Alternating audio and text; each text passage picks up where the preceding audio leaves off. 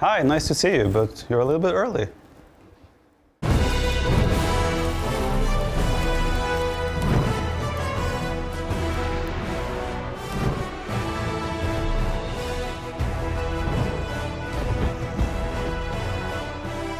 Invasions, massacres, sieges. Across the wine-dark sea they came, their prows pointed for Greece.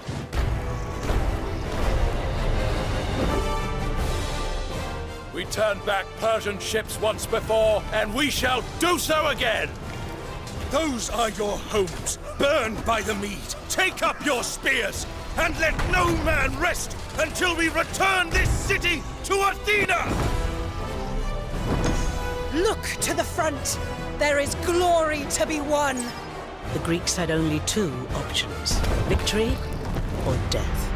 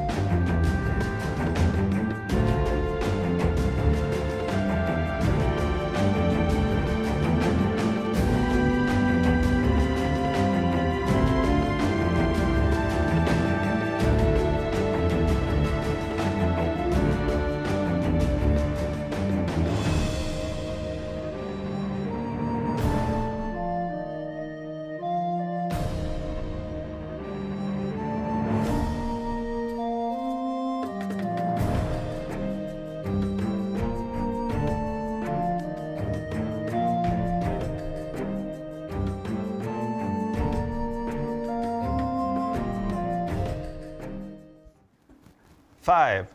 No. 5, 4, 3, 2, 1.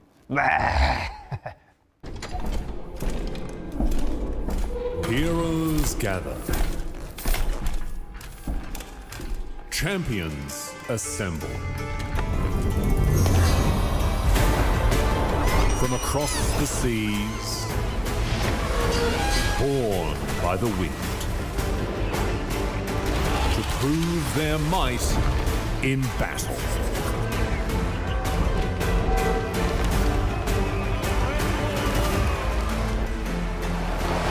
But triumph does not come easy.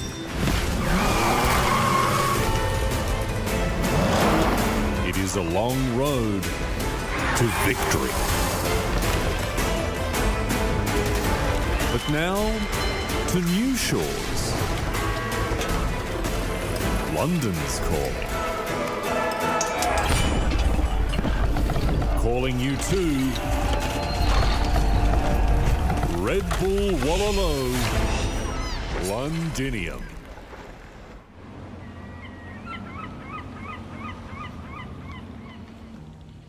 Day 1.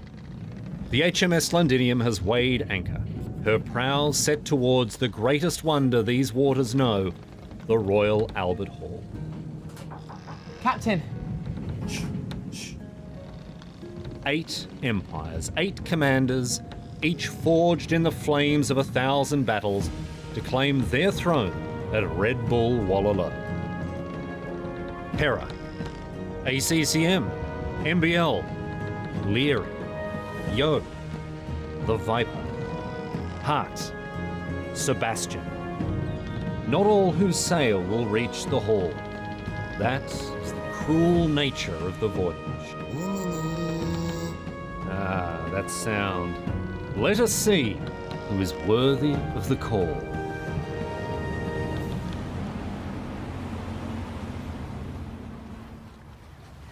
Welcome to day 2 of coverage of Redbull Wololo Londinium. It's a pleasure to have you along. My name is Lieutenant Riley Knight, as we unfortunately learned yesterday. Didn't quite make the rank of captain for the week, but all the same, what a pleasure it is to be here with you, and indeed with these stout gentlemen to my left, proud representatives and servants of the British Crown, all the way from Lower Canada. Dave of the Royal Marines. Dave, how are you going today? Looking forward to the action?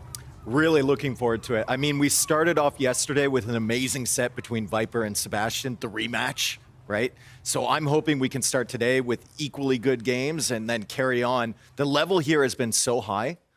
Even though we had a couple 3-0s, I think it just showed like how good these players have gotten. And I spoke to both of the players who lost those last 2 sets, and they just said, I need to get better. And they've been practicing the entire time since they finished. So hopefully they bring a new level today. I'm really, really looking forward to it. Yes, I can't wait. So the other thing I can't wait for as we head over now to another proud servant of Her Majesty over here. And before we talk about the tournament, how fares the war on the other side of the Atlantic, Captain Tristan? Those damned rebels have been put in their place, I hope, by you and your gallant redcoats. Once again, I did not choose this costume. All right, so we're just gonna leave it. Just gonna leave it at that. I did not choose this. All right, they put me in the red, and they all think it's very funny. So because it is very funny. Anyway, Tristan, tell us how we had an explosive opening to the tournament yesterday. It's been terrific. What were your takeaways from yesterday's action? I feel like every player can improve, even the players who went 3-0. This is not to say they didn't play incredible. I thought they did, but even in the interviews from the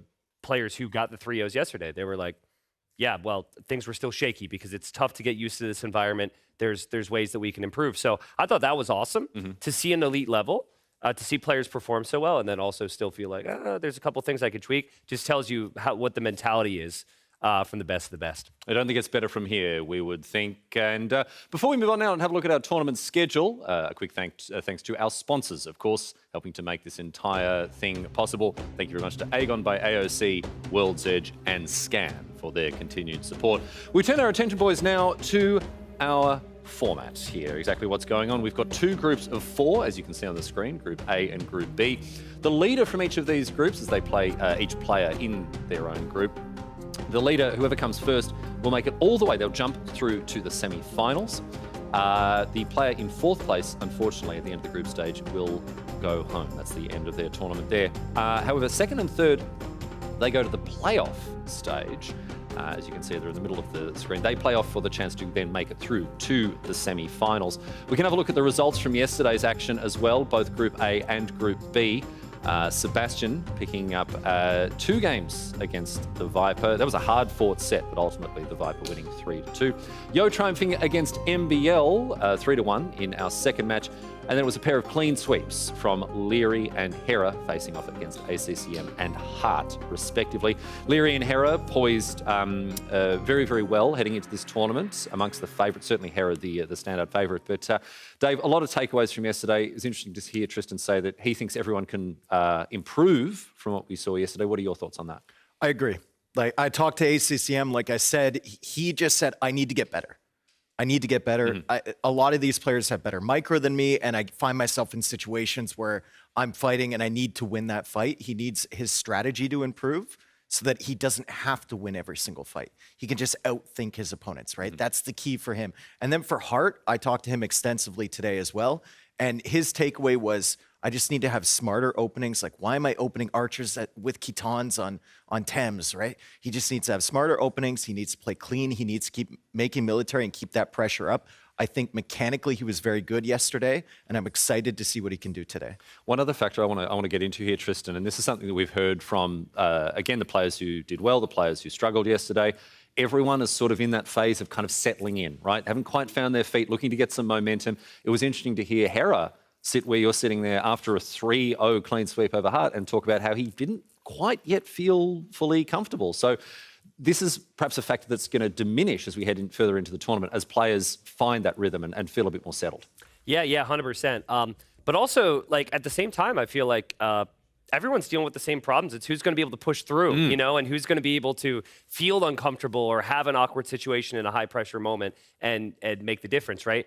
And I think a big example of that yesterday was the 3-2 for Viper over Sebastian. And we said leading into the series, it's like, okay, maybe more recently Sebastian's slightly better, but like when you're at the big stage, you always favor the players who have won so much like Viper has, and their Viper was able to have like some key moments there. So I think that's kind of the theme for day 2, is I think everyone's going to be more settled in, but who's going to be able to push through the painful moments and, you know, ultimately get that one extra win that might decide a series. Yes, indeed. So we're going to see people adjust to the conditions as the tournament continues. But the match is coming pretty quickly upon us now. We're going to be jumping into our first match. And to do so, we're going to bring in the other half of the casting team here. It's Mem and Nilly standing by in the casting area. Ahoy, boys. All's well with you. Ready?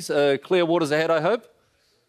We're really ready, but what we don't know is what we're going to see today, because if they are going to increase the level, those that won 3-0, what we're going to see today, Mr. Nilly? Yeah, well, maybe even harder claps than we saw yesterday, right? Hera and Liry looked so sharp, so lots of question marks around their performance. They weren't happy, and I'm curious. But you can understand that who lose 3-0 is not happy, but those who won 3-0 are not happy as well. Well, that's the standards to what they put themselves on, right? They want to, like, they have a better feeling on how they play than what the storyline can tell us.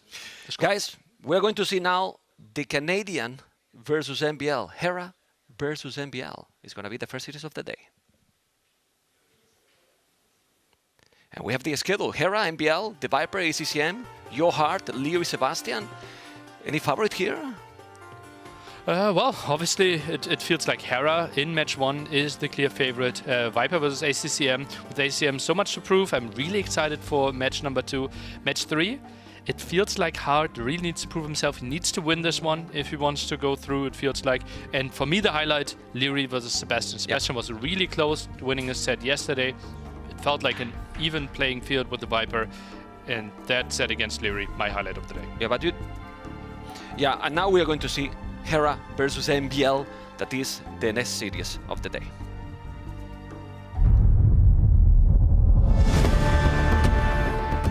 I feel like I have the most complete package at the moment, which is why I can keep my consistency high. But that being said, there's a lot of killers out there, and that could definitely cost me in the right moments.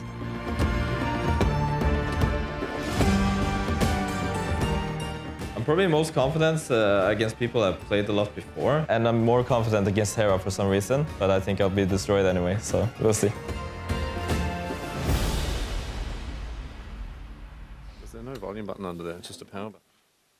One thing that I love about this format, Nelly, is that nothing is really 100% decided till tomorrow. Like, even if you are with 2-0 wins, you most likely go to the playoffs, but those that are 2-0 want to be directly into the semifinals. And that will be decided tomorrow, so it's great because also there's nobody going to be eliminated today as well. Yeah, that's actually true. It feels like such an important match for every single day.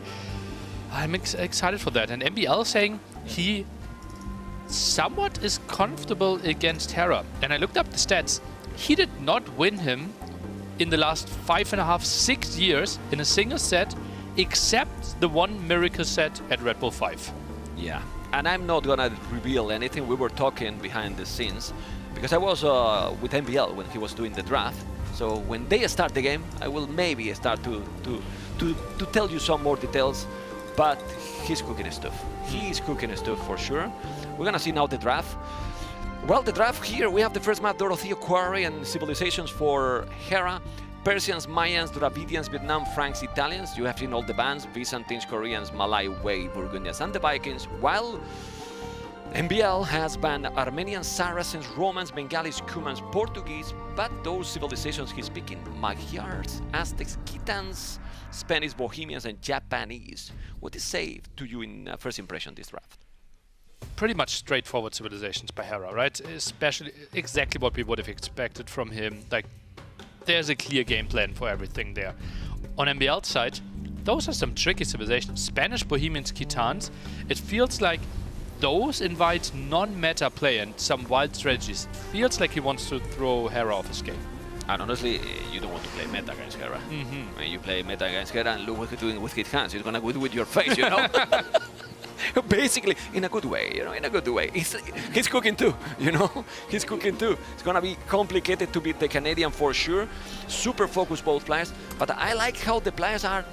I'm seeing the players this time like more like, instead of going anyone down, like, no, we're going to improve today, you know? Sometimes we have been in other events, I don't feel good, I play bad, but they are focusing more in positive things. No, we can improve and go to the next level, and we'll try to do my best. And not like, oh, I'm playing against Hera.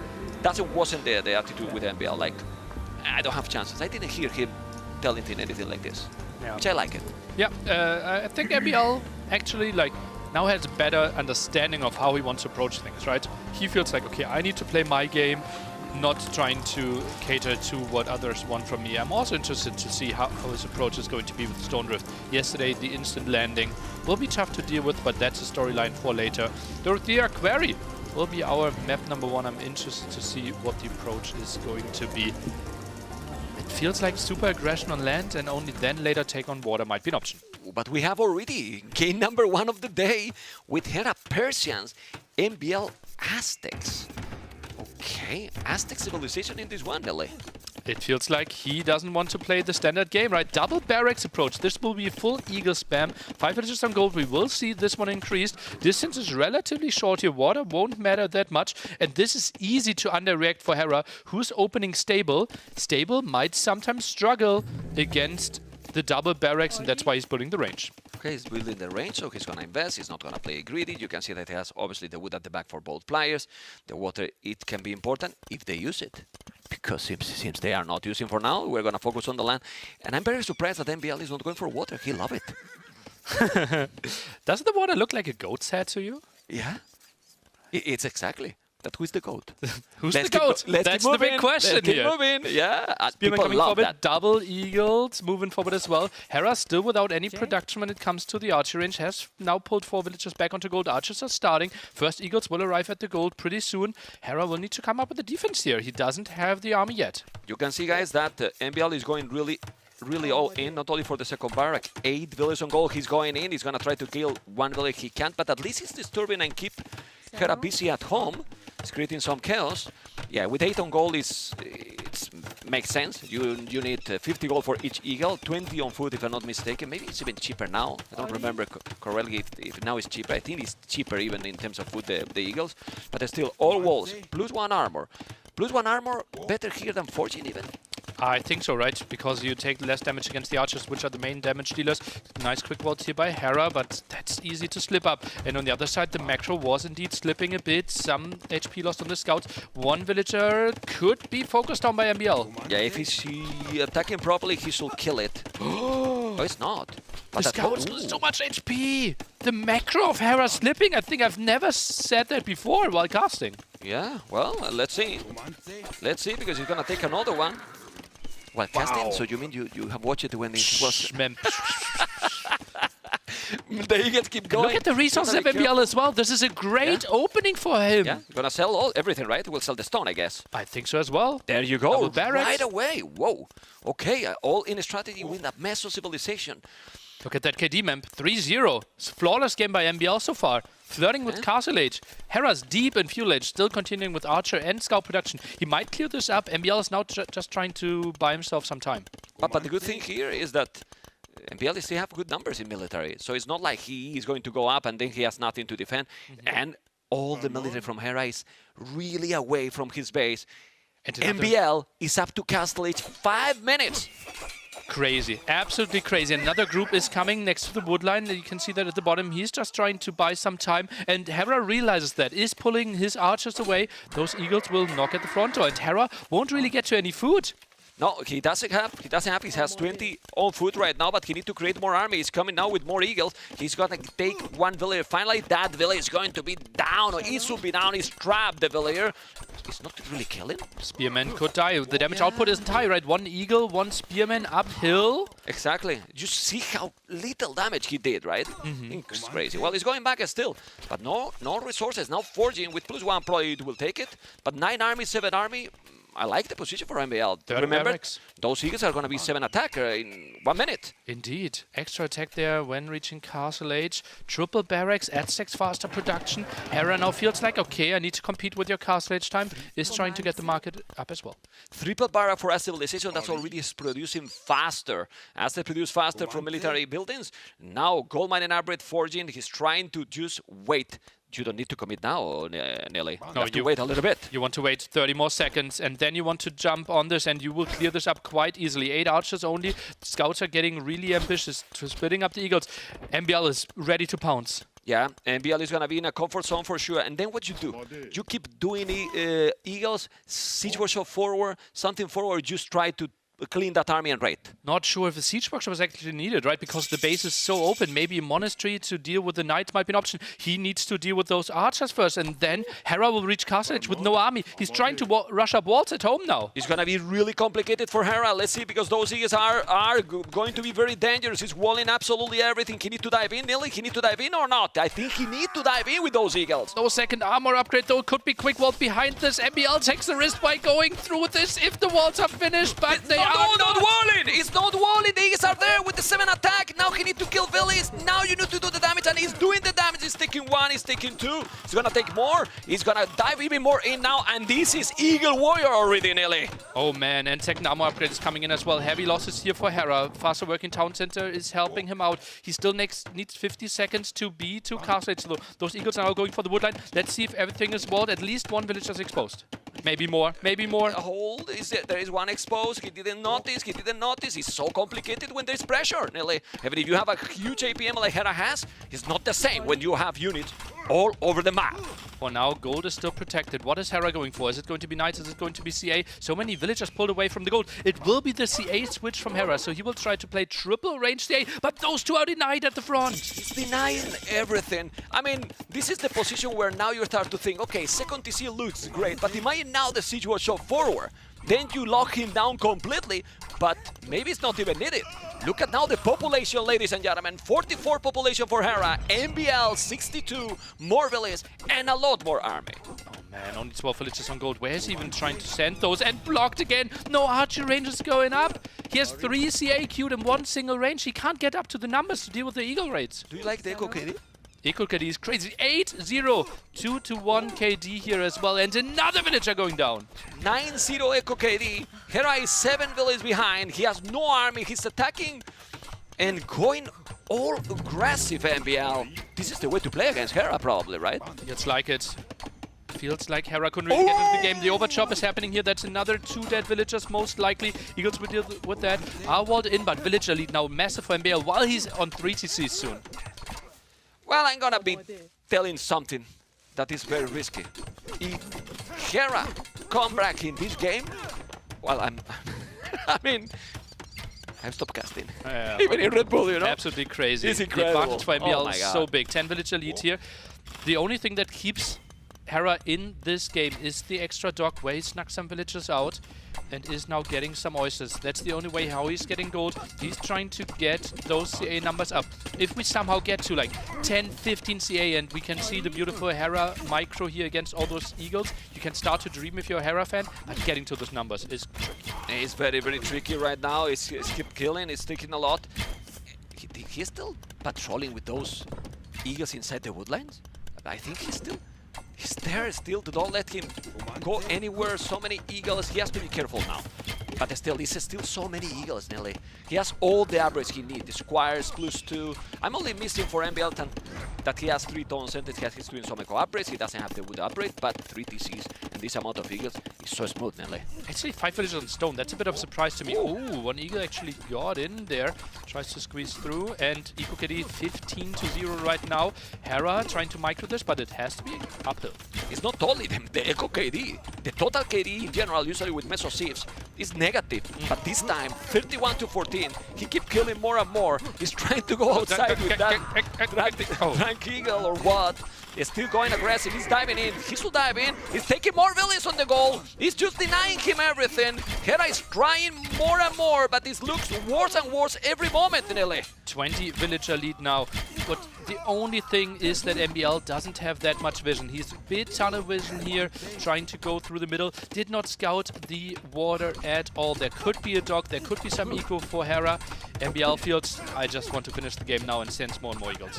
Okay, he did the Seagull shop at home, so he's gonna be safe in case that he's coming. Maybe a couple of Scorpions to be safe. He is still moving. He knows that Persians is amazing, so you can have a good economy. But right now, the distribution for Hera is 4 villages on wood, 9 on food, and 9 on gold. Crazy low. Which is insane. Hera's dream of coming back now is that the CAs are doing a lot of damage. MBL, perfect reaction there with the Siege Workshop. Already has a Scorpion out, goes for some conversion as well. Also, wow. Dodging those shots. That is actually some good rates here for Hera. Yeah, MBL could have maybe waited for like 2-3 Scorpions to deal with this. Got another one out now. Yeah, he has an order on the Siege Workshop. He's not using it. He should repair probably that one, and he's gonna try to do it. He's doing it using time. He's not using the other Scorpion that he has on the Siege. But he's still raiding. That's the good thing. Look at the population. It's almost double still, even with that rate. It's still 30 villages to 7. 2 Scorpions, no, 3 Scorpions. Gonna repair that one. He's repairing. Still in a very good position. The Canadian has 28 villages. He's gonna have less than the start of the game. Absolutely brutal. You cannot go back to Dark Age here, but you know. Oh man. Scorpions are dealing with this. MBL with the Force Town Center. Eagles still getting more and more raids in those CAs. Still trying to even it out a bit, but will be a tricky task. Well, remind to the viewers, because it's not only important to win the series, but to get games. If Hera is also winning this series, which we obviously don't know, it's only the first game, getting games against Hera is not going to be easy in this tournament, Nelly. Yeah, we have the group Hera together with Yo MBL Hearts in a scenario where Hera actually wins all the 3 sets, but we can talk about this a bit later. Well, we can talk later because honestly, this has to be the game. The population now is dramatically low. Ladies and gentlemen, Hera is about to lose game number 1. He can't come back from this, Nelly. Let's be honest, he cannot come back. GG has been called. MBL with a total and brutal domination. Crazy aggression there with the Eagles. MBL enjoys looking through the map there and has to be happy with his approach, right? And we saw this. He wanted to play potentially low economy, trying to catch Hera off guard. And Hera didn't feel like he was in his rhythm yet, right? Especially the scout movements the first 3-4 minutes didn't look like his typical self. Yeah, it's a snowball a little, but it's true that the game plan from MBL looks perfect. I mean, can we check the time that he did Castle Age? I think it was 7 minutes. 7 minutes 48 castle time. Here it was okay, but for Persian maybe a little bit low, you know, a bit late, 9:52, and then from there he got the initiative all the time. That was impressive play by MBL. Yeah, That's indeed crazy, crazy good by him. And yeah, there we see, like, that's the the moment. macro. That's the macro, right? Yeah, he's dealing with the villager, but losing so much HP there on the scouts. And that was actually the second incident. And now this might have been the game decider. If Hera gets this quick walls up, and he has the quick walls prepared at the top as well, all those eagles could be trapped and all the momentum could have been lost for MBL. The problem is that farm. You see, it's his own farm. He needed to wall the other one and he couldn't. The other one was in front and then he couldn't wall and then he raided everything here. Yeah, you can see the KD explode. But at this point it was already almost 300 resources collected more against Persian.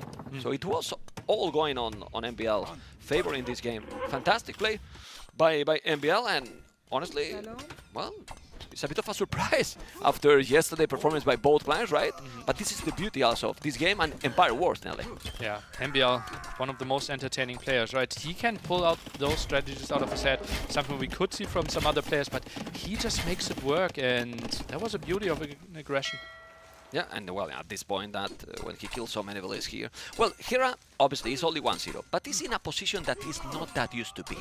He's not usually behind in the score. You see Mayan at 2-0 now. That's a moment that we have not seen in years. That's true. I mean, I don't remember if we have seen this in the last years.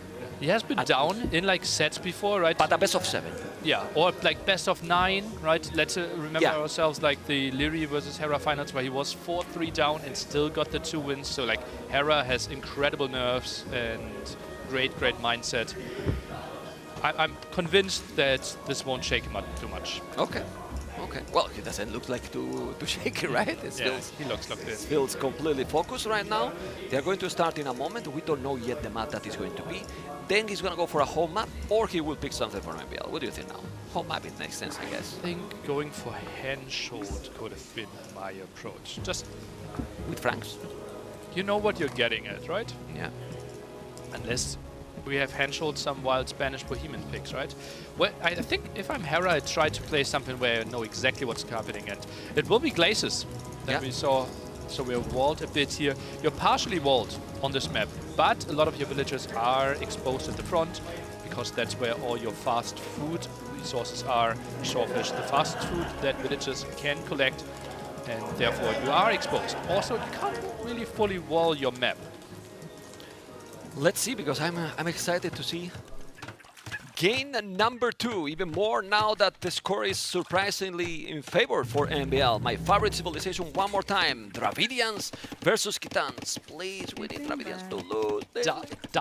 Double range opening from Hera instantly. Sick, right? Some players are opening men-at-arms here. He decided, okay, let's use the extra 200 wood that we are getting and just get those archers and skirmishers out on the other side. MBL actually opened stable, so this will be tricky for him. Yeah, he will have a bit of map control. He will zone this out, but he needs some defense. Skirmish could have been an option.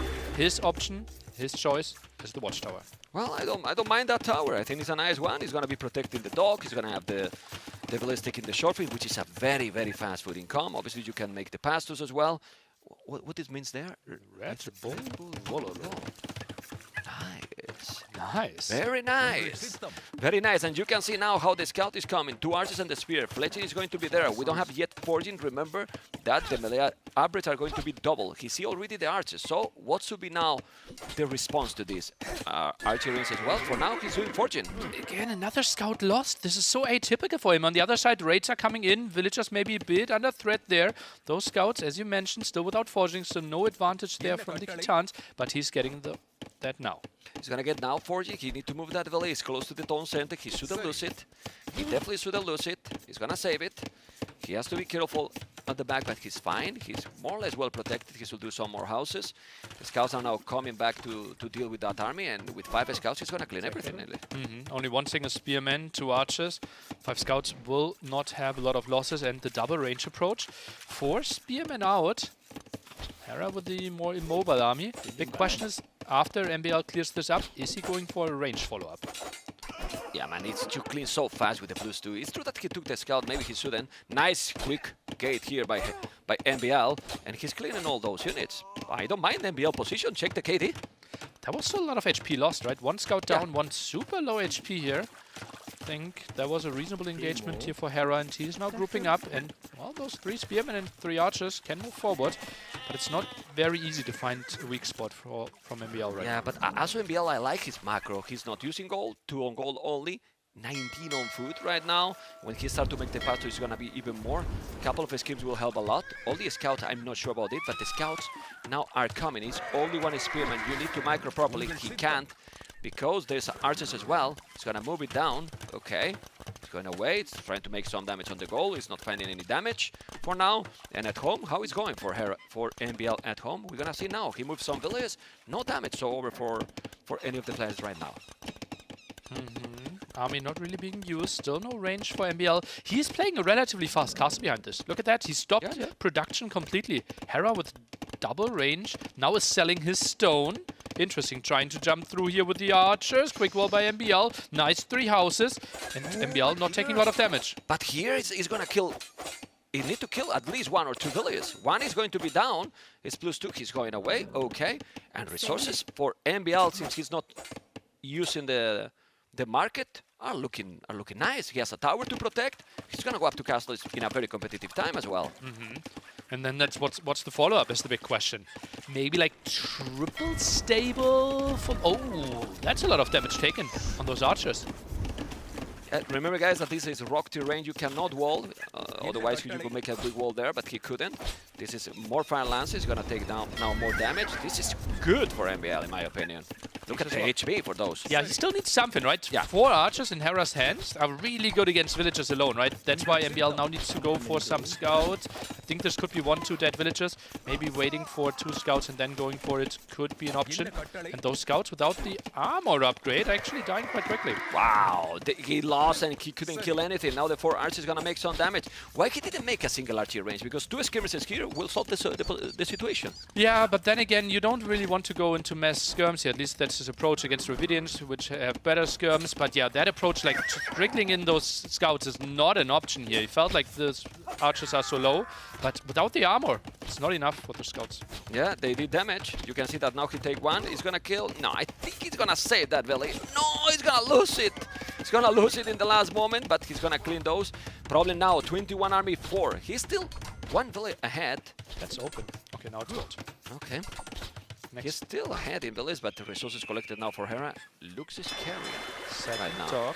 No one trying to go for a sneaky dog here. Second stable for MBL. Might play light cav behind this. Only 3 on gold, so won't be step lancers. He might actually play full what is this? Stable too. It's a stable from the Ridians? Elephantos.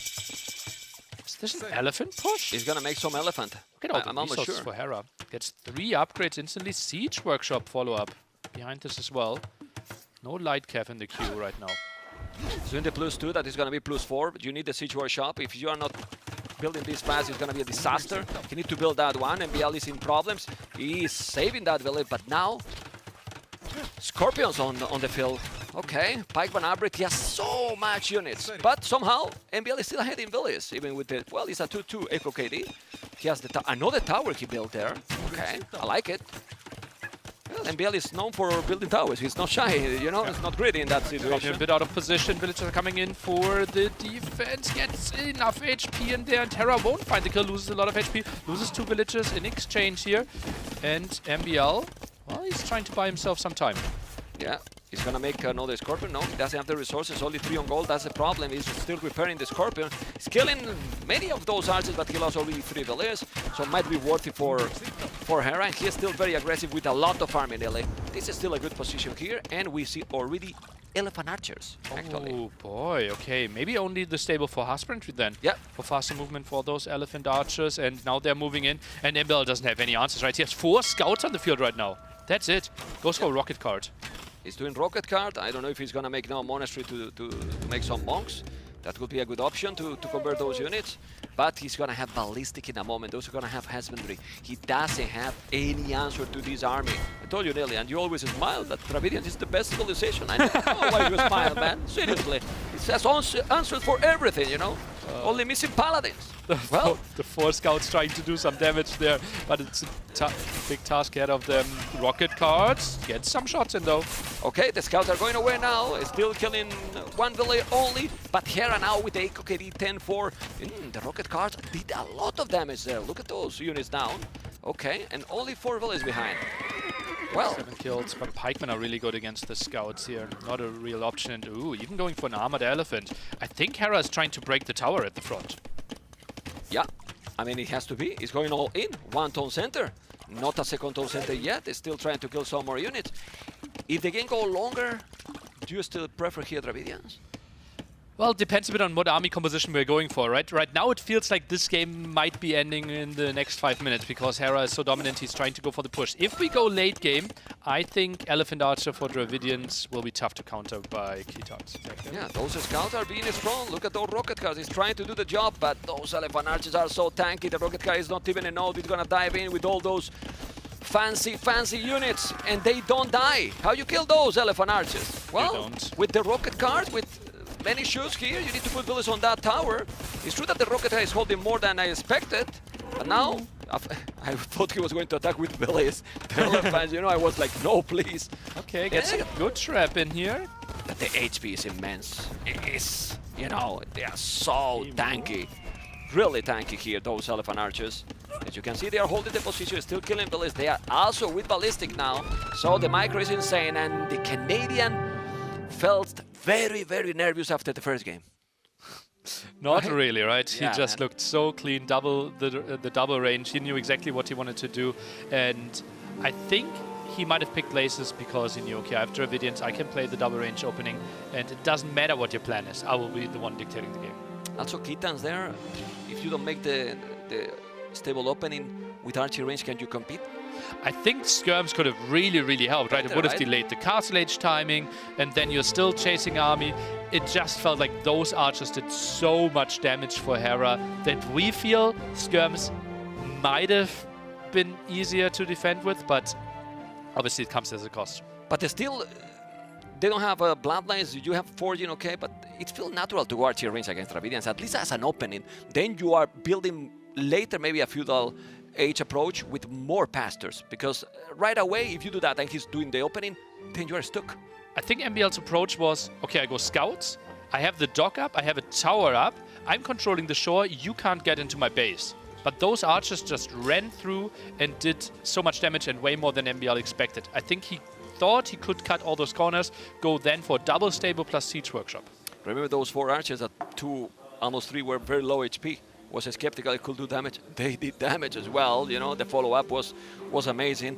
What we can expect now, guys, what we can expect now in this 3rd game? What is MBL going to pick now?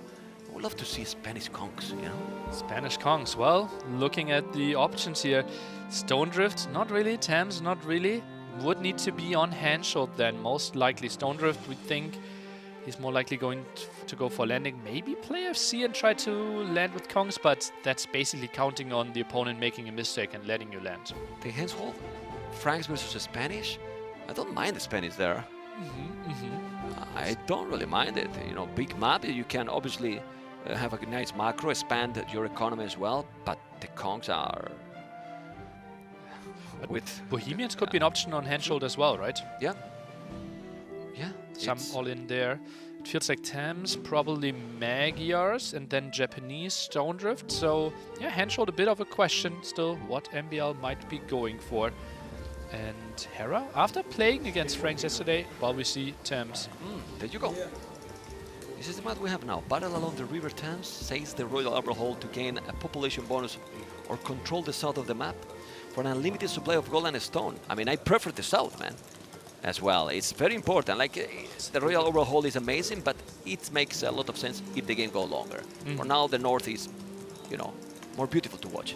Well, the north obviously has the 5 relics, plus 25 population space, and all the wood, right? So, yeah, will be a strategic decision for late Castle Age or Imperial Age. For now, we will see some wild strategy from MBL. Hera will most likely just open archery range and go with archers. MBL will try to squeeze a fast castle strategy. Wow, he's gonna wall, he's doing the market already. Remember, guys, that gold mined and stone mined is free upgrade for Bohemian, so you're gonna have some decent bonus. He see the walls, but I don't think Hera is surprised about that. He's walling in circles. You prefer this kind of wall that wall till the edge? At least you're blocking the potential passage from the shallows. Let's see if he tries to wall to the edge of the map or if it will be the potato wall at the other side. MBL wall. Yeah, he will go to the edge. Yeah, this will be a big investment. Also, MBL is actually going for the wood upgrades. That's a bit of a surprise to me. With this strategy, typically you try to cut all the corners. Okay. Oh! He's gonna lose that village. That's really bad. Spearman is around, left-hand side. But Yeah. Spearman, the pathing was blocked because the gate is actually going to block the pathing. Yeah, exactly. But the spear, you don't want to lose. Oh, man. Well, so annoying, you know. That's so annoying. When you are trying to do this strategy, nearly it has to be 100% smooth, right? Otherwise, I mean, you are investing already a lot. You lost a village. You feel that it's not going the way you want. He's coming already with the archer, and he might not be fully wall. I mean, maybe wall, but not finishing all the foundation. Gonna be tricky. And now will be archers and scouts. Hera actually doesn't think like, okay, I want to play Castle Age against you. He wants to keep up the aggression. Obviously gives him a lot of map control, would put a lot of pressure on the walls of MBL, might force some re-walling here as well. MBL already sold the stone. Interesting to see how he will deal with this. And then if he's managed to have a competitive transition to Castle Age, what will be the approach with Bohemians here? He sold all the stone, right? Typically we see the wagons there. Incredibly good against feudal army. Yeah. He might just go to Castle Age and then buy back the stone. He's now sending 4 villages on stone. That will be his approach, yeah. Needs a market behind this though, otherwise this will be broken. I wouldn't mind a blacksmith that is cheaper, in case that you don't have all the resources. But the market obviously will get more... Bigger a lot area, more space, right? exactly. There you go, perfect. With the market, you guarantee that the villager can continue building, right? The blacksmith only being 3x3, and the archers having the 5 range. Yeah, but he should delete now. He should delete now and make maybe a house. There you go, he's doing the house. You don't want to spend so much resources, you are very tight. Now you're gonna be defending with the market. But Hera obviously knows what is coming, right? He knows that he's going to be Castle Age. This is now Horse Collar, 8 villages on stone, so he's gonna still try to make the wagons and to make it work. Oh boy, he's gonna be able. I mean, 8 of the stone on Bohemians is also like more because you get the upgrade, so you're gonna be gathering the stone faster as well. So it's gonna be, yeah, probably in time to get those resources. He's doing another market again. This is market micro, nearly. And look at the resources collected already. They're close to 400 advantage already because MBL is walling so much. And Hera, without market use, not too shabby when it comes to his Castle Age time. Yeah, but there's one thing that I like it here. Monks are very important against the wagons. Vietnamese have really bad monks. They don't have redemption, exactly. The approach for Hera will be playing with mangonels against the wagons. Yeah, I'm not sure if Hera's micro can deal with those wagons. Yeah. It's well, but it's always important to have the tool, right? And if you don't have the redemption, you know, and MBL can do monks as well himself. So he needs to go all in. He's what he's going to do. You can see how he's trying to hold the position. He's gonna have the stone to make the castle. He's walling absolutely everything, and the castle will be there. In that spot. I think on the hill. It's just the main attack point, right? There you go. Won't force him to do some more walls behind this. And yeah, lots of reaction forced. Hera, that will be interesting what army he's going for. Tries to get some villager snipes, but MBL took it. Yeah, he need to wall there. He's gonna make a stone wall. Oh boy. He's not killed. Ooh, look at the micro by bot. Make a house, no? A house could be an option. Okay, here's one. Stone walls. Archer. Is there a hole on the house and the stone? Ooh. I think there can be a I hole. think this is close. Okay. But keeping the suspense is always good, you know. Anyway, the castle is going to be up. I like the strategy, you know. Like, I don't know if it's gonna work, but I like that there is something different. In a meta game, Hera is super hard to beat, but he's not going all in. He's doing now a second tone center. Okay. He's taking out that one, making another house. Good micro. There you go. The castle is there. Obviously no ballistic. And expanding at the top here is Hera. We'll get the 5 relics, we'll get the extra wood, also extra food there, right? While MBL just goes massively onto his Harside wagons, at least that should be the plan. Crossbows still pressuring that area. Yeah, but those units don't take almost any damage with the crossbows. Yeah. They're fine, They're you know? crazy pierce armor. Like, you make 2-3 of them and then the crossbows are just nothing. It's doing the monastery to take the relics, okay. But now MBL will have Fervor, so it's affect the village. It's like having a wheelbarrow, basically. Kinda. And then 42 villages for both players, nearly. I don't dislike MBL approach. Yeah, The Hazard Wagon have 7 pierce armor, so Botkin actually only gives you range, not more damage, at least when you fight against the Hazard Wagon. But MBL is so far away from ever dealing damage, right? He's completely stuck at home, and those crossbows are back. And if the Hazard Wagons aren't defending, that gold can't be taken. Yeah. Well, he's coming now. Yeah, well, but those 3 are now tanky. Those 3 are not getting damage. Now they are scary. And if you don't have Mangoes and he doesn't have, he's doing now the Siege Workshop. Okay. He's gonna start to defend. 2 TCs. Is MBL gonna make a 2 TC into all in second castle forward? Maybe just wants to play the super long game. Honestly, he took all his villages away from gold. I think this might be like a 3-town center and just try to play with Nietzsche. Like, the Imperial can be very smooth because you do chemistry and you right away got the bomber cannons. So you can do chemistry in Castle Age. It's still 1 value more for him. I mean, Bohemian's economy is underrated.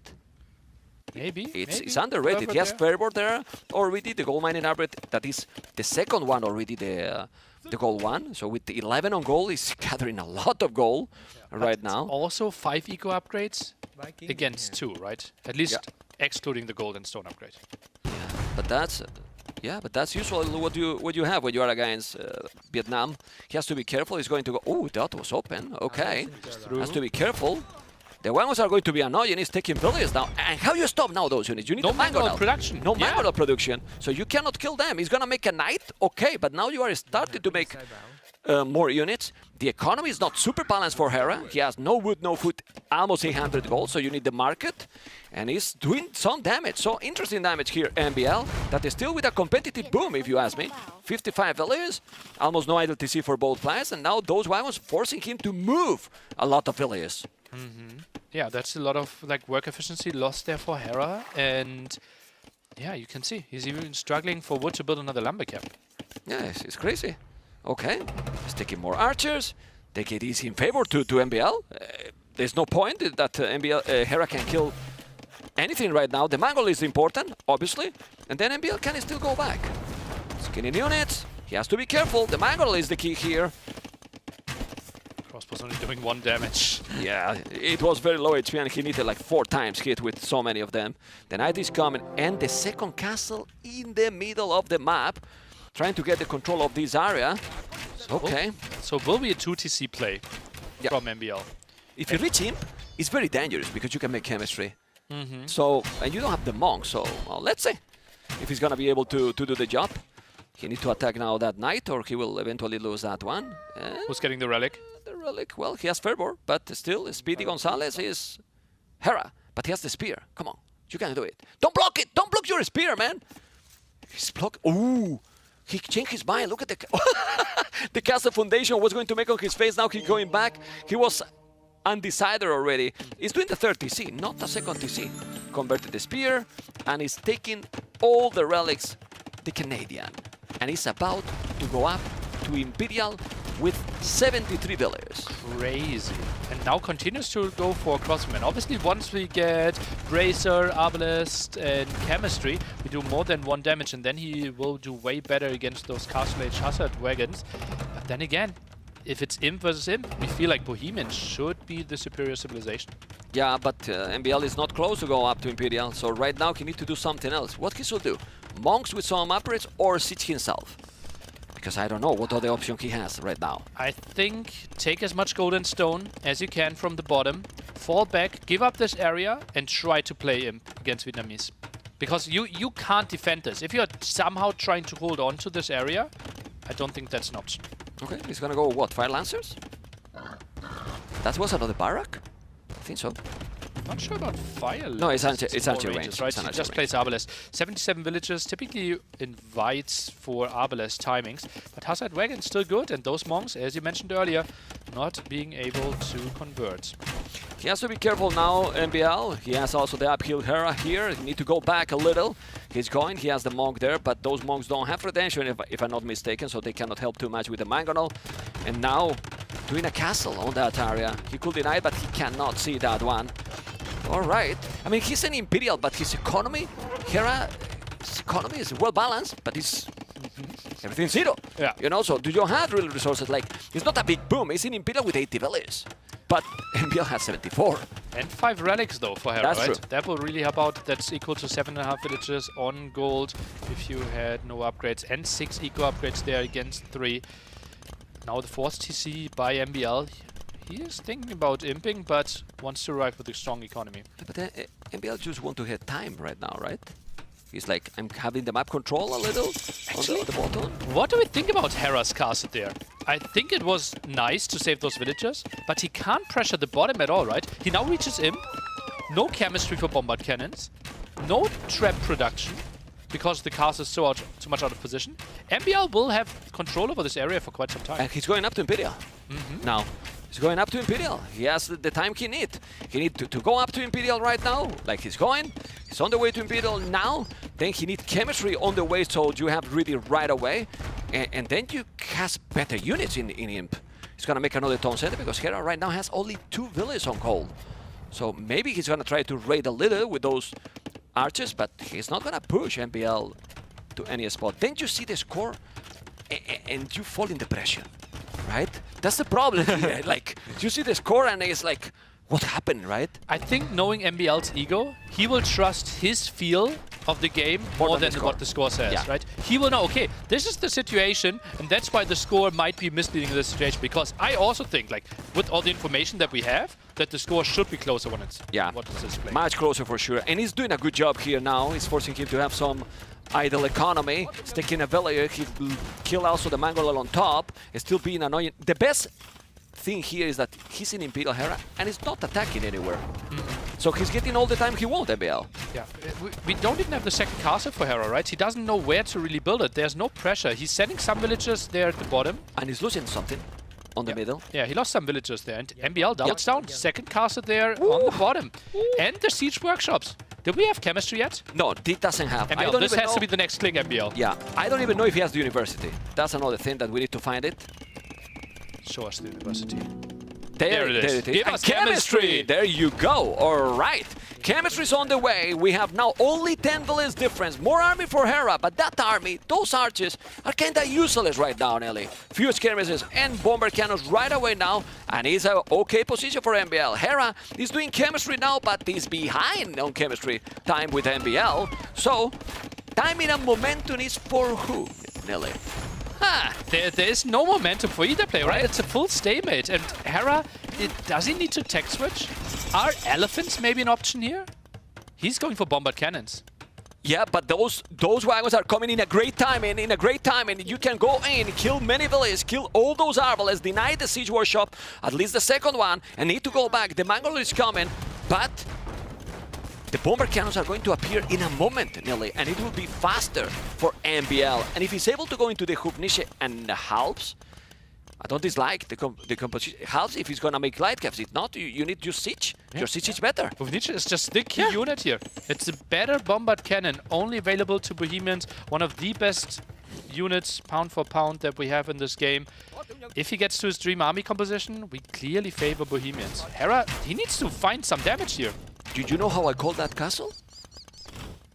Is it called? It's a chicken castle, man. It's a chicken castle. Just look what he's doing. I mean, it's okay because he's protecting his economy, but the longer the game goes, there will be a moment that Hera won't have gold. I mean, yes, he has fire rallies, but fire rallies with this kind of units is not enough, in my opinion. Yeah, the main goal of this castle is trap production, right? And like trying to deny some raids in the long run. I wouldn't be surprised if he goes for like 3-4 traps and only then tries to attack the center. Okay, let's see. You can see how much hit to kill one wagon, and he's arbalest with all the upgrades. Crazy, really crazy. Still killing because he has so many, but he's gonna have now bomber cannons with more speed and siege engineer. He still needs Hufnische. Need to definitely control all the units better than this, Nelly. Wagenbau tactics just finished. That's the unique upgrade for Bohemians, allowing him that his gunpowder units are moving faster. Elite Hussite wagon. How do you feel about that? I would have preferred Hufnische. Yeah, me too. But maybe with the amount of Arbalest, like, Hussite wagon might be better. We're jumping from 6 pierce to 10 pierce, so oh my God. you're only taking 1 damage. Look at those units! They do nothing! They literally literally do nothing. The Arbalest is trying to kill the wagons, but the wagons are telling, come to me, baby, come to me, because you are not gonna kill anything. Yes, he's raiding here, but when the wagons are coming, the Arbalests are going to disappear, Nelly. Crazy. Okay, now I like the lead. Great. Yeah. Who cares about Hufniches anymore, right? Yeah. My goodness. Whoa. Okay, the score is still scary, but that army, I mean, they are siege onagers, man. Against those units, like basically. Now the tech switch. We will see the tech switch into Elite Fire Lances by Hera, but still, how is he getting control over this bottom area? Still, let's remember, he controls the Royal Albert Hall. That's why he can break the pop 200 and get to 225 population here.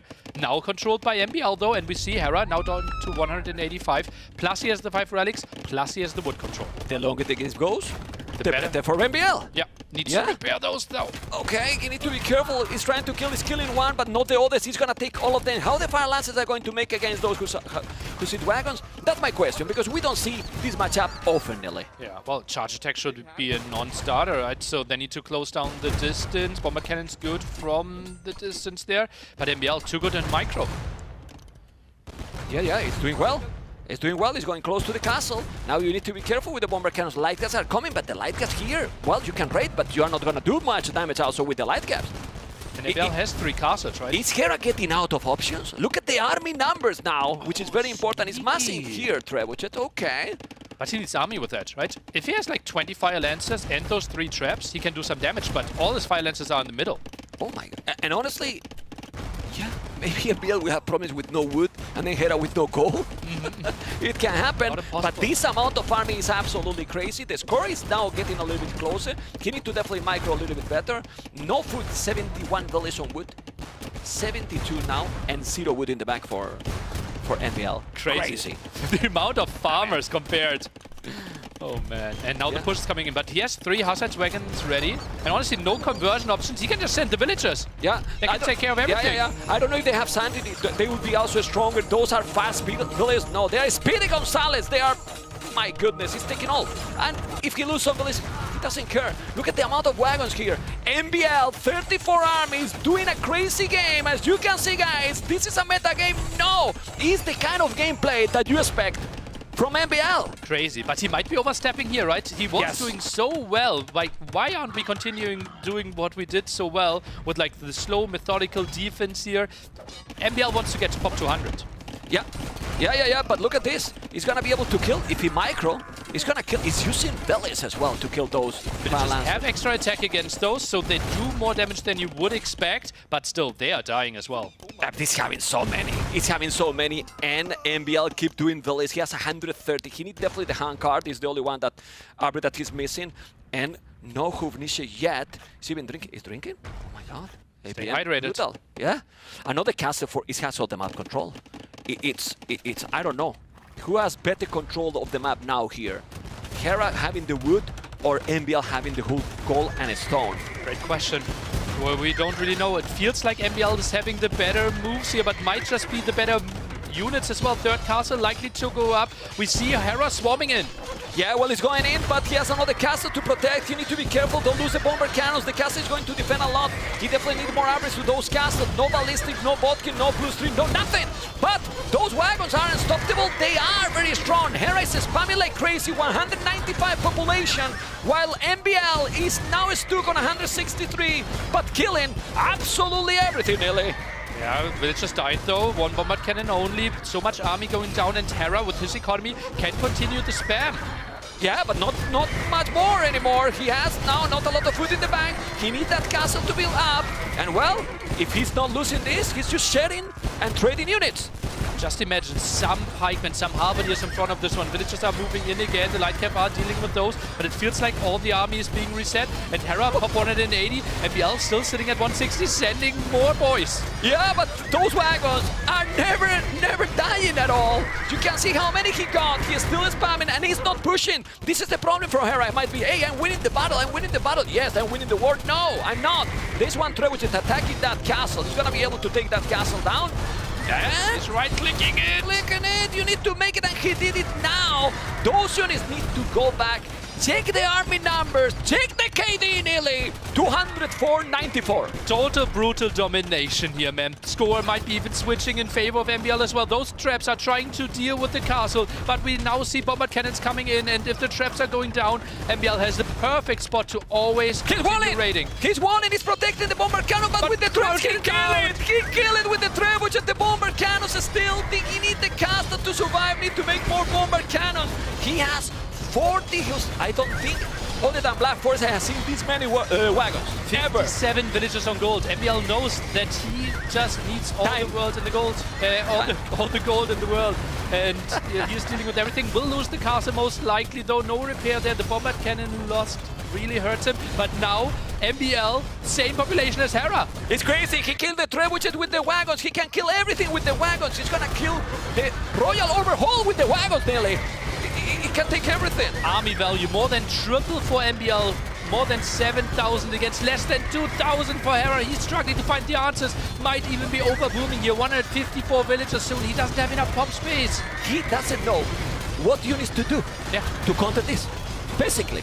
And actually is that he has units to do, because if he's doing elephants, MBL can do halves. He has no counter to this. Yeah. He has no counter to this. And it skirms? Not at all. Back to doing 1 damage again. Yeah, look at the score. Look at the score. MBL taking the score lead. Ladies and gentlemen, population ahead for MBL. And he's doing it one more time when you never expect maybe something too fancy from him. He's there. He is absolutely there. Drafted this one to perfection, had the plan, and he wanted to play to his strength, and apparently Hussite wagons are his strength. What a crazy approach, controlling all the gold, and Hera is spamming an army. He's so good in those spots, and look at that crazy queue. 100 farmers from Hera. Only? And then he has 0 food in the bank with 100 farms. Incredible, but his production is not like other games. 100 hussars. He has 10 Lycas in the queue because the KD, I mean, those units are not dying. If we check all those Hussite wagons, how many units they have killed? But can we check all of them? 40 all of those, you know? And it's crazy. It's absolutely insane. Hera's doing a good job of sniping those bomb cannons. Still remember, takes the Royal Albert Hall away. Hera is breaking pop 200, but now it's limited again. 207 out of 200. When did we ever see this? That's cheating, nearly. 211 out of 200. It's cheating. Report it. Anyway, let's see the light caps. He's still trying to kill some, but this is so good for MBL, both at 200 population. He needs to take this one. Should MBL make maybe, well, he has resources at the limit as well. Hera is losing houses. 201, now he's back to 210. Oh, that's a bit of an overstep potential here for MBL. I think he should go back. This is a good moment for Hera. That's a good moment for Hera. MBL need to go back. The problem here for Hera is that MBL has unlimited resources. That's 53 on gold. You know? Wood might be an option. Like something that he might be struggling at one point. Look at what woodlines he's pushed into him. Well, he can come here. Yeah, 2-2. Take Hera's wood now. Take Hera's wood, right? He's still going. He's still going. I was about to say, should maybe add himself something else, some halves. Would be nice, but he's trade card rushing. Trade card! Oh my God! Yeah, you can see the pressure for the players that he misclicking. Where he's sending the trade? We don't need to check this vodka. The trade, he's sending the trade card somewhere. Where are the trade cards? Where don't tell me he's stealing the gold. He's sending them. He's going. We're reporting in. He's going. Report for everything, but the Canadian is trying 300%. He has now 58 army. Look at the amount of Lycas in the bank right now. I really believe that now MBL need to go back a little bit patient. He has to be more patient. He's being, you know, too ambitious. He needs to be careful. Don't go there. Some pikes, even maybe some hand cannoneers. And if you make more than 3 farms, maybe it's gonna be good. 3 farmers for MBL. Yeah, so much idle there. And MBL, yeah, he got a bit impatient, feels like, right? And now another big wave is coming in. He's diving in for those 2 bombard cannons. No save, trying to micro them back, but the trap at least is going down. Yeah, the trap is going down. The bomber cannon is going to be down. But now, who is ambitious is Hera, because he's going to lose all this army as well. I mean, he's going to kill the trebuchet. Yes, he killed it. He's trying to kill the bomber cannon. He's having Bodkin arrow only, not the +3. Also missing the hand card. It's so chaotic game. Hera has 17,000 resources collected more, and he's trying to win with the raids. Hera's doing an incredible job at giving MBL the chance to not win this. This is crazy play. How is Hera this high in population? Like, a quarter of his base is already pushed. Yeah, well, he has moved completely on the wood array. If we check there, he probably has more farmers there than on his own base. Look at the farms he has here. Just imagine a raid here. Yeah, he need to go there. He need to go there, MBL, otherwise it's gonna be really complicated. He cannot be in only one spot. That's the problem MBL has now a bit, right? No mobility at all. Correct. Mobility isn't the greatest strength of Bohemians. They like to have the one-dimensional push with their Hussite wagons. Potentially Halberdiers could be an option there to be a bit annoying. And look at that, Hera, all his army is going and moving through the center again. Yeah, he has 47 again in Pursuit Wagon. 48 now, 23 farmers. That economy now is a good economy for MBL if he can keep that one. If he's being patient, even few rams or some siege, he cannot kill that army. A bit of micro, you know. You don't have to rush because Hera won't have gold soon. He has now 0 villages on gold. Yeah, 5 relics, but you cannot produce a lot of fire lances with 5 relics. Yeah. And while he tries to mix in the light cap, right, 76 more in the queue, 152 villages, more than 100 farmers. Hera is playing out of his mind here. MBL needs to expand to the edge of the map, trying to get something done, and more villagers being raided in the middle. Yeah, well, 200 pop for both. Well, I'm a liar. Not really. Hera has 225. 225, another TC at the bottom. He definitely needs to raid. Can Hera win with only the north, with only the Royal Arbor Hall? It feels like it, and that's why MBL is trying to reclaim this area. Feels like, let's play on even ground. Maybe I will get 225 pop and you only 200, and that would obviously be the big win for MBL, is taking it away, at least he's trying to. It's incredible. The amount of wagons he has is crazy. He has 50, but now Hera has 85 light caps in the queue, more fire lances. He's in the north, Nelly. He's in the north with wagons. He needs to kill those light caps, and if he kills those light caps, he's gonna kill so many villagers. And well, at least like this, he forced Hera to be in different spots, which is probably what he doesn't want. It's absolutely insane game. Check the score because we forgot about the time limit. And the score now is switching all the time. MBL is taking the lead with the score. Who is winning this game? If we go to 1 hour and 15 minutes, whoever has the highest score is going to win, no matter the state of the game. Hera's doing a really good job of splitting off his army. At the top he had enough to defend, in the back he is raiding nicely, and at the bottom. Well, he's still going with so many Hussite wagons. The bomber cannon gonna help as well. It's only light caps now, mostly light caps, so many.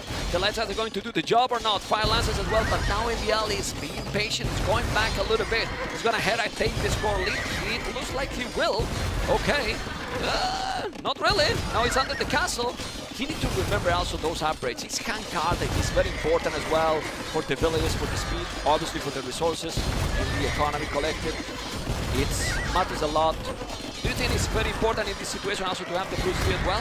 I guess it's more attack, right? It would help, right? Especially with the amount of castles that he has. 4 around here could help with the defense, not only range but also the damage. Could help with some towers. Even murder holes. Well. Murder holes will help as a lot well. too. But I think the main issue is having like 10 halberdiers could have been so good for him. He had the resources. Even bikes in this situation, you know. Remember that Bohemians infantry has also extra bonus as well, so it's still killing a lot. The game is still going, and now a score lead for Hera. I think MBL is starting to be worried about the score. And that's why he's also expanding, doing more TCs at the bottom. I think he's doing even farms at the bottom as well. And let's say, because Hera has definitely no access to gold. He's all in right now with his 100 farmers, which is not little, and the 5 relics. Goes for Ruttons. Is he trying to raid with those? Maybe, because they do nothing to the wagons. Yeah, maybe an attack at the top here. Oh, yeah, he's trying to protect his traps. That could be... From the villages. A lot of losses here for MBL. Well, no, he migrated already. There's nothing there. Yeah, well, yeah, only for the farmers. True. Well, there's no farmers. There is nothing there, literally, you know. Just those buildings, and that's it. Where's the farmer from MBL, actually? I think he's completely at the bottom. Anyway, more wagons. More wagons here. He needs to make some of those armors, but he's not doing it. This is now a déjà vu game. Plus 3, helping for sure now. He's gonna have there the plus 3. I don't think he has sanity. That will help a lot also for the raid, because he's affected the list. Can we check if he has sanity? I don't think he has. 55 villagers on the villager. He has, actually. Okay. 80 Hasa still in the queue with the 2,000 in the bank. Hera's doing such a good job now, killing over 120 villages. Yeah, lost the army again, but he's fine trading this off. Hera will see another castle controlling this area, and this will give a nice pathway towards the top. Maybe MBL is thinking about contesting the top. Let's see if he's gonna be able to do it. Those are many villages. He needs to go back. He's gonna send the wagons as well. He could have wall a little bit, but with everything going on, it's complicated. Trying to kill that castle, the score is still almost the same. He needs to put those villages on the town center. The light guys will die, especially now that he has the +3.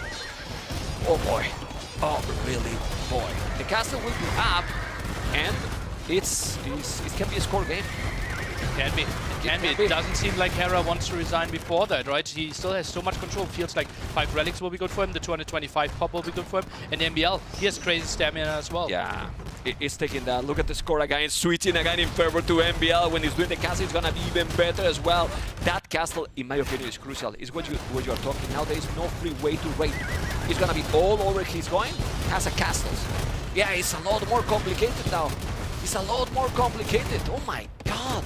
In multiple ways, right? Hera can't really go into the base of MBL, plus MBL can start pushing towards the top. Nice raid here in the back, but I wouldn't be surprised if Hera has the perfect answer to it. Yeah, but look at the Ratan. Yeah. They do nothing. It's ridiculous. It's really ridiculous. I really believe, look at the score. It's starting to explode. MBL, 53 wagons, is still 47 on goal. And if he take the middle, if he take the royal overhaul, then it's a big difference here. And he's going. He's going there. MBL is going in. He's 80 going military against 56. Yeah, but the value of that army? Check the value of that army. 10,000 army value against 7,000. Yeah, it's insane, absolutely insane. Now he's gonna raid a lot. How you kill those? He need to delete his own stables. How you kill those units there? He delete the stables, as you can see. He's gonna make a gate there, but the light guys already know to kill all those units. We're gonna have the answer very soon, Nelly. Feels like MBL is overstepping a bit for my taste. And methodical push together with the castle might have been an option here. This is a good way for Hera to clear up food units against what we thought might be the unstoppable army. Yeah, this won't clear it up now, but Hera with another 70 Hussars or light cap in the queue, I think the second or third wave can kill this up. He needs to go back. He needs to go back, and I hope that MBL is gonna think about doing pikes. It can help. You know, 10, 15 pikes will help a lot. Really, really a lot. He's still producing wagons all the time. He bought it good at this stage, which is also good for him because it's gonna make more expensive for Hera to get gold. Did he make paper money? Because no paper money for him. Doesn't have paper money. That would have been crazy. Lumberjacks generating gold could have helped out Hera so much in this game. Yeah, he's still killing more and more. +1 armor, +1 armor. He's thinking on the infantry. He's thinking on the infantry. The score lead is still more and more from MBL. So maybe MBL is happy with the current situation. Roy Albertol, owned by MBL right now, but owned taken back. Yeah, Pike ban upgrade now, and combine the Pike's Siege Engineer now for 1 bomber cannon and 3 traps. But Pikes are coming. This is key. Finally. For me, it's key. 20 minutes of gameplay still left in this one. MBL, just imagine him going for halberdiers, the key attack. I think this will be so tough for Hera to take engagements now. Once we have like 10, 20 halberdiers out. With the wagons? Yeah. It will be brutal. Okay, he's coming. The halves are going to be there in a moment. Nice wood for MBL. 1, 2, 3 stragglers and 1 bomber cannon taking the TC. Amazing wood here for MBL. It's gonna be probably a map with food and gold and no wood in the map. Potentially all the wood at the top. And MBL, he might be struggling, right? Just built 3 barracks, already buying wood. He has 14 halberdiers in the queue. He might be buying wood just to build halberdiers. Well, I'm sorry to tell you, the wood on the top is gonna be over probably faster than the other. If we check now the wood here, there's no wood there. So he took already. Crazy. He took already all the wood. I mean, MBL has the wood control. You know, he has the look at that! He's trying to take the wood away. Hello, I'm here. I'm taking the wood. Oh my God! The score lead now for Hera. He's taking 400. Score ahead. More wagons coming. 160 population. No. Now, sorry, dropping the village number dramatically for MBL. Hera has millions of light caps, 85 and 57 more in the queue. He lost those Lumberjacks, and MBL need to put the halberdiers there. Maybe the halves should be earlier, right? Because he was having some, well, he still have so many wagons. Yeah. He still have so many wagons. Oh my god. We felt like it, but so, like raids on the food eco, raids on the wood, it was so tricky multiple times, and now we might see the first engagement with the halberdiers, but the wagons actually taking the archer range instead of taking the fight together. Yeah, you need to go for the army. The halves are there, not anymore, still more wagons, doing the +2 attack. If he has the halberdiers, he's gonna be fine, we will see. Look at the score in a moment! In literally a moment, it's jumped drastically in favor to MBL, but you need to take those trebuchets. He's killing some of the castles. He's gonna have now only the middle MBL, and then Hera around or over the map. Looks like this. I think the last upgrade there when it comes to defense for the halberdiers really hurting him. The economy for MBL really in shambles. Castle is going down, not even having 200 population anymore. Light cap raids, let's see if they can continue here. It might be tricky with halberdiers out on the field, but only 20 of them. Yeah. Oh, you need to kill the bomber cannon. Only one bomber cannon and 3 traps. He's doing 2 elephants. 2 elephants. He's gonna kill the traps. You need to kill those traps. He will. He will. Very important. Very, very important. The score is still very close. Now he's jumping again in favor to Hera. He's coming with so many units. But the halves are there. Is an old halves. 24 are all the army together. He needs to micro properly. There is some fire lances as well. But now these wagons are doing an amazing job. Yeah, halberdiers are chasing the traps away. This is what MBL was needing. Nice raids here again. MBL needs to pull those villagers away. Halberdiers tried to take the fight, but now with like 20 halberdiers together, I think this clear up will be way tougher than the one before. Yeah, now it's so complicated. He knows that all his economies here in the north, both are ready to each other. Population is still high for MBL, but now he has probably the most army in the game. He's doing one full upgraded militia. And now, that's a misclick for sure. It's so easy to misclick. Now, army number 4 for MBL. Check the score, jump a guy for MBL, and here he's gonna kill a lot. Really, really a lot. Look how he's buying now wood because he got no resources. Buying food as well. He's really struggling with population. 90 villagers only. He doesn't even have enough spot. The most important thing after this one will be cleared up, will be the massive fight in the center though. The castle, you have to be careful, but this is insane. This battle, this attack is insane. Taking most of the farms that he has. Well, he still has 70 active, which is crazy. I don't know, man. What's going on in this game? And remember, ladies and gentlemen, 1 hour, 1 minute, 40 seconds. 1 hour and 15 minutes, the game will be over no matter what. So, even if the population is dropping, if the score is still ahead to MBL, oh boy. But the score is switching all the time, and now MBL has 69. Beautiful number, but Billy is not an oath. Yeah, he's not an oath. Not enough. More military than villagers now, and more jumping of Hera is being done. Fighting under the castle, it's obviously tricky for him. Halberdiers are doing their job. Big fight at the top, not really happening right now. It doesn't want to dive under the castle, and this is a nice raid for Hera. It's a nice raid, but it's giving more and more points. You know, obviously in the long run will work because he has no village, but here, look at the house. You need to be careful, he's gonna take the relics. There's no wood for Hera! He has no wood, Hera! 7 villages of wood, if he take the monastery down, maybe he's gonna need to buy to make another. That's why he's trying to repair. The relics are out now, and that can be huge if the game keeps going, because that's giving you a lot of resources and points for the score, Nelly. Halberdiers not taking the greatest engagement here. The Hazard Wagon still attacking the monastery. That's why the light cap can take the better fight. He needed to focus on the army. MBL struggling to keep himself above 110 population. Yeah, but there's a problem now for Hera. The numbers are dropping and dropping and dropping. The production is low. 56, only 3 in the queue. Now he's sending 1 by 1. He's taking all the army. The score is exploding for MBL. It's literally exploding. He's gonna be able to take the game by the score with 50 villagers. Maybe 9 on food, 9 on wood. He needs more halberdiers, but how can he afford them? He can't really keep up villager production. He's now trying to go with the raid with 3 halberdiers, and now more light caps and fire lances are being sent into the meat grinder. The score is 2,000 more for MBL right now. He's still waiting. Killed. Look at the population.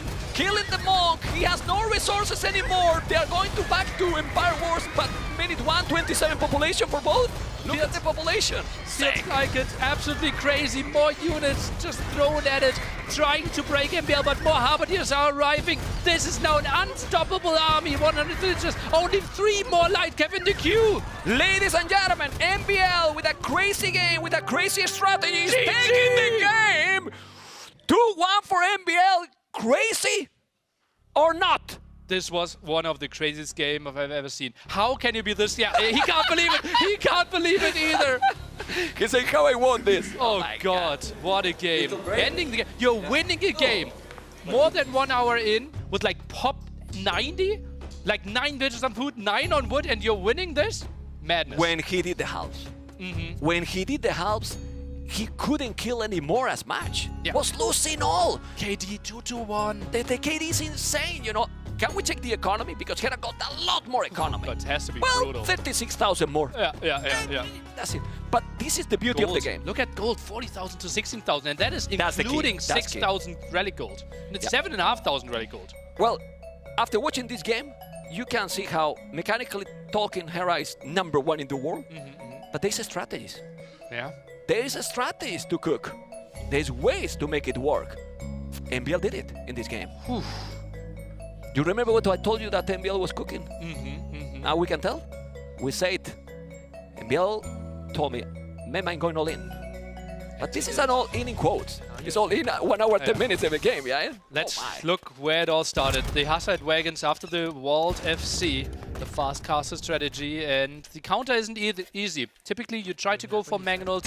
Hera could not really afford them, and then we saw the elite Hussite Wagon upgrade, basically reducing the damage output by Arbalest down to 1 against the 230 HP unit. How many Hubnice we have seen in this game, Lily?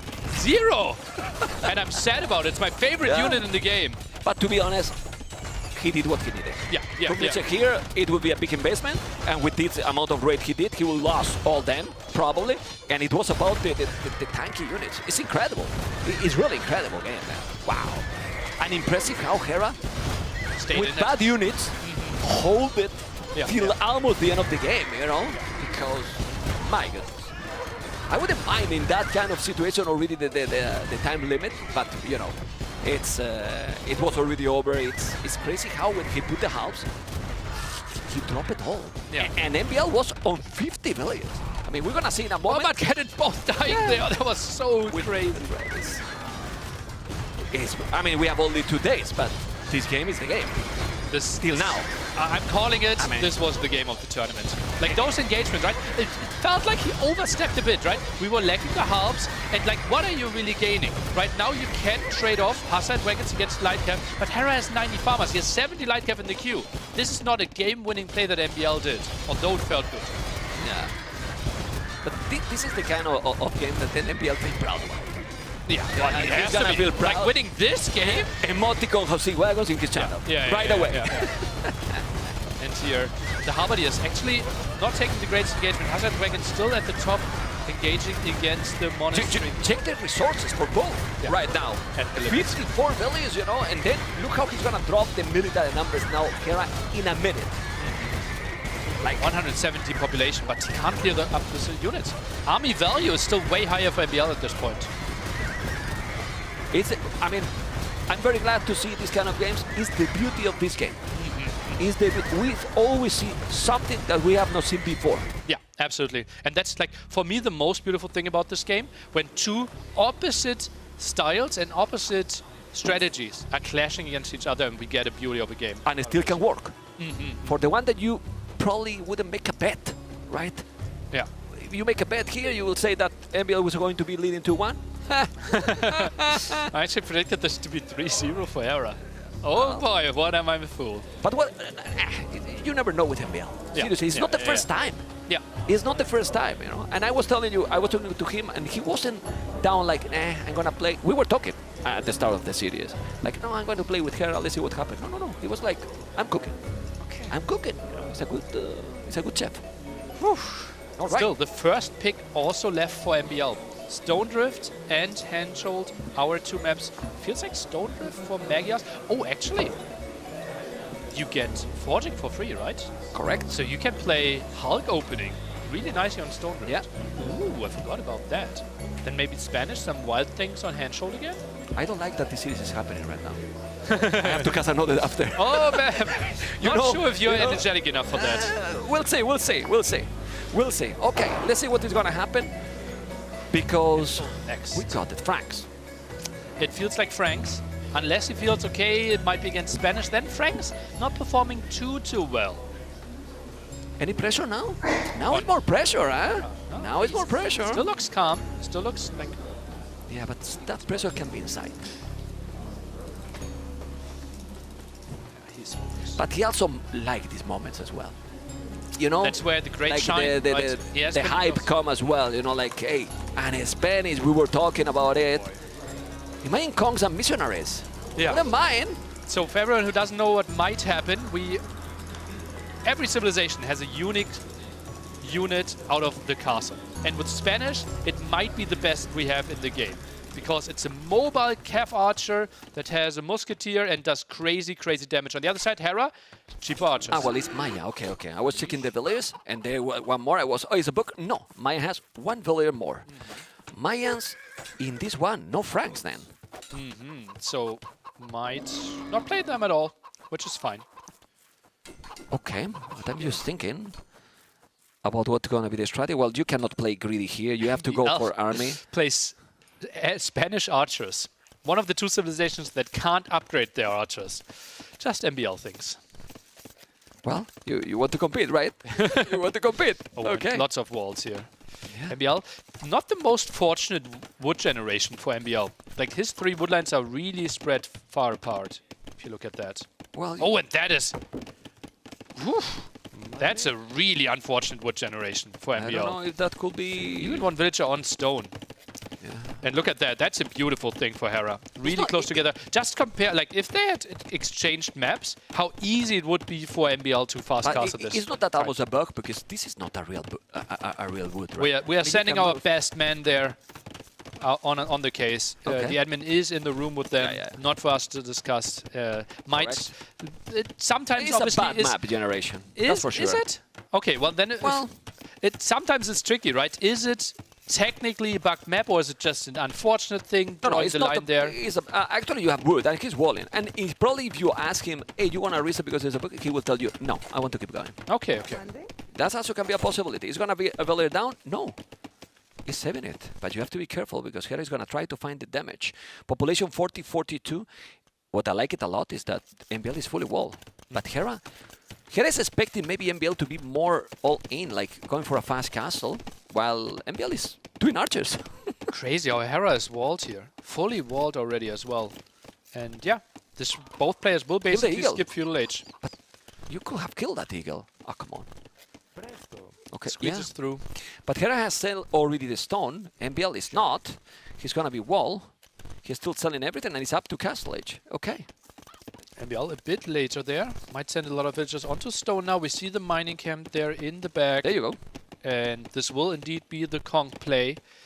And Hera, the question, like, how is he trying to respond to this? Is it going to be crossbow mass? Is he trying to mix in skirmishes, which typically is the natural counter to the Kongs? Yeah, then what MBL will have to do is to try to avoid that he's breaking through and go to his economy. He's fully walled, but those are only palisade. He's doing now the fletching. He doesn't have a lot of numbers of archers, so it shouldn't be very scary. I wouldn't be surprised if MBL is doing even a tower, you know, to defend. Even if you don't want to do that, otherwise you're gonna deny your castle. But both are going up. Is a big deal for MBL here? I'm a bit scared, and MBL is as well. He is actually stonewalling himself against this. He doesn't want to go for the tower defense. Well, look at that. He's reading the game. Yeah. He's reading the game properly. But then again, like, why did you not include the market in your walls? And why is your gold exposed? Well, you need a tower soon, right? Or he builds the castle there later. Could be dead villager. No, he's saving it. Well, then take gold at the back. Yeah, you there. can. Yeah, and that's it. And he builds the castle there anyways. Can't build the Kongs before the castle is up, so not the biggest loss. I got a bit overexcited. Well, you get infected by anyway, double archery range. Let's see the goal, but then come now. I will go crazy later. You know. Okay. Let's save some energy also for the viewers to don't get exhausted as well, because this is only the first series of the day, guys. We have another 3 banger. This is starting to be a banger of a series already, and it's game number 4. That is one more game that many people was expecting already. All right. So now, what? He's gonna be like, what? He's fully walled? What is this? Stonewalled. Yeah. Outpost here at the left-hand side. MBL wants to get the head-up notice when the archers are coming in. Instant monastery here. 3 archers are spotting this. And that means, again, Hera most likely with the 5 relics against none for MBL. Well, we saw in the previous game that he didn't care too much about the relics. Yeah, you know? But there were other advantages, right? He got the gold, he got the stone. Here on this map, it's distributed more evenly. Okay, let's see what is gonna happen. This is now the Siege War shop. It's not being greedy. It's doing. Oh, it's not going right away from a town center. Okay. Okay, and now it's gonna make the second town center. Crossbows, horse collar. Has to be careful. Okay. Angle defense. Where do you even build the castle? Ideally between the house and the mining camp there. Maybe you want to hide it? Control. No, like... Well, I mean, it's kind of obvious, right? Yeah, it's like you're not hiding anything here. Oh, is Hera considering diving? But I don't dislike what NBL is doing. He's going for a strategy. Now Hera is going for the strategy as well. He's going to be moving. He's going to have a mangle. NBL is in the game he wants. Except the 5 relics, right? Yeah. But he was expecting that it could happen. Ooh, archers, man! Archers, Spanish archers! So dangerous. He even make the fletching. Really? When did that happen? Yeah. He make the fletching even, okay? You want to have the stone soon. Would you make now a 30C if you were MBL, or you make the castle now? I think a 30C makes a lot of sense, right? Kongs won't really do anything. There's so many crossbows out already. You won't really take some engagement. This game is likely going to Imperial Age anyway, so... Just catching up in villages might make sense. You don't have redemption with Mayans. 3 Mangoners and Kongs, they do. Well, but that will take some time. Yeah, right, true. to get there. True. But for now, he's gonna make the castle. The question is where. Ballistic is on the way. He's gonna be forced to maybe make the castle the more defensive that he probably wants. But with 2 Mangoners, a 3rd one incoming, MBL is really good. Like really, really good with the Mangoner control. So let's see what's gonna happen. No, he's going forward. He's ignoring this and going forward? All in? Like forward, not here? Castle. On Hera won't Hera's see it. face. He won't see it. Yeah. Oh, man. Oh, there's a monk. Let's see MBL. We are aware of the audio issues. We are working on it. Thanks for your understanding right now. And yeah, this is going to be wild here. Oh, actually, it's not that wild. Yeah. Well, because he spotted. Yeah, he spotted. Yeah, he saw. Okay, he saw me. I need to make it now. If not, it's gonna be a problem. He's still doing the castle here, so he's gonna be able to take 1 relic maybe. It's 3 Mangonels, man. Oh man. Oh, Hera, is he really willing to dive in there? Okay, you got. It's 3 Mangonels, man. I mean, you have great micro, but be careful. 3 Mangonels and 1 Scorpion. He's also ahead in village, Nelly. This is the good thing here, because if he was with a very weak economy, but he has more village than his opponent. But it's 15 forward villagers, right? But honestly, he's gonna make a second castle. He has enough stone. He will in a moment. Triple mango. He will in a moment. Oh my god. Okay, he's going now with 3 Mangonels, sending 1 Conquistador as well and the Scorpion.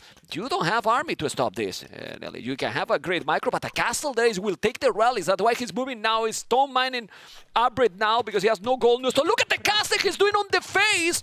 MBL with the all-in strategy, taking the tone center, taking the gold, and now taking 1 of the rallies because Hera move the other relics, but this is nice, and with 1 villager more.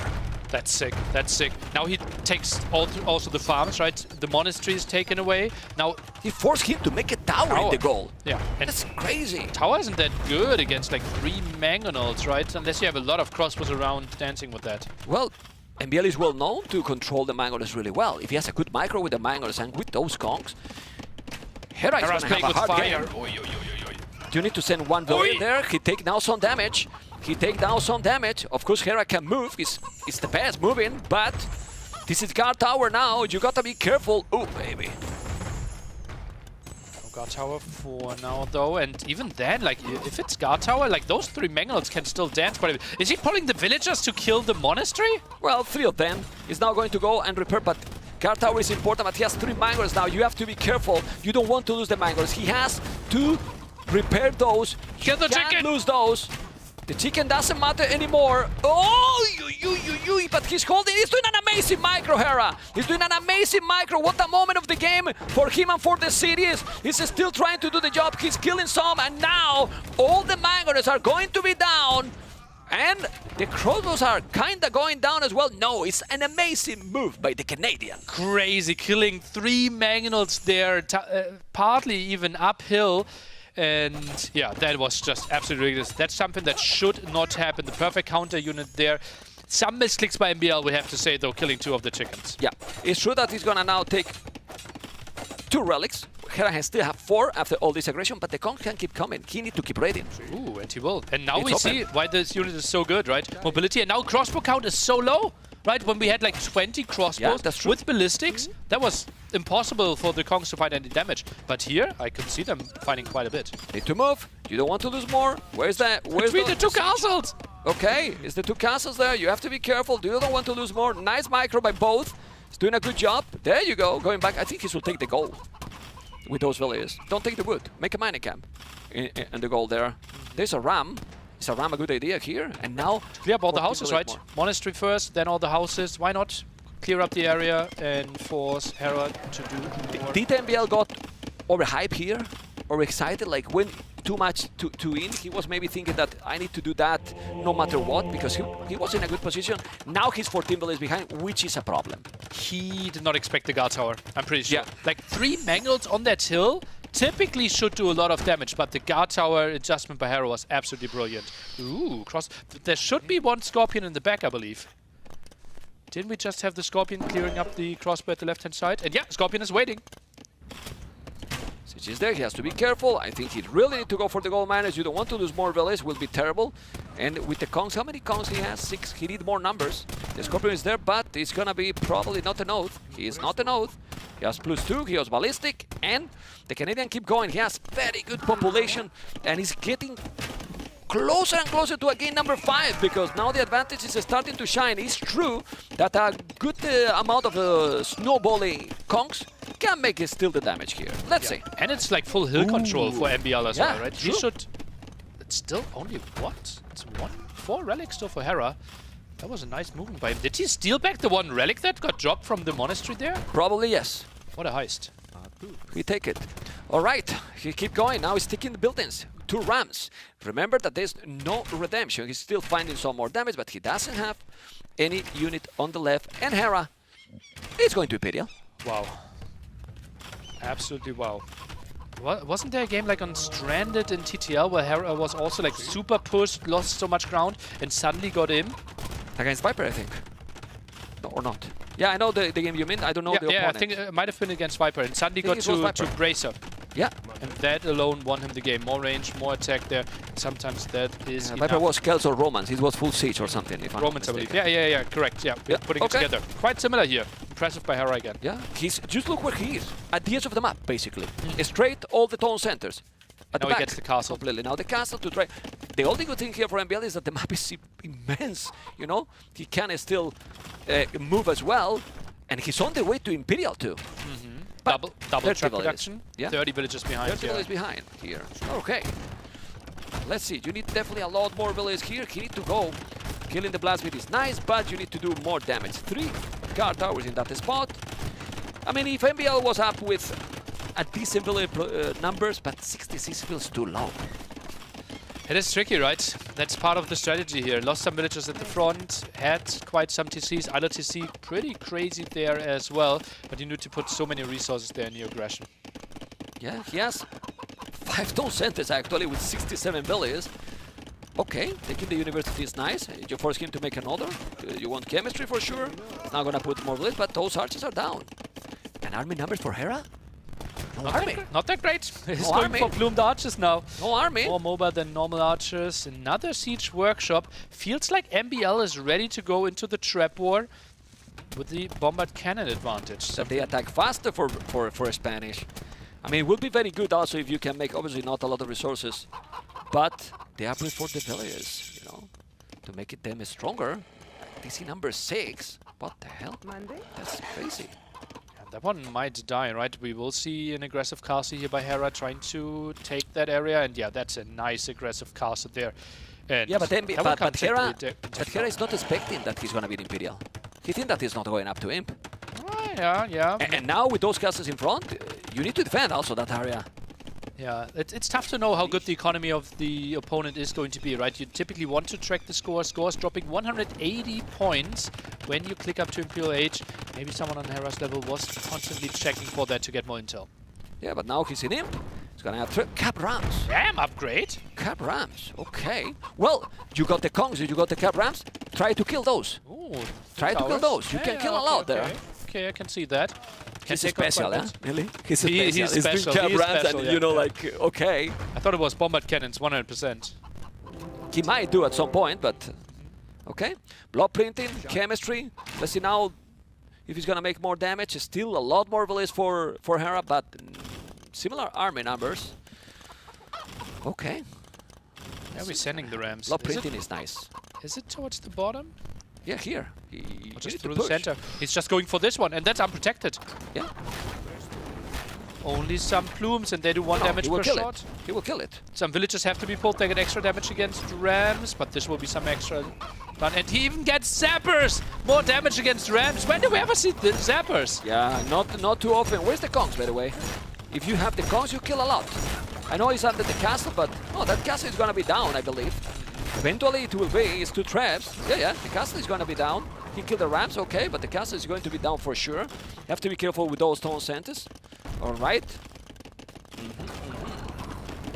We see supremacy for MBL. Makes your villagers basically incredible war machines. So they will be tough to be raided, can even participate in fights, but you have to micro them quite intensely.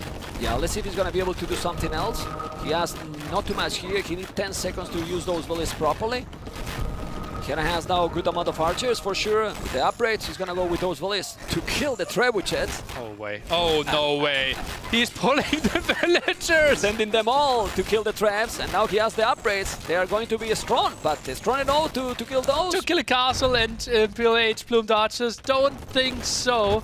Yeah, they're good, but not that good. His population is going down now, and you can see how he in front is trying to kill. He's not going for the traps. We're wrong. He's going for the castle, Nelly. MBL doesn't have zappers though.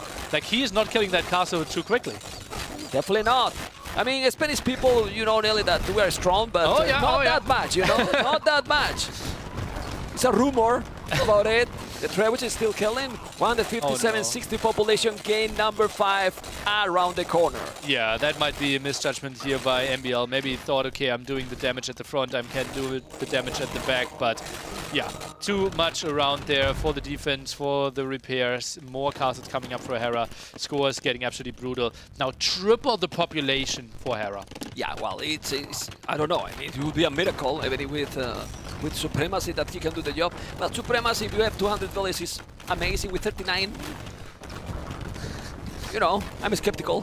Going to be tricky. Yeah, going to be absolutely tricky. Anyway, population keep going down. He's calling the GG, and the 2-2 is already there. We have a decider game that anything can happen. Absolutely, because this is a map that we've only seen one single time in competitive Age of Empires yet, and that was actually played by MBL, so he might actually have a pretty good idea on what he wanted to improve from his loss against Mr.yo yesterday. Stone Drift will be wild. Looking at this one, obviously economy has to be so much better for Hera. We see that even the KD was better, but that was mainly due to all the villagers falling in the end. Honestly, I think it went too all in. It felt that after the first castle, it wasn't needed to go that all in. He was still with it. I mean, that they doesn't know, but look at the population here. Like, you're fine. No? I mean, you're fine. I mean, he doesn't but like, you have to think about, like, that's 15 villagers forward, right? Right now, we have like 38 against 49 villagers working, right? So he needs to find more damage. Yeah, like, you can't really sit back after one castle. Yeah, but after these, what I mean is after these, you're fine. You have three mangoes. Don't lose those. He lost the mangoes right away. That's the main thing, right? Yeah, Guard Tower was like such a key upgrade. Yeah, but then he misclicking that chicken, as you can see. Then Honk's not really helping as well. Tries to go for the repair. Villagers dying. Mangnol loses quite a bit. Yeah, because if he put the Conquerors in front, it will attack the arrows, it will kill more, and then he will save probably more mangoes. He lost that, not too easy, but, you know, quite too fast. You know, and couldn't do much damage. And then from there, it was yeah, this showing this as a highlight. All right, are you enjoying, guys? Because we're having a good time here, right, Nelly? Having a good time. What a crazy set. This set is, I mean, I was expecting Hera to win, you know, but this is better than what I expected. Absolutely. This is really better. Entertaining set, and yeah. head-to-head, we see 86% of the ranked games actually went in Hera's favor. They played quite a bit against each other, 28%, and we saw that Crownwood, the most Arabia-like map, the favorite there for Hera. Rampart 134 matches. And 130 against Mr.yo Conquerors. Spanish. That's why he picked here. Oh, it's not Joe, it's Hera. Okay. That was wild. And the Koreans, thank God. I don't want to see that many Korean civilizations anymore. It was crazy. We saw so many. Well, game number 5. That's also a good test for Hera. In the group stage, to be in this kind of situation, you know? Push to the limits. Yeah. Push to the limits. And now let's compare draft priority. Still the #1 pick for MBL on his #1 pick home map against the latest pick for Hera. The Italians against Magyar is most likely the matchup. And it feels like MBL should be in his comfort zone. He should exactly know what he wants to play. No, MBL now pick Japanese. No, can you imagine? He finished the series with 5 games and then he doesn't pick the #1. It's possible. If it's possible by someone, it's him. By MBL. Yeah, it's definitely him. Let's see. We are looking forward to that. I think, are they playing? I think they're playing already. Oh, that's loose gamer mode activated. It was typing mode activated, actually. Okay. Hera is just so fast in typing that he thought he was playing already. Yeah, That's like telling Trezini, by the way, if you could do me a favor and like tell me if he's landing where, that would be really nice to play a normal water game. Oh, landing, please. Thank you. So when many people is telling Hera is invincible, it's not. What happened? He isn't, right? It feels like he's invincible the longer the set goes, like best of 7, best of 9, not lost in ages. In best of 5, he has been looking so dominant, but being pushed to the limit by MBL. So we had a bugged generation. One player was missing in the mining camp. That's why we're sending them into a remake. Sometimes this happens. Obviously new maps here, but we have our best man, Crozini, the corner. Was gamer mode. Was gamer mode. Then they had to go back. Well, we were both right. We were both right. Oh, Magyar, well, it's no surprise. No surprise there. Yeah. Thankfully, man. Thankfully, because if not, it will be crazy. And he's gonna make like yesterday. He's gonna land right away because maybe it just plays. I would think he opens Hulks into stable at home into landing. No. Or stable on the other side. He's gonna make many attacks, Magyars. Be in MBL plus 1 attack. Ooh, maybe that. It's something different. Stable. It's something different, right? Transporters coming. membTV. There he is. Yeah, I mean, that's why we pay you the big bucks. It can make you need to pay more. Well, it makes kind of sense, no? Because if you make the stable, you need more timing for that, and now you go right away with the army and villages transporting. Will you add now? Give me the scout. Give me the scout, please. You can. You're not sending the scout. You can transport 20 units. And it's 2 militia only. Oh, he's scared of the landing as well. 4 fishing ships unused. Hera sees this. Okay, it's on purpose. Then it's on purpose. And then when Hera now sees the scout here, he's not thinking that he's landing. Okay, did he want to show as this? well? I mean, and now it's stable. Just thinking. Oh, but Hera might spot it instantly. This could be perfect for Hera. Vision. Is he actually seeing though? He sees. He knows exactly what's up. This is perfect for Hera. Will be an archery range at home with this. And MBL, where are you going? Yeah, but now it's good that MBL didn't invest on 3-4. Now it's good because he has only 2. He's still sending those villas, and now he can maybe adapt. Let's see, because there's a fire galley also on the water. He's doing now the Hulk himself as well. More army. He's doing fletching, and it's walling. But with this wood, a tower will be solid here. But only with 2 villagers, you can't finish it. Archery range. So easy to build a counter tower there for Hera with his vision. Like the reaction here by Hera is absolutely perfect. Yeah. I mean, that's the problem with what he did yesterday, right? You can spoil maybe that this could be the same situation here, but he's trying to create the chaos. Not going to be on a meta game. He's trying to be aggressive. Definitely, Hera is gonna be so strong defending this because now he's not getting surprised. The problem here is when you get surprised, he's not. Just Hulk should fight the Fire Galley against the galleys of Hera, doing a good job. Now the switcheroo. MBL benefiting from the extra damage there on the Hulk, but is getting microed down. You need to be careful how the galleys are dying so fast. Ooh, village, the 2 villages down. Is there? 2 villages down. There's a hole between the 2 wood lines, right? Otherwise, it's a hole that's open. 2 villages down here. The scout is done, but 2 villages down is solid. He has 3 villages down more in total. 36 seconds idle TC for Hera. Lost the scout as well. Not looking bad for MBL. Check MBL resources, doing now double attacks, but his economy is looking cool. And he's forcing him to make a stable too. 3 villages ahead. Indeed, a stable. That's an interesting reaction. And we can see how they squeeze through there. Oh man, look how fast they die. +1 attack. And another one. There you go. Whoa. Okay. But now when we are coming back from this replay, MBL might be up to Castle Age in a moment.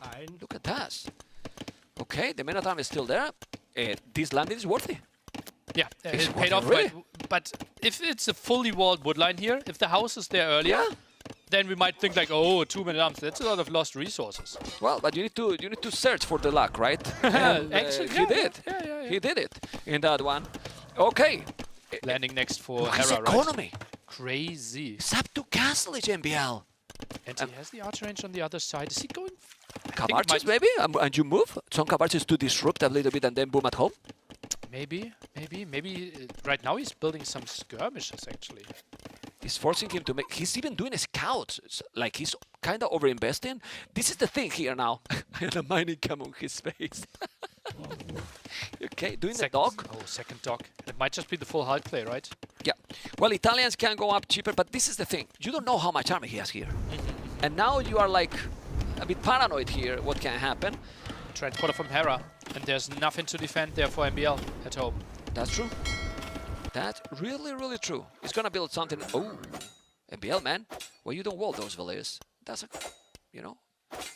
Man, he's gonna lose those too. Bye-bye.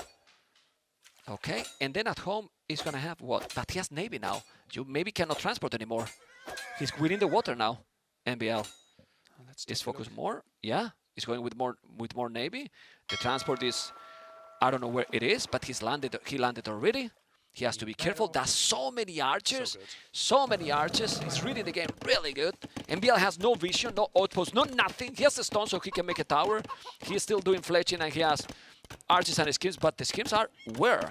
It's still on Hera's base? I'm surprised. Yeah, I think it has to be on the other side, right? Yeah. I'm surprised how MBL is completely underprepared at home. Like, where would he expect the archers to be? Yeah. Oh my god. Oh, this will be so good for Hera. Yeah, he has to be careful. Chance for MBL. MBL, you need to react, you need to react, you need to react, please. You have to react or the game is gonna be in the damn hell for you. He reacted and now he's gonna lose 1 village, 2 villages, probably 3 villages.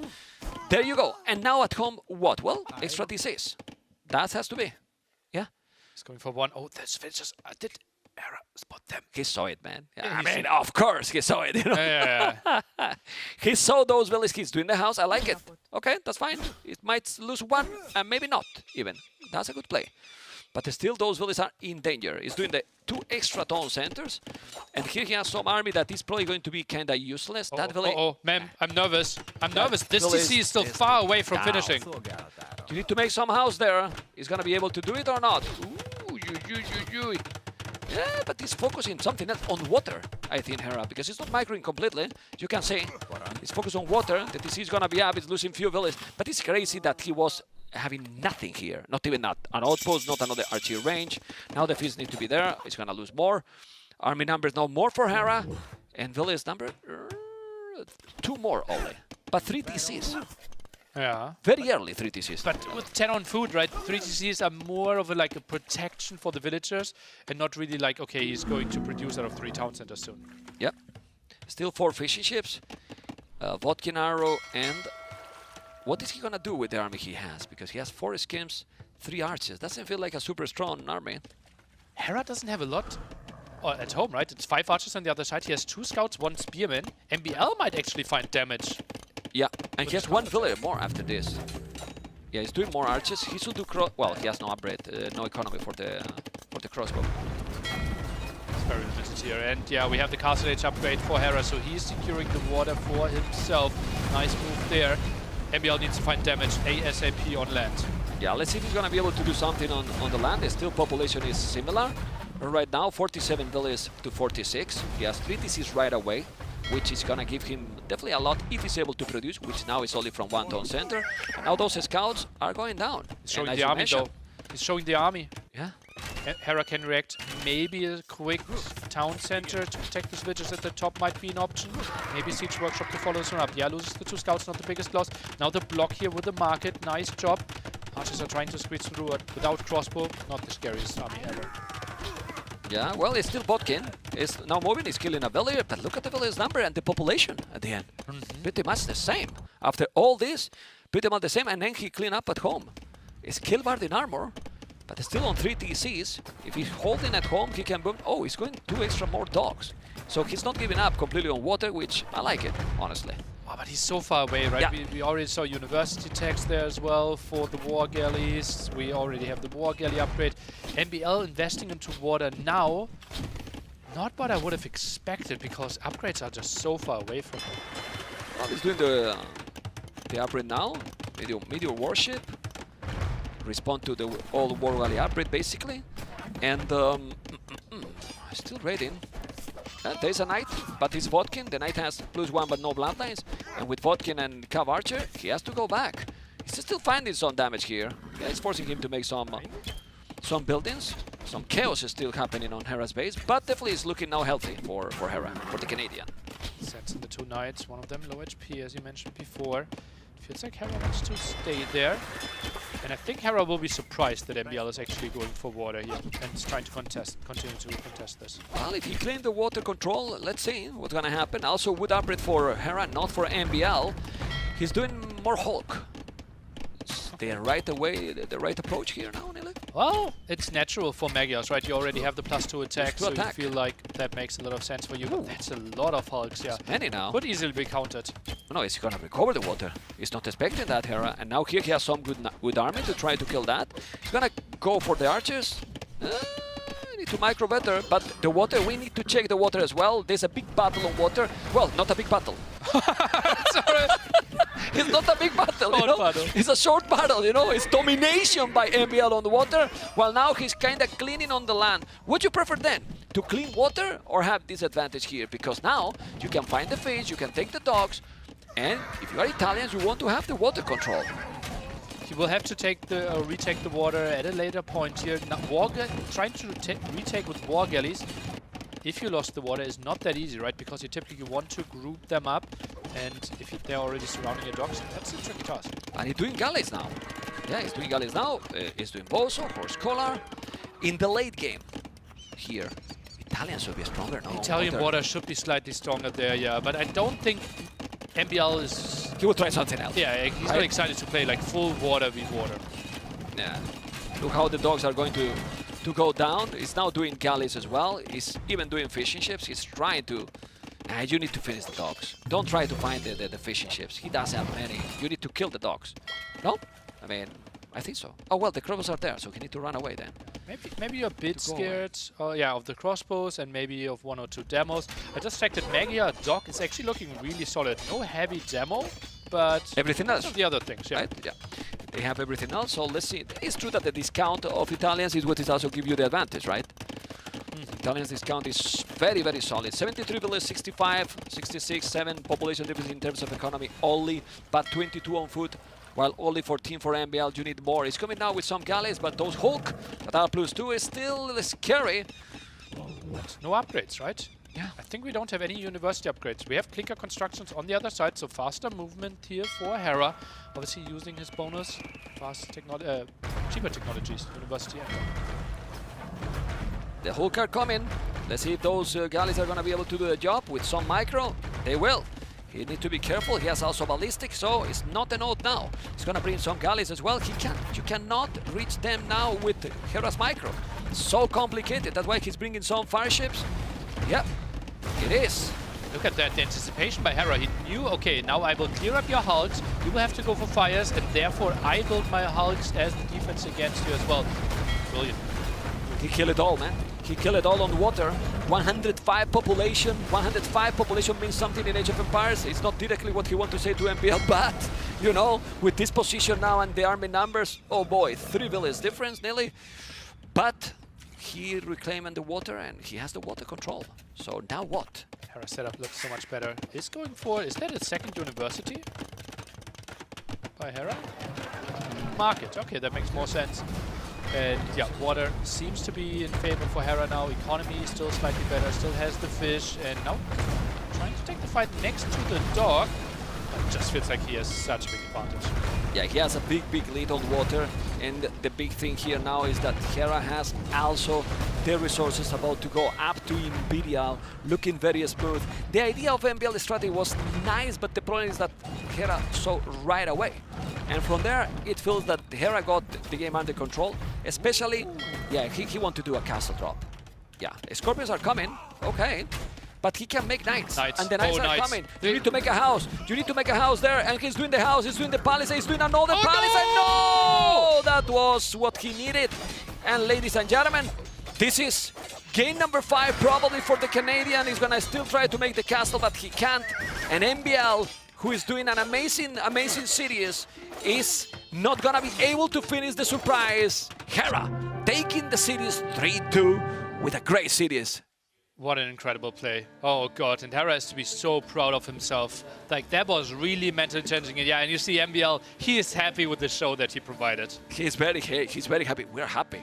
We Everyone is happy. How not to be? What a great series from both players. Hera in a very good position in the group. And MBL seems all games count.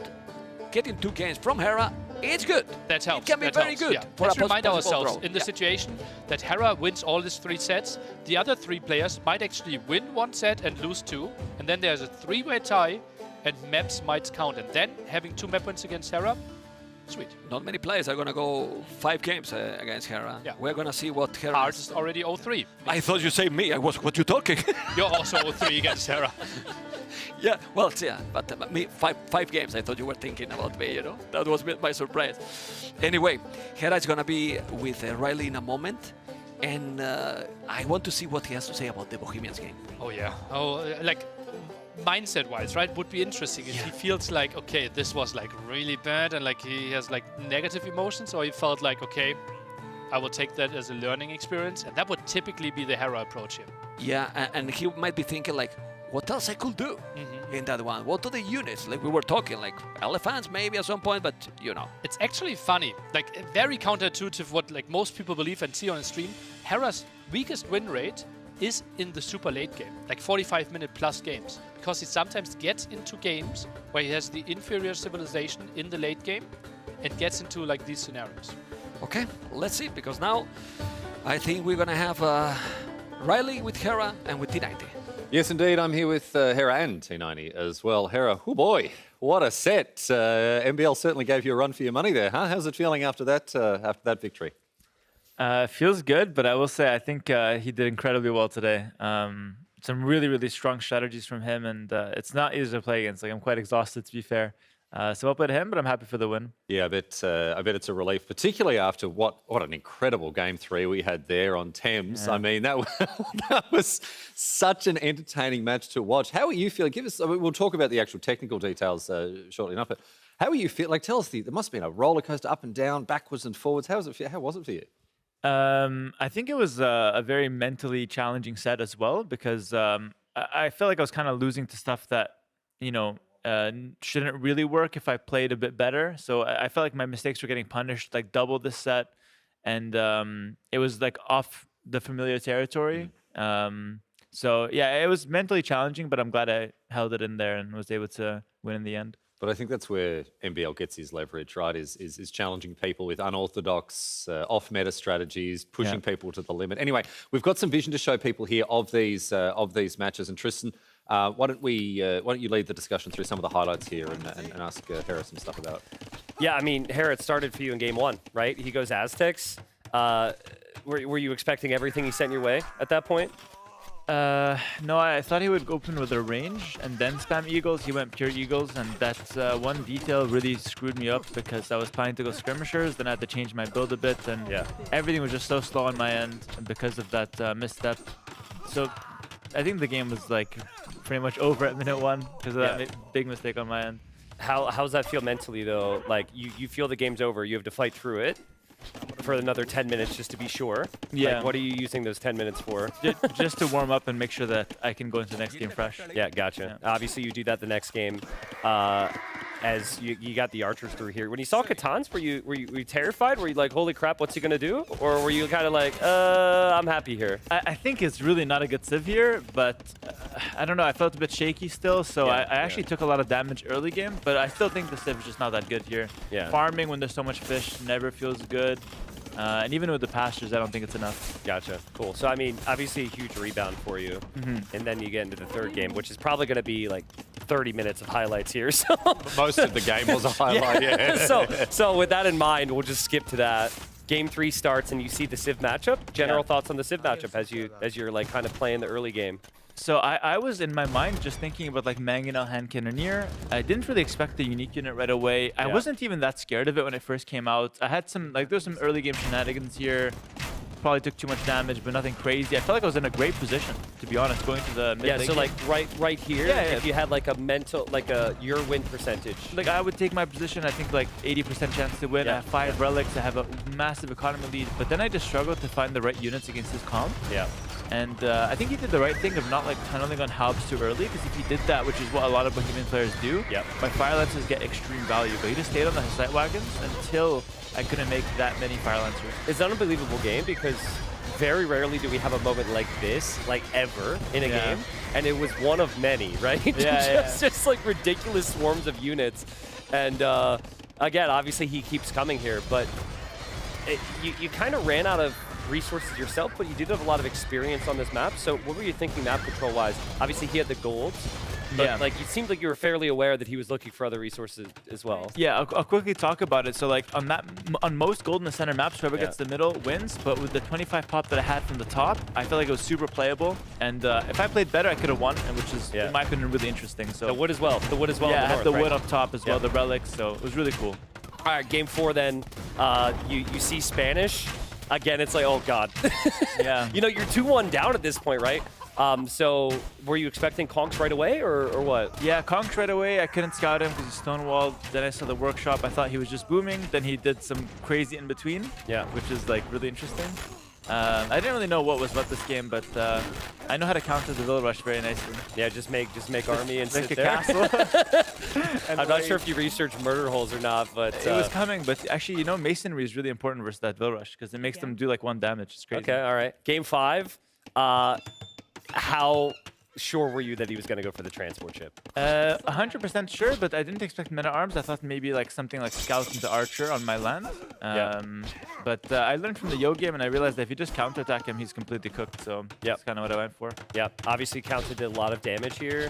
And then do you know what the Magyar water tech tree looks like on the other side? Everyone knows what the Italian water tech tree looks like. Are you familiar with the Magyar water tech tree if it went late? More or less. Okay. I mean, but do they get Galleon? Yeah.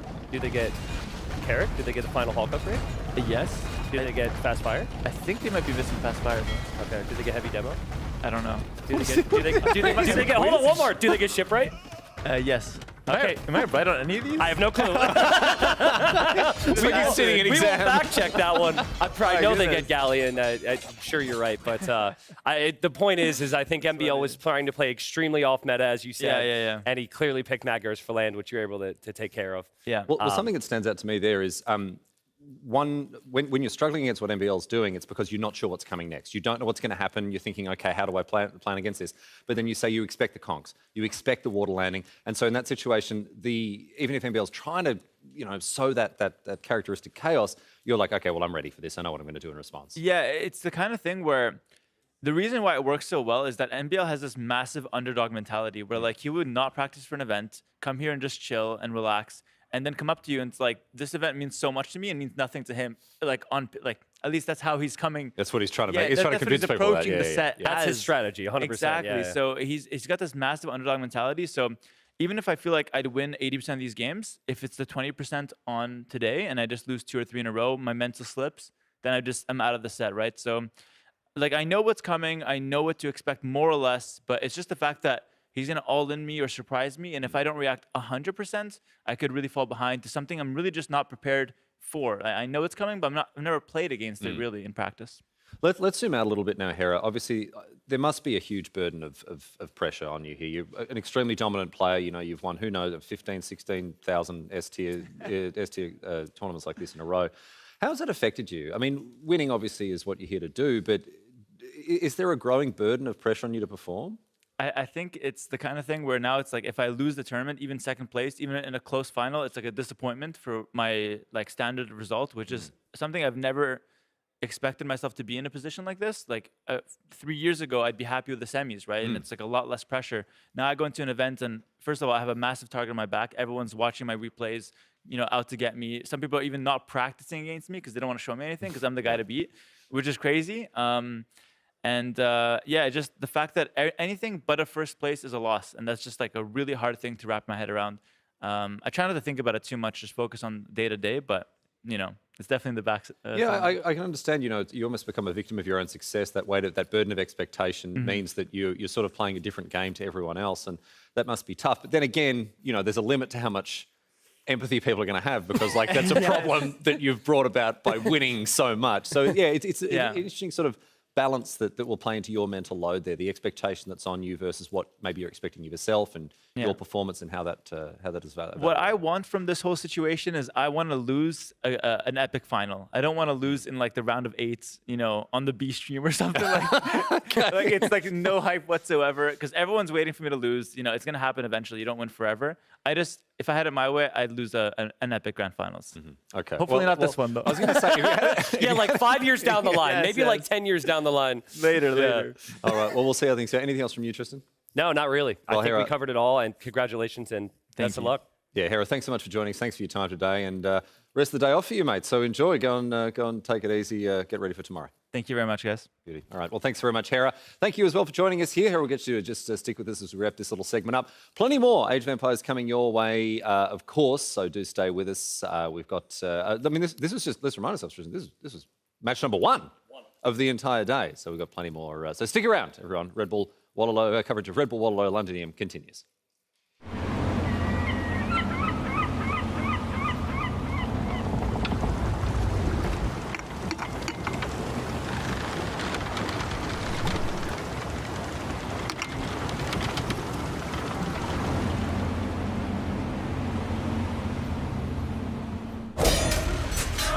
We must stand united, for even a hero cannot win alone.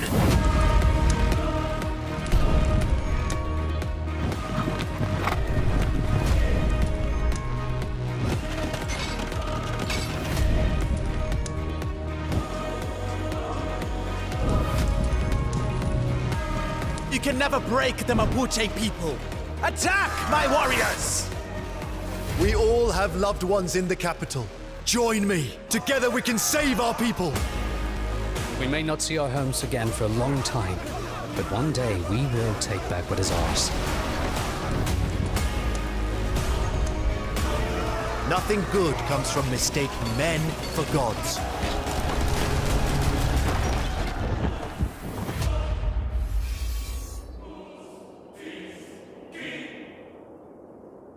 Welcome back aboard the HMS Londinium. My name's Ryan Knight, Lieutenant of the ship, and we've got Tristan joining us as well, T90. Tristan, we're going to have a chat about some of the pathways that these players took in qualifying for this tournament as we set up for our next match. We've got Viper versus Accm coming up, but let's have a quick chat about the way that these players qualified here, because it was a long and winding road, a couple of different qualification pathways that players took, and of course you would have kept a very close eye on the whole process. Yeah, absolutely. So there was a ladder qualifier, and basically over the course of 2 to 3 weeks, there was a brand new ladder refresh. Anyone in the world could play and compete for this. Top 4 ended up making it in via that method. Now, there was a unique scenario where we had 2 players actually tied for 4th place. They had to play an additional series. That was Hart versus Vinchester. Hart won there to basically make that top 4. And then we also had an additional qualifier after that, where you did have Vinchester actually playing in qualifying. Unfortunately, he was unable to make it, who was then replaced by Viper, who had that last chance qualifier where he came in the clutch. But you had MBL winning, I think, 4-3 in his final series against Lewis. You had Sebastian winning 4-3 in his series against Viper to make it in. And then Yo, people have to forgive me, I think it was a bit more dominant. I think he won like 4-1. I don't remember who he played against, but yeah, it was just so many games via the ladder, and also then the qualifier for the players to get here and make our top 8. Well, you say so many games. Not for everyone. Our hero here, ACCM, who we're going to be seeing stepping up behind us, only played 100 games on the ladder with an 85% win rate. You've told me that he was there was some key matchups he was trying to dodge. He was grinding it out. What was he? He was like, I don't know, a crocodile lurking around in the waters, waiting for the right time to strike. You never knew when he was going to show up, but when he did, he won. And at one point, it was like 40 wins in a row or something like that. Yeah. And then I think the win streak eventually snapped, but he held them to the top 4 there.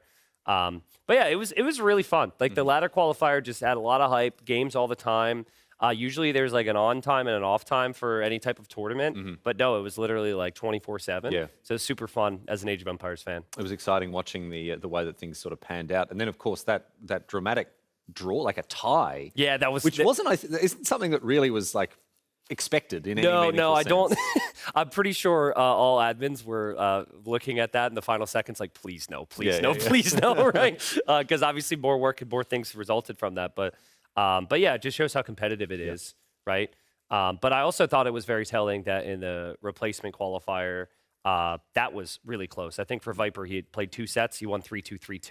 You also had the main qualifier. Most of those best of 7s went down to the final game. It just goes to show how tightly contested so many of these matches are. And speaking of tightly contested matches, as we turn our attention now to our next set of the day, match number 2 here on day 2 of the group stages at Redbull Wololo Londinium. It is the Viper versus ACCM. Now, we can zoom in a little bit on both of these players, talk about their performances, not just leading up to the tournament, Tristan, but indeed in this tournament so far. Let's remind ourselves of what we saw yesterday with these two. Yeah, well, so for Viper, he was the first series of the tournament, and Viper just went off. I think it was an interesting set because Viper won the first game, which was tightly contested and kind of a grind. Second game, it just looked straight up dominant. Everyone's like, oh my God, Viper's going to sweep this kid. And then Sebastian pulled 2 back, right? And so then there was the worry of, did Viper let it slip away? He has masterclass recovery in game 5 and wins. But then he gets the win. ACCM, we did not see quite his best Age of Empires. Maybe some of that was because of his opponent, Liry. I think like it really feels like Liry is just unstoppable when you watch him play Age of Empires, so it's understandable. But ACCM is hungry for the wins. He needs the wins here. Going down 0-2, like obviously puts him in a must-win situation come tomorrow. And it's always must-win, but like ACCM is going to want to at least build some confidence today and get some match wins, some game wins, rather. All right, well, let's see how things go now as we tee up our next match, Viper versus ACCM. It's coming your way. Stick with us. Playing in front of what's going to be over 3,000 people would be probably the biggest experience of my life.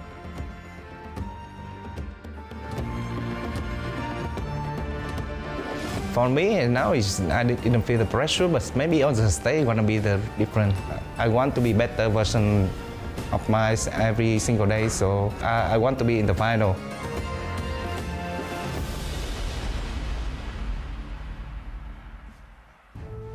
Welcome in, everyone. We have ACCM versus the Viper. You heard it there.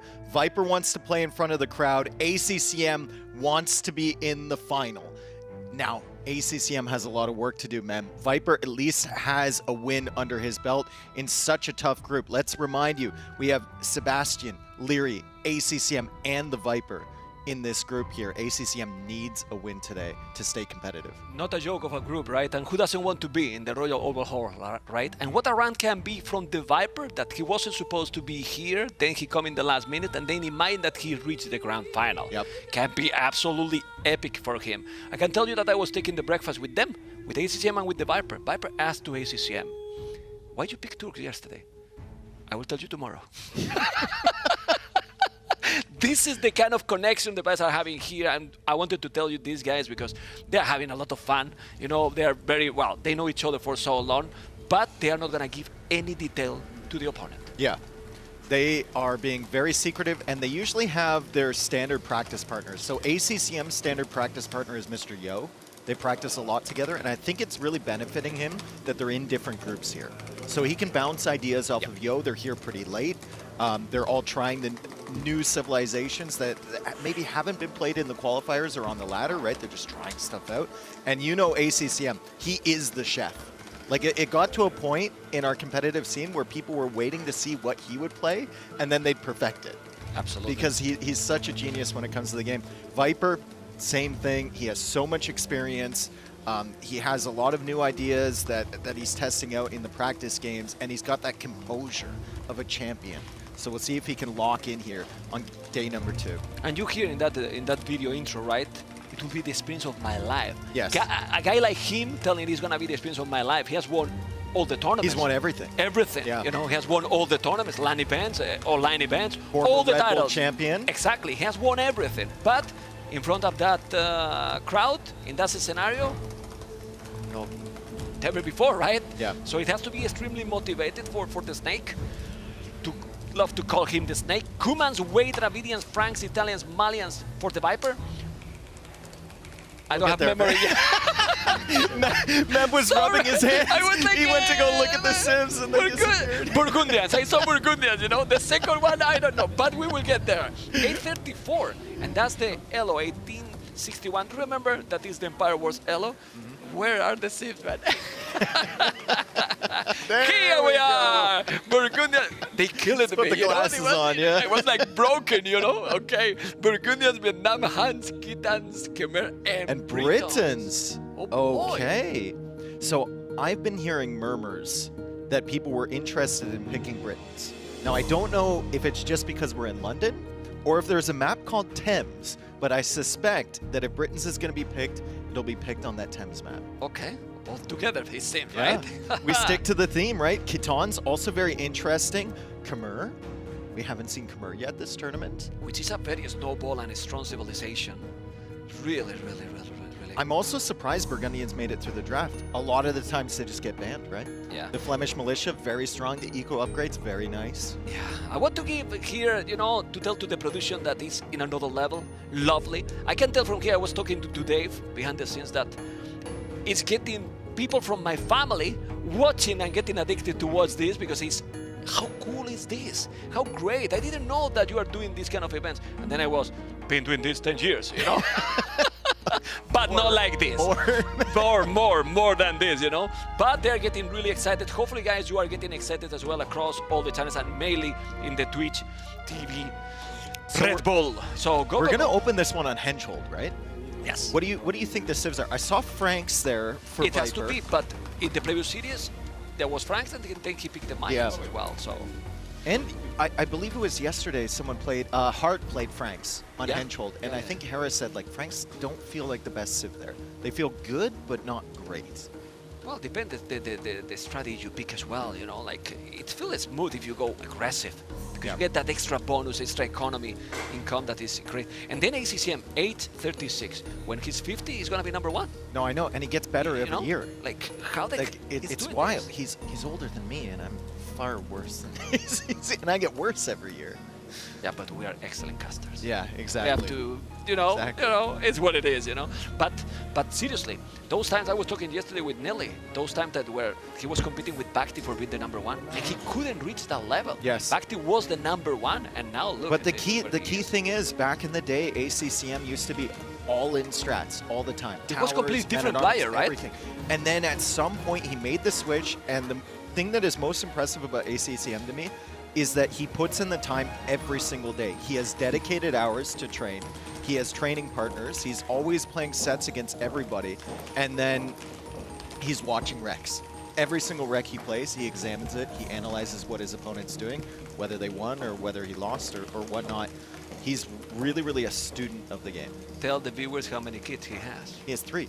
3 kids. I know. He's a daddy of 3 kids, you know. No, we have to put a monument to the wife, you know, because the help is might be insane. But we have a classic civilization, ladies and gentlemen. Game #1, hands for ACCM. The Viper, as Franks, trying to find a damage there, but I don't think it will take it. Yeah, and ACCM, kind of going under the TC there from Viper. ACCM also getting distracted here. He does pull the villager back in time. I think it was his scout forward that was distracting him. Maybe he was also trying to lane the boar as well from Viper, but I think both players are going to get them in. Franks for Viper could be really, really good with those berries in the back, but Huns are Huns. As you said, Mem, the production speed for them is really, really nice. Once you get to Castle H, not having to build houses is also fantastic. You can keep that army coming out, and the pressure they can apply is insane. Yeah, I will go here for, I don't know, very aggressive approach here. It seems that ACCM is going already for the stable archer range because you want to get the initiative probably if you are the Huns here. And if you are Franks, what do you do in this situation? I think you just defend. I think you just rely on those berries, especially if you think ACCM is going to be very aggressive. You go one range yourself, you see what's going on. If he adds in a significant amount of scouts, maybe you add in scouts yourself, maybe more spearmen, you wall up. And then when you get to Castle Age, if he's making cav archers, you go elite skirm, right? If he's making knights, maybe you make some knights of your own or some monks of your own. So you try to be reactive if you are the Franks? I think instead of getting the initiative? Yeah, I think you try and be reactive. I don't know if you can get the initiative on Huns. Even if you try, right? So maybe you want to be as smooth as possible with the transition to Castle Age. You look at the food income.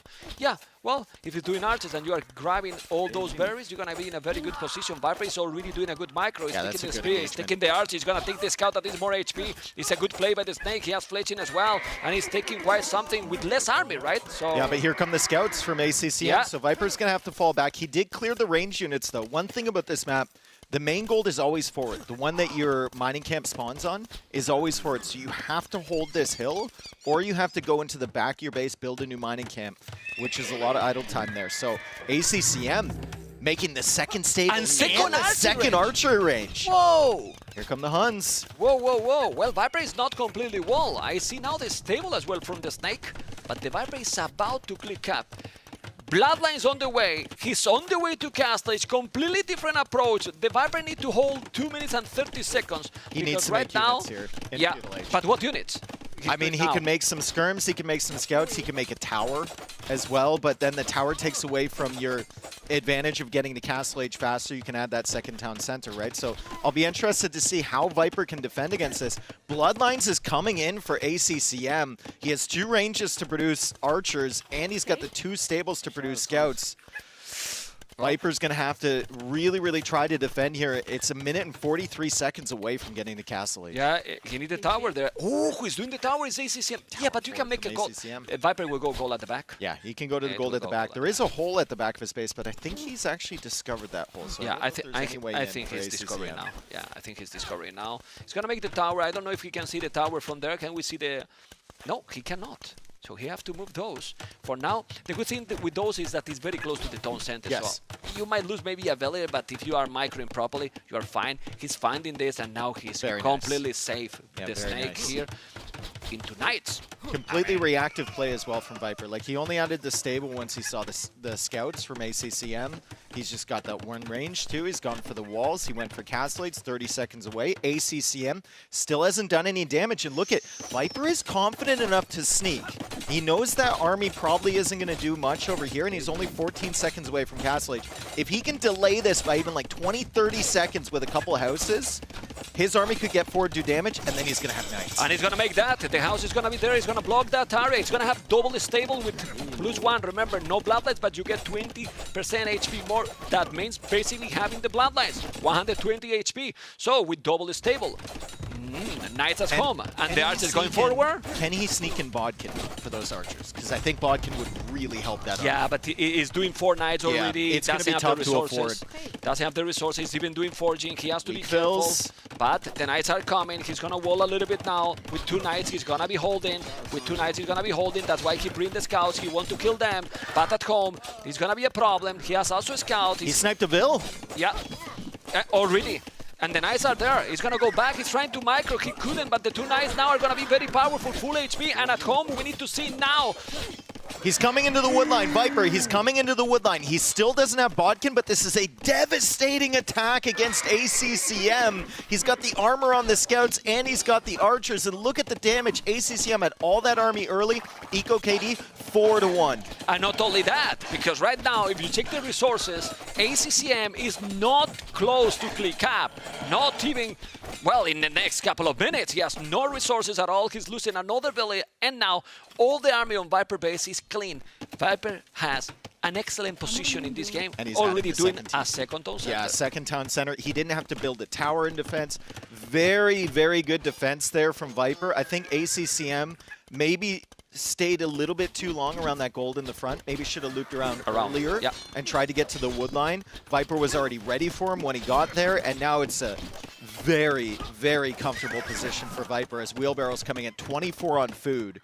And I think most of those are just on the berries. Well, Franks is an excellent civilization for this. For the berries, and because if you even have few farms, are going to be with heavy plow. He's doing wheelbarrow, you know, it's so smooth. And it's the kind of gameplay that Viper like it. I'm having my economy, second TC, even the third TC when I have the wood, and I'm still raiding here. ACCM's in trouble. He's getting the armor for his pike or his spearman, but he's nowhere close to clicking up to Castle Age yet. Now his villagers on food are being driven away by the knights. And ACCM is known for hanging around games for a very long time when he's probably dead. No, but it's impossible. If he can't wall this wood line off, oh man, this might be an early one for ACCM. Yeah, I mean, yeah. It's impossible. He has 700 gold in the bank, so you might think, okay, if you do the market, you can go up. It's almost impossible that the ACCM can come back here, especially because the Viper is completely fine at home. Well, maybe not that fine anymore. Well, he's moving the villas. He has Wheelbarrow as well, so the villagers are running away really quickly. Oof, this is a massacre. And this is a massacre. All the vills are dead at home. ACCM has lost 17 villagers, and he's running his army into the town center, and he's going to call the GG. Viper. Game number 1, it's a quick one, 12 minutes, 125 EAPM. Viper really showing off there with the Franks, and it was exactly what I said. Like, if he plays reactive, he waits for ACCM to come into him with that Frank Berry bonus and some walls, he feels really secure. Double stable, double archer range, bloodlines, forward tower. Didn't kill if I don't remember, didn't kill a single village. Yeah, not with that couple attack. of them later, not with that attack, exactly. Look at the KD, 52-16. Yeah. 52-16. Viper is Viper? Viper's in this game, Viper. yes. I mean, ACCM maybe felt like he forced that one a little bit. We can see the highlights here. This was a really great fight from Viper. I think a lot of players would have moved back and tried to defend their gold. Instead, he sits on that hill, he goes forward. He takes the trade. And he takes the trades, and he takes out all the spearmen, and then there's only one archer left from ACCM. And with that gold so close to the TC, he can't really push in. And then Viper bought himself enough time to get the knights, and the counterattack was brilliant. Yeah. Sending those archers forward when there's a big army coming against your palisade walls, and being able to show up at the woodline like this, amazing. And you saw how the numbers were, better, higher for ACCM, but useless army against the knights. Yeah. It was having more army numbers, yes, but the quality of that army, it was absolutely flawless game by the Viper, this one. Yeah, and really by this point, the game's already over. Yeah, right? The ACCM can't get to Castle Age. Can't wall it up. Knights just feasting, and then his archers can't find any value on the other side. So, wonderful first game from the Viper. ACCM is going to have to find something else. Maybe it's feeling the pressure. It feels that it's feeling the pressure. Yeah, of course. Yeah. You know. If he loses this one, then he has to hope on other players' downfall, basically. Like, even if he beats Sebastian tomorrow, if he loses this, like, it's going to be really, really tough. Then you have to go down to games, and Sebastian took 2 games from Viper. Exactly. That's why MBL today, obviously, you are never happy with a loss. But the way he lost, you know, he's confident. Exactly. So he's ahead of, like, technically ahead of Hart? Right now, yes. Right now, yes. We need to wait what Hart is going to be doing today. But now we're going to see game number 2, what is going to be a very quick one from the Viper versus ACCM. Total domination in that one with Franks, super smooth. And now we have Kuman's left. We didn't see Wade yet in the tournament. That is, in my opinion, a very strong civilization. Obviously, depend on the map. And what is he going to pick now? Do we know the map already? Maybe we have some inside information. ACCM looks like he's thinking pretty hard about it. He's got Volpine and Glacis as his 2 home maps, and then we have Thames and Stonefront for Viper. Now, Wade can be played in a lot of different situations. Usually we don't see them because they're banned. Yeah, I'm surprised. But you can see how Viper has banned Mapuche, Tupi. I think he banned Aztecs, Mayans, Korea, and Romans. You see a theme there? You see a theme? It's infantry civilizations. He doesn't want ACCM to get that really tough opening with the men-at-arms or archers or anything with his unique strategies, as we can say. We have the maps. It's bullpen. So what we're going to see in this one? Maybe Indians, Vietnam can be one of those. Well, we have the answers now. Malians versus Burgundians. Okay. I could see Burgundians happening. This one was the one that was being played with mostly Korean, right?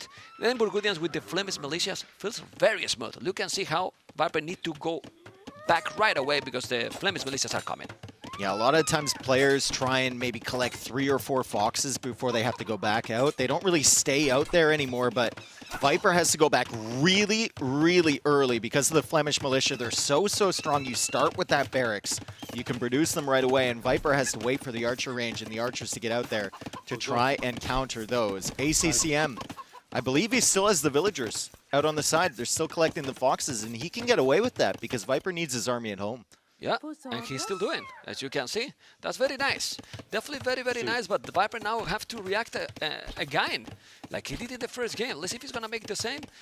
Few seconds idle already for ACCM, not a big deal. It's only 3 more. He's going to be holding now with the archers, and as soon as you get like 4 or 5 archers, maybe it's time for Viper to make a counter-attack, or not. Oh, he walled it in! He trapped that. Wow. He walled in the Flemish militia on his gold, so bye-bye one of those units. Viper will eventually take that out. He's going for the house walls around the lumber camp as well as these things loop around looking for damage, and the archers are there to counter them. So we have some archer follow-up from ACCM, but he's going to have to mix that in with his Flemish militia. Bop, bop, there we go. People might think that we are overhyping this. It's not. This is a high value. You do almost nothing and you take 1 unit down without any effort or losing any resources yourself. Yep. It's amazing, you know? It's being and annoying there. There's no Flemish militia with these archers, so that's free damage from Viper with the scout.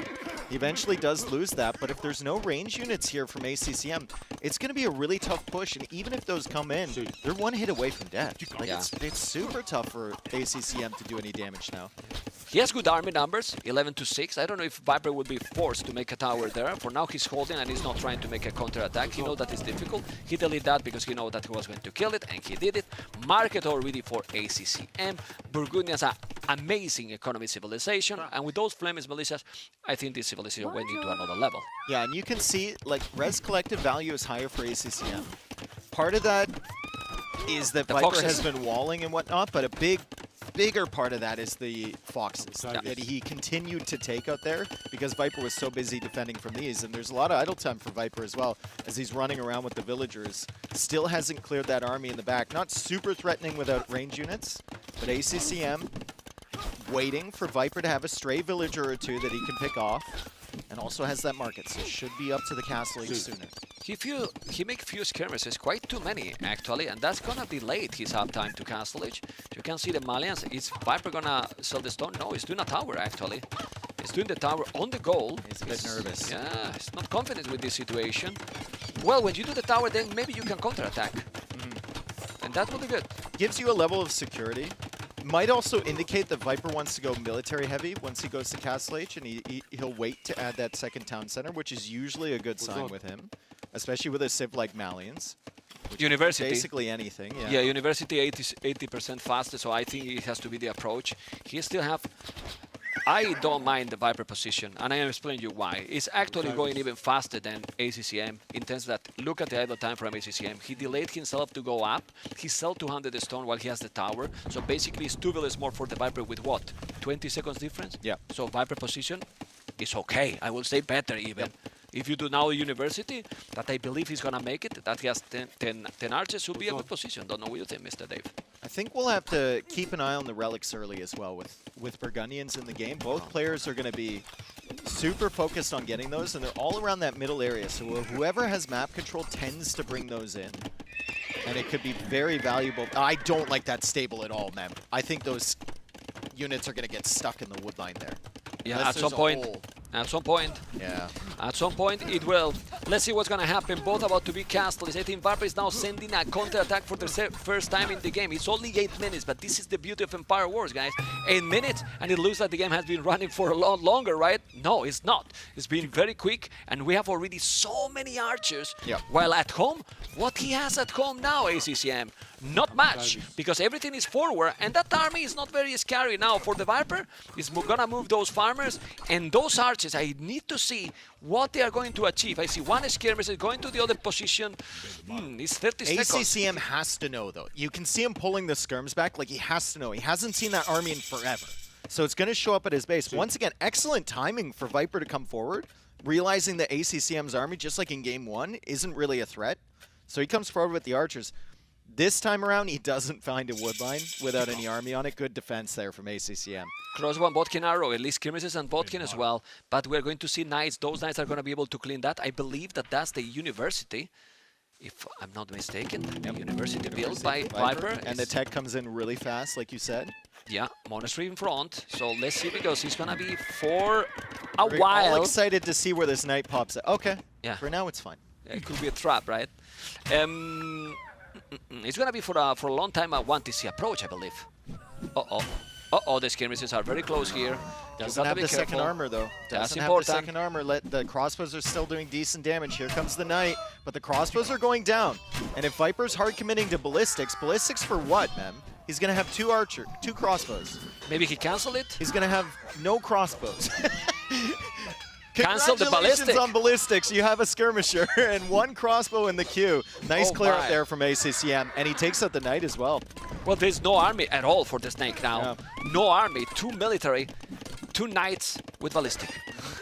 Good job from ACCM. He forced the fight there. Viper was willing to take it, apparently. He thought he could deal with those skirms. He did not run away, and now he's getting no value immediately from ballistics, and he spent the stone already on the tower. Cavalier. So he can't add the second TC either. Castle Age Cavalier, a specialty of the Burgundians, something only they can do. And ACCM is having a pretty good food economy. He's bringing in the relics right now, and he might be able to just overwhelm Viper. Yeah, I don't know what Viper can do here, because if he has ballistic and he has, I don't know, but I think only one archer range. I think exactly. Like 3 archer ranges. Just hard commit to it. You see, his monastery got denied. The knights there, super active, forcing some idle time from the villagers. Viper now going back out there to build the monastery, but res collected still ahead for ACCM. Pressure still on these farms. We were saying that army wasn't doing too much. It's idled that entire area of Viper's eco for a very long time. He's buying wood now, and he's got some villagers on stone, so he can make that second town center, but I would rather see 2 extra ranges. Yeah, I'd rather see more crossbows. The problem is that he's having skirmishes +2. Yeah, not having the armor, but these skirmishes +2. Now he see the Cavalier. So he see that his opponent has invested quite a lot. So in this situation, look at the army numbers. Viper is being greedy, and it's working well for him. He's doing the second town center. I see also blue dot on ACCM base, so I don't know if he's taking something. He's taking villas as well. That's a nice knight counter-attack. But not anymore. He's going now for the town center, and the monks, you have to be careful. Army numbers... This is really good control over the relics from ACCM. He's going to take out that monk before it gets the conversion. Already has 3 relics with Burgundians. Very nice. And remember, they generate gold and food, folks. So that is a really, really nice bonus for ACCM. And despite the fact he only has 1 TC to the 2 town centers of Viper, he's adding his 2nd and now 3rd town center. And he just buys the stone for that. Okay. I mean, if you still get 2 relics, it's more or less decent for the snake. He's gonna take that one. He's probably gonna try to go through the other side, but he doesn't know. That's why he's sending the monk to the left, and on the left there is no relics anymore. I'm getting pretty nervous for Viper's position here. I think ACCM is setting up very well. Why are you nervous, man? You're a fanboy from the Viper? No, I'm nervous for Viper. Okay. Nervous too. Anyway, look at those Cavaliers. Gonna raid now. He's gonna move those villas. He has no wheelbarrows, so those villas are not super fast to go into the town center. 4 Cavaliers. Look at the camel. Light caps, heavy plow, and wheelbarrow. He's doing all the upgrades, Dave. All the upgrades with the Burgundians economy, which is nice. But after all this, it looks like ACCM is having a big advantage. Yeah. Check the population. Viper is ahead. Viper's ahead on even population. With same army as well. He's got a weird army though. He's got like a camel, a skirm, 2 monks, 6 crossbows. it's much more streamlined here for ACCM, especially once he adds some light cap to go after these monks. Let's see if Viper gets this conversion. He does not get the conversion. ACCM takes out the monk. He's under the TC over there, and the crossbow count is falling here for Viper. He has to quick wall in his villagers over on that side. He has to pull these villagers back to the town center. ACCM more or less secure at home. It's just a couple crossbows he can easily clear up.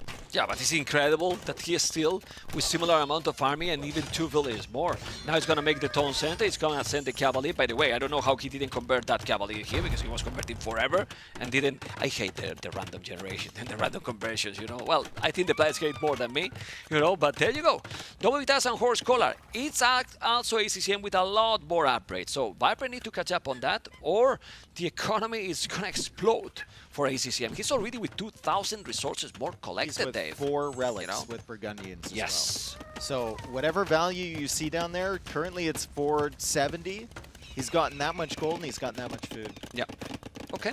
Let's see what is going to be now the following. As you can see, he's now doing more archery ranges and still have good amount of monks here, Viper. So he's going to try to mass now the archers and go aggressive with them. Archers and monks, some conversions and potentially a siege workshop forward because ACCM is already preparing the transition for the damn Custodier. Wow. Yeah, ACCM thinking about that 3 castle. archery He might need it in defense because there's quite an army now coming forward from Viper. It's a very difficult to use, I believe, and Viper is now thinking about a castle. We might have a castle off here at the front side of ACCM's base. That would have been a great outpost about 10 seconds ago. Yeah. But it's going to find the army regardless. He'll see the monks, he'll see the villagers, which is very important, and I think ACCM will now need to get in the market, buy that 100 stone, and get ready for that counter But castle. the army! He's got his army on the wrong side. He's coming back around. +2 armor is on the way for ACCM.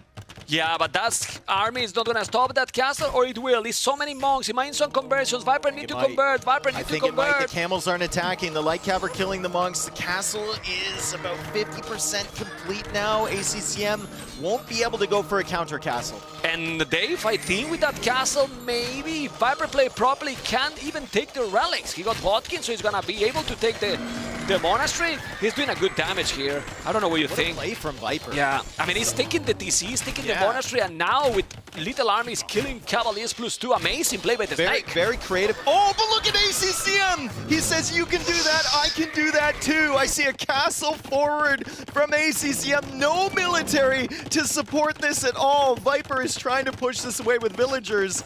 I don't know if he can do it. There's no backup villagers from ACCM. He's doing a tower. For the tower. And migrating every single villager. Oh my god. Well, he has Ballistic and Vodkin arrow. There's army coming in for ACCM though. He's got some Cavalier coming in. Is it enough villagers to complete? There's a tower here from Viper and he has Ballistics and Vodkin. Well.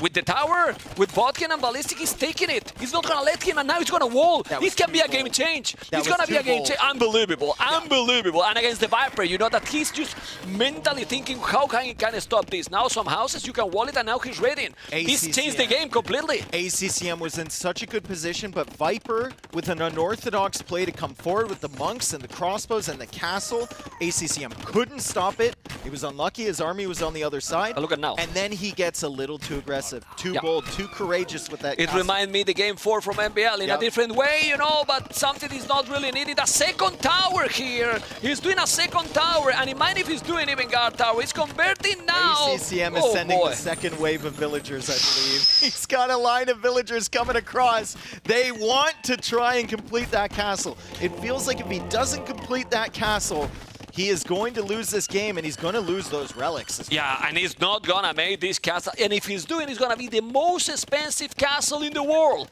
You know, going to be very, very expensive. 650 stone? No, a lot more expensive. The relics are gone as well. Doing a tower now to avoid that he's bringing the relics back. So it's not going to happen. Maybe he's going to make the castle. The villagers. Oh, my Monk Lord. healing the villagers. We have Cavalier here. Double tower for Viper with Ballistics, with Vodkin. Can ACCM finish this castle? He has another castle going up at home. The gold is kind of griefing his villagers as well. It's tough to get them in good positions. How many villagers does he have left here? He's got 7 villagers. He's got 7 villagers, ma'am. Check the TC, the castle percentage, villagers. please. Oh, 82%, but it's ballistic, and Vodka is gonna lose so many villages going down. All the villages going down. Guard Tower on the way. Well, if without Guard Tower, he couldn't make the castle. What now? Still, ACCM has more army, still raiding a lot, but at home, it's a massacre as well. Wild game already, population the same, but the position is better for who, Dave? I mean, it's definitely better for Viper, right? It has to be better for Viper. He's got Gebetto all over the base. ACCM doesn't have a solution to that.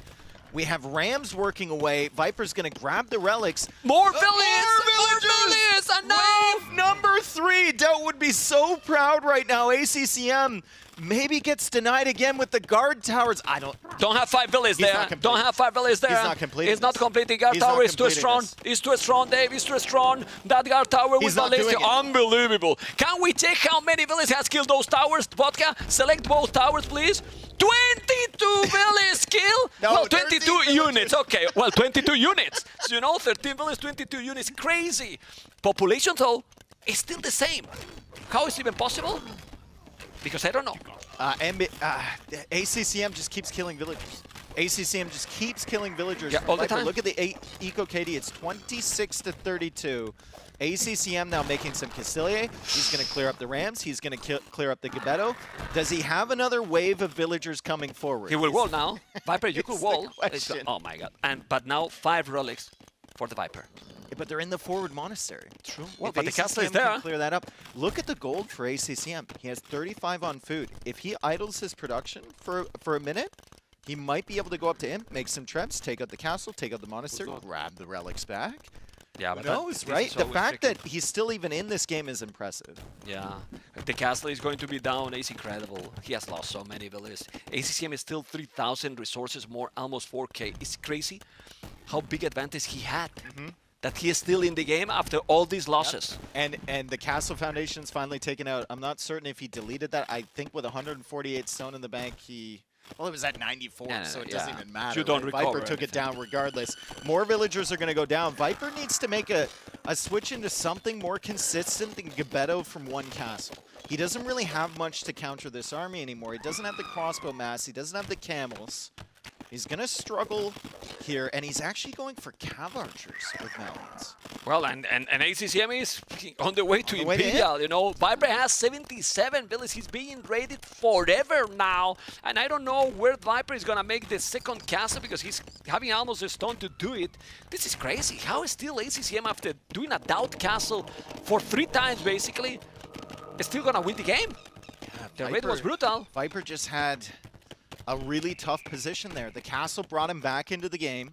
ACCM's castle attempt on the right side clearly distracted him. He had a lot of idle time and a lot of villager deaths over there. But now Viper is going to push forward with towers. He had guard tower before, and he's just going to keep pushing on this side, take out those farms from ACCM, and try and defend against the Castilier and the Cavalier near the gold there. 1.5 minutes away from Imperial H, though, for ACCM, and he's got a far smoother composition than Viper does, I think. If Viper loses that castle, going Gebetto is going to be really tough when you can't produce them. Still, the map is really big, you know, and the castle is just completely at the back, so Viper need to definitely do more and more and more economy. Those towers are nice. What's the army in the back of ACCM's base? There's... Oh, that's a nice raid from Viper. 25 villages are idle. You have 14 villages more, but he has 25 villages idle now. Crop rotation, yes. ACCM's already thinking about the timer in this game. ACCM is already thinking about a max time game here. He's getting crop rotation in the Castle Age here with Burgundians. Well, Viper has feudal upgrades. You know, double dash and horse collar only. Wow. Well, for the late game, Burgundians might be better, no? For the super late game? I mean, I guess. I think they might be, especially if he grabs those relics and the castle is going down in a good position. Imperial Age time is much faster. Once again, ACCM 35 on food. His eco setup is much better than Viper's. Like, Viper's still stuck in the Castle Age here. These towers are tough, sure, but they're not going to stay up for very long if ACCM has 2 castles to produce trebs. Yeah, Viper also need to move the relics from there. He need to bring them at home, otherwise he's going to be free relics for his opponent. Those Custodians are going to dominate those Gebettos. They just need to delay until that castle's up. They just need to push away the Gebetto until that castle's up. And then the Gebetto can't really do much. Cav Archer, Crossbow Army. Those doesn't look army. super threatening. AI army, right? Oh man. It's not really that threatening at this point. He's and gonna now he will kill 20 villas. Double University for ACCM? Yeah, he wants to make chemistry and ballistic at the same time, but Wants no. to get his degree. Oh man. Okay. Has to be careful. Let's see what's gonna happen. Because, oh boy. I mean, he's delaying a little bit, but Viper is up to Imperial. There's still 13 villages behind. He has 4 relics. Is he moving now? He's relics, moving them I now. guess. Yeah, he's moving them now. That's good, and he's gonna go probably camels. Castle at home, you need it, you know. But that's the thing. The map is big. You still have a lot of resources, and you have everything at home, Dave. If you're ACCM, do you use one of those trebs to chop through to the middle and get that monument, the Tower of London in the center? It's basically a Fatoria. It provides you with a little trickle of each res. I think that might be a good use. Without the stone, right? Yeah, I think that might be a good use of your trebs. To just chop through 4 trees, wall it up behind you. Maybe Viper doesn't see it. Yeah, maybe. But if the game keep going, they will get there eventually. Yeah, they will. No matter what. But it's nice to get it early. Yeah. Heavy blow, Bozo, as you can see, those archers are still there. But now Viper is still getting economy, still 95 villages is not the greatest. He has moved already 2 relics. I don't know if he should make, if he should repair that castle. For now, those Gebetos are gonna hold the position here, especially when the castle is going to be up. The Custodians are doing a massive damage the whole game. What's your ideal composition here? For ACCM, it might be like hand cannon halb or something like that, and then you add the cavalry in later. For Viper, it's going to be, I mean, he's making camels right now, but if ACCM goes into hand cannons, which he is, why Viper is doing the +2 armor? Well, he thinks it's going to be Conciliate. Oh, the +2 for the ranges units. I think he wanted to, I don't know. I don't know what he's planning to do there. Now Viper still have 4 relics, so he moved all the relics. That's really good, actually, Dave. He managed to do it. He's doing now the halves, but with the army he has, those Gebetos, if we see full elite Gebetos, be careful, man. He converted the one that has lower HP, but now he's going to be able to hit. I mean, he doesn't have any castles, though. He's only got 1 castle. One at home. Gebeto. Yeah. Viper is still on stone. He's maybe thinking about more castles, as ACCM has enough for a castle of his own. He actually might put it over on the left side there to secure some of the resources. Good little counterattack from Viper, as ACCM does place that castle in the gold on the left. Still isn't chomped through to that middle area. Just trying to secure the outside resources in a very sneaky stable. For Rimba, like Cav, Raid? Yeah, I mean, you need mobility for sure, but that's for Radiant. But to counter this, he's going to have halves, you know? We always forget about the champions from Valiance. They are amazing with the Pierce armor. That would be great, but you will need also probably some skins. The skins don't have the +3, but they have all the upgrades. It's like Malian has a bit of everything, but nothing is the best, you know? Yeah. They have a lot of units, like very strong Cavaliers, but not Paladins. Then very nice and strong light caps, but they're still not Hussars. Yep. And then all the champions are very strong, but they are missing the last attack. Siege Owners, no Siege Engineers. So they have a little bit of everything. And then the Bomber Cannons, no Siege Engineers as well, which in this matchup is not a problem because Burgundians doesn't have Vader. That being said, you can see how ACCM is little by little claiming the map control, and it's having a very scary population. Well, the Viper, 100 Cavaliers, 31 army.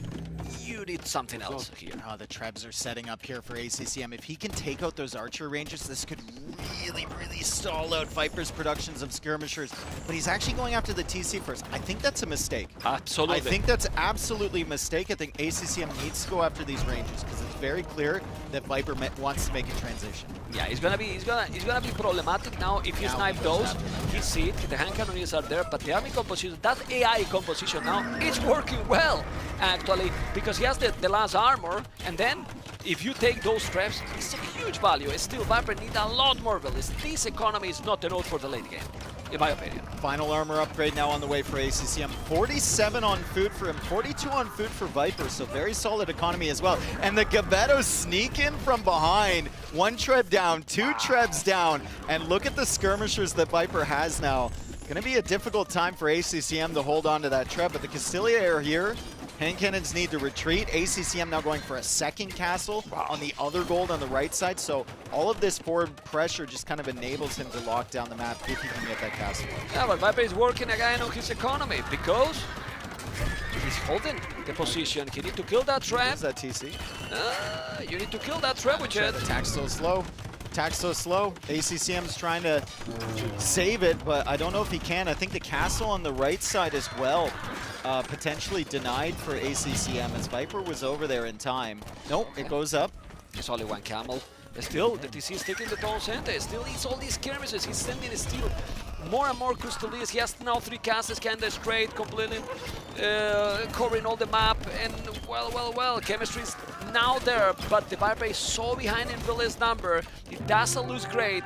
Unbelievable game. Yeah. For me, unbelievable game. How ACCM managed to win this game after 3 attempts to make the think castle. about that moment. Like, I think he was raiding all the time. He was really far ahead before Viper made that castle.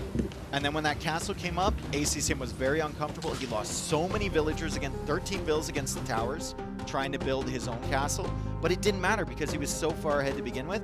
And critically, I think Viper's transitions were so difficult. He went from crossbow into monk, into camel, into gabetto, into cav archer, and he could never he got ballistic, that is expensive, Dave, and couldn't get any value. Exactly. Couldn't get any value, so then you fall behind in the economy as well. Remember, 200 wood for the building, 300 wood for the upgrade, 175 gold. Yes, too fast, and then when he did it, 0 archers. So we're gonna see now how it was going, the game. And honestly, in this map, those 4 villages from the start, it's like having 4 villages less for the first 2 minutes. Yeah, yep. It's huge, actually. And there's the turning point, or we thought it was the turning point. Viper had a villager lead, but ACCM was higher on res collected the entire game. And you can see it attempted this castle. Somewhere Doubt was smiling. Yeah, but at this point, he has all the cooperation. Yeah. For and so look at the long. res collected lead. For It's so 3K. 3K res collected advantage for ACCM. That's something you just don't see when you're purely looking at villager numbers, right? So that's an excellent stat for us to have. He's forcing Viper into so much idle time here, and he's killing all those villagers behind. Like, he keeps coming in with the Cavalier, and that's something we're not focusing on because there's a very clear thing you should be looking at here, which is the castle that refused to go up. Yeah, but then you check the Echo KD, and still ACCM was killing a lot. Yeah, he lost more, but he was still also killing 21, and he was already ahead with the list number. Yeah, well, it was so messy. Game. So messy Yeah, game. really So good messy. game from ACCM. Really coming in, they killing villagers again, and once again, every time you look at Viper's military, he's got like 7 different types of units. He can't hard commit onto one. ACCM is like 1, 2, or 3 composition of units. It's very, very simplistic for him. Game number 3 is coming up. It's a 1-1 set here between ACCM and the Viper. ACCM, this just kind of feels like do or die. Yeah. He needs to win this set. And a victory for ACCM, very important. Imagine a 2-0 after losing yesterday the way he did. Like mentally, morally, it would be devastating for him. Yeah. Now he can recover that, confident in himself, feeling shape against the Viper. And we can have a very strong series over here in front of us. And it's very important, as you mentioned, because if the Viper can win 2-0, he's basically in playoffs. Yep. And basically. for anyone coming in here and wondering what game mode this is actually Empire Wars. So we start on Feudal Age. We have a pre-built economy. Sometimes it's even better than you would set up your own economy. Sometimes it's unfortunate, for sure, when your lumber camp is a little far away. And we have immediate military production. So that's how our games get started so quickly. If you're looking at the timings of when they get to Castle Age, like, oh my god, I could never do a 7-minute Castle Age. Don't worry, they can't either on standard RM. This is Empire Wars. This is a completely different animal, but it results in some super exciting games here. 1-1 going into game 3. Don't get too sad, right? If you cannot get that time yourself, don't get too sad. Well. Let's see what is going to be now with game number 3. He's going to go Viper into his home maps. And which one is going to pick? This is the last question. The next question, and then we can focus in the civilizations as well. I'm loving how the players are using Kumans in this tournament. You know, the way they are using it, not double TC, full aggression. Full aggression. You're saving wood on your stable and your archer range, which means you can get that second one up quicker. Means you can push forward fast. Your scouts are faster as well, which can actually help you quite a bit. And it's a lot of Feudal Age aggression with the Cumans, but the downside of the Cumans is the later in the game you go, they have so many bad Civ matchups, man. If anyone gets any gunpowder, it feels like, or gunpowder help against them, just watch out. Yeah, I mean, you don't want to be in the late game with them. Yeah. And if you think all those Civs, as you mentioned, look, Vietnam, Kittens, Britons, Khmer, All of them got answers against them. Yeah. All of them for later game. So it's kind of complicated with them because your opponent is going to assume, hey, it's going to come aggressive. It has to. But then maybe you can debate it and go for the second TC. So the mind games there. I wonder if Viper picks his own maps or if he goes to Glacis here for ACCM. Because Viper usually likes to come home with his own maps the final 2 games. Yeah. Well, let's see. Maybe he's gonna do it. Yeah, it depends. Why not? I mean, it's also not a very clear pick. Now that Burgundians has been chosen, there's not a very clear pick for Glacis if you're ACCM. What are you gonna pick there? Are you gonna go Vietnamese? Kitans like MBL? Are you going Khmer? Britons? Well, he has 2 seeds with Fire Lances, Vietnamese, and Kitans. I mean, but it could answer some questions on the other map as well. Yeah. If Viper picks that, right? Whatever he picks there, it could process of elimination tell Viper what ACCM strategy is going to be on Thames or on Stonefront. Well, let's see. We're going to have the answer very soon. If the Viper win is going to be, it will be 2-0. If ACCM win is 1-1, the group is going to be so interesting if ACCM win this series. Yes. Like insane for the last series of the day that we have in this group. Liry versus Sebastian. Sebastian need to win as well. I think it's also very interesting if ACCM takes 2 games and Viper wins, because then if Sebastian loses against Liry 3-0, or just loses against Liry in general, then it's their match. Then it's a straight head-to-head. Yeah. Decided tomorrow. Sebastian, yeah. Will be decided tomorrow. I wouldn't mind that. No, that'd be good. It's like playoffs tomorrow already for them. Played the least amount of games, yeah, and I think I cast every single one of those. The amount of nights I spent you were in the late night shift, right? It was just me watching out for Hera and Liry trying to snipe ACCM, and man, he was a master. But you know how many hours you have to spend on the monitor, like doing nothing, you know, to select when I want to play, to be able to be in the Redbull Wololo, you know. So he spent probably more time. He said he didn't mind. Okay, but he spent it that time, right? Yeah, he did. So when he wasn't queuing, he was like practicing his builds and researching new things. So watching recorded games, like ACCM, like I said, he's very dedicated to getting better at the game, and his results really show at Viper. Sneaking into this event through the replacement qualifier after failing to get through against Sebastian in the last chance qualifier. And he's going to see whether he can come out on top of this group. If he wins this set against ACCM and then wins the game against Liry, which is a possibility, then he goes right to the semifinals. And can you imagine that? Yeah. Oh boy. And if we're favoring Hera from the other group, then they're on opposite sides. Little rematch in action potentially from our last Redbull Wololo. Can happen. Anything can happen. You know, anything can happen. But I feel that now Viper is in tournament mode. Like you are. Oh, I'm not sure if it's gonna go. I'm reaching there and gonna be there. Okay. But now he won yesterday. Now he's Viper. Yep. And he's picked humans. Yeah. In this one. That is going to be aggressive. I like this map a lot. Stonefront? Yeah. They put there. They put it there.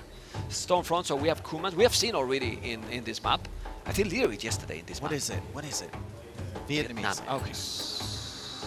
Vietnamese. And look how he's moving. He's excited. Nervous, excited. What is the feeling now for ACCM? I think he's just fired up. I think he's ready to go. He's like, why we're waiting? Yeah. Let's go. Yeah. Let's go. That's what we want. All right, let's go. You know, I don't see the chat here, but I would like to see who want people to win.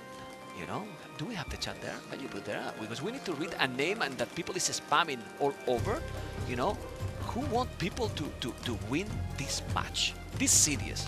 You know, that would be interesting to see. You know, we want to see spam anyway. Let's interact a little bit with the viewers and see what is their hopes, their desire. ACCM, the snake. Let's see. Are we gonna see spamming or not? We need to see spamming. ACCM, Viper, Vamos.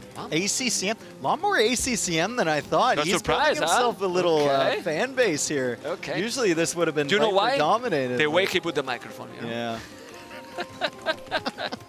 All right, here we go. We have Stonefront game number 3. Viper playing as Cumans, ACCM playing as the Vietnamese, and this is the reason you play Cumans for that double archer range start. But unfortunately, I think we One have villager difference, a bugged I think. map here. I see 30 villagers for ACCM, 29 for Viper. It should be the same village for sure for both. Yeah, man. And it's not like Mayans, you have one more. Yeah. Here, it has to be the same. So And it happens. When you spawn in with so many villagers in a pre-built base, like these things just happen. yeah, it can happen because remember that some build can be in a wrong position, then you don't, the ability simple don't spawn. Yeah. You know, and basically you cannot. Or they're in a tree. Yeah. And on the ladder, that was great because the players were really, they had great sportsmanship. If one player said, I'm -1 villager, they'd both say, okay, I delete. Yeah. I delete, right? Because it's hard to live admin those things on the ladder, but the players, they realize that if they do that for their opponent is going to do it for them in future games. So it really, really benefits both parties. And we have a great group of, overall, just a great group of pro players that are very respectful to each other and want the most competitively a fair environment around. It's seriously great in that regard, you know. Really, really good, you know. What is not good, and I'm glad that we are not in camera, is that I feel intimidated by you, man. Why? With the costume. Well, I'm the just a switch. higher rank. Yeah, well, I mean, I'm not going to go into the unranked mode activated from yesterday. It's a merit-based economy. Why? I mean, I need more rank, man. I'm the oldest one here. What the At least for experience, you know? Yeah. Anyway, Cumans versus Vietnam, and ACCM already diving in with the scout. If he can delay that second archer range, that's actually really good damage from ACCM. Yeah, Viper's trying to like wall that off. He's got to send the other villager over, and so much of this Cuman start is about timing. So Viper's about maybe 15 seconds off on trying to get that, and ACCM's just going to snipe the villager. Sniped it. Nice job. Viper is attacking somewhere in ACCM's base potentially, though. Maybe he was being attacked by the TC. He was. Yeah. So not a good opening for Viper at all. No, it's not a good opening. Also, I think he was a bit greedy with that village. He could have saved it when he wasn't killing in the start, but he didn't wall that village. Still one village down. And not losing the scout, so that scout is getting a very good value going now for those chickens and a stable. Well, it's expected, the opening that we thought. He's going to try to be very aggressive. He's already with 3 archers and fletching already. Fletching as well for ACCM. Remember, archers from Vietnam, also more HP, so they're going to be a little bit more tanky. And if you don't micro properly, they can hold pretty well. I think ACCM spotted that stable. I believe he spotted that stable from Viper. He probably knows anyway, right? He's going for a stable of his own. Yeah. He did spy the timing on that stable. Viper played up against this strategy in the replacement qualifier in the final game against Lewis. He was Saracen, so it's kind of different from Vietnamese, but he knows how much pressure can come from this Cuman opening, and he shows up right at the wood line, and ACCM is going to lose a villager right away. So 1-to-1 eco KD, but Viper, with all of the aggression forward, faster scout production, more archers on the field. He's got 7 archers right now. Yeah, and even if you know that it's going to come, it's still hard, like really hard, because the pressure is going to be very high. It's true that ACCM has good numbers as well. It's going away now, but he got faster. I mean, you have the army now, but Viper got earlier, and now he's there. Double archery range as well. ACCM also has more HP, and he also managed to get the archer armor upgrade. So in a straight archer fight, he's actually going to win despite the numerical advantage here for Viper.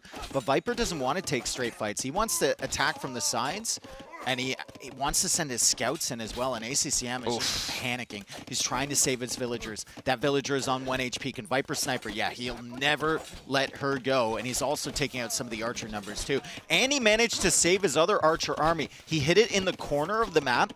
ACCM lost track of it. Viper's coming back through the south of ACCM's base as he's still pressuring the gold. He forced him to make the tower, and now with that army that he was having in that double archery range, he just denied the production. The Viper is going all aggressive. The Kumans are so great, and I'm very glad that we were talking about them because they are showing exactly the strength they have. They are absolutely brutal in the early game. Viper is all over the place. Yes. He's all over the place. Military count 17-10. ACCM's only hope is this counterattack. The army of his that was chasing the archers is coming forward now, and it might show up on some of the resources from Viper, but like ACCM, he can't get this tower up in time. The scouts are still here. The 3 archers from before are showing up at the other side of ACCM's base at the same time. We need 3 little boxes here, man. Yeah, more picture. It's not the node. It's not the node. There's a lot of aggression. I even don't know if there was a good tower, you know, because it's not in the best position ever, so close to the town center. If he's coming here, he can also still make some raid. The archers are now doing a good job for ACCM, but as you mentioned, Viper is still on 3 spots, on the right, on the left, and trying now to hold at home. Yep. While ACCM only with the counter-attack, because at home, he's defending with villas. His economy, his efficiency is really low. Check resources collected, Dave. Yeah, it's so far ahead for Viper, and most of that is just the fact that ACCM's running. He's only killed 1 more villager. He snags another one there, but like, just because ACCM has his entire economy on this wood line right now. Disrupted, completely disrupted right now. It's true that now Viper at home, 5 on foot. He's having problems as well. He's got, oh, I thought he was a call. His mouse disconnect. No. Yeah, I know. Blowing on his mouse. Okay. I know. He says, "Is this working?" But for a moment, for a moment, for a moment, I thought, no, please, another phone, no, you know. Yeah. Oh, here we go. Okay, anyway, hype again, man. Hype let's again. Let's go. Okay, I don't know what happened. there, but as you can see, the mouse wasn't working 100%. You see now that he's holding at home.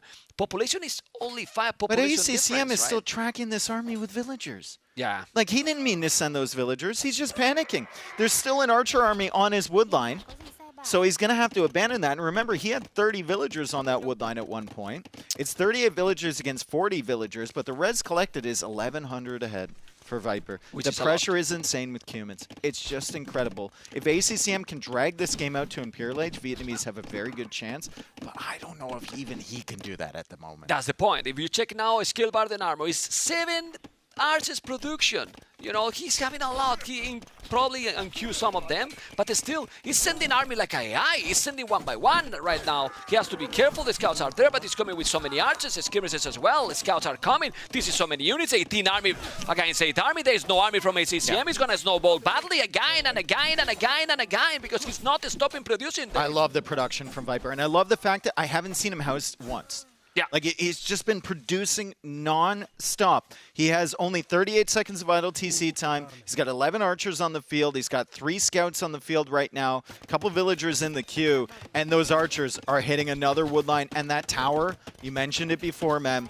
it was a panic tower from ACCM. It doesn't protect that wood line long-term. Viper can just snag villagers from the other side of the wood line. Bloodline's on the way for Viper. Our horse collar upgrade on the way for Viper as well, and he's coming in again.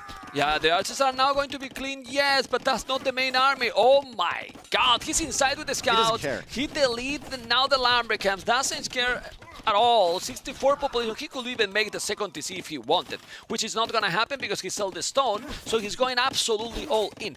It's very, very nice to see, Dave, how a civilization like Cumans, thanks to the moat, the Empire Wars, instead of coming from a boom economy civilization into an aggressive all-in civilization. It's crazy. And you can see how the margins on Empire Wars are so tight because it's not like the humans are saving that ridiculous amount of wood. It's a bit. On the production, it's just a little bit, but it can enable something like this with the archers and the scouts forward. Viper now with 600 food in the bank, 200 gold in the bank. He's thinking about clicking up to the castle age. He's got 14 archers on the field. ACCM still in it. He's going for another counterattack, and his resources aren't looking terrible as well.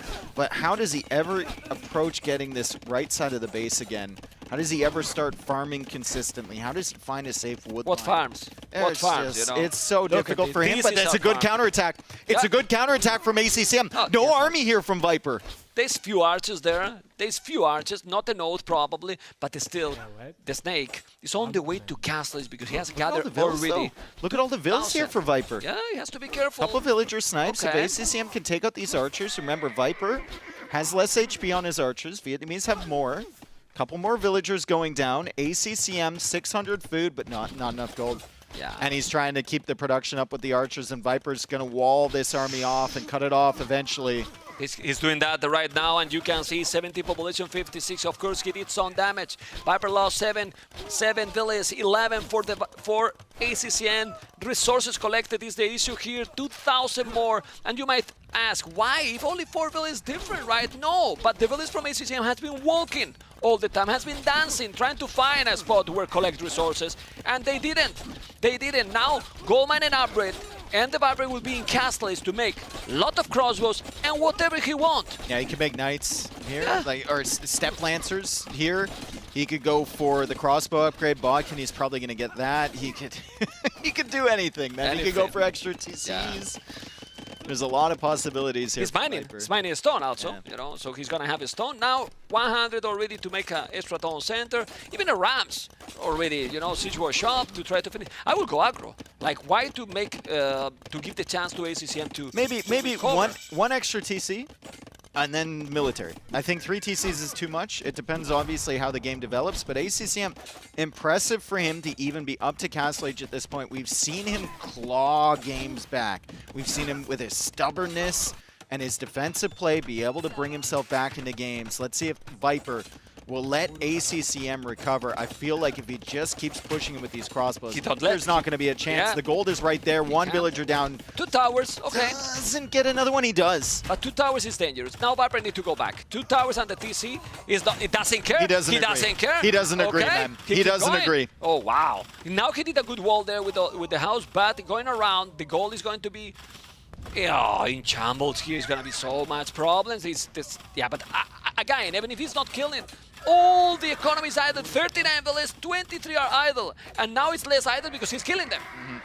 Worker efficiency last minute, you can see it in the bottom right there, down to 33% for ACCM, and I think that's going to keep dropping here as ACCM tries to come in for a counterattack. There's a safety TC right there on the left side of Viper's base. He's going for a 3rd TC as well, and he's just being patient. He knows if I snipe the farms, that does a lot of damage to ACCM's economy. That's fine. ACCM gets the Castle Age. What's the solution here for ACCM? What can he possibly do? Siege Workshop. Yeah, but then you are falling even more behind. I didn't say it was good. Yeah. I'm just saying what he's doing. What he's doing. It's the Siege Workshop. I don't think he can afford really anything. He's got 38 villagers and so much idle time as well. Almost not even the manual. He has 1 farmer. 1 farmer right now working. That is the one that you see under the town center. Those guys are going to clean the arches. But if we focus again on ACCM base, because those arches are most likely going to be clean, maybe not completely, but with that knight and another one coming, it will be gone. There you go. You need to micro now, but the archer is still doing the job, killing more villages, chain in armor. Sick aggression by the Viper.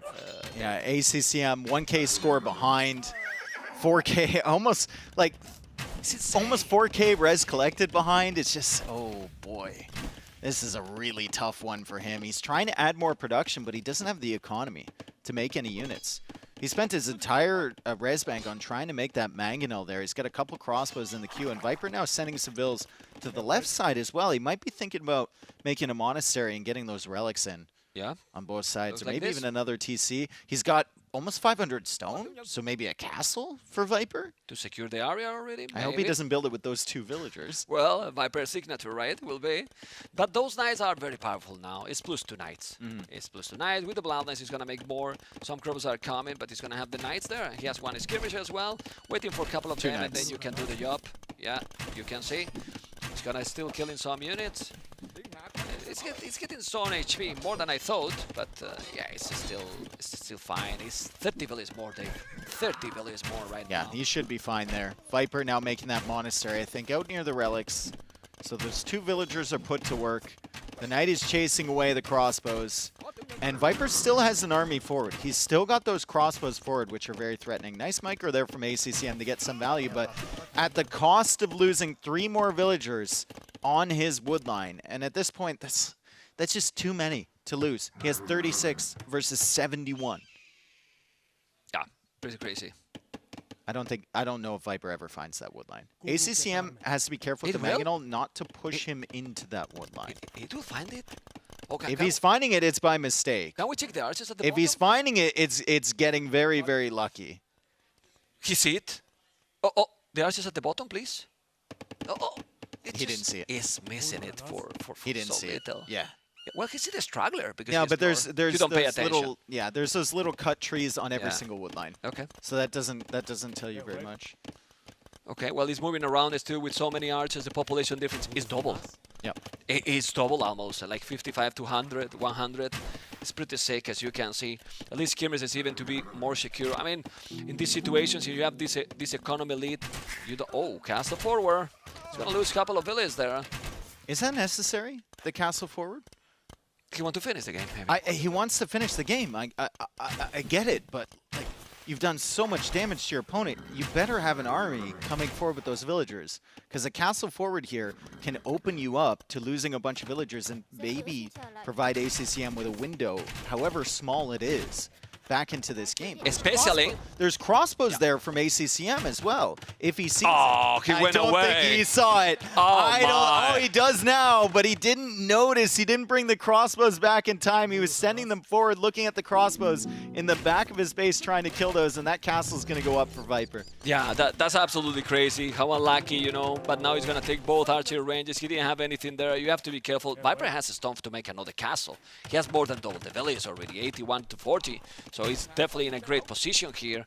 But the thing is that now he just need to do more scams or even a lot of knights. He doesn't need to save anything. Obviously, he doesn't know what we do. He maybe doesn't know if his economy lead is that big, but the score is now not lying. It's almost 2,000 score difference, so he knows that the advantage is massive, Dave. Well, I mean, we know that ACCM doesn't resign because of the score. That's true. Yeah, but I'm talking about Viper, you know, to know exactly what is the position that ACCM has, you know. It's doing now ballistic, but those skirmishes with the knights is a no to clean up here, and I really believe... ACCM has the same amount of villagers as he had 5 minutes ago. Yeah. 39. And can't go farther. It's impossible, man. Viper also said to me yesterday when we were watching the games, he's like, you know ACCM realizes he's losing when he starts touching his face. And I just saw him touch his face. Just look how the players know each other already, right? Yeah. Oh my god. Okay. I think he's calling it right now. Yeah, GG. He's calling it. GG.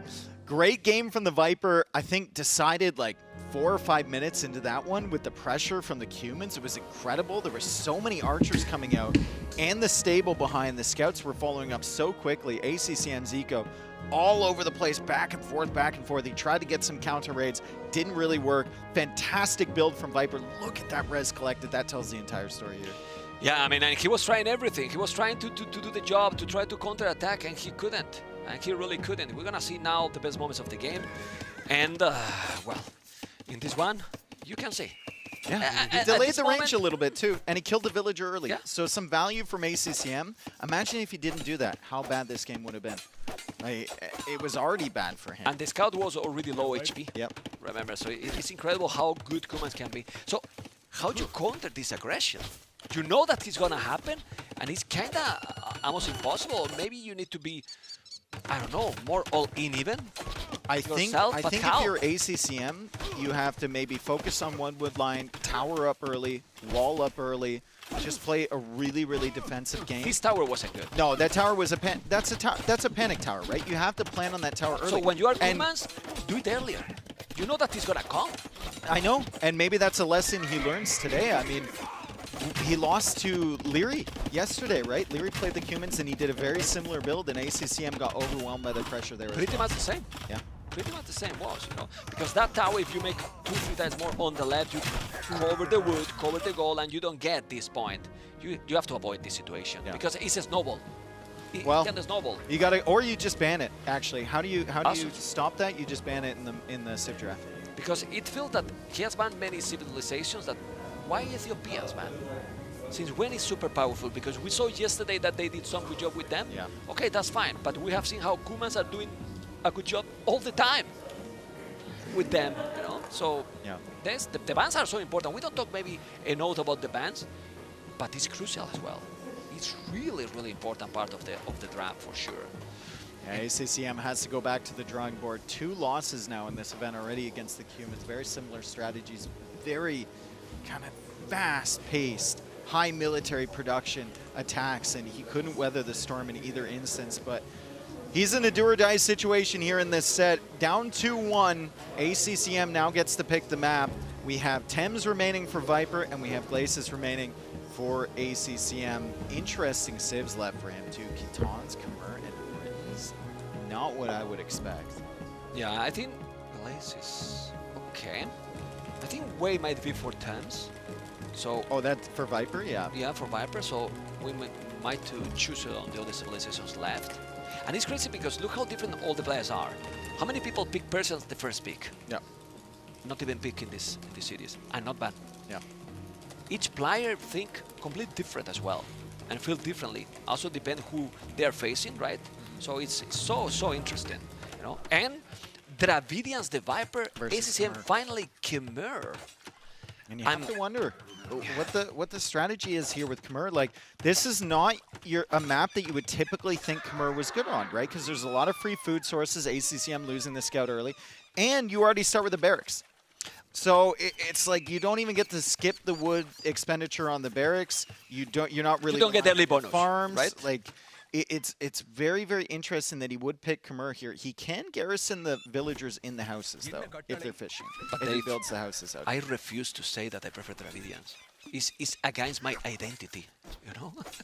But I think maybe Dravidians here is better. Dravidians is definitely more meta here. Yeah. For sure. Yeah. You start with the extra wood, you can get that early production. You see Viper already has 2 archery ranges producing. ACCM only has that 1. And he's gotten fletching, so let's see what he can do in this situation. He's going for the defensive tower on the front side. I just have to wonder, what's the strategy here for ACCM? Is it more trying to force your way up to Castle Age? Is he playing something like Scorpions or something along those lines? I don't know. Not going to be easy to hold. A lot of hold questions. There's the stable there for ACCM. Not going to be definitely easy to hold. That by Dravidians.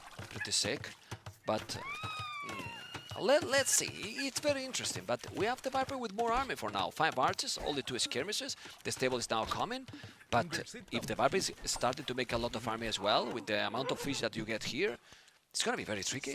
And I think the place to push, I think Hera showed it perfectly against MBL. You don't push the fish, because there's a dock there, there's a tower there. You walk right past that water if you can find yourself the time. Viper got pushed away by the skirms. You walk right through here into the wood line in the back. And that's the best place to attack, because usually your opponent's military production buildings are forward. Viper's now clearing up that 1 skirm. He feels free to come forward here and look for some damage. He's got to be feeling fairly confident with this Dravidian start, a little bit quicker than the Khmer. Okay. They both just kind of adjust. Small pause. They're going to keep going. Good to go again.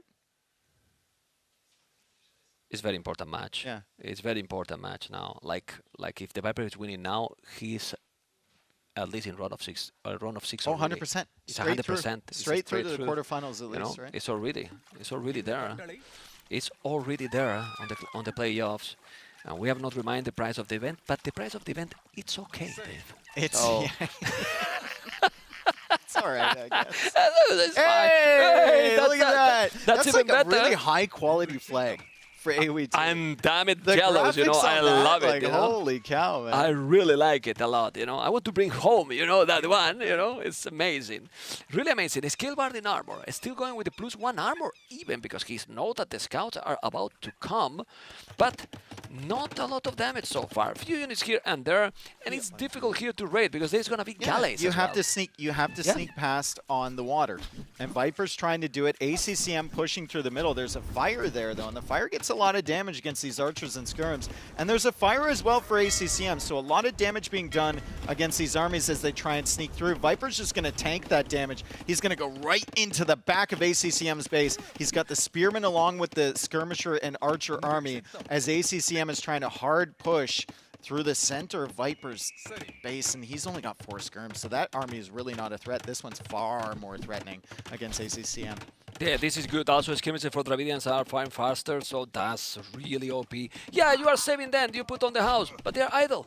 It's already disrupting your economy. Yep. So, resources are going to be looking better and better for the Viper, like they are. It's true that the ACCM is looking nice as well. He has quite a lot of gold. You can make the market and then probably go up.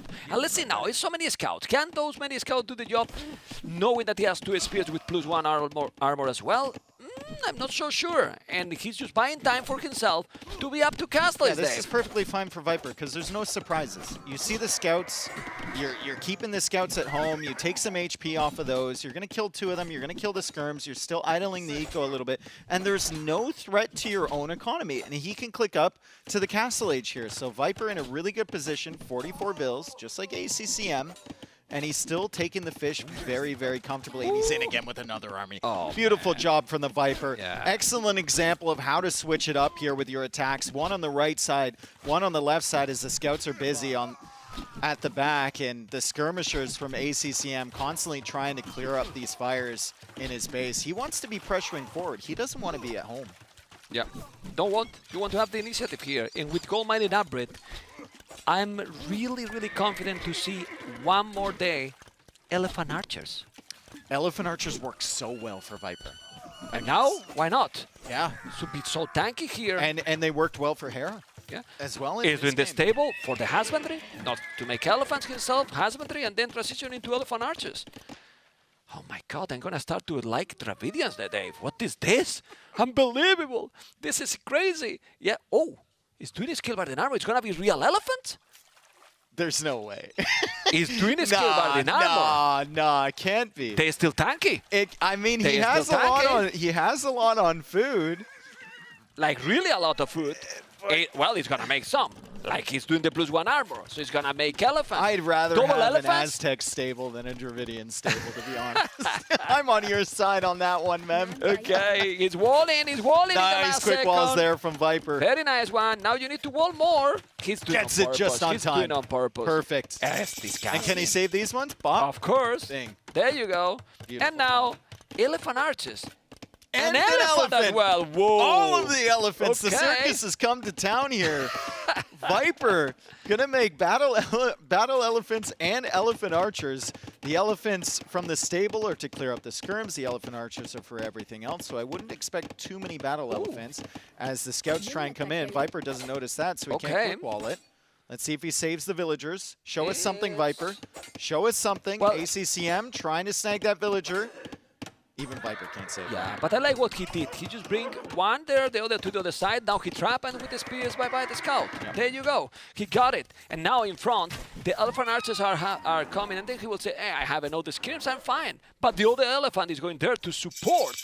You know, you put them together and it's so much HP together. Yeah. And ACCM's queuing up a demo, but like that demo is going to tickle them at best as ACCM just has the skirmishers. Viper coming in with the crossbows. So the demo isn't for the elephants. It's for this other army on the other side. But the elephants are still going to be a problem. And like you said before, Mem, they can go in the houses, but the villagers are still idle. They're not bringing in the gold. They're not bringing in the wood. Right now, 23 villagers idle where Viper is doing a second tone center, still trying to kill some units. It's not killing, but I think he's perfectly fine with this approach right now.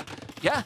The elephant is there, you need to go back. The elephant is going to work Look also. at the food for Viper. Wow. The fishing. 1,000 brings in food. so much Sick. food. He's going to look up there, and he's, I think, going to be surprised by how much is in the bank. And that could be turned into a lot of elephant archers.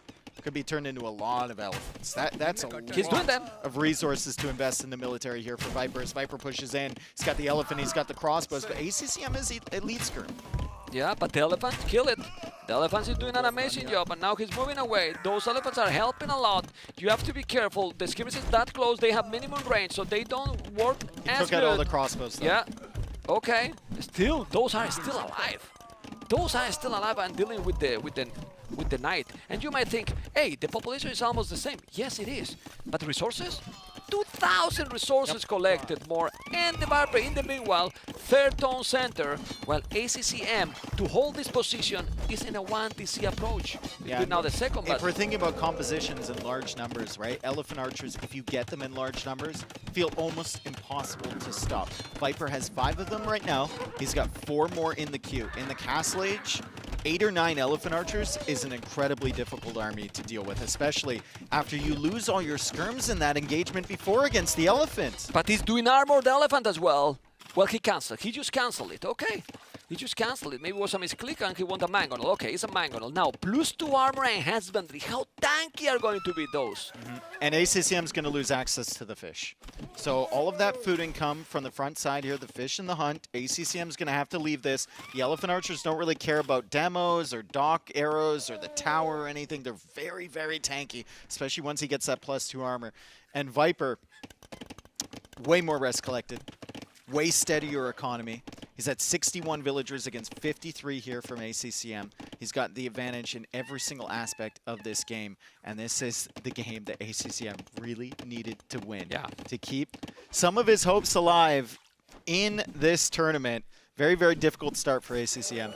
Yeah, well, this group, we said, this group is incredible. You know, the fourth on this group can be, poof, I mean, top 5 in the world and still out of the tournament, right? So, yeah, or top 8, top 6, right?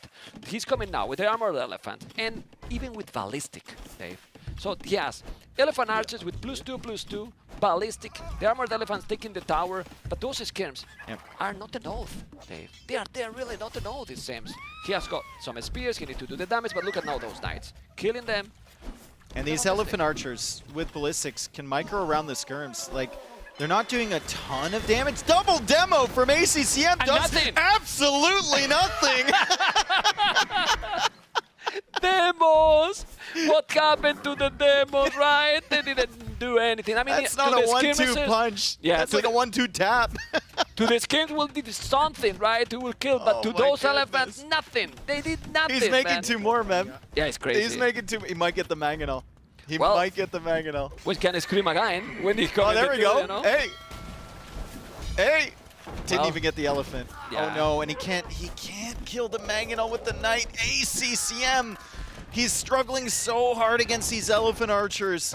Once again, we have to question the Civ choice, right? Many of these decisions are made in the draft, and then you're forced to stick with it as you get later on into the sets. He's confident that Khmer farms might work better than they are, but they are not, because here the fish is the main source. The fish is the focus, and it has been the entire time people have been playing this map. I want to question him later on what the thought process was, but right now, Viper in his base, denying the fish. The demo goes down, and there's another elephant on the gold. The Eco KD right now, 5-1. Viper's going to get another one, 6-1. Res collected is 4,000 ahead for Viper. And population, almost 40 population more. He's denying basically all the resources right now. Viper, it is, in this game number 4, in a total domination mode activated. Yes. 100 Basically, population against 68. You know? Second armor upgrade. More for the stables. elephants. It's going full elephants. More stables. I mean, how you stop them? You put. But if you think about it, they don't have bloodlines. But if you make +2, it's Castle Age army. +2 armor elephants. You need monks, and there's no monks there. So you kill everything. You destroy that. Even I didn't want to castle. tell everyone, but last night Mem told me that he actually secretly loves Dravidians. Shut up. You can see it. I hear the love in his voice right now. Oh man, his new favorite Civ, Elephants and Elephant Archers. Viper with a masterpiece here. He's getting Thumb Ring as well, and he's got the castle going forward. So there's no potential of getting that fish again. The Dravidians win ratio till now, 100%. Yeah. I think they're winning all the games. In Empire Wars, that extra 200 wood at the beginning. Yeah. Fantastic. Right? The potential of Elephant Archers, really, really solid. And you need to pick in the right map. Exactly. And that's what he did. And you also need to pick Khmer in the right map, which in Empire Wars in these settings might be never. Not this one. Yeah. Not any. You know, at might all. be never. Yeah. Maybe in Tams it's better because you can wall and you can make a lot more farms, and then there the fish is not that important. So maybe in that one it's okay, you know. But you can see the push here. It's still. I don't think ACCM expected more elephants with +2 armor. Really don't think so. Even if he did, what is he going to do about it? Yeah, he needs monks, and he does have monks. He's doing knights. It's impossible. Yeah. It's impossible. He's completely overwhelmed now. Look at the amount of elephants. Hey, he's going to make a castle. Yeah, and he's just like, all right, get out of my game. Get out of my game. I want to rest. This is my set. 3-1 for Viper incoming. I don't think there's any way back for ACCM. GG comes in. ACCM really struggling in this tournament. I feel for him, but like, Viper. Jeez. What a monster. That was insane, man. Yeah. That was really, really The humans game into that? Yeah. I mean, the 3 games he won, because the first one with Franks, the transition he got, it was OP. Viper is already in the playoffs. Yeah. For those people that was a bit skeptical, oh, Viper in that group, Liry, Sebastian, Accm, is there. Yeah. Viper is Who there. wins? So he's confirmed through to the next round, whether it's with quarterfinals or semifinals. And determined in that then final set. imagine the situation today. Liry played yesterday insane, but imagine Sebastian win today to Liry. Can happen, you know. And then tomorrow the Viper versus Liry. I don't know, but let's see what the Snake has to say, because Riley and Nilly are with the Viper. Okay, and what's the next match? Just waiting for Riley. Well, excuse me, sorry, I'm trying to get my... I've got this highly anachronistic pen. Allow me to get rid of this one. Excuse me, a writing implement that doesn't fit within the historical theme of the show. Much better. Now we're ready to go. Vipey, congratulations, mate, and welcome back. It's good to see you. After punchy loyalty card, we're going to see you here a fair bit over the weekend, I would have thought. Sorry, that was so quick. I couldn't catch what you said. I understand. Good away, good really order to start. Back into proper Australian there. Viper, congratulations. You've just won a match of Age of Empires 2. Well done. Thank you. A big win, and one that we're talking now should really shore you up as a contender in our playoff round, or potentially even the semi-final. Yeah, I mean, at least now I'm guaranteed top 6, so I get to play on the Odeon Lux in Leicester Square. So that's going to be an amazing experience. Just reaching that, I'm very happy. So yeah, I mean, I'm feeling pretty good here. Hopefully, well, so far things are working out in my favor. So let's see. I mean, tomorrow will be a very tough match. We'll decide probably who wins the group. So I'm going to aim for first, of course, to grab a spot in the semifinal. But yeah, it's going to be a tough tomorrow. One of the things we've been talking about with players is that sense of finding your feet as the tournament begins, sort of settling in, finding some momentum. Interestingly, traditionally, you sort of struggle with game ones in tournaments, but then came in yesterday, pulled off a very, very emphatic win in the first game, even though it did ultimately be a 3-2. Do you feel as though you're there now? You found your feet, you're feeling your rhythm, you're sort of settling into the LAN environment? In general, LANs I really like to play. I feel like I'm good at being calm and getting comfortable in the new environment. So yeah, no, when I sit down, I feel calm, I feel ready to go. I've done my preparation over there. So yeah, first game of the days are not a thing here, it seems. Let's hope that stays that way. Yes, excellent. Well, you've certainly done your preparation, if with a little shorter notice than other players. We've got some vision now to show people highlights from the match that we've just seen. And Nilly, maybe we can lead the discussion as we talk about some of the key moments from from this Potential, right? Our map number 1, you had Franks against Hans, and it just felt like a perfect game. It felt like everything was working out for you. Yeah, I felt. I mean, I was fortunate to find his first move out with the archer. That kind of gave me a little bit of control. But yeah, I felt as well that he was just forcing it way too hard, especially against Franks, where you can pull off this really fast castle with the berry income. So yeah, I felt like he was trying to be too aggressive. But then again, with Hans, maybe you want to play like this, so I don't blame him. But yeah, everything kind of went perfect here for me. Yes. Obviously, that was probably the deciding moment there, your knights getting in. Is there any way where you were scared, like, okay, if he gets a crazy mass of CA out, it might get dicey for you? Yeah, my only concern here after the opening was, okay, if he gets to Castle Age alive, the Cowatcher spam could be a problem. So I wanted to end the game ASAP, and yeah, I was able to. Good for you. And then we had this crazy aggression here, Burgundians. At the start, it was really risky for you, right? You had to pull your villagers, scared of the Flemish militia. How did you adjust? Well, I picked Malians with the idea of maybe I can match some of his production with my cheaper wood cost buildings as well. But yeah, I felt like I never got my economy up and running here, so the Flemish militia still did their job. I just felt like I could never afford the things I needed to afford, and then that shows as well. Like, wheelbarrow timing was super late for me as well. But this castle was like, after this, I was like, huh, maybe I can actually win this. Because he kept coming back with more donations here. And like, I got a small hope, but yeah, I still felt like my eco was just not smooth. Yeah, and then you contested the relics, right? Yeah. Did that give you some hope? Yeah, it was a combination of that, because that kind of happened at the same time as we were, he was trying to castle drop me. So, but once I saw he had the Custevier at home, I felt like, okay, this will still be tough. But I kept trying a bit, but yeah, my eco was just never good enough here. Yeah. Anything you would play differently if you had to replay the same match? Just play better. Play better, perfect. Well, you played better in game 3 here. Cuban aggression against Vietnamese. That was some crazy aggression from you. Yeah, I mean, Cumans, last Red Bull Cumans was very popular. And for some reason, in this Red Bull, like in the whole qualification stage, we didn't see much Cumans. And then I played them a little bit now the last couple of days, and yeah, I mean, they feel so good, and you get so much initiative and an army out on the field, and in Empire Wars, army kind of dominates, so yeah, I felt like I got off to a really good start. I mean, he picked up a villager at the opening, but yeah, I just got so much army out, and you could tell things got out of control really quickly for him. Yeah.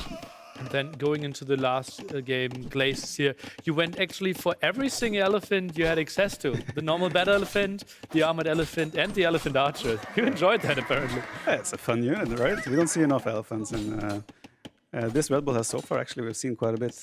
And yeah, I think we might see more. Like, it's a really underrated unit. It's really good. Maybe not the battle elephants for Dravidians because you don't have bloodlines, but I mean, you still get +2 armor, and it's still a very tanky unit, especially against like skirmishers. So yeah, I felt like I got off to a really good start here as well. And if the elephants come out, it's really hard to stop. And his strategy as well, I scouted the stable fast, so I knew, okay, my castage time will be faster. And then thought the elephant snowball could be a thing, and yeah, turns out that was right. Yeah, feels like you love to play those elephants if you have something like an economic bonus when it comes to food going for yourself, right? We saw it on Blue Wells and on Glazes. Yeah, I mean, elephants are very expensive. I think they're 80 gold, 60 food, so you need some sort of food income, especially if you want to build your economy as well at the same time. So yeah, having a food bonus obviously helps, but that's kind of for every civ in every scenario. I like to have food. Well, Viper, congratulations, mate, and a very well-earned victory for you. And best of luck tomorrow when we check in, see if you can pull off a 3-0 clean sweep in the group stage. Congratulations, mate. Thank you very much.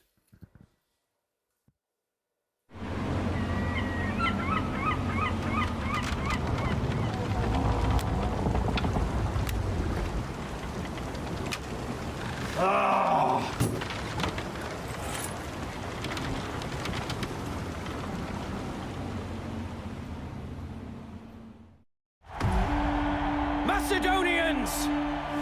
Have you ever seen so grand an army? Hear the acclamation that you fought beside Alexander on the day of his greatest victory!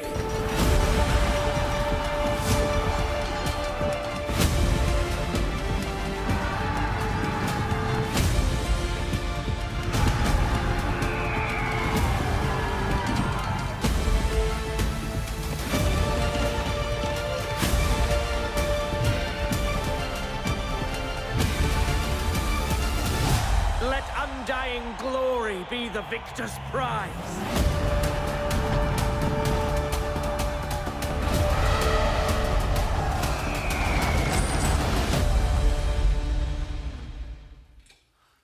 Well, an incredible story to be told there in this addition to the Age of Empires 2 Chronicles lineup. Alexander the Great, one of the most famous, one of the most influential figures to emerge from human history, and a story that has lasted thousands and thousands of years, conquered most of his known worlds in his 30s. Certainly makes the rest of us feel like perennial underachievers. You know?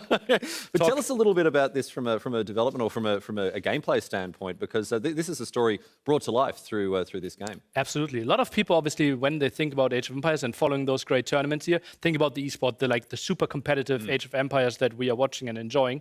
But thousands and thousands of people simply want to enjoy the campaign and the great storylines that history can provide. And that is what we can play in those DLCs. Alexander the Great, you can experience what Alexander experienced. We have like unique civilizations, unique campaigns, new cinematics that we typically don't see in the campaigns. They are highly loved by our single-player players, and maybe something you want to check out? I think even for the spikiest, most competitive players, they are going to have key memories from when they were young. I mean, most of us, the first time we ever played Age of Empires, it was the William Wallace Learning Campaign, Joan of Arc, El Cid, you know, the list goes on. It's terrific to see, again, these historical stories brought to light. In any case, we're going to move on now. Another story will be writ large here at Redbull Wololo Londinium. It is good to have your company as we get stuck into our third match for the day. Our players are getting ready behind us, Nilly. We can introduce and line this up a little bit for the viewers at home. We've got Mr.yo facing off against Hart. And that's a tricky match, right? It felt like Yo winning against MBL yesterday was a massive win for him. It already felt like, okay, that's going to be tricky. Hart, the big question mark, right? Some people see him, okay, his macro is so on point. He had the boot camp together with Liry and Hera. His strategies could be completely perfect as well. Some people could see him in the semifinals. And now starting with the loss 3-0, he has to get a win today. Yes, indeed. And these two players, they're contrasting, but also in some ways similar play style, a focus on macro strategy, that sort of thing. Yo, obviously, with a very, very long career behind him, a proven track record. Hart's someone who has been really impressive in more recent years. His second appearance at Redbull Wololo. There's going to be a lot to enjoy about this set coming up. I think we're ready to head over to the casters now. I'm going to wait for confirmation that indeed, yes, the casters are ready. We're going to head over now and get underway with our next match here at Redbull Wololo Londinium. Let's get underway.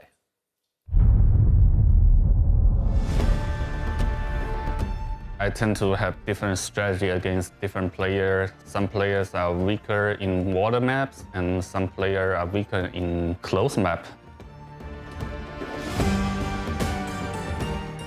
I think people see me a lot as a micro-oriented player. My strength usually lies in having good openings and just making sure the game is going my way slowly.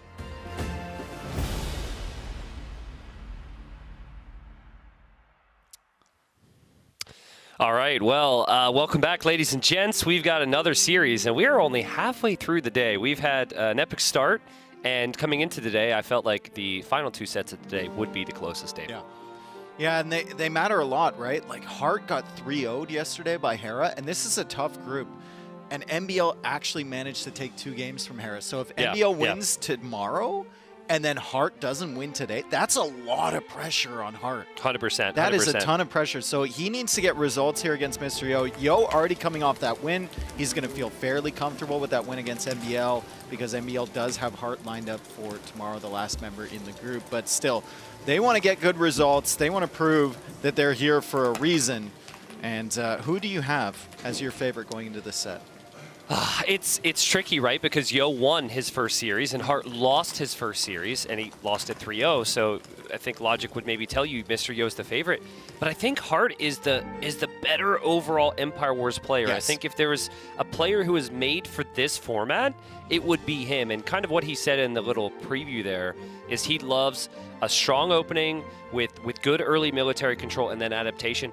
At least with his home maps, I think he has that potential. I really like Blue Wells and what is it, Dorothea? Dorothea Quarry? Yeah, that one, whatever that is. The thing? And then Hengehold as well, game 1. Like, these are all perfect maps for Hart. So I'm going to lean Hart 3-1.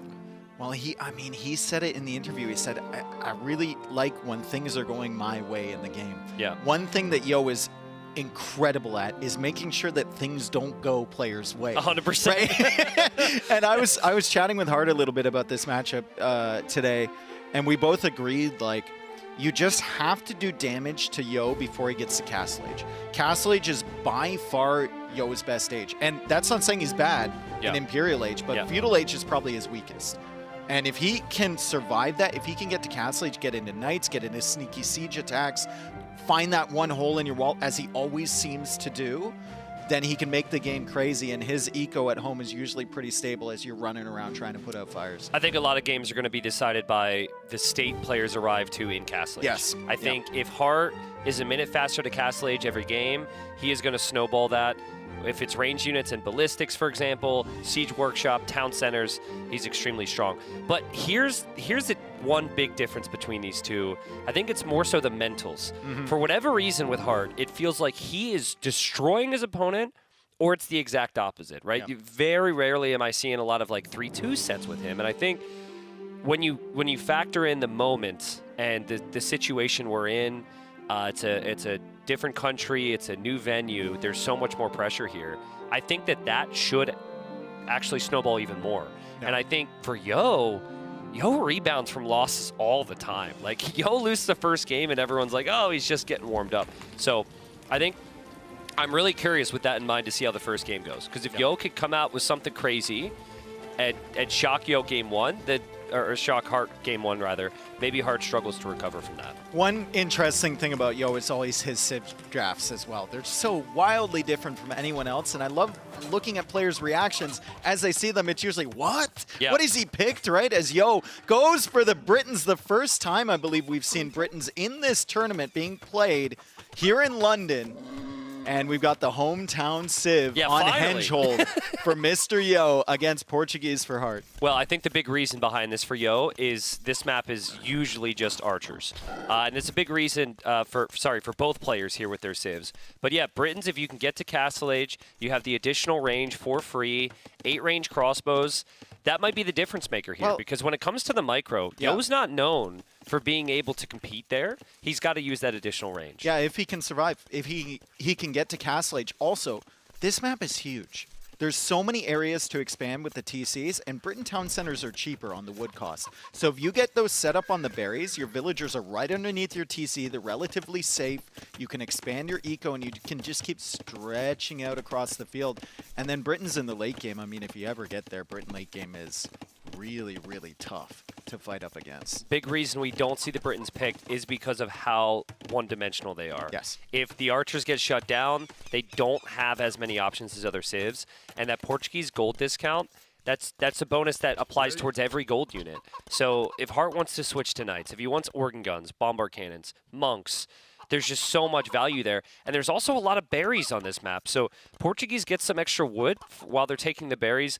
A lot of that food income will be from there. So as Hart moves forward with his 2 archers on the left, kind of going untracked by Mr.yo.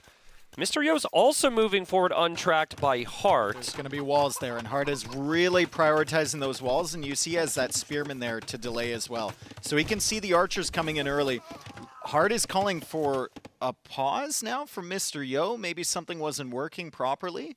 He was trying to get the wall down on time. Yo's also trying to get the wall down on time.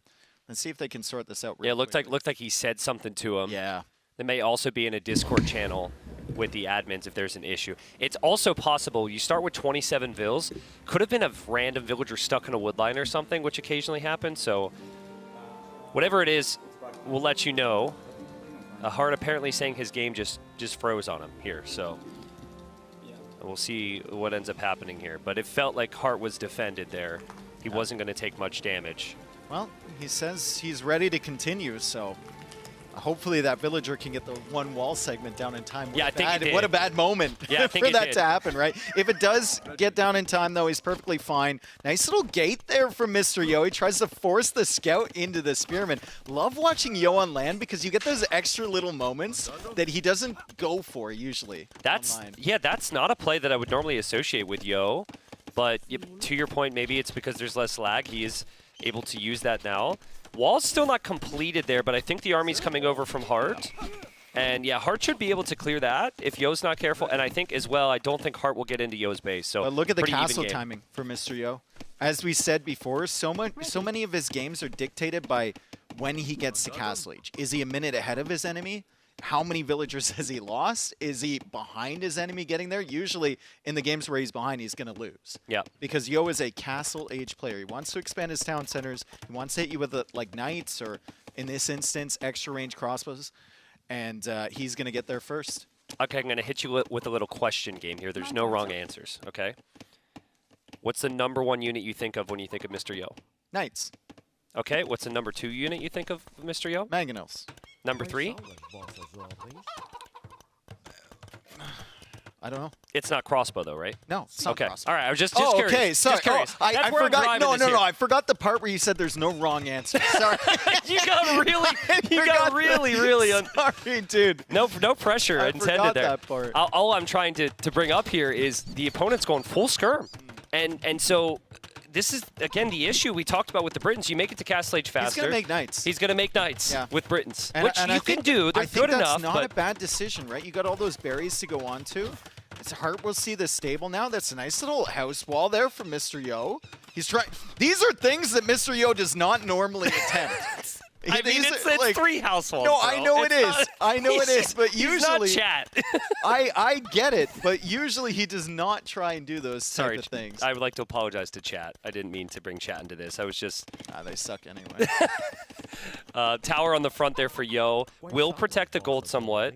And I agree. I think it's not bad to make knights when your opponent has the skirms out, but you still have to play through crossbowmen here. If it's just knights, Portuguese monks are too cheap. Portuguese knights themselves are stronger. I do like the fact that Yo sent 2 more villagers. It might be long distance gathering the stone. Yep. That's but a nice he wants detail. to get those extra TCs up. Nope, he's got a mining camp there, okay? Cool. Yep, that's nice. Archers are being cleared up. Nice job here from Hart to track those and clear those early. Mr.yo not getting the crossbow upgrade yet. He's just queuing a few archers, and now Hart pressuring near that university from Mr.yo. So he's trying to go fast ballistics. This Is that is a really siege workshop? That's a siege workshop. This is really nice value from Hart, though. To find those archers before they're upgraded is so good. He will lose some skirms here, but he no longer really has to worry about any pressure on his gold. A siege workshop goes up for Yo on the back. I think I can't see Yo doing any pressure right now, so I think Mr.yo is just going to have to boom it out for a while. Yep, and Hart goes to that second TC faster as well. But remember, the Britain TCs are cheaper. So if Yoga has 200 stone, he could easily drop 2 town centers with his current wood situation. Although he's going for the crossbow upgrade now. He's going for another archer range. So a little bit more in production for Mr.yo. Dude, these chickens will they're shut up. Extremely loud. Yeah, they're big. I don't know who they're fans of. Well, they're not fans of, who was it that misclicked a chicken earlier? MBL? I forget. They're a clucking problem, dude. Dude, That's what they are they a are. clucking problem. And the foxes as well. Don't even get me started on these animals, man. They've just... they've been bothering me. Pretty sure there's a hole in the wall there, which Yo will realize. But this is what Hart wants to do. He's the one with the initiative. Yo's going to have to react. And as we see the second town center going up there from Yo, a slight lead from Hart with resources collected. He killed the 1 villager. Scout goes down there, but about 500 more resources collected. Another hole at the back, but Hart doesn't see it. He doesn't even check. This is something that players should be looking at, because consistently, every single time we watch this map, someone's fully walled, and there's a hole at the back of it. And Hart's going to check that. Yeah, Hart but is going to see this. I don't know, dude. That seems like a dangerous alley to go down. It does. It's not well lit. It's a dark alley. There's a sign there. It says, don't go through here past 11 p.m. But there's a club at the end. And there's Yo has no clue. bouncer. Yo has no There's clue. no bouncer to this club. He's going to show up on the wood line. Yo tries to go for a wall, but it's only one palisade wall. And Yo's going to lose the villagers here. 1 villager down, 2 villagers down, 3 villagers down. Hart going after another one. He's going to kill a 4th villager. The Mangonel just can't catch up. 5 villagers now, 6 villagers down for Mr.yo because of this hole. And Hart's just going to continue with the micro here. The thing is, he's got the eco behind it as well. He knows how good this position is. He wants to keep this army here and get as much value as possible, but it is already paid for itself. Beautiful micro, backs up towards the Mangonel. Even just one more crossbow kill here would be so sweet. Oh man, dude. Mr.yo, he needed to get the full walls down. Yeah. I think he might manage to clear these before ballistics comes in, which is. But there's another army on the gold. There's another army on the gold. There's another army in the middle there, and the relics are coming in for Hart. He's got 1 skirmisher back there still. Mr.yo does not have the setup that he wants with the Britons. He's 10 villagers behind. He's adding in some knights now, and if I know Mr.yo, he's gonna not use those knights really against the army, but go and try and look for raids with those and send them at odd angles into Hart's base. But I think with ballistics, Hart should be fine. This is the perfect start for Hart. Like, no question. He was able to read his opponent. He's outplayed his opponent. Look at his resources there. Yeah, he's spending his resources so perfectly. Yeah, he barely has any resource over 100 right now. I mean, you can see from just like the little wood ticks that happen every so often how much the Portuguese is benefiting him with those little random berries on the other side where he's expanding out to, right? Great civilization pick here from Hart. As Yo tries to come in here, snipe the monk. He's going to give up the knight, though. And he kills a couple crossbows there, and he's killing a couple more here, but he loses the Mangonel, and there's really no momentum for Mr.yo. How many relics is that for Hart? He's got 3. I forget actually how many there are. I thought there was like 5 or something in the middle. On this map, yeah. Might be 4. Well, the only positive for Yo is that he did, for the first time in a while, match the military numbers after that Mangonel shot. So he's got 14 right now. It's 13 for Hart. He finally has a significant ball of crossbows. Now he needs to get that range working for him. I think get ballistics as quickly as possible, and he's going to need a big push through the middle. It's still against +2 skirms, though. Yeah. And Hart's going to have Mangonels to deal with Yo's Mangonels. Plus, there's the monks to deal with the knights for Mr.yo. So, at this point, your win condition, and Yo is really great at identifying win conditions. I think your win condition is no longer win the battle in the middle. I think it's just expand and take it to drag it out. Somehow. Yeah, it's either or. Because if it stays as is, if it stays 2 town centers and you're not pushing, it's just going to be horrible for you. Yeah. But if the Knights are able to get into the right position here, it could be a value for him to still have them out there. Hart with lots of outposts through the middle, and Hart advancing forward with the army there. Double Mangano. Look at the resources for Mr.yo right now. His berries are really helping him out. Remember, he lost 8 villagers in this game. It could be the plan for Yo here is to go fast in. Maybe. I mean, that's the extreme. Bracer, yeah, you fast in, Bracer with the extra range. Could be devastating, maybe. Then he can clear up the skirms. He can push through the center, maybe get a castle there. He's got the stone in the back still. That's always an option. What he's trying to do now is he's trying to counterattack Hart, but Hart's got a sense here. I'd love to see Hart's Fog of War here for a moment. I don't know if Hart senses fast imp, though. I think Hart would assume expansion, right? Would assume extra TCs. Yeah, that he might not know.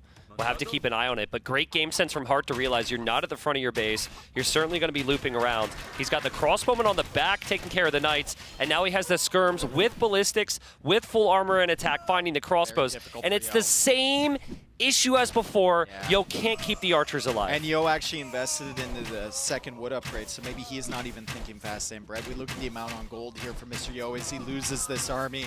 We look at the food count for him, it's looking good, but the gold is simply not there to click up. And Hart is going to have a castle soon. Do you go forward with this castle? Normally, I think if I have 5 relics and I have the map control, I'd go for more of a defensive castle, but there is a lot of gold in the middle. That position right there where he has the army, that's not easy for Yo to push. So I don't see why not. Hart's just a player who wants his villagers to work as efficiently as possible. Yeah. Usually those players never go for the forward castles. Yo is trying to find whatever value he can. He's got crossbows here, but the Mangonel just came out from Hart.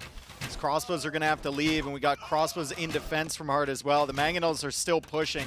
Hart's got a fantastic position in this game, and Yo has just been floating that res. We thought he might be thinking about fast imp. It's not going to happen, though, because he needs to invest in the military to keep himself safe. Yeah, I think it was the plan, but then he just lost everything. And sure he just can't stabilize. And Mr.yo taps out. Hart just destroys him in the first game. Yeah, unfortunately for the Britons, the first time might be the only time that we see them in this tournament. It didn't quite work out for Mr.yo. Wonder how that game would have gone if the hole hadn't been there. Yeah, it's true. That's true. Also wonder if it was an overchop. I also wonder if he ever needed to move out with those archers. I think you just stay consistent with your archer production and you stay at home. Yeah. There was no need to move out. Your opponent had skirmishers. How many archers did he lose to a feudal age army? It was like 6 or something. And then he's in his one-dimensional situation where he doesn't have a lot of army. His opponent knows he's going to add knights. He adds a monk or 2. And Hart made it all look very easy, but that was pretty shaky there. This is what I'm talking about. Like, you just don't move You're out on the way here. to Castle. You don't move out 5 here. seconds away. Like, just pull them straight back, right? You don't have to fight or anything like that. Skirmishers are going to clear those up, and Hart with a good Castle Age himself behind it. Better eco bonus as well. And then this is just game defining. I think it was an overchop. Mr.yo thought he was fully walled. Hart sneaks in, and it's just too late to recognize. The AoE gods will just, that always happens to the person who's already losing, right? Like the AoE gods will just snowball on you sometimes. That was brutal. I think at Hart saw this and he's like, okay, I just won. Yep. Because I got enough value. Yep. As long as I don't make any major mistakes, I've got this game locked down. And this was excellent game sense. I think the only way back for Yo was a counterattack. And Hart was like, I know exactly where I'm vulnerable. I know where I would go in your position. And he just fully jumped on the army. Again, just perfect play. Oh, I just wonder if the plan was actually fast simp, because at that same moment he was going forward, he got the second wood upgrade and ballistics. Yeah. So maybe it didn't even cross his mind. Maybe he's just floating res. We got some interesting stats here. So first off, this is the amount of times they played against each other on the ladder qualifier. Obviously, lots of games, advantage there for Hart. But then also interesting, I mean, Koreans most pick Civ is probably the case for everybody, so stat ruined. But their strongest map is actually the same here, so that's kind of cool. I love the win rates for Yo on the ladder in general and all his matchups. He just was grinding his way through that. Yeah, seriously. 58%, you know, 51% on Volpine, his most picked map. So it's just win-loss, win-loss, win-loss, win-loss. It's a tough one for Mr.yo. Well, positive here for Yo. There's a reason Britons haven't been picked a lot. They're a little bit riskier than other civs. Other civs have better bonuses. So it was a later pick in his draft. Vikings, Persians, Ethiopians, all civs that we've seen played and I think win so far this Red Bull. I might be misremembering, but Portuguese is just top tier. And that was Hart's #1 pick. I like that decision to just start off firing, but maybe the matchups will be a bit better for him here. I mean, we look at the maps coming up, all have elements of water on them. It's very, very interesting. Blue Wells should be a very good map for Saracens with all the gold coming from the whales. Yep. I think that's one of the civs where you could maybe think about like a pretty fast castle age there. And I'm surprised it's not banned. We also have Romans for Glacis as well for Hart. So I'm really liking his draft here. Mr.yo, some more questions. Yeah, some more questions. We've got a map. Oh, is this the next map by chance? I like that. The next map. Okay, perfect. Little animations. Yeah. This is how when I was a kid I This is a this is bugged though. That's a 2v2 map. Ah, true. It's not 1v1. Is this for another tournament production? They're rolling it up now. Crazini's so mad at me right now. They're rolling it up. Dude. Whoever makes the thumbnails, it defaults it to 2v2 even if it's 1v1. So they're not happy with me. But yeah, that's really cool. I love that. There's just so many things in this tournament that are just that next level of like special and unique. Things we'd never think of. So shout out to everyone involved. Of course, game number 2 about to come in on Stone Drift. The map that is new. We have 2 new maps, and this is the biggest water map we have in the pool. We've seen a lot of transporting on this map, but I think we've seen a lot of transporting on this map because MBL was playing. And the one time he played was actually against Yo. And here we have Yo. He's going to make a fishing ship to start, then queue a fire galley. Yeah. And the main difference is Hart just queued 2 fire galleys right away.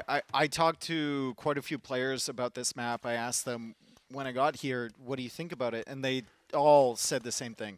Very one-dimensional. You play water. Yeah. And then, of course, we've seen it twice, and it's been land and water. But like you said, it's MBL. Because of MBL. If this goes back to being a more one-dimensional map, then Vikings should have the advantage here over Malay. Malay can hit the timings with the transitions. Would be very nice for them, right? But if we're getting into just water versus water, Vikings are still the king. Yeah, and it's slightly less one-dimensional than it would have been a year ago. Is that are those snakes on the? Yeah. There's 3 snakes on every island, and they blend right in, and they're also venomous, and you don't want to land there. See that guy landed there. Yeah, that little body landed there, and now he's dead. Yeah. So. Well, he's not having a good day. Okay, well, we'll keep an eye on the snakes there as these boats boat, but it's less one-dimensional than it used to be. Explain the water triangle. You've got that. Thank you, Vodka, so much. That's a lot of movement. They roam around too. They roam around like deer. I'm the one who brought it up, but this is really distracting as I'm trying to move on to the balance. Yeah, it is. Okay, what about the balance? But you've got Hawks. Hawks are supposed to be great against fires. Yes. Fires are great against the galleys. Galleys are good against the Hawks, right? So there's this back and forth. So far, demos are just bad in general. And demos have been nerfed. There are some situations where they can be strong, but on water v water, I would agree, not something to go for. So you can see Hart just focusing down those Hulks because they're doing significant damage against the fires. But I think I like the fires Hulk combination against low amounts of galleys. Yeah. It's really nice because you can hard commit to the galleys with the fires, and then your Hulks can take care of their fires until you have like 6 or 7 galleys. Yeah. So I know I've got a bit of a reputation for being low elo on islands, but in some of the water testing I've done, I really feel like that dual comp that you're going to want is galleys with Hulks in front. It is incredibly strong because, you're with the Hulks in front, you are protecting from the fires, which they inevitably make, and then range is always king in Age of Empires if you can control it. So Hart showed us in the first game how good he is with that. That's once you get enough galleys, though. Yeah. That's the issue, right? And I think Hart's getting to that point where he has enough galleys, and now he's adding the fires in front. Yeah. Yeah, so maybe it all depends. The other thing here is, like, these docks are both in the front. Everything's super close together here. You kill 5 fishing ships from the opponent, and that's That's a 10 eco difference right there. Is Yo just going fires and then waiting for longboats? He's a minute and 20 seconds away. Hart clicked up after him, but he's actually ahead because of melee going up faster. Res collected, still a little bit ahead for Yo. It has wheelbarrow automatically. Vikings are very smooth civ. Yeah. Empire Wars. Yeah, I think Mr.yo will be very content to boom this out late game, but so will Hart. Fire Galley's just looping around. Yo has been using a lot of the garrison there in the dock. And I honestly, Yo might not be able to get away from here unless he loops around, and he will do that. I think this is fine for him. He's just pulling the Navy away. He's still fishing at home. And the galleys are doing very low damage to the fires.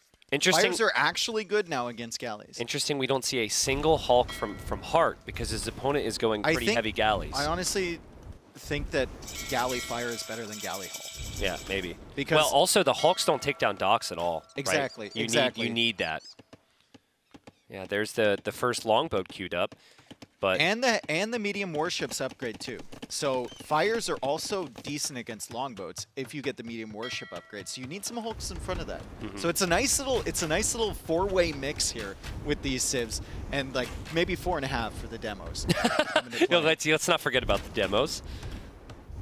Yeah, and of course it's a separate upgrade. That's really my complaint with the demos. It's a separate upgrade to upgrade the demos. The warships upgrade, they're just not included in that. But yeah, pretty close game. Nice. There's our first eco kill. Yep. And let's not forget the eco bonus for the Vikings. Free wheelbarrow felt nice, but now free handcart feels amazing. Yeah, look at you. Just always find yourself with so much like food in the bag. Usually, if you have any farms, if you have any villagers on food, you're always floating something with the Vikings. And this is a nice little maneuver here from Mr.yo. You can see the fires are just tickling each other. They're basically just tickling each other, and the war galleys aren't doing much damage to them either. So Yo's going to have the range units in the longboats. I mean, Hart didn't have bot Canero this whole time. Still only has 3 war galleys. Yeah, Hart didn't have bot Canero. He has 1 on food. Like, he doesn't really have the food eco to afford the upgrades he needs. He finally sinks in bot Canero, but...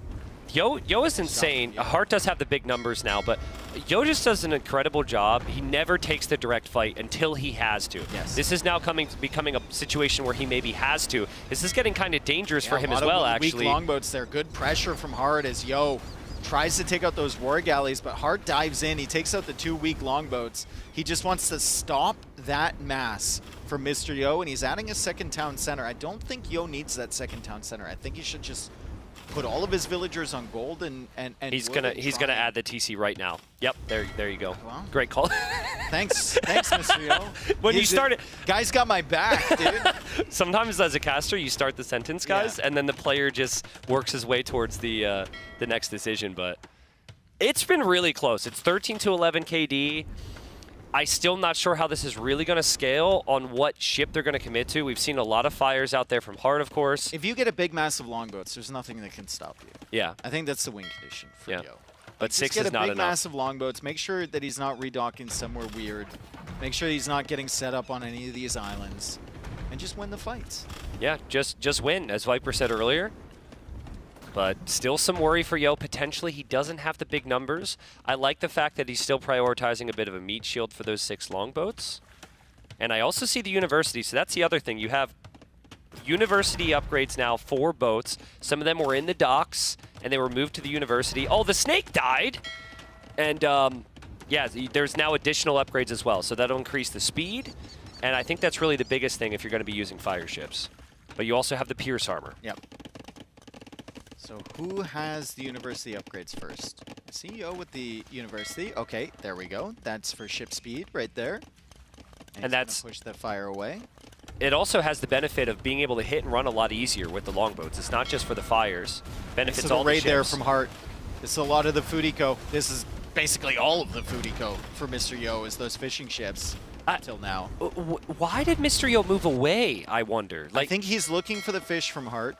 He's looking for his opportunities, but one problem he's consistently had this game is his docks are so spread out that Hart just keeps killing the reinforcements as they come out. Yeah.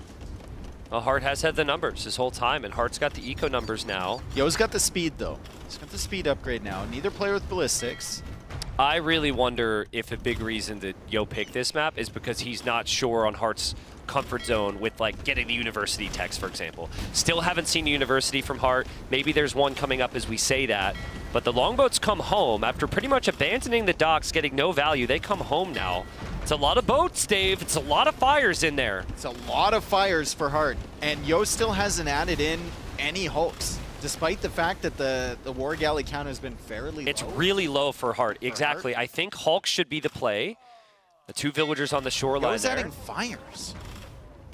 Yeah, I think maybe you do so because you see some war galleys out there. But I just don't know. It's only like 2. Yeah.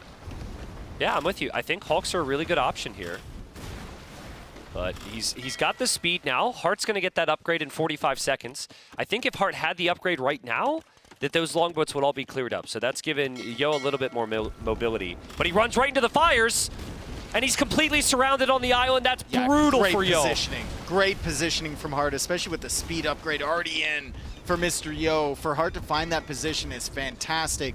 Now Heart's getting the speed upgrade himself. The longboat match just hasn't been there. Yo just keeps running into these fires. He hasn't found a solution for the fires at all, and Heart is adding a 3rd town center now. He's trying to expand his eco at home. Yo, trying to get docks in a more consistent. I like this so much better for Mr.yo now that his docks aren't spread apart. Yeah, agreed. I think it's going to be so much more consistent for him than the 3 that he started off with. And if he can just keep Heart away from there, I think it's so early for a redock that Heart will not expect it. Yeah. I guarantee you, everyone who Heart has ever practiced these types of maps with are just like 4 TC booming. They'll build a castle on the shoreline later. They'll try and redock like 10 minutes from now. Heart's making fish. Yeah, So yeah. Heart's not expecting really this at all. confident. Yeah.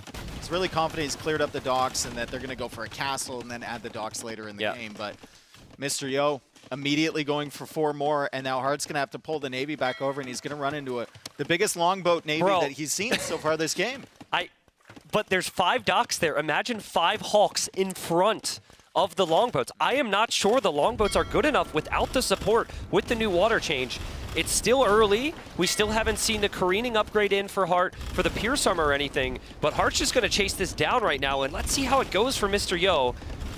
You are right. Like, he's getting the numbers now. He hasn't had this mass before, and Heart backs off. I actually just had to pull up the tech tree to make sure that they got the 2nd Hulk upgrade. And I wasn't like, we weren't like completely tripping, right?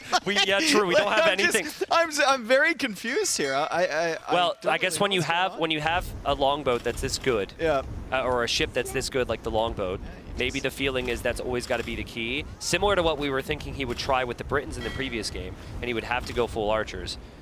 Dave, he is kind of pushed back here. He's on the way to the Imperial Age. Yeah. Crazy. I mean, we still got to respect the eco for Vikings on land, right? He got wheelbarrow and handcart for free right away. A Siphons comes in for Heart, and that's going to be really good against the longboats. It gives him a nice little opening charge attack, explosion attack for the fires. But the Pierce Armor upgrade, Dave, that +1 Pierce Armor would have been so beneficial against these ranged boats. That's something that Heart has never gone for. Yeah, careening. He got the speed upgrade, but he didn't get the Pierce Armor upgrade, and that's something I was kind of expecting once he got the university. Mr.yo is getting some real momentum here. There they are! Okay, they do exist. When he finally has enough longboats to kill the fires. Here we go. We've got the Hulks for Mr.yo in front. Longboat Navy is still there. Resources looking really good. He's got a lot of wood in the bank if he wants to even drop more docks. Speaking of dropping more docks, here we go for Heart. And wow, Heart's resources not looking good if he wants to make it. Viking economy in Empire Wars is ridiculous. It's so good. Like, this Civ is good in standard games, yes. But they have their weaknesses because of no early eco bonus. But you start in the feudal age with an established eco, with free wheel, and obviously you get to castle age pretty quickly here.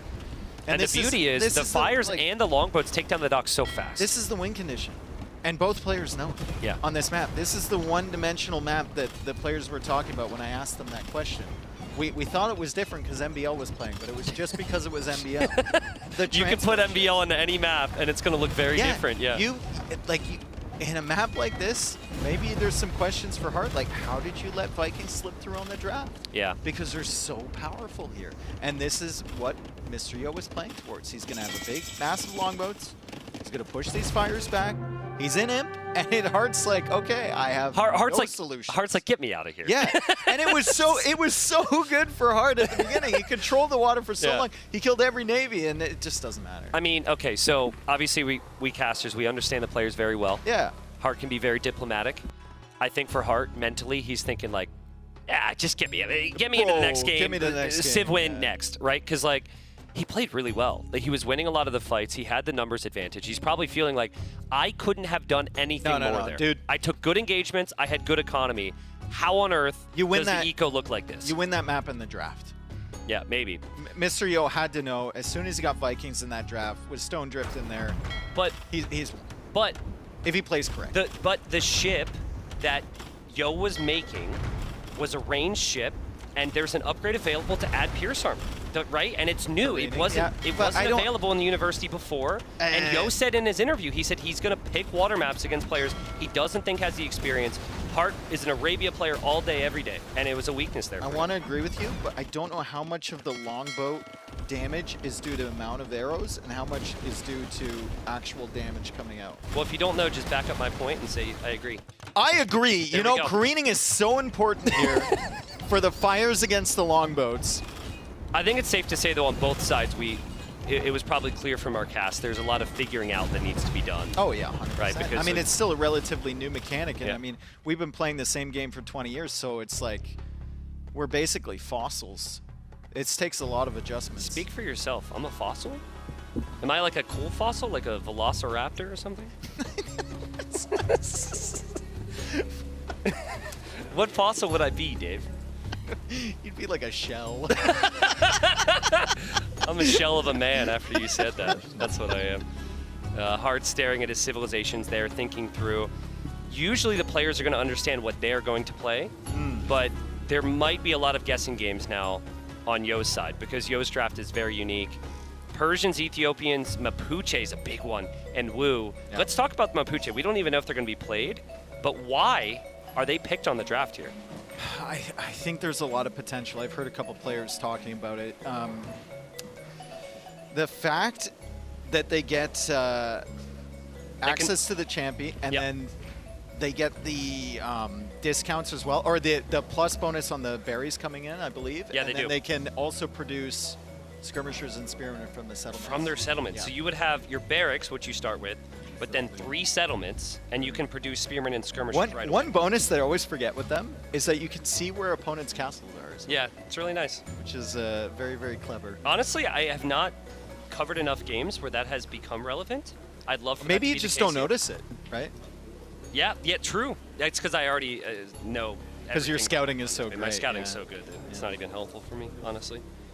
I think when I asked about the new civs, though, most players said Mapuche would probably be the best out of the 3. Yeah. Huisca probably the worst. I think 2P are insane for fast castle play with the Blackwood Archers. But we're playing on Empire Empire Wars is different. Yeah. Empire Wars is different. So the expectation here is Hart's probably going to go for one of his home maps. Which one? We don't know which one yet. I mean, but he maybe we'll has. find out. Oh, here's the Map reveal. reveal. Here we go. Unfold the scroll of destiny. It will reveal what map we will be on next. It's gonna be. Why are we Blue on Whales. camera for this? I don't know. I feel like we're making it so much less epic right now. Yeah, blue whales, not blue whales. Blue whales. The finger is like super deliberate. How much? Only you, How much can harvest the gold from this whale. That was good. I like that. That's an epic. We're really not doing it. There we justice. go. It's an epic video. All right. Thank you very much. And this is the map where we will have Mapuche. So again, to dive right into it, you can produce spearmen and skirmishers from your eco buildings with this civilization. Only, hold up. Do they start with lumber camps in Empire Wars? And not settlements? Yeah, let's see what the setup is rather. Oh, we got a interesting. lumber camp Okay. back there, and that's a lumber camp you don't often see, but they've Interesting. still designed Yeah. for these civs. And then the settlement, of course, on the berries. We have Hart over here with the archer range. Now, defensively, each player starts with a dock with a few fishing ships, and one of the reasons I think Saracens is so powerful on this map is that gold comes in at the same rate as deep fish. Yeah. So you're going to get all of that gold. If you go for the market, you sell your stone, you can buy the food to go up. very easily. I also think because there's not a lot of food on this map, it is extremely difficult to go for man-at-arms or for scouts. And that's been the theme is that only one player is going to do something other than that, which we already mentioned is MBL. So, yeah, play archers. You have the free golden come in that pond. Yep. Try and play reactive. If they eventually dock your pond, that's a big investment for them. Then you can defend from it. And just go Castle Age. That's what Hera and Hart did in their series yesterday. That was the closest game that Hart got to beating Hera. So that seems to be the game plan so far. And look at and this. He finds a villager there too. Yeah, he's going to find a villager coming forward here from Mr.yo. Little out of position, but Mr.yo basically has 2 archer ranges worth of production, right? He can make skirm in the settlement, and then he can make archers from his range that he actually had to build. It's so difficult though. Like, especially if your settlement's on the back, sending military forward is so awkward. The potential's there, but I just don't know how easy it's going to be to manage as a player. I know I feel really uncomfortable with this. Yeah.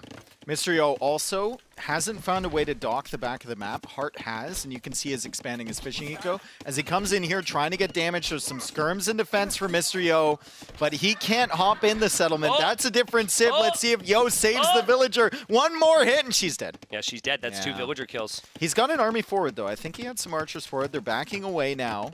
He's attacking at the back there with just a spearman. Hart not noticing that potentially. Notice the theme, though, right? Like, game 1, Yo wanted to play different style. Game 2, he makes a boat that the opponent doesn't have access to. This game now, he's playing with a Civ which has completely different types of units. He does not trust his ability to play Hart straight up meta here. He's trying to do something different, and that's what you want in a strategy game. But so far, really like how game 3 is open for Hart. Yeah, I mean... Are those... That's the sound of, yes, that's a song of nature right there. Tristan, I love how we both pause. Ooh, haunted Red Bull. I mean, we are in a ship right now, so we're actually able to look off the edge and see those whales. It's very beautiful sight. Nice army here for Mr.yo. You can see the production advantage, right? He's got the archer range making the archers. He's got the settlement making the skirms. Resources for Hart are fantastic, though. Big part of that is the market. He has the 10 fishing ships as well. Some of those collecting the whales, some of them collecting the fish on the outside. And now he's going for a Hulk because he knows the dock is there from Mr.yo. Can he deny this dock? That Hulk's going to do decent damage against the villager. Yo goes for the palisade wall. Oh, Bill's super weak. And he's going to be able to complete the dock. Nice job. Well, I also want to point out, I think that first villager that Hart killed was moving in a direction obviously. that was likely to go for She that was going to go for the forward dock. So nice gate there for Mr.yo, too, saving the villager. Yeah, Yo saves the vill. But I think it was good awareness from Hart to just wait for this. Having the 2 Hawks there, he should be okay, but obviously he can never lose that. Losing the access to that gold would be brutal. And so far, there's no counter pressure on water from Hart, no sneak villagers or anything. No, nothing on the outside either. We just have 1 archer range still from Hart. The whales are still extremely loud, and the skirmishers are coming out from Mr.yo, and he's about to click up to Castle Age. What options do the Mapuche have in Castle Age against an archer range play like this? Against skirmishers, you can make, maybe we could see the tech tree here, Vodka, because it's a brand new unit. Against skirmishers, you could make your own, like, unique unit, which is... Oh, actually, hold on. I'm confusing the Civ. So you have Bolus Riders, and then you have, is it called the Kona, right? The Kona, yeah. I thought they also had an infantry unit from their monastery, but I'm confusing that with the Muisca. Yeah, that's the Muisca. My bad. So, honestly, they don't have a lot against what Hart could tech into right now, but I guess it's nice that Hart being able to make skirmisher or camels rather with Saracens might not feel as Look at Hart going into knights. The Bolus Rider has a bonus against cavalry. Yeah. If Yo wants to go into that, I mean, I know he has the skirm already. I think he's going to try unique unit, Dave. He's on stone super heavily. I don't know how much of this was his initial plan, but the plan seems to be going for a castle. Oh, wow. Mr.yo mixing things up. Absolutely. Like he always does, like he needs to. Yeah. To stay at a top level. Well, you know, he does need it, but I think it's clear that he lacks confidence against this player, right? Because this is something completely wild. Mr.yo. House and the wall. He's going to keep the villagers safe. There are knights coming in, though, from Hart. And I think Saracen knights aren't something you see very often. They're perfectly fine in the castle age, though, as Yo tries to complete the wall, and he's going to lose the villager. He's going to be under pressure. A lot of pressure coming in.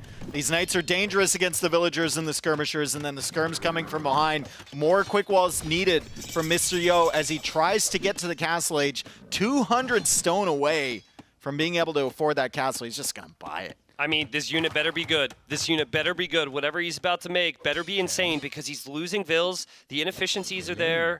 More villagers exposed there. No real easy way to save them. And Hart's already 12 economy ahead, still ahead in military, and also should know. He saw the vills on stone. He should understand a castle's coming. Did you forget what their unit is? I think it's... Yeah, I kind of did. I'm sorry. You remember that? Remember when we were testing out these civs and we played the 1v1 and I made that really, really bad cavalry unit? Ah, yes, that one. The Kona? The Kona. Yeah. What's the Kona? I don't even know what the Kona costs, dude. It doesn't cost much, but it doesn't feel great. That's for sure. So the castle's up there. The Konas are coming out for Mr.yo. And we will see the skirmishers just kind of out of position. They can't really fight the knights. Forging is on the way now for Yo. An aspect of this, which I think is really valuable, is that Yo's castle is actually very close to the middle where the gold is. So if this unit's solid enough to hold on, he can start to push this back. Should be pretty good. Now here's a question for you, Dave. How many times do you think Hart has played against this unit in his Age of Empires? Against the Kona? Probably once. He probably tested it against something. I mean, they do, the one specialty against this unit, if you guys don't know about it, it's fairly weak, and they don't get the armor upgrades, which is really brutal. It's really weird, yeah. But it does progressively do more damage the weaker that your unit is. So that guy's going to do crazy damage right now. No.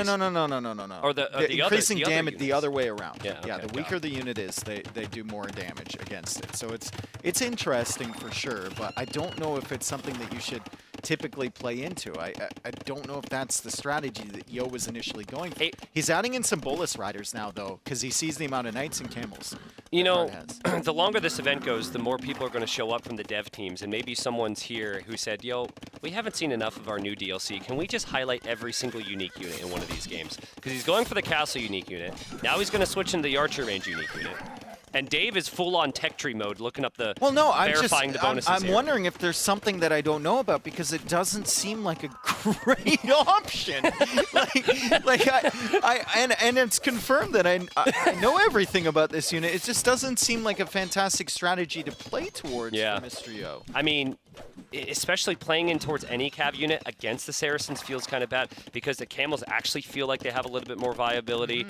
Hart is just playing so smooth right now. It doesn't feel like Yo's going to be able to get out of this hole. Still waiting, though. With any unit, you need to commit and get upgrades. Look at the units. He's got, like, soon 3 bolus riders. He's got 4 archers. He's got 6 Konas. He's got 8 skirms, and he's lacking upgrades on most of these. I mean, he might have gone for the castle just so he could get the unique tech for the pass-through damage. Oh, that's like really the castle in defense. You go for a few Konas. You keep yourself alive. You still have the fish. Hopefully you take out his fish in the pond or whales or whatever.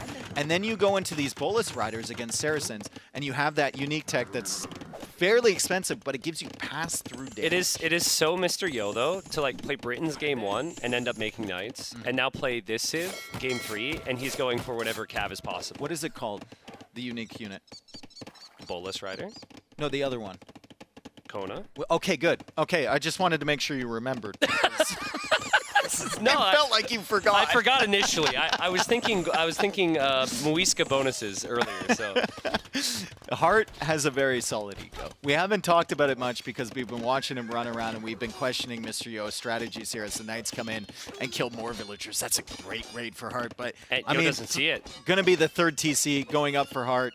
And Yo just keeps losing villagers on that side. He's losing that little archer raid over there, and the knights are still killing around the settlement. He only just now noticed. Yeah, I think the bolus have a bonus as well, where they are like temporarily slow down units after they do some damage. First attack, yeah. Yeah, but I mean, you need so many of them, and Yo just uncertain on what to go for here. He will upgrade his ships as well, so there's still the water aspect to worry about, but I think Hart is pretty much already got value on the water. water. He's killing everything. And look at the 20 fishing ships that he has, right? 59 villagers, 20 fishing ships against 7 fishing ships from Yo, 42 villagers overall. Yep. And wheelbarrow's already in. Second wood upgrade's already in for Hart. He should be in a very comfortable position.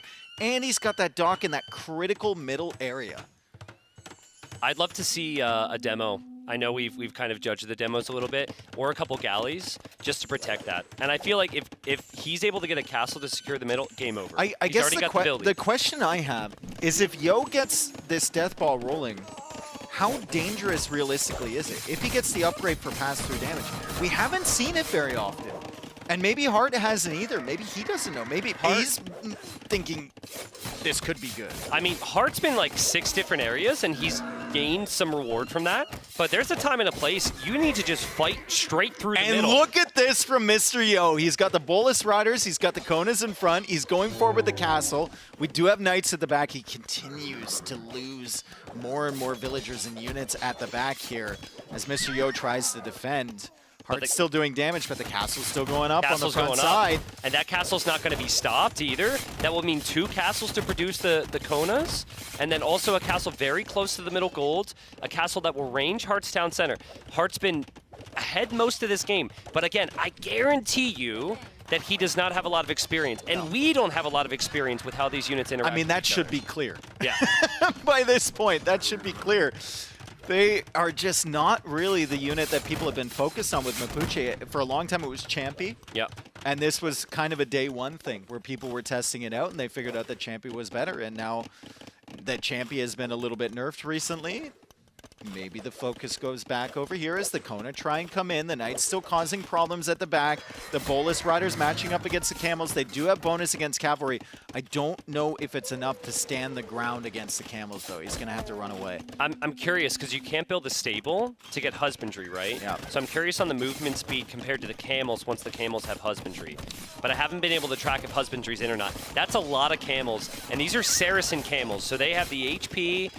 They should be able to tank most of the damage here. Hart's going to try and get in front of him. He deletes the lumber camp. Yo sensed it. Yeah. Yo sensed it. He left. He's going to get the Konas in here. He's going to try and get the Bolus Riders attacking those Camels, but the Konas can't get out, and they're extremely weak. So those are going to go down to the Camels. The castle now helping out.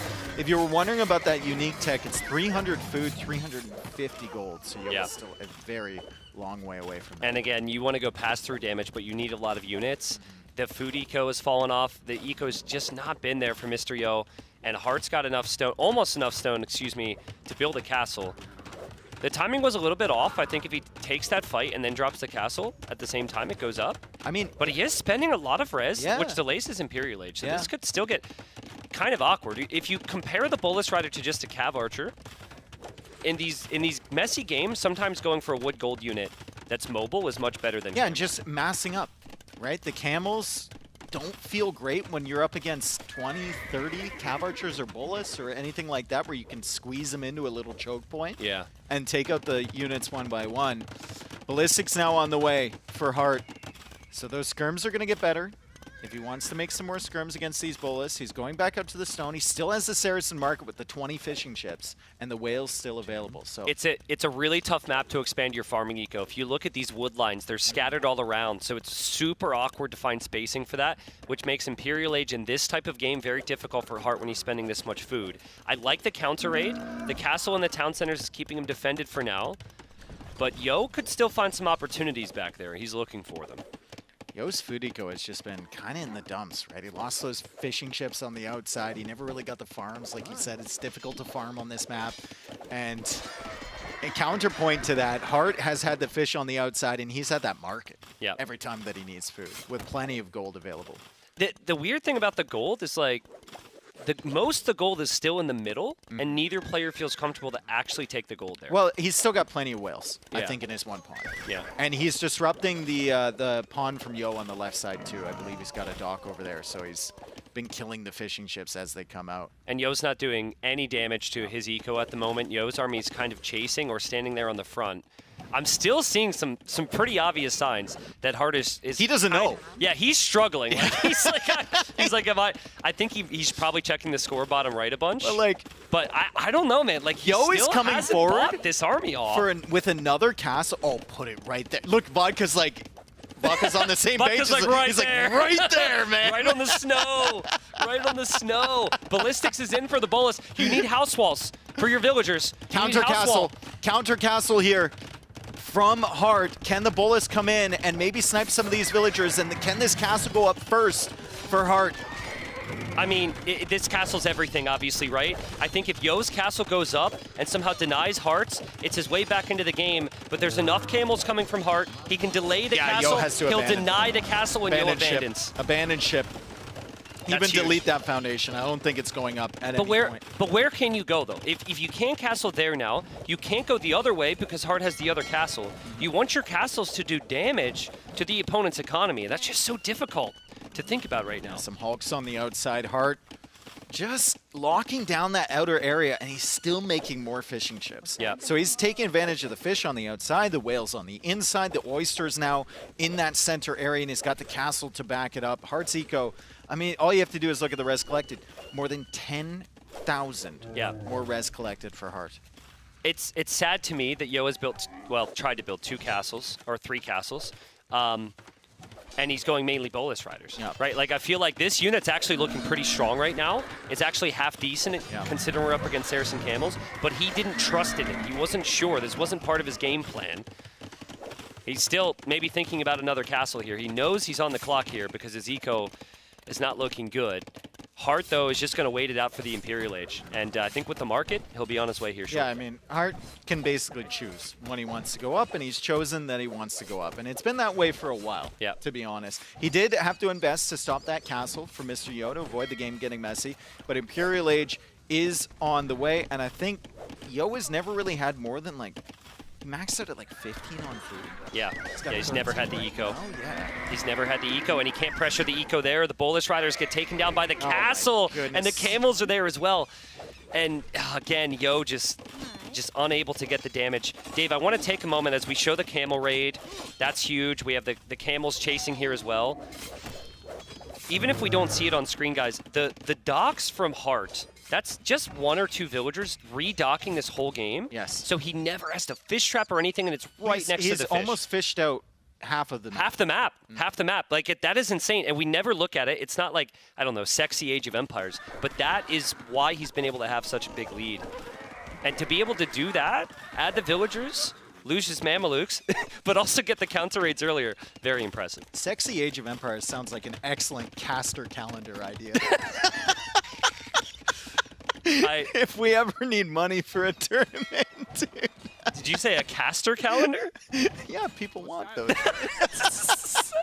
I mean, I don't know what the market's like. I don't know if that's going to be highly sought after, but we'll see. 150 population there for Hart, 106 for Yo. Yo's not on the way to Imp, and this has just been an excellent game from Hart to rebound.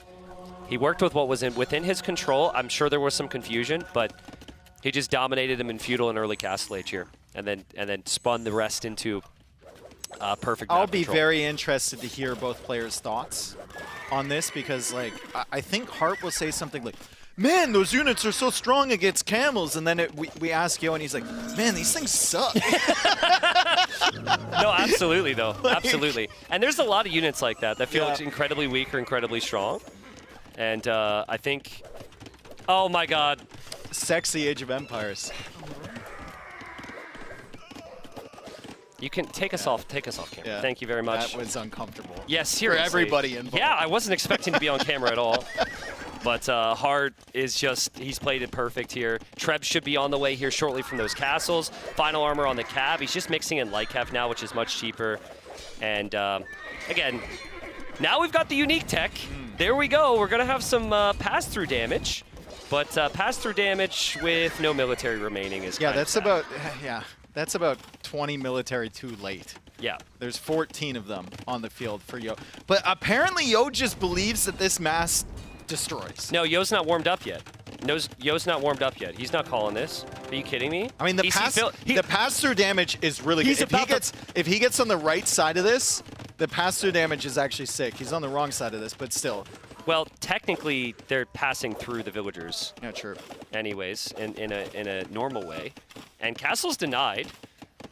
I'm seeing some signs that Heart's a little shaky here. And I think Yo playing on and making him work for this builds up some confidence for the next game. Look at Heart's eco. There's absolutely no way he should lose this game. Even if Yo gets the ultimate mass, unless these things are as good as Yo seems to believe they are. Yo continues to play on. The Light Cav raid's coming in. The Ram's coming out. He's still in the castle. He just got 23 of them. But Heart continues to kill villagers. Yeah, Heart's got Trebs as well. And that's the one thing that Yo can't really deal with. Those Trebs will start to push back the castles. And he does have some Rams. He does see the villagers in the middle there. He might raid the villagers. There's a lot of vills on gold. Now we can see pass-through. Okay. There we go. Okay, look at the Eco KD. Like, Yo has been getting damage this entire game. He's been getting damage with these. He has more villagers than Heart. Yep. He just only has 1 fishing ship in comparison to 28. So and he's about to have 1 castle compared to 3. It could be 1 compared to 5. He already got the unique tech. He doesn't care. Yeah. That's what the castle was for. He already got the unique tech. He just wants more bolus riders. As long as he has enough houses to replace the population space, I guess he'll be fine as the bolus come back here to deal with the light cav. And it just seems to me like Heart, there's a line on the map that Heart can't cross. For a very, very long time. And the bolus are being built. Is there a chance? Tristan? Is there like some weird chance here as the villagers come forward from Heart, but there's a settlement there. The bolus are chasing those away. I'd love for there to be some hope here for Yo. Watch this fight. This should be a good fight for Yo. Yeah, let's see. Be a very good fight. Choke point should be good. The final armor upgrade for Heart. There's another fight over here. The bolus do have bonus, but final armor upgrade actually ends up mattering. Yeah, on the right side. Still 50 on food for Heart. He'll push this back. He's Trebs down the castle. He can just continue to produce army forever. The only thing he doesn't have forever is that gold because he hasn't taken down the dock yet. But I think that Heart just takes this fight because he knows his economy is so much better. There's the castle on the right side. That castle will go up. And GG called. Heart responds. He's up 2-1. That was one of the most confusing games I've cast in a very long time. I don't think I'm alone there. No, the initial strategy going in, then the follow-up opening Kona there against Saracens is very strange, right? And then we have the continuation of the game when it feels like Heart is just absolutely dominating. And then Heart's inability to finish him off earlier as well. It was very confusing. It was confusing. I think both players were in an uncomfortable position and just trying to figure out what they could do. Yeah, I think that was the most uncomfortable game of the tournament so far for the casters, for the viewers, because of the sexy comments. Yes. And then also for the players with the civs. But here's the thing, Dave. It's like, to have that question mark game, just one in a best of 5, can decide tournaments, right? And so obviously we'd be sitting here and I'd be applauding Mr.yo and being like, what a genius to go in for this new civ. I don't think he knew what he wanted to do. He went to stone for the castle. He made a couple of those units. It didn't work out. Then he switched to the bullets, which actually looked good. You just can't have those games, is what I'm driving at. And you can't have things like this, where you're losing 7 or 8 villagers over on that side. As we see the Konas come in, they get a big clear up. The bolus actually made, I think if we were to ask Heart, they made him a little bit nervous, like we said multiple times, just because of how effective they were against the camels and mass. But at the end of the day, Saracens is one of the top civs on this map for a reason. You get that gold income from the whales coming in so quick, and you can just balance everything. He bought 400 stone there, 500 stone to build that counter castle. This game turned into a stage where Heart can sometimes struggle. You have off-meta units and weird maps that haven't been seen a lot in other tournaments. So I think Heart was able to it looked like he maybe should have won the game earlier. Doesn't matter. Things got awkward there for him. He was able to stay the course. And yeah, he's up 2-1 right now. And let's not forget, he lost yesterday. So he is the player who is the most desperate to get a set win. Yeah. So one more win and he'll get that here. And he's still got a home map remaining. But Mr.yo's got a home map remaining. And I would guess that's where we're going next. Yeah, Mr.yo still has glasses remaining. Romans, though, for Hart. I think we saw a lot of Romans there. I think Tatars and Wei would make a lot of sense for Quarry for Hart, so I think Romans is a good guess. Yeah, Romans is getting picked. Yeah. On glasses. It's just, what do you do to counter it? Are you going Wu? If you're Mr.yo, Persians are good on almost every single map. Ethiopians? If I had to guess, I would say Ethiopian. It was either Ethiopians or Mapuche for the previous map, in Yo's mind. He will go Persians. Okay, I'm wrong. Persians for the next map. And Mr.yo. If I had to guess, I would be wrong. I just don't try and guess Don't Mr.yo make me Sivs. Don't try and guess Mr.yo Sivs. He's just so unorthodox. And here we are, game 4. Again, Yo won his first series, but he needs to continue to get the wins here. I would love to move to guarantee moving into the playoffs. That is not a guarantee at the moment. Militia to open up for Hart. And we have insane food economy here for Hart as Romans. And that can really, really provide that eco that you need for men-at-arms, or maybe that extra infantry armor, maybe continued men-at-arms support. Apparently on the ladder, this was Mr.yo's least won map or worst win rate. Yeah. It was his lowest win rate. Yeah. Maybe he ended up banning it after a period of time. I do not remember Yo playing this map that frequently. No. I remember Hart playing it a bunch. I remember seeing Romans a bunch. So I think at the moment it's just, I'm wondering what is Yo going to do to shake it up? He's got another situation where he has an archer civ. Will he be able to find the timing with the archers, and will he expect the man-at-arms where they're going as well? He clearly was waiting near the fish there in the dock, but the man-at-arms are going to run through. Yeah, the men-at-arms are going to run through, and I think players have realized this, right? Like, on the ladder, a lot of players would be attacking the fish, but with the docks the way they are now, and players going for towers there in defense, there's not a lot to hit. So far in this tournament, we've seen people just run in the sides. They go to the wood lines, and with that extra armor from Hart, these men-at-arms are going to be very difficult to deal with. And even better, they force the archers back. So the archers aren't in the center. Your range units can come forward and try and find value. And Mr.yo, he does this so frequently. He just wants Castle Age. He wants Castle Age as quickly as possible, so he's saving his resources for that. So far, really good micro. Yeah, really good defense. But we have to focus as well on that front area where he doesn't have a tower. Many players will tower there. There's a Hulk as well. I don't like the Hulk. I think I like Fires better in defense here, just because it has such low Pierce armor. Even the Skirmishers can do decent damage against it. Men-at-arms is over there. The villagers are like pushing the Hulk away, so it can't come back in defense. And now the Hulk is going to try and deal with the men-at-arms on that side. But honestly, very well played so far from Yo. I'm still wondering, is it likely that he needs to drop a tower? So far, he feels pretty comfortable. Probably could use a market to balance out his resources, but as I say, he drops that. If he can get Castle Age and meet the infantry opening is a big investment. It hasn't done a lot here. He invested into the man-at-arms, the man-at-arm upgrade, and also the armor upgrade, which is 100 food. So, but I the know resource is still looking good for Hart. Yeah. And a big part of that is just you have Romans on fish. Yeah. You have Romans on fish. He didn't even invest into fletching. I also wonder if he is going to build a second dock at home, if he builds mills at home. There's things we're not seeing from Hart's setup. Yeah, so that just adds to the overall efficiency there. Yeah. That's a lot more efficient than when Yo was working with at the moment. So yeah, Yo is up to Castle Age, but Hart's going to be up. Bro, how are they not tripping themselves in there? Like on the fish. Like snagging someone's shoelace or something. Looks like a nightmare. Experts. Oh, true. They're fishermen and fisherwomen. Okay. And they know their job, and they're taking all of the fish here. Yo's going to have to expand outwards at some point for fish, because he's going to get rid of these really, really quickly, but he's on the way to Castle Age, and that was one of the keys to the series for Mr.yo. We mentioned it multiple times, too many times almost. Yeah. But he wants to be in Castle Age. He wants to mix things up. He wants to get that weird siege push going from the side, and he's actually going for a stable with Ethiopians. And earlier in the series, I was critical. I was like, you're an archer, Civ. Why are you going knights? But it was because he lost all of his archers, right? That combination is actually really good here. He's got 9 archers with the fastest firing archers in the game. And with 1 or 2 knights in front, suddenly Hart just can't play skirms. So I really like Yo's position right now. I don't know if he's got a lead per se, but considering he needs to win this to stay alive in the series, very good position. Yeah, you almost want to open cavalry, force Hard into some infantry to counter it, and then you make that switch maybe into the crossbows. Once you have the knights doing damage, nice little repairs there just on the fishing ship. little like cheeky as the attack scout on the comes fishing through. ship as well. Yeah. Like, that's funny.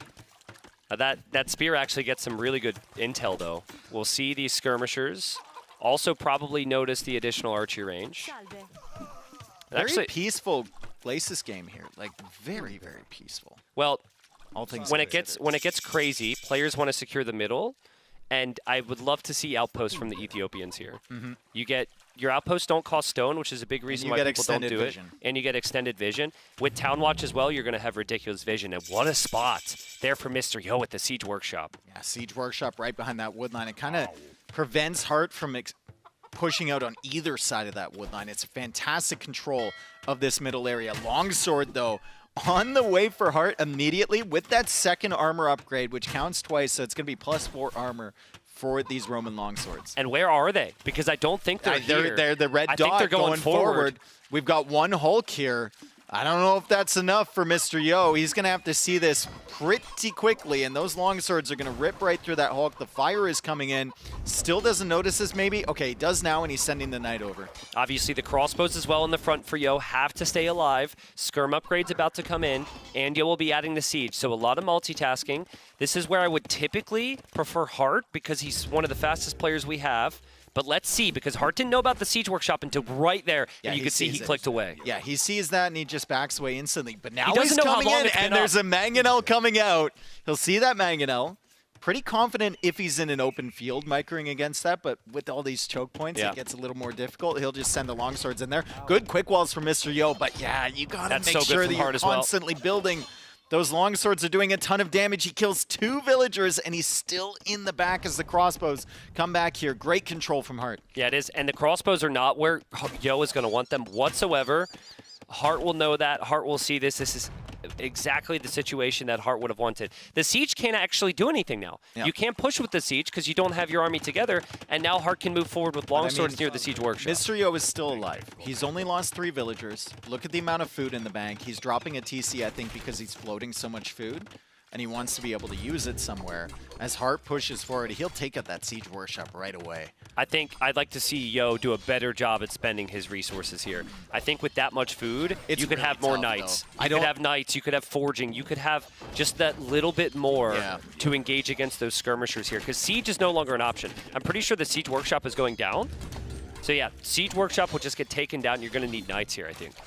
Does Yo have a market? Did He does. Before? Okay. He did. Yeah, he has a market. But this is the thing with Hart, man. It's just he's so quick, and he loves to control the game like this. Like, these longswords open up the rest of the opportunities. Oh, God. Bear goes in there and gets a little hungry. Hart delayed the town centers. Bear Please don't tell me that longsword actually wins this fight with the help of the bear. Oh! He barely won that. Big shots there with the demo and the fires. Mangonel is still back there. Conversion happens for Hart, though. Oh, that's brutal. Mangonel needs See to if survive. the villagers can repair. Nice job from Yo, saving that. Yeah. But the longswords keep getting picks. Another villager going down there, and Hart is controlling the middle of the map.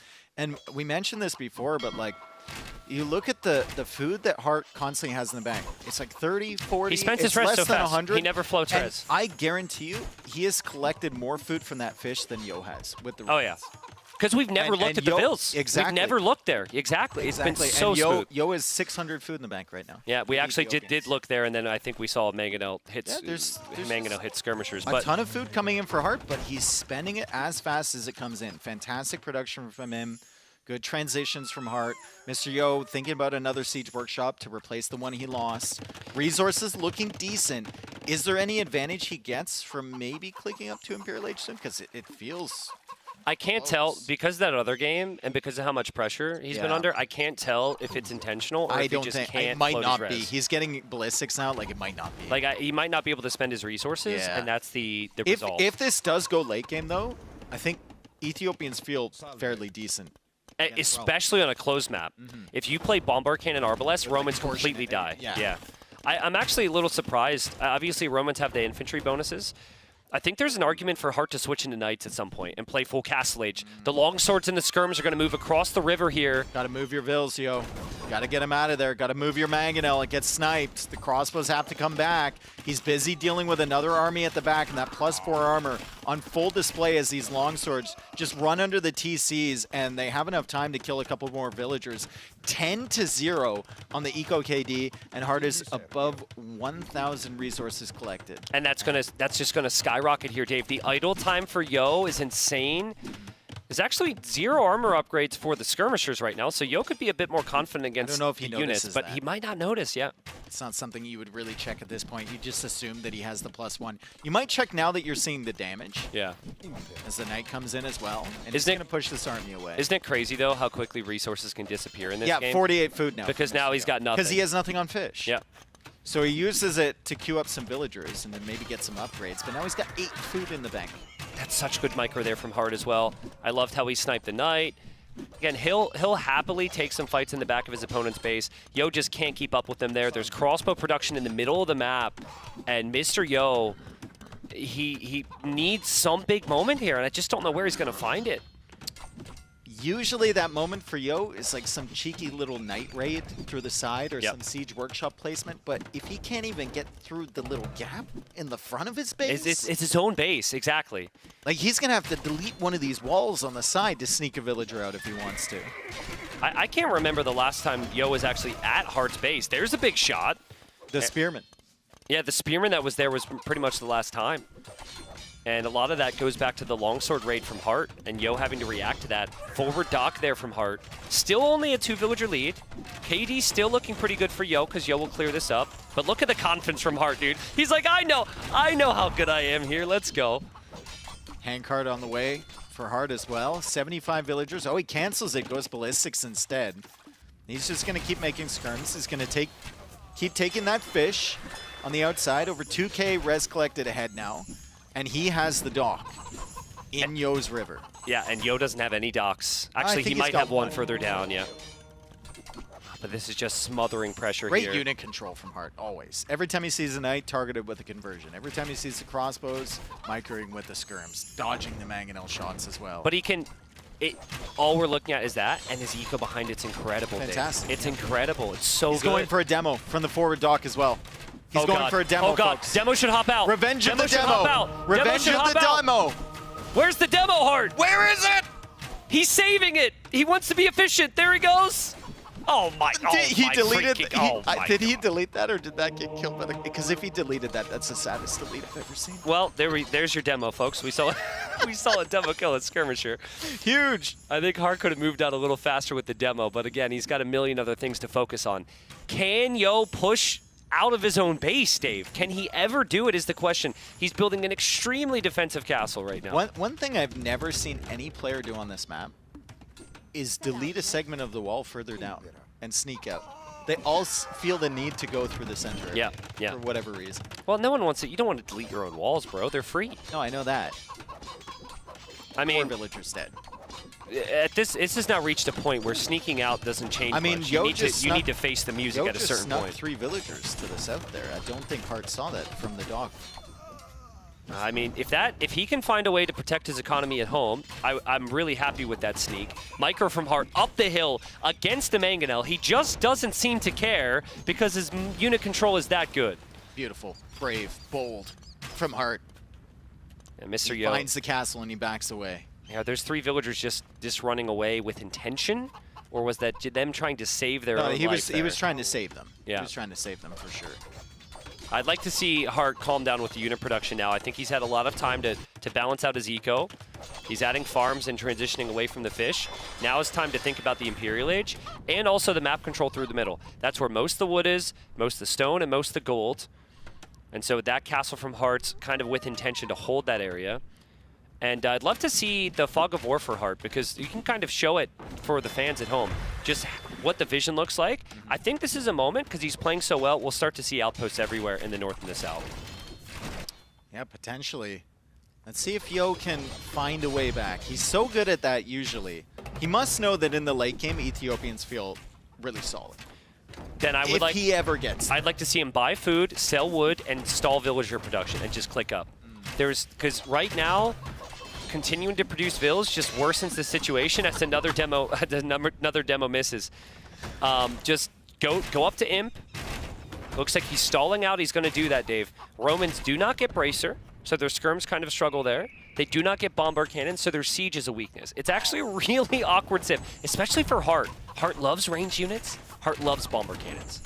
Yeah, I wonder what the solution is. Maybe it's into that cavalry to open up, like you said. That sneaky TC is going up in the south, and if anyone knows Mr.yo, you know that that TC later on might actually matter if he manages 100%. to hold on here. Well, what he needs is some type of side raid to distract Heart so Heart can't focus all of his attention on his micro.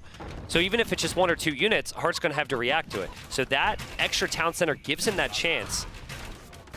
Yeah, this fight will get better in the Imperial Age, but there's going to be a whole lot more of that. I think Heart's making the switch into cavalry now. Yeah. So whether that's light cav or cavalier, I mean, Roman Cavalier aren't the worst. They're Once you very get good. the unique tech. Very good. Yeah, and also if you're going to switch, you might as well get some value from this army now. Mr.yo's castle doesn't defend everything back here. He goes for more panic walls. More villagers will die. Villager 16 goes he down wanted now. his dude. He wanted his cake and he wanted to eat it too. Like he wanted to save the villagers and wall up. You just had to sacrifice those villagers. It's just been that type of game, I guess, right? You have to take the risk to try and go for the big plays. There might be a big shot here. That's a rough choke point for the skirms. Heart's going to just run after it again. And Yo, oh, no attack round from Yo. The Heart seems to feel so confident here. Does take a big shot. But again, fights inside of Yo's base at all times. Similar imp timings, though. Yo is about 40 seconds behind the imp. Villager count is still solid somehow. And the eco is very consistent for Yo because he's not on the fish. So there's not going to be any wild swings when he's kicked off a resource, right? He's got farming eco behind that. So it's actually feeling okay for him. And this might develop into a game where it becomes kind of worrisome for Heart with the late game tech tree. Nice shot there for the Mangonel. The crossbows are clearing up as well. Another nice shot from Mr.yo. I mean, is he pulling himself back into this game? I mean, Heart went a little too far there, maybe. I think the skirms at least would have had some really nice value in the long run. Population is even. Yeah, population's even. We do have relics for Heart. We do have castles for Heart across the middle of the map. He's going to have 3 soon. Where are these vills going? Nobody knows. We also have a massive misclick from Heart. And usually that's a TC rally point, so there might be more villagers walking across the map as well. But I think things just got a lot more comfortable for Mr.yo. It's still not a game that's in your favor significantly, but there is a window. Because can he climb through it? Look at Mr.yo's vision in the south. He sees all that crap, dude. He's like he has so much fog of war. I actually want to see the fog of war with the Ethiopian outposts here. He could see the castle, I'm sure. Yeah, that's crazy vision. He could see the castle that's being built as well. Meanwhile, Heart doesn't see any of that. Yeah. So, yeah, I think if Yo kind of front lines with the ARBs and camps the hill, which can be very strong. And look at the text coming in from Yo. Yeah. He had plenty of resources. 47. He almost attacked around his own units. He had 47 on food here for Mr.yo. I don't know. Surely he's going to be running out of gold and stone at some point because he's been working off of. But he's got gold in the south with that true. TC. And there's a castle in the center for Yo. And like we've been saying, the tech tree for Ethiopians just feels a little bit better than Romans. There's the unique tech for the Romans to get that extra charge damage on the Cavalier. And castle spotted. Castle spotted. Full armor's in for the Cav. Unique tech coming in 4 seconds. But it's Arbalest. It's Ethiopian Arbalest. Is it enough? They are firing on full speed here, Tristan. The Cavalier with the charge attack are in. They're taking out some Arbalists. Yo needs to back away from that castle. He's not losing all of the villagers, though, and a lot of Cavalier are going down. Yeah, Heart just hit the timing there. He knew eventually he's going to have to come to the middle. I could just be patient and I could wait. Still doesn't know about the sneak in the south, but tonight that castle was massive. I mean, this Arbalest mass is still there, though, for Yo. It's still there. Here's the bombard cannons. He can send more villagers for that castle if he needs to. Dave, again, the resources right now. Can Yo spend that? Can he drop barracks? Can he go help? Can he get resources? How greedy does he want to be? Yeah, true. Like, what does he spend that on? Whereas Heart, we're seeing more consistent spend of his res. He's going for 2 different types of armies. It's all very expensive, but he is spending it. He's getting a little wasteful here, Heart. Cavalier aren't the cheapest unit in the world. But I still think in Heart's mind, he's thinking, I have the relics, I have the map control. But he doesn't know about the south. I'm so shocked that Heart doesn't have outposts. Well, I mean, from his perspective, he had vision on that entire river for a very long time, right? And he killed the villagers that were accompanying those 3 that escaped. Yeah. But Mr.yo just managed to sneak out there. Heart is now going for some conversions against the Arbalest. Ethiopian crossbows are a beautiful thing to watch. The reset time on their shots are crazy. And Yo is using it to full effect. The Bombard Cannon now working well in the skirms. Every single army that Heart sends in here is getting absolutely fried. And Yo will actually end up deleting that castle, and he's just going to place it somewhere else. Maybe he's going in the south. I see some villager movement in the south. Maybe he's going for a castle over there. No, he's going to stone. Is Yo going to win this freaking game? That's what I'm saying, dude. That's what I've been saying. Is Yo going to win this freaking game? Like, what? This would be crazy. I mean, Score just flipped. He hasn't been losing any eco for a while. He's getting Torsen engines, which is like 2,000 resources. And once that completes, the Bombard Cannons can flatten lucky those shots from Heart on the Bombard Cannon. Oh, that was close. No. One of the most tilting things as a player is when you get your moving Bombard Cannons sniped by a Trebuchet, especially against a Civ that doesn't have Bombard Cannons themselves. Speaking of tilting, nothing is more tilting than being ahead the entire game, having control the entire game, having the map control, and then losing the game because you got like outplayed or outmaneuvered or outsived or outsneaked or snuck or snooked or whatever. I don't know. You got yo'd. Yeah, you got yo'd. That's exactly what this would be.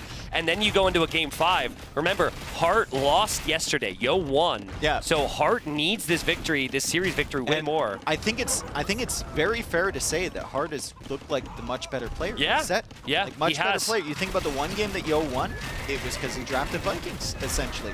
From my point of view, anyway. Going into that. And maybe it's going to be a similar conversation with Ethiopians because the Bombard Cannons are everything. Hitting. This is insane. He was so far behind. I thought Yo was going to maybe tap out. Population lead is Mr.yo's. What? He and now is there's a castle. Everything. Look at the castle's too. going up. It's the sneak bills, dude. It's the sneak bills. The comeback is happening for Mr.yo. Demoralizing for Heart. He was controlling the game the entire time. We didn't know what to say. Seriously, I ran out of all ideas. I thought that Heart would always win this game, but look where he's expanding with his eco as he runs away from the castle. He builds lumber camps that will find there's eco there. Dude, there's just Arbalest everywhere from Yo. It's an absolute machine gun army here for Mr.yo. They're firing so fast, and nothing that Heart can do so far has any chance against it. He can't go Scorpions with Romans because Torsion Engines, Bombard Cannons will absolutely destroy them. He can't have his Trebs forward because the Bombard Cannons will snipe them. The Cavalier can't make it through the hail of arrows from the Ethiopian Arbalest, and the Skirms apparently just don't stand a chance without Bracer. There's nothing that Heart can do. That's just unbelievable. I mean, Mr.yo drafts towards late game, right? He typically drafts towards late game. From Heart, though. Good snipe on the Bombard Cannons. Maybe he can just out-eco him and outmaneuver him. I'd still like to see, because Heart has relics, how much gold Yo has in his base. I know he's reclaimed gold in the middle, but he's just run out there. Dude, if he never had the south, it's over. Condition. If he never had the south, it's over. There's 3 more tiles right there. We got some sneaky ranges, but there's a little outpost right behind that wood line, so Yo sees that. No surprises on that side. Mr.yo is now going for capped ram. Heart's still trying to push out. If Heart wants to win this game, he's going to have to do it in the like Hera style, where he just has eco everywhere and he's just raiding constantly with light cav or with Cavalier, has the skirmishers managing the main army. It's going to be so tough though. But the whole northern area, the whole north, you've got to think, where am I not right now? And the whole northern area, I think even docks, like sneaking up some docks on the far river and going Drawmans or something there could be so good. But I don't even hate just sending those Cavalier into the main base. Yeah, just send him past the castle, past the TCs, just get him in there. Yeah. For sure. You need, because clearly the main fights aren't working, but if you could take Yo out of position, it could get really complicated. I think Yo is about to go Helm as well. I think he's about to get the Helm tech and then send those into the back of his base. There it is. And then those can defend against the Cavalier raids. You can send them in 1 or 2 at a time. And then you're still pushing on the front side here. And with Siege Ram, Bombard Cannon, Torsion Engines, the Arbalest army that just can't be touched, should be a really solid push from this year. I can't believe we're in this situation. There's definitely more eloquent ways to say this, but this game is so Yo. It is. It is. This, for anyone who ever judges him or ACCM or some of the players who play on for a while in games, This is why. Yeah. Because they've got a vision for the game that no one else can see, and they feel like they always have that chance. Might be a slight chance, but a slight chance is everything. Honestly, dude, I think it's all because of those 3 weak villagers that he just randomly sent to the side. And it's again, such a frustrating loss for Hart, because he will feel like if I just built Outpost with all my map control, this never happens. Game's not completely over yet, but I think we're winding down. Or maybe winding winding up towards a game 5. Yeah, seriously. Or we're winding up and Hart's going to bring this back. He's still got 150 eco. But, I mean, his relics are on the front. Yeah. His army's just trickling to its death. The KD tells you everything you need to know. Yeah. He can't beat the Arbalest mass. And here comes Yo, and this is a get out of my game, please. He's going to build a castle foundation where the monastery was. He's going to build it. Yo, just don't cover the Redbull Wololo flag, please. Hearts. Thank you. Respectful. Heart's buying stone as well. He's going for a super defensive castle in his farm. Yeah, I mean, defensive castle. Yeah. I don't know if that does too much for you right now. Maybe, I mean, maybe there's a situation where Yo like runs out of wood or something. Wood? I was hesitating. Oh, man. I don't know. Centurions from Hart. It's actually just reached the point where losing those villagers in the north there, it's not that big a deal for Yo, because as long as he still has some resources to make arbs and bombard cannons, and he does, that comp is just not killable, it seems. Yep. Population's still solid for Hart, though. Like, Yo's struggling to deal with the raids, even though he has help. Didn't have all the upgrades yet. Hart, his major problem is that he still cannot kill this army. He just can't. If Yo keeps the bomber cannons and the Arbalest near this castle, there's no chance for Hart to ever clear that. I really would have liked Seadram from Hart this game. Seadram, Lycav, I think Seadram is a way you can actually push in against Arbalest and bombard cannons. You need a few of them, though, especially with torsion engines, bombard cannons. And it only works when you're ahead in the game, I feel. And I feel like it only works once. Yeah, exactly. And it's reached the point now, he doesn't have the res. He's panic queuing villagers. He's going to go above 150 villagers. Yeah. Castle's going to go down. Treb's then exposed as well. I mean, Mr.yo is just not losing that army there. Oh! Watch out for falling cannonballs here. Holy cow. Torsion Engines goes hard. I mean, unbelievable from Yo. We're going to a game 5? We are. I mean, maybe I'm wrong because it's 185, but it feels like we are. Yeah. Yo's going to take some time here, but he repairs the castle from that side, takes down the trebuchets. Has another trebuchet to push to with his cannons. There's 2 more trebs over on that side as we get the replay absolutely flattened like a pancake. I'd love to see the KD on the arbs and the bomber cannons at a certain point. I think it is showing 107 kills on that army alone. Can Yo save this count? He can. Ooh. Hart takes it out. Nice jump, Hart. Okay, well, we might get to a situation now where Yo, he didn't take those relics. Yeah. He might be running out of gold shortly. Let's see if he can take both of these trebs. Hart is definitely out of gold. Right? Yeah, he's going to switch, though. He's going to get there. He's 53 on food. Yeah, that treb is going to go down, and I saw a reaction from Hart. Like, he was very annoyed that the villagers blocked that treb. This is a tilter. This is maybe one of the most tilting situations you could have in a tournament land, to have control of the entire game, to have it feel like a foregone conclusion, and then have the game turn around. You will question your draft. You will question the lack of outposts. The list goes on. Hart needs to sort this out here. Too. There's only 1 villager repairing it, but look at this army. Look at this army. The castle goes down. Will the bomber cannons get the shots against the skirms? I mean, Hart's done the right thing now. He's got different groups here. Does it even matter? He's microing. Yo isn't really microing at all on shooting the different groups there. Now he is. I actually think that's okay for Hart, because he hasn't immediately lost his army and he's whittling down the Arbalest. Another big shot here from Mr.yo. I don't think it actually mattered that much. The Arbalists are just firing too fast. We have the bomber cannons behind. It was a great fight from Hart. Yo doesn't have any more arbs in queue. Yo will have 30 halbs. They're not here, though. Those halbs need to arrive. Also wondering where they are, and there they are with the trebuchet. Yeah. So that tells me Hart is going to clear this army, because Yo has basically given up on this, although it's still a struggle for Hart to take out these Arbalists, and Yo is massing up in the center, and he's going to start a push towards those wood lines in the north, towards the gold in the north. I'd love to see... This game continues. I'd love to see how many resources are left on this map. Yep. Usually, someone kind of takes full middle, and it's not split side to side like this. 3,200 gold only. Yeah, probably and only all in the north there, too. And only 2K stone, and I guess we might still have quite a few trees, but only 100,000 wood left. Could actually become a weird wood game here because the players will run out of all the wood in their bases. But such a big army now. It's not about army type, really, for Hart. It's got to be about the numbers. Yeah. He has to fix the numbers problem. Might be worth losing a couple villagers right now. Maybe. I mean, 156 villagers at this point in the game seems like a bit of an overboom, especially with Romans. He did delete some, I think, as we said that. Nice. He either deleted or he lost some in the north. Still keeping that castle up. Hasn't taken down the Trebs, though. There's also a raid from Yo in the north at the moment, where he's found the villagers on gold there from Hart. Yeah, there's a raid from Hart there. Halbs are coming in. So there's a stone and a gold up there. The Halbs aren't here to protect the Trebs, but the Arbalists are. Still one Trebuchet going down, and the castle is surviving currently for Hart. I think he's got enough stone to repair that. Still, like, these scrims do not counter these Arbalists. They really don't. They don't have Bracer, and the Arbalists are just firing so fast, they're punching through that final armor upgrade.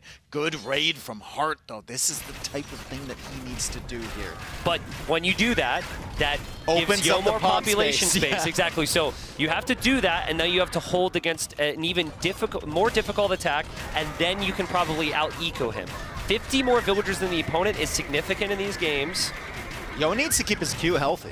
Yeah, and he doesn't have gold, Dave. He doesn't have a lot of gold. In the south, I think he's run out, and he never reclaimed those relics. Maybe he's gotten one somewhere. It's actually getting really difficult to see where Yo is getting gold. Yeah, he doesn't have any gold down there anymore. Yeah, Mr. And Hart's Yo. also off of gold. I mean, you have Mr. Yo clearing all those villagers, and that opens more pop space for Hart. Can Hart make this happen? Can we have another comeback here? Hart's trying to buy stone. Yeah, I think yes. For the repair on that the castle. answer's yes. Yeah, good raids here from Hart. Hart holds on. We thought this game was over And that twice feels already. The double attack in the south feels completely against the run of play. When you just had a raid in the back of Yo's base as well, Yo might not notice that. He Yo's doesn't not notice reacting. it. He doesn't notice it. Is Hart turning this around? Is he denying the game 5? I mean, the castle for Hart is still up in the middle as well. He's running out of stone now. He's hoping his trebuchets will get the hits. His castle will probably go down. But Dave, there's a healthy amount of skirms on the field here. So close. So close. Torsion Engines is still so good. 73 builds for it. He never noticed it. No. They're all dead. No. I mean, Hart probably clicked him down there just hoping, as you often do in these scenarios, and it actually worked out for him. And after seeing that, Hart's And going he to play gets on more. forever. He gets more here. Hart is in the process of turning this game around. We thought Yo was dead early. We thought Hart was dead later. And now, possibilities opening here as Mr. Yo goes to the castle in the north. He's going to find himself some more gold there.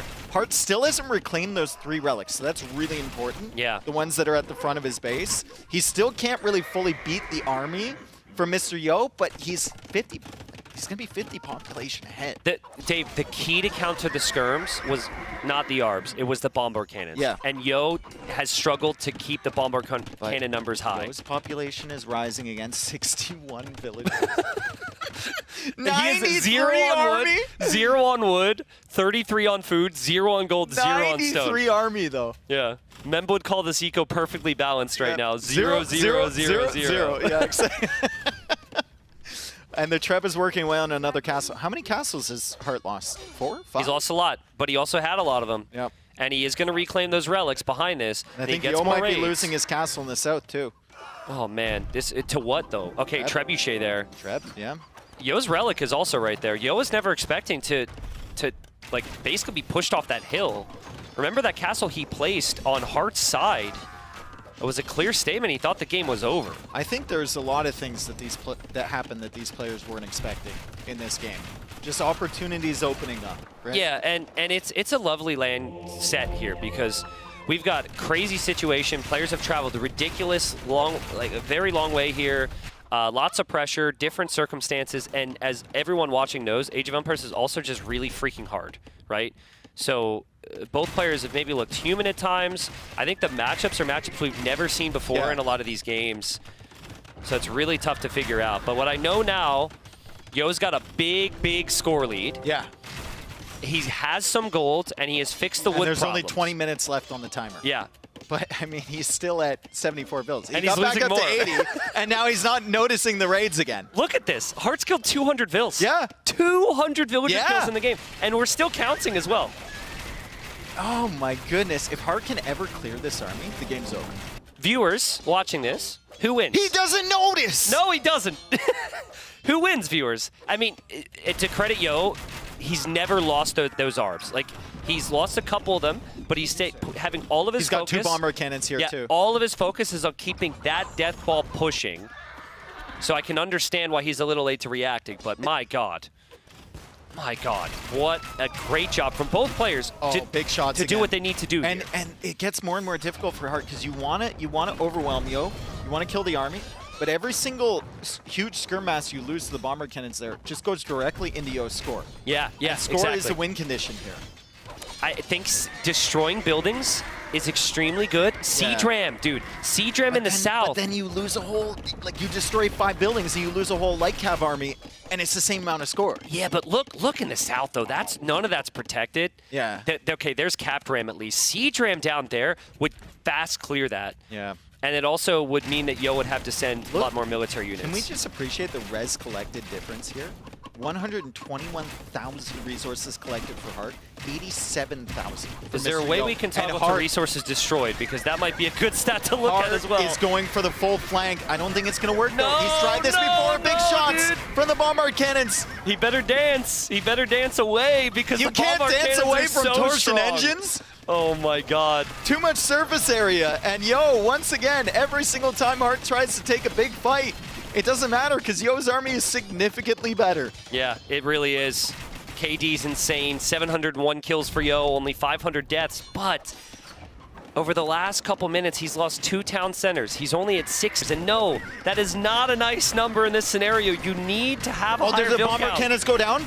Did the bomber cannons go down? Hart's trying to snipe him. Does he get it? He gets both! Dude, that's huge. That's massive. Now you can play Skirm and pretty freely take some decent fights here. And still only 1 trep, which I know is, it's still going to do some damage here, but that will take some real time. That's the gold in the north there for Yo. He's trying to reclaim a little bit of the south. What's the score? 22,018. He clears this army, kills all the buildings. It's very doable here for Hart. Yo is at 142 population. His eco and military perfectly balanced. It was 71 for both at a moment ago. There's C-Dram. I'm telling you, C-Dram's a game changer. 1 or 2 C-Drams can destroy a castle when you're not looking. It tanks a lot of archer fire as well.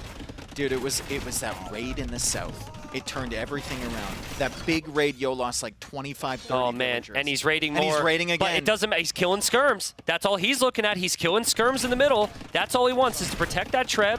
There's a new cannon there. Hart still hasn't taken down the trep, and there's repair villagers coming from Yo to keep the trebuchet alive. A lot of stone is being invested into repairs right now for Hart. And 246 villagers killed by Hart this game. This is a weird scenario because Yo's pop is looking bad, but he's got a big score lead. And we are less than 15 minutes away until the timer comes into play. If it hits 1:15, guys, and sometimes it's actually not exactly 1:15. Does he get the trap? Does he get the trap? Does he get the trap? He's going to get it with the skirms. Nice snipe there from Hart. Oh, God, Dave. This is the exact scenario we discussed the other day. It's like, if it comes down to timer, you have these weird situations where someone who has the kills can't, like, actively push easily, and Hart's going to get desperate to finish this game off fast and recover that score. He is to take down buildings. He is to stop feeding skirm kills. He's got 13 minutes now. Either way this game goes, it's going to be heartbreaking. Yeah. Well, I mean, depending on who wins, it will be more heartbreaking. But, yeah. And also, players will likely forget about it, even though everyone kind of knows. There is a notification that'll pop up at 100 years, which I think is like 10 minutes away, and then it will show at the bottom right of your screens. Viewers. I mean, I think both of these guys have been thinking about score for the last like 10, 15 minutes. Maybe. I think that has to be a consideration. Hart's trying to micro against torsion engines, 2 God. bombard cannons. Oh, God. I mean, like... That's not what you want. No, that is not what you want. Oh, man. And that gives you a little bit more time, Dave, a little bit more time. Yeah. It's clear to me that Hart has just been so uncomfortable with the Roman late game, so hesitant to go for C-Dram, but finally we see C-Dram out. 82 villagers now for Yo. That's the highest count he's had in a while. But 27 Arbalest is the lowest count he's had of that in a while. I mean, if if you're Hart, you almost just send the siege rams against the bombard cannons. Yeah, anywhere. Yep. Like, you take it after buildings, you send it in against the army. It's really good when you get enough. One thing we have to consider as well, if we're looking at the score, look at Hart's Q. If he unqueues those units, he gets a his lot more score goes up a lot. Right? Also, Yo doesn't have that much in the queue. Technologies as well. Yeah. Both players actually have like a lot of text, but you might see players start to research technologies that they wouldn't actually benefit Here come the from. Rams. Can Yo stop these?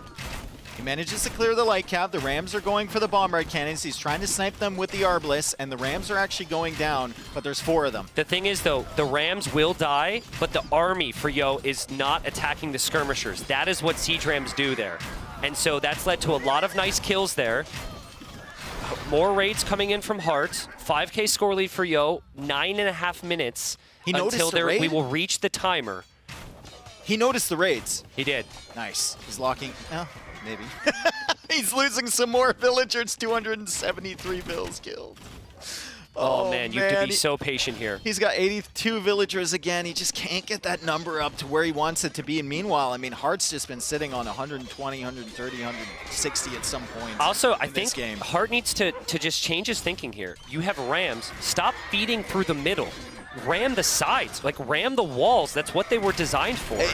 But it's a unique scenario. Well, in this map, it feels like players just mentally consider those walls almost permanent. Yeah, true. Right? Like you never see anyone attacking. Yeah. At all. You never see people deleting them, like I mentioned. Dave, look at Yo's resources. He's at the limit, dude. Absolutely. He's at the limit.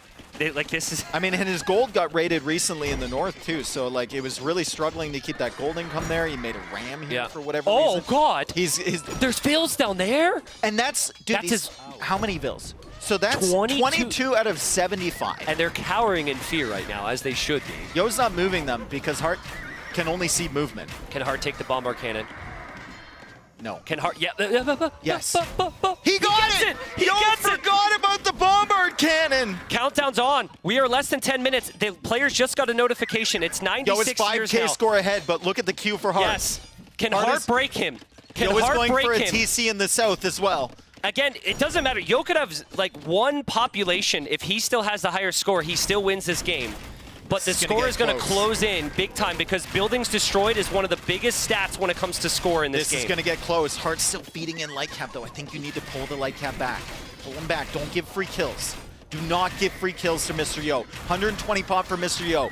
200 for Hart. We could have one of the most hype finishes here in this tournament. You might want to raise literally everything but the main base right now. Yes. Because obviously Yo is in the main base. 83 years. There is a base in the north that is free for the taking if Hart thinks of that. And he's been clearing some of the extra buildings in the middle. Yes, just stop feeding in your light cavalry, please. Just stop feeding them in. The score is getting closer, Tristan. It's about 4K score difference now, and there's still that amazing queue for Hart. Let me remind you guys, it's 157,000 resources collected for Hart this game, 103,000 for Mr.yo. There's some other tricks you can do here. You can build buildings to boost your score a little bit. Some players will spam monasteries, get techs, but we're not quite at that point. The year count has begun. Right beside the players' names on the bottom right side, you guys can see the years. 70 years remaining.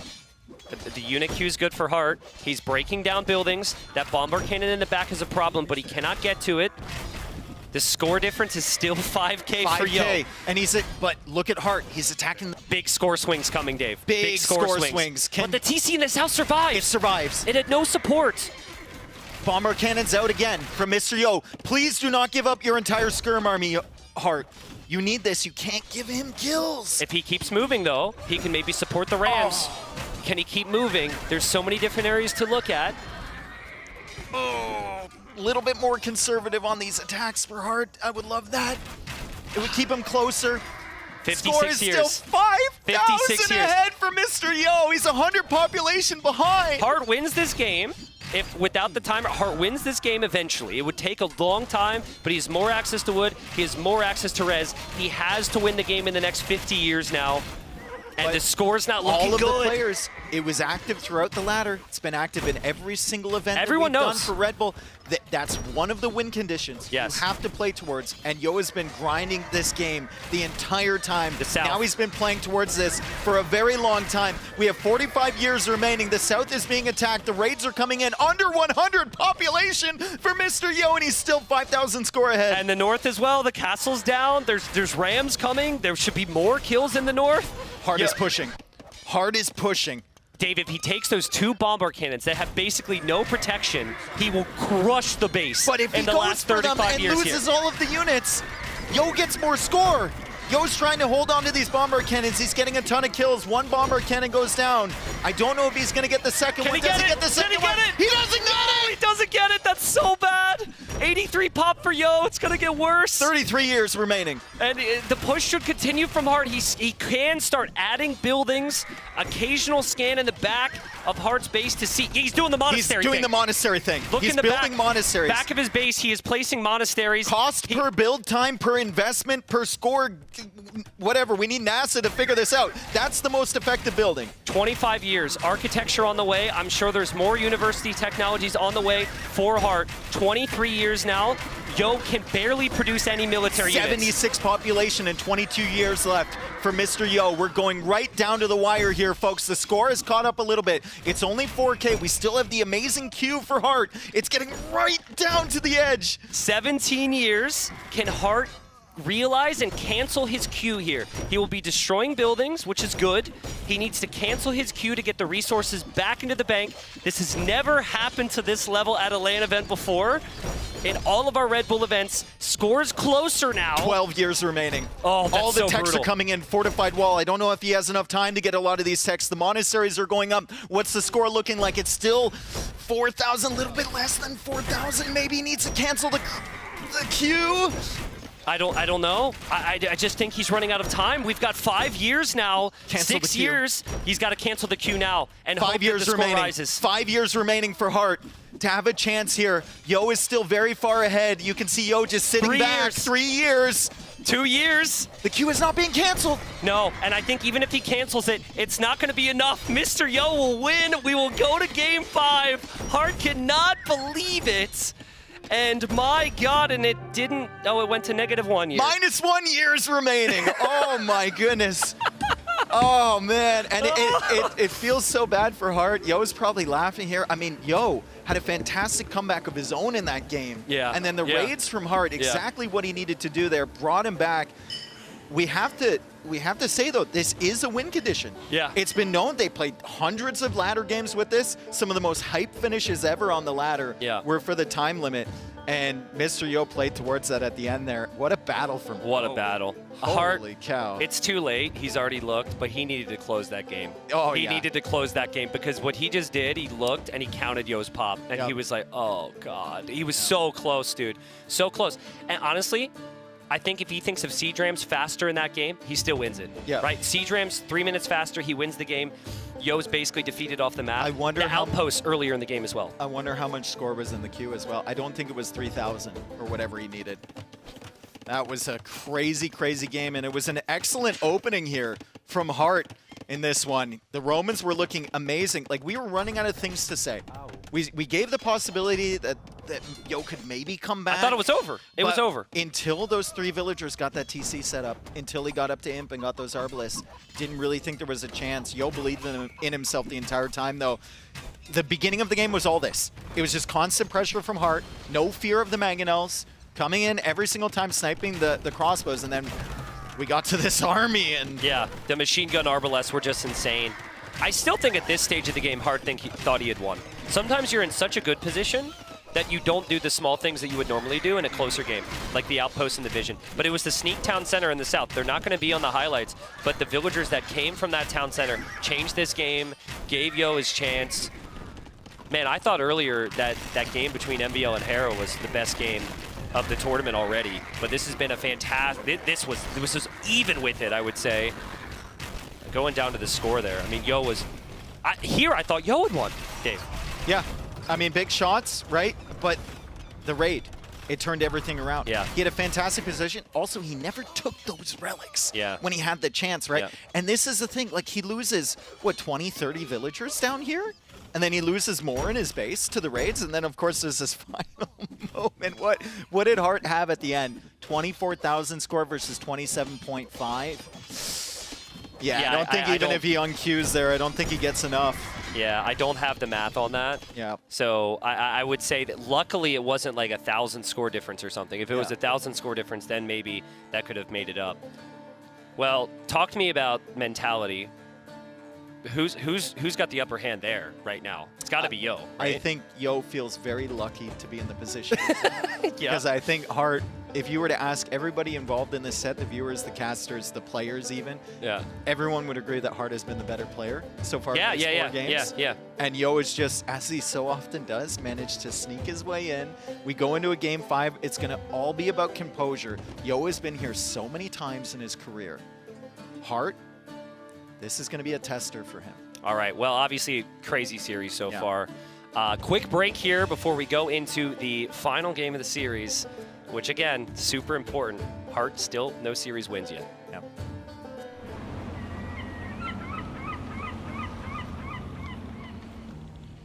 Day 1. The HMS Londinium has weighed anchor, her prow set towards the greatest wonder these waters know, the Royal Albert Hall. Captain. 8 empires, 8 commanders, each forged in the flames of 1,000 battles to claim their throne at Redbull Wololo. Hera, ACCM, MBL, Liry, Yo, the Viper, Hart, Sebastian. Not all who sail will reach the hall. That is the cruel nature of the voyage. Ah, that sound. Let us see who is worthy of the call.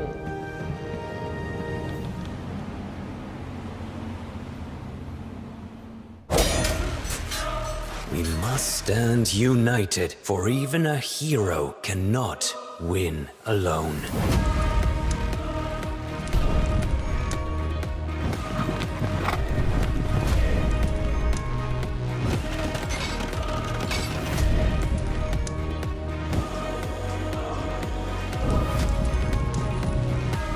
You can never break the Mapuche people. Attack, my warriors! We all have loved ones in the capital. Join me. Together we can save our people. We may not see our homes again for a long time, but one day we will take back what is ours. Nothing good comes from mistaking men for gods.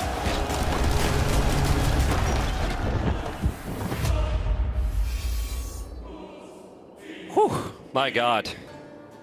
The hype continues as we're here at Game 5. Yes, it does. And you asked about mentality. I'm glad we had a little break there for Hart to just kind of reset, because I really think he needs it. We had a discussion in our little 2-minute break, and I was like, man, I really want to say, like,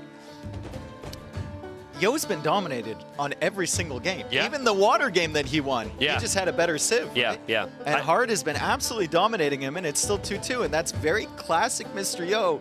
He's got the experience to just get the job done. Absolutely. And now Hart needs to prove that he deserves to be here, that he can win this Game 5, that he's got the composure to get through these moments. Remember how this works, guys. We have 2 groups, and you play 3 sets. And you play everyone in your group in one time, and that determines where you go from there. You'll go either into the 2nd or 3rd place position, which means you're playing on the weekend in the playoffs, or you would go into the immediately into the semifinals on either side of the bracket if you're 1st place. If you're 4th place, basically if you're someone who goes 0-3, most likely, you're unfortunately done in this tournament. Yeah. And so this is the 2nd set. Hart has played amazing, but he lost last time, and now he could potentially lose here. Yo, big ramifications for a potential run at 1st place right now. Yes. Because he won his 1st series and now is looking at a 2-2 here. So, and also for Mr.yo, we should point out he is going to play Hera in his final set, and Hera is likely the favorite there. So here we are. We've got game number 5. I don't know how we are here. And we have Tatars for Heart on his home map. We've got Dorothy Quarry here. This map is extremely difficult to play, Dave.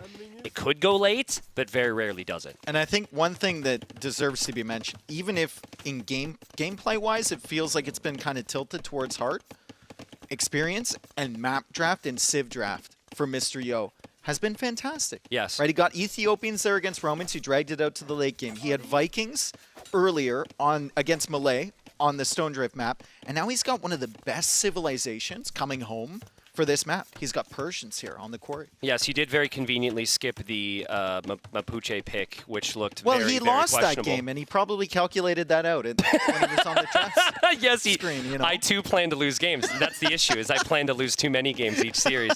But now both players on the opposite side here.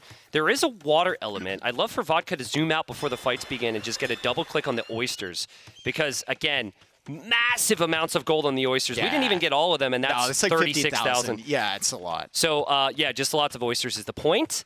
But right now you have gold elsewhere, and it's a mix of water and gold possible on the water. But it's extremely difficult. I think the big reason we see Tatars picked for Heart, you do more damage when fighting on top of the hills, and this map obviously is just a massive hit. Also, I mean, they get the extra value on the hurtables, and you get some hurtables every time you make TCs. There's good eco bonuses there. God. Nice catch out there from Heart. Yo, going forward with just one spearman. Heart finds the archers, and bye-bye early pressure. Yeah, well, I mean, there was also the other army forward as well, so I don't think Hart was expecting the scouts to go there. There are actually lots of spears produced here from Yo, but my goodness, now Yo, can he kill these scouts? We'll see. Immediate focus again from Hart. Hart will focus down. He kills the spearman again. His scouts are super weak, though. Almost got the archers as well. Villager, though, going down, so Yo's still getting some value here as the archers trying to hard commit onto the villagers. They get one. He does lose his scout. He loses the archer, and he loses the spearman as well. Right there, I think we saw the micro difference between the two. And the issue in the previous game, the issue, honestly, in the island game as well, is it was no longer a micro game, right? Yep. It was just like, what civ bonuses do you have? It was a tech tree game. It was a tech tree game, exactly. So I think Yo's still got some great opportunities here with the Persians. They produce villagers faster. And Yo is amazing with any civ that has big night bonuses, which we haven't seen a lot today. And also, their docks have more HP. Their docks also produce faster. And there's a lot of not only oysters on this map, but there's some deep fish in the middle too. So he can keep his economy going. He's always basically going to have a villager lead, assuming that he hasn't lost too much. And was that a fishing ship from? Fishing ship went down, and a villager as well at some point. So Eco KD 2-0 for the Persian player. Fights in the middle though. We know who's going to win those. That's going to be Hart. This is just archers, classic. Those were the 1 HP archers from before. So Yo was really gambling, sending those forward, right? He did get a fishing ship for his troubles, but Hart's going to clear that up. And we look at the KD right now, it's 12-7 as Yo has to send more spearmen forward to try and push that away. Resources looking pretty good for Hart at the moment for clicking up to Castle Age. Yeah, and as you would expect, right? He takes the better fights. He beats you to Castle Age. He takes advantages there. No additional town centers in his future, though. He sells the stone, using the market to find the timing here. The extra attack on hills is going to be really nice here. These hills are huge on these maps. And it helps, right now with his positioning, it helps in the attack, but also it helps in defense in a lot of engagements on the other side. So, especially if you're playing into something like Cav Archers. Yeah. Could be really solid. Free thumb ring for Tatars. We'll actually know what his plan is based on how he plays this now, Dave. We've got 4 archers. You could continue to produce archers. If he's not, and he's not right now, it could be Cav Archers in his near future. Especially if we see something like Bloodlines come in. Yeah. Could be a solid guess. It looks like he's making a production building at home. He's just trying to clear up the archers. And like you said, just consistently, Micro is a little bit better. Yep. Just a little bit better. And he clears all of the archers from Mr.yo. Mr.yo, though, will look at a fight like that and be happy. He'll be like, okay, I took a worse trade, but at least they're gone. Yeah. Also, wonder if there's some question marks in Yo's mind. He's like, wait a second, like, why am I not seeing any more archers? Why did he take the engagement? Why did he not try and conserve the numbers? But Yo will click up here shortly. He's probably not aware at how late he's going to be, but he does still have the scouts. If these scouts get in, there is not a single spearman for Hart. Yeah. And he's not fully walled either. So, like, Scouts are roaming around. He's 40 seconds away from being able to produce cav archers. So that's Dave, this kind is of so his open. defense. This is so open. Nice wall over there from Hart. Can he get the houses Oh, down? God. It's difficult with the hill. Oh, it's God. extremely difficult to see where the holes are with the hill. And Hart just gives up on the idea of walling, and he's going to run his villagers away. But Yo can't really surround them. There's the first spearman for Hart. He'll take a villager loss potentially. Okay, I mean, Hart loses one there. Good damage control, all things considered. Really nice job from Hart. I agree. Cav archers are on the way. I think they might have been busy on the water as well. Yo lost a Hulk. Oh, there's also that villager. He's on break in the wrong area. What are you doing, bro? That villager's going to go down. Yo doesn't have to micro this. That should be a free kill. And he gets the kill. Well played. Not necessarily free, though. The one thing I'm concerned about for Mr.yo is he doesn't really have his wood lines locked down. And once these cav archers start roaming around on that plateau on the outside, how are you going to defend yourself? He's still 40 seconds away from being able to like build a defensive TC or siege or anything like that. I also think his woodline spawns are really unfortunate because Very they're far. all spread out, Yes. right? Like Hart's woodlines are all next to each other, and that's much better to be able to damage control and protect your villagers. But yeah, Yo's essentially got 3 massive targets around the back of his base. That's not even factoring in the gold. And faster castle age has paid dividends for Hart. Gets the villager kill. There's one of the woodlines. There's the other woodline. They're just so far away from and each other. he went for the towers, so he doesn't have the stone to build like defensive TCs or anything. He's floating a lot of gold, which is why he's going for that market. And he's forced into camels as a defensive measure here against the cav archers. But remember, those cav archers don't only have the bonus on the hills. They have thumbring as well. Yep, very strong. And Hart's making a lot of them as well. Hart will also wall up behind this. Yo tries his best to damage control, but a couple villagers go down. And camels are out. The issue with camels against cav archers long-term is the lack of pierce armor. They are not nearly as tanky as knights are. Now, we had some questions about the mentality for Hart coming into this game, right? Was he going to be shaky? Like, how was the opening going to be? Now that you've had a very smooth opening and you have cav archers on the field, I think there's no questions about that whatsoever. Yeah, no. Hart just plays his game from this point forward, and he should win this most of the time. Yeah, and he was here in the previous game. It just didn't scale very well, and now he has the understanding of, oh yeah, let's like apply the finishing blow here to win this freaking Look at series. This is going to be so difficult for Mr.yo against Tatar cav archers on the hill. Also, it's gonna be really, really difficult. Also, Dave, Hart's going to boom as well. He's recovered the stone behind this. Likely we'll see a town center at some Do we point. go university or town center? Town center at the back. Yeah, maybe Okay, both. I guess that does make sense because at some point Yo's going to send these knights forward as well, and you need something to defend. But I'd love to see university ballistics with a cav archer army like this against knights. Amazing response from Hart. Just so good, like you said. This is incredible. And it just doesn't seem like Yo can do anything. I'm hesitant to say anything's over because maybe this will go down to the timer as well. Somehow. Please, but that was hype. But it's just the wood lines are an issue. The farms are exposed. There's the He doesn't university. have the upgrades yet. This is so difficult to take the fights against the Tatar cav archers. This has to be so painful for Mr.yo. And usually the way Yo defends something like this is he sends units forward and he goes to the raid. And I think there's only one knight going forward for Mr.yo. Yep. Yeah, and the knight's maybe going to head to the gold. I mean, one knight's not an issue. Cav archers are a big issue, though, for Yo.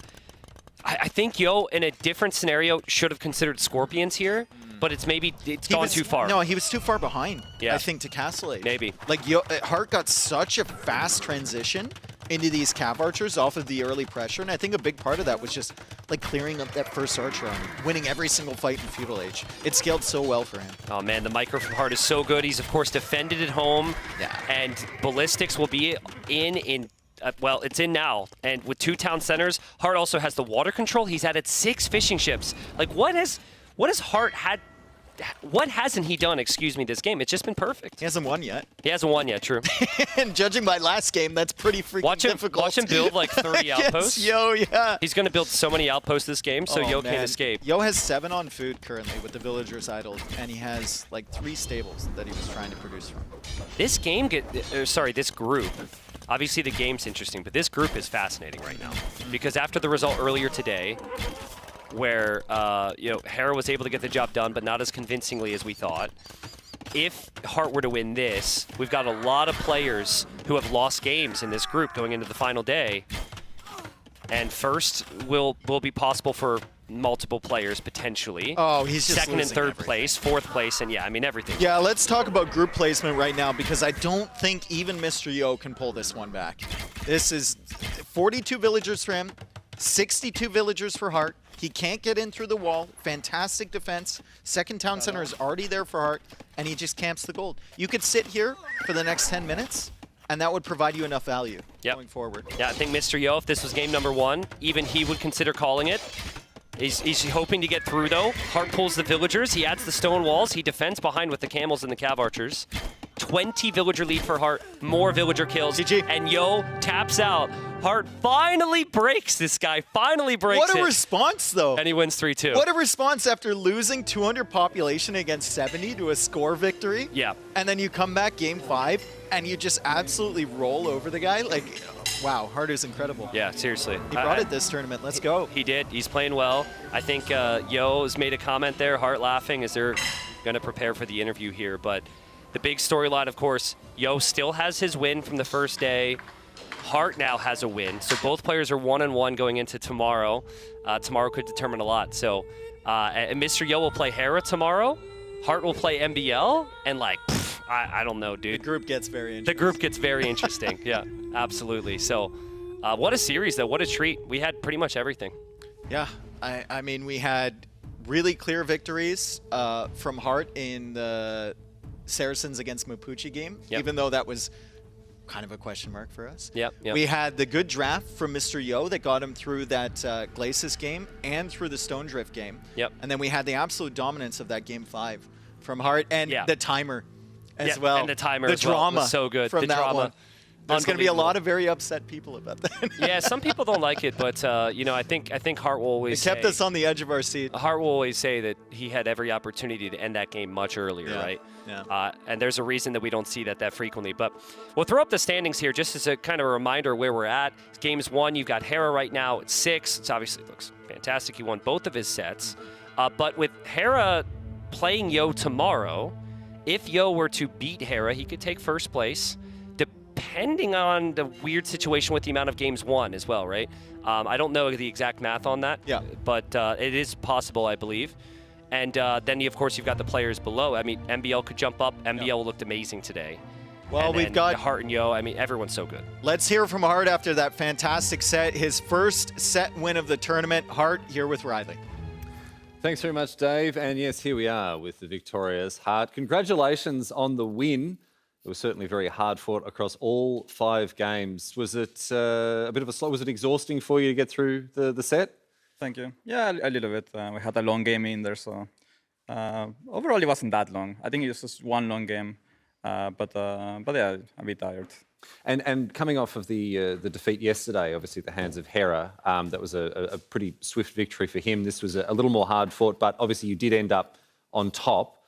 Is that a relief to you, or is that something you're feeling good about having steadied the ship a little bit? Talk to us about this win compared against yesterday.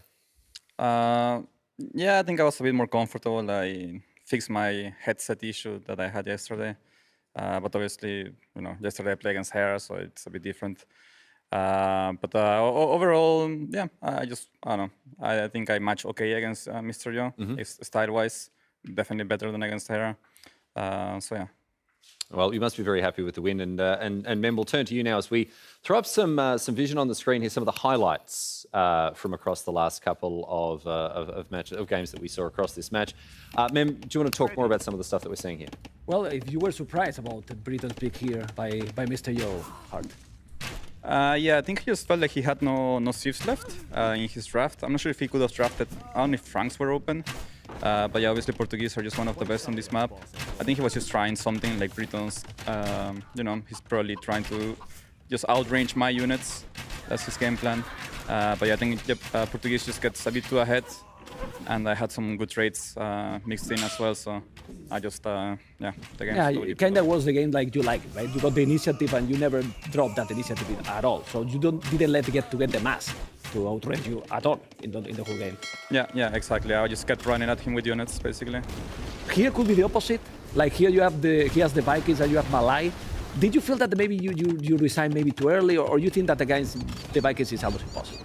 I think it's as much of a safe win as I had in first game, he had in this one, you know? Yeah. I'm Malay, I basically have nothing. I got nothing, man. Like, maybe I should have gone for something crazy, like a forward or something. Yeah. I think at some point I had a bit of hope, I got some good trades, but yeah, eventually Vikings just outproduce you. And this one, I was just checking, like, were you feeling that you always have the advantage here with the Sunset, but this civilization that supposed to don't have cavalry units and how fast they are, how annoying it is to be chasing those units all the time? I didn't even know what the hell his units did, man. I had to open the tech tree halfway through the game to check what the hell his castle unit Did you check it?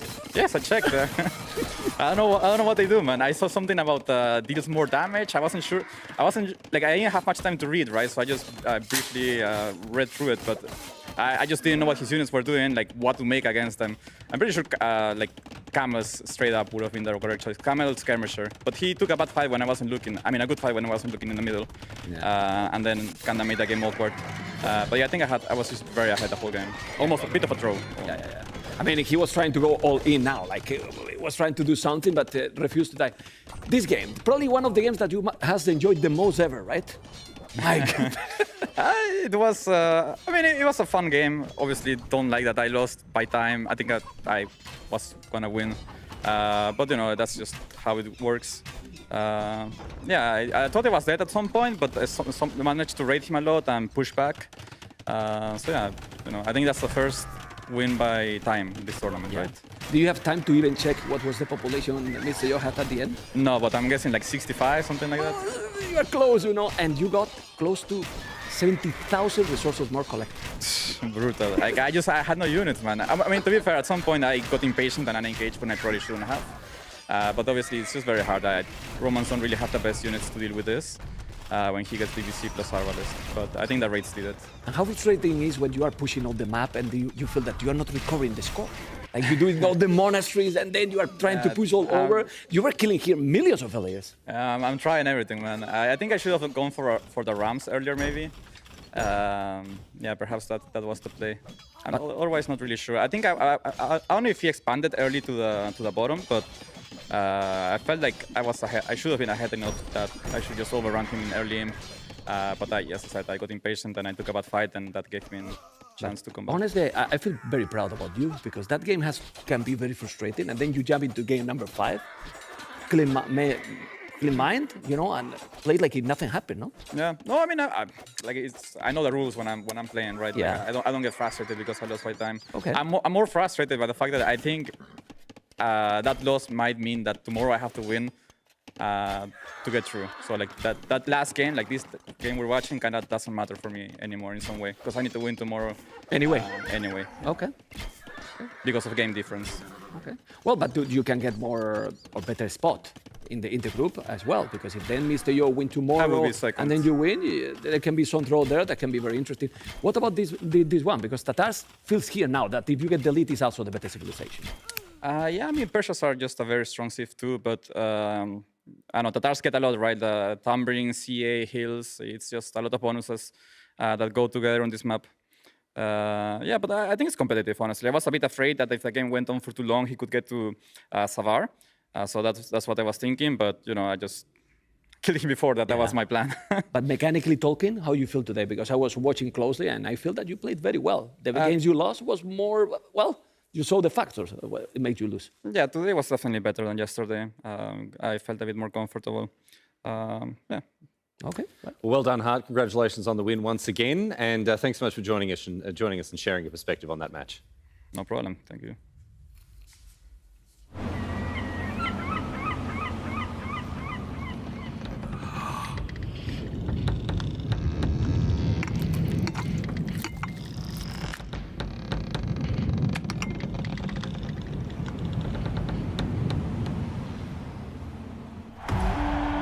Macedonians!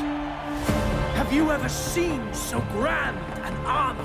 Hear the acclamation that you fought beside Alexander on the day of his greatest victory!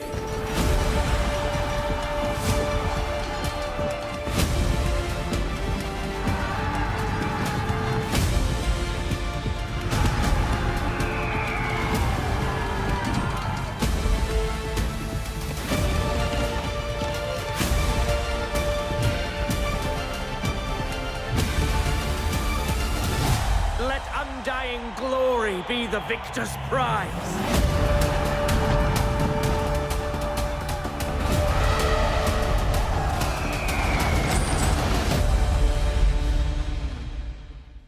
Welcome back aboard the HMS Londinium here at Redbull Wololo. My name's Riley Knight, the host of this event. I'm joined by Mem. But now, Mem, we're setting up our next match. The players are getting ready behind us.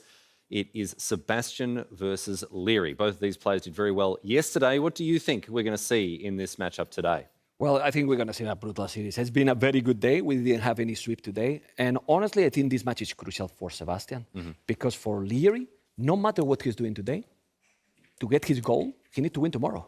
So Sebastian has to win today or he's going to be in a big, big problem. We did see Sebastian go down 3-2 to the Viper yesterday. Can he make a comeback here? Liry with a clean sweep yesterday, sitting pretty. We will find out what happens between these two titans of the game. Let's get into the next match, Sebastian and Liry.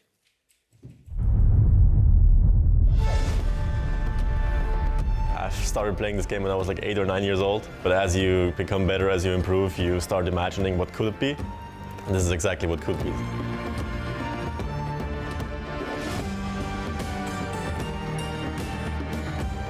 I will just try my best now. I cannot go really specific on who I'm facing. There is like no pressure there. That's how I think.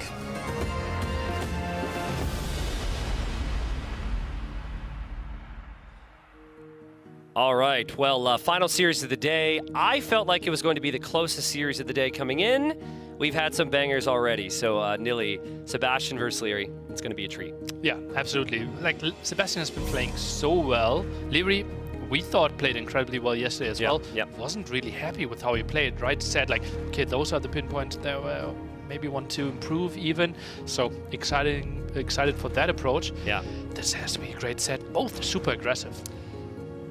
Sebastian, he ended up losing yesterday. Yes, he lost 3-2, but he's coming in 0-1. And so now being up against Liry, who's one of the best Empire Wars players, argument best Empire Wars player ever in terms of total results, he could be 0-2 after today, which would put him under a lot of pressure here.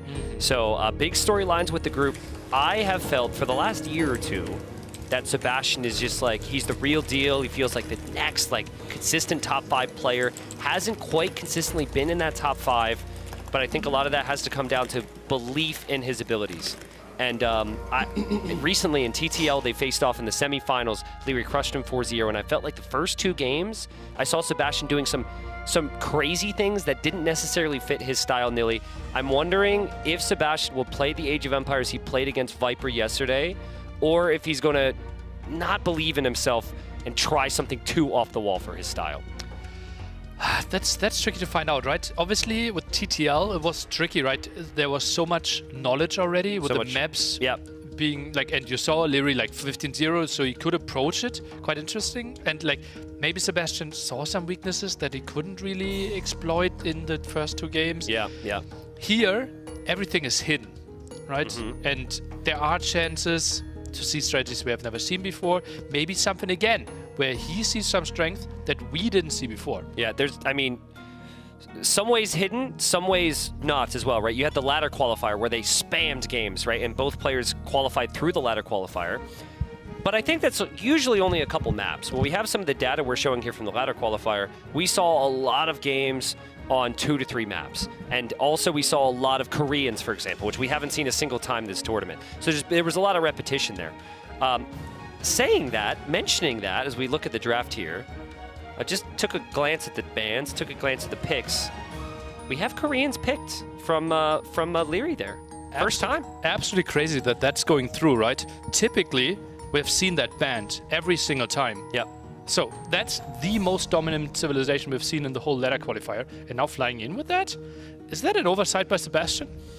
Maybe. Maybe not. Like, I think that the Koreans have their strengths. The map that they were the most dominant on is the map that Liry has there. I think that's Volpine there. But maybe he knows that Liry will always pick it, right? Maybe that's draft strategy. Like, hey, everyone's banning them. Liry doesn't want to think about anything new. Example, there's bans. Banning the new DLC, which 2 weeks ago he said he had not even bought yet. So yeah, I kind of liked it. I like the thought process in theory. It's going to be one of those things. if he beats Koreans, we're like, holy crap, because he was able to bait him into it. He had a counter. Obviously, if he loses to it, we're going to sit here and say all the data pointed to that being a ban. Yeah, typical caster approach, right? Yeah, of course. We're right either way. Any keys, any differences between their style here? A bit surprised that Ethiopians were picked so early, right? We had Ethiopians already winning twice. Not really sure if that affected any of their decision-making there. Used to be a really often picked civilization back in the past, but without the greatest success. Jurchen's flying into the draft there. It's a civ that we haven't seen picked that frequently. It was a later pick, but it's interesting. There's some funky things you can try with that. If you wanted to play off meta, you could play through the archer range and play with the grenadiers. You also could still just play the standard units as well and go scouts and cav archers there. But overall, I like the maps. I think clearly Liry wants to make this primarily land, and so does Sebastian. Game 1 is going to have more water than all the other games combined. But a couple rivers. There's a quarry out there. Well, if you want your boats, we'll have it. Yeah, still feels like the land is winning the game, right? And compared to maybe other more heavy water maps, here it feels like we had massive fights on land every single time. Yeah, I'm excited for this set. Khitans, what are our thoughts there? And also like the late Mongols pick, right? We have seen them picked twice, but not played yet. Well, Mongols are first pick usually on any standard game, but being Empire Wars, you don't rely on the hunt as much. So I think because your villagers are pre-established on farms and berries, and you already have 27 of them, you're not going to have this massive hunt lead like a standard game. And then you think about the Mongol tech tree. And yeah, exactly. You're not taking boars. You think about the Mongol tech tree, and they're good. Like they're good, but they're not like terrifying. The Lancers, the light cav, the cav archers are solid. I like where they're picked. I still haven't been impressed with the Khitans yet. I think they've lost every game. Feels like it, yeah. And I'm just waiting for that game to open my eyes. I like all the other civs on there big time. I loved what I've seen from the Cumans. The discount in the archer ranges in the stables leads to very fast attacks. Magyars have the cheap scouts with the extra attack. Georgians' mule carts are crazy. We haven't actually seen many games with Georgians or Armenians yet with mule carts. Volpine. I love to see Georgians and Volpine, right? Yeah. Trying to get to that monument in the middle. How do you want to tell the viewers like about the training on Volpine, the balancing on Volpine, and what you contributed? Because you told me that you like to play with the mule carts, and that it's like this big thing to cut to the middle, and I've yet to see it. It's so weird, right? Obviously, like it was Krasini coming up with the map design. Yeah. And then it was basically me leading the testing team for that, right? And I probably played 150 to 200 1v1s on this. Like not only on this map, right? But all the 9 maps. Yeah. And against different players, and I was like, felt so smart, like Volpine, Georgians. I tried to go for the center then, talk to any players. They're completely ignoring it and think my approach is completely stupid. I mean, don't you love it when you come up with a map to like force players to a certain area and they just completely ignore it? Maybe that'll happen though. Maybe that's an option. Here you've got the stats from the ladder qualifier. They only played each other 8 times, which is very, very low considering the players played hundreds of matches. The Koreans was the most picked civ and highest win rate for Sebastian. The Saracens was the most picked civ and highest win rate there for Liry. Interesting. Saracens, we didn't see it that much, right? But only 8 times. A bit of a surprise, right? But Liry obviously working full-time. Sebastian, more of a night player for European times. Yeah, definitely time zones there. And also there was a little bit of time zone planning involved. Players would maybe think about it and say, all right, well, if Liry's online, maybe I wait an hour or two. Who knows if that's what happened there, but it's part of it. Maybe Liry's bedtime? Could be Liry's bedtime. People still speculate he's 16 years old, but I think Wikipedia tells me he's now 24. But of course, he's just an absolute god of the game. Was top 5 in our game, when he was 16 years old, 10 years ago, right? And has been more top finishes, or as many top finishes as anyone really. Unfortunately for him, the storyline with Liry has been a lot of second place. He has not had the wins he would have wanted, but he's definitely one of the favorites here. We have maybe a new favorite in our scene, Sebastian on the other side, hoping to get a series victory after losing 3-2 to Viper to start the tournament yesterday. And Liry, so cutthroat, moves forward here. Already steals 2 pigs. Oh, wow. Or tries Something to. Very rarely see. Can maybe get the kill here. And gets it. And tries. He gave the pig back so he can attack it. That's crazy. He's so good, man. I've talked to his teammates before, and they're like, Liry will speedrun tournaments. Like, he will just go in, he'll clock in, he'll clock out, he'll demolish his opponents.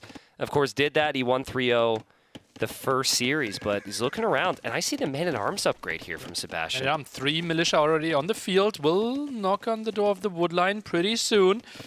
Let's take a look how the reaction is going to be. Not a lot of vision. That's an exposed villager. I think Liry's done the tiny moves here to prevent this from doing a lot of damage. Actually, no, I'm wrong. I'm very wrong. He's got villagers exposed everywhere. And the Man-at-Arms are coming in.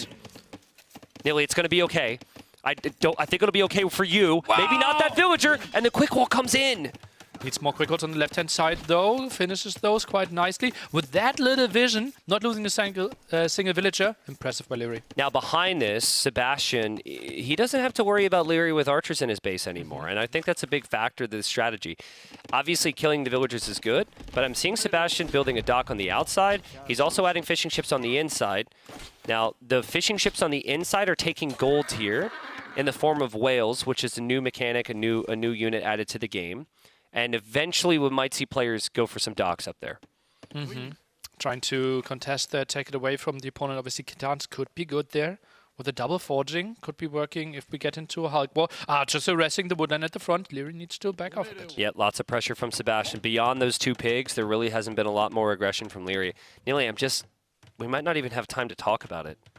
But I'm thinking about the civs here. Japanese make perfect sense. Cheap lumber camps, mining camps, mills, fishing, infantry. Kitans are like a farming civ or a pasture civ. That's not your typical pick for a map where you spend wood on water. I hard agree, right? Pastures is what drives the civ, right? We don't have bloodlines for later on.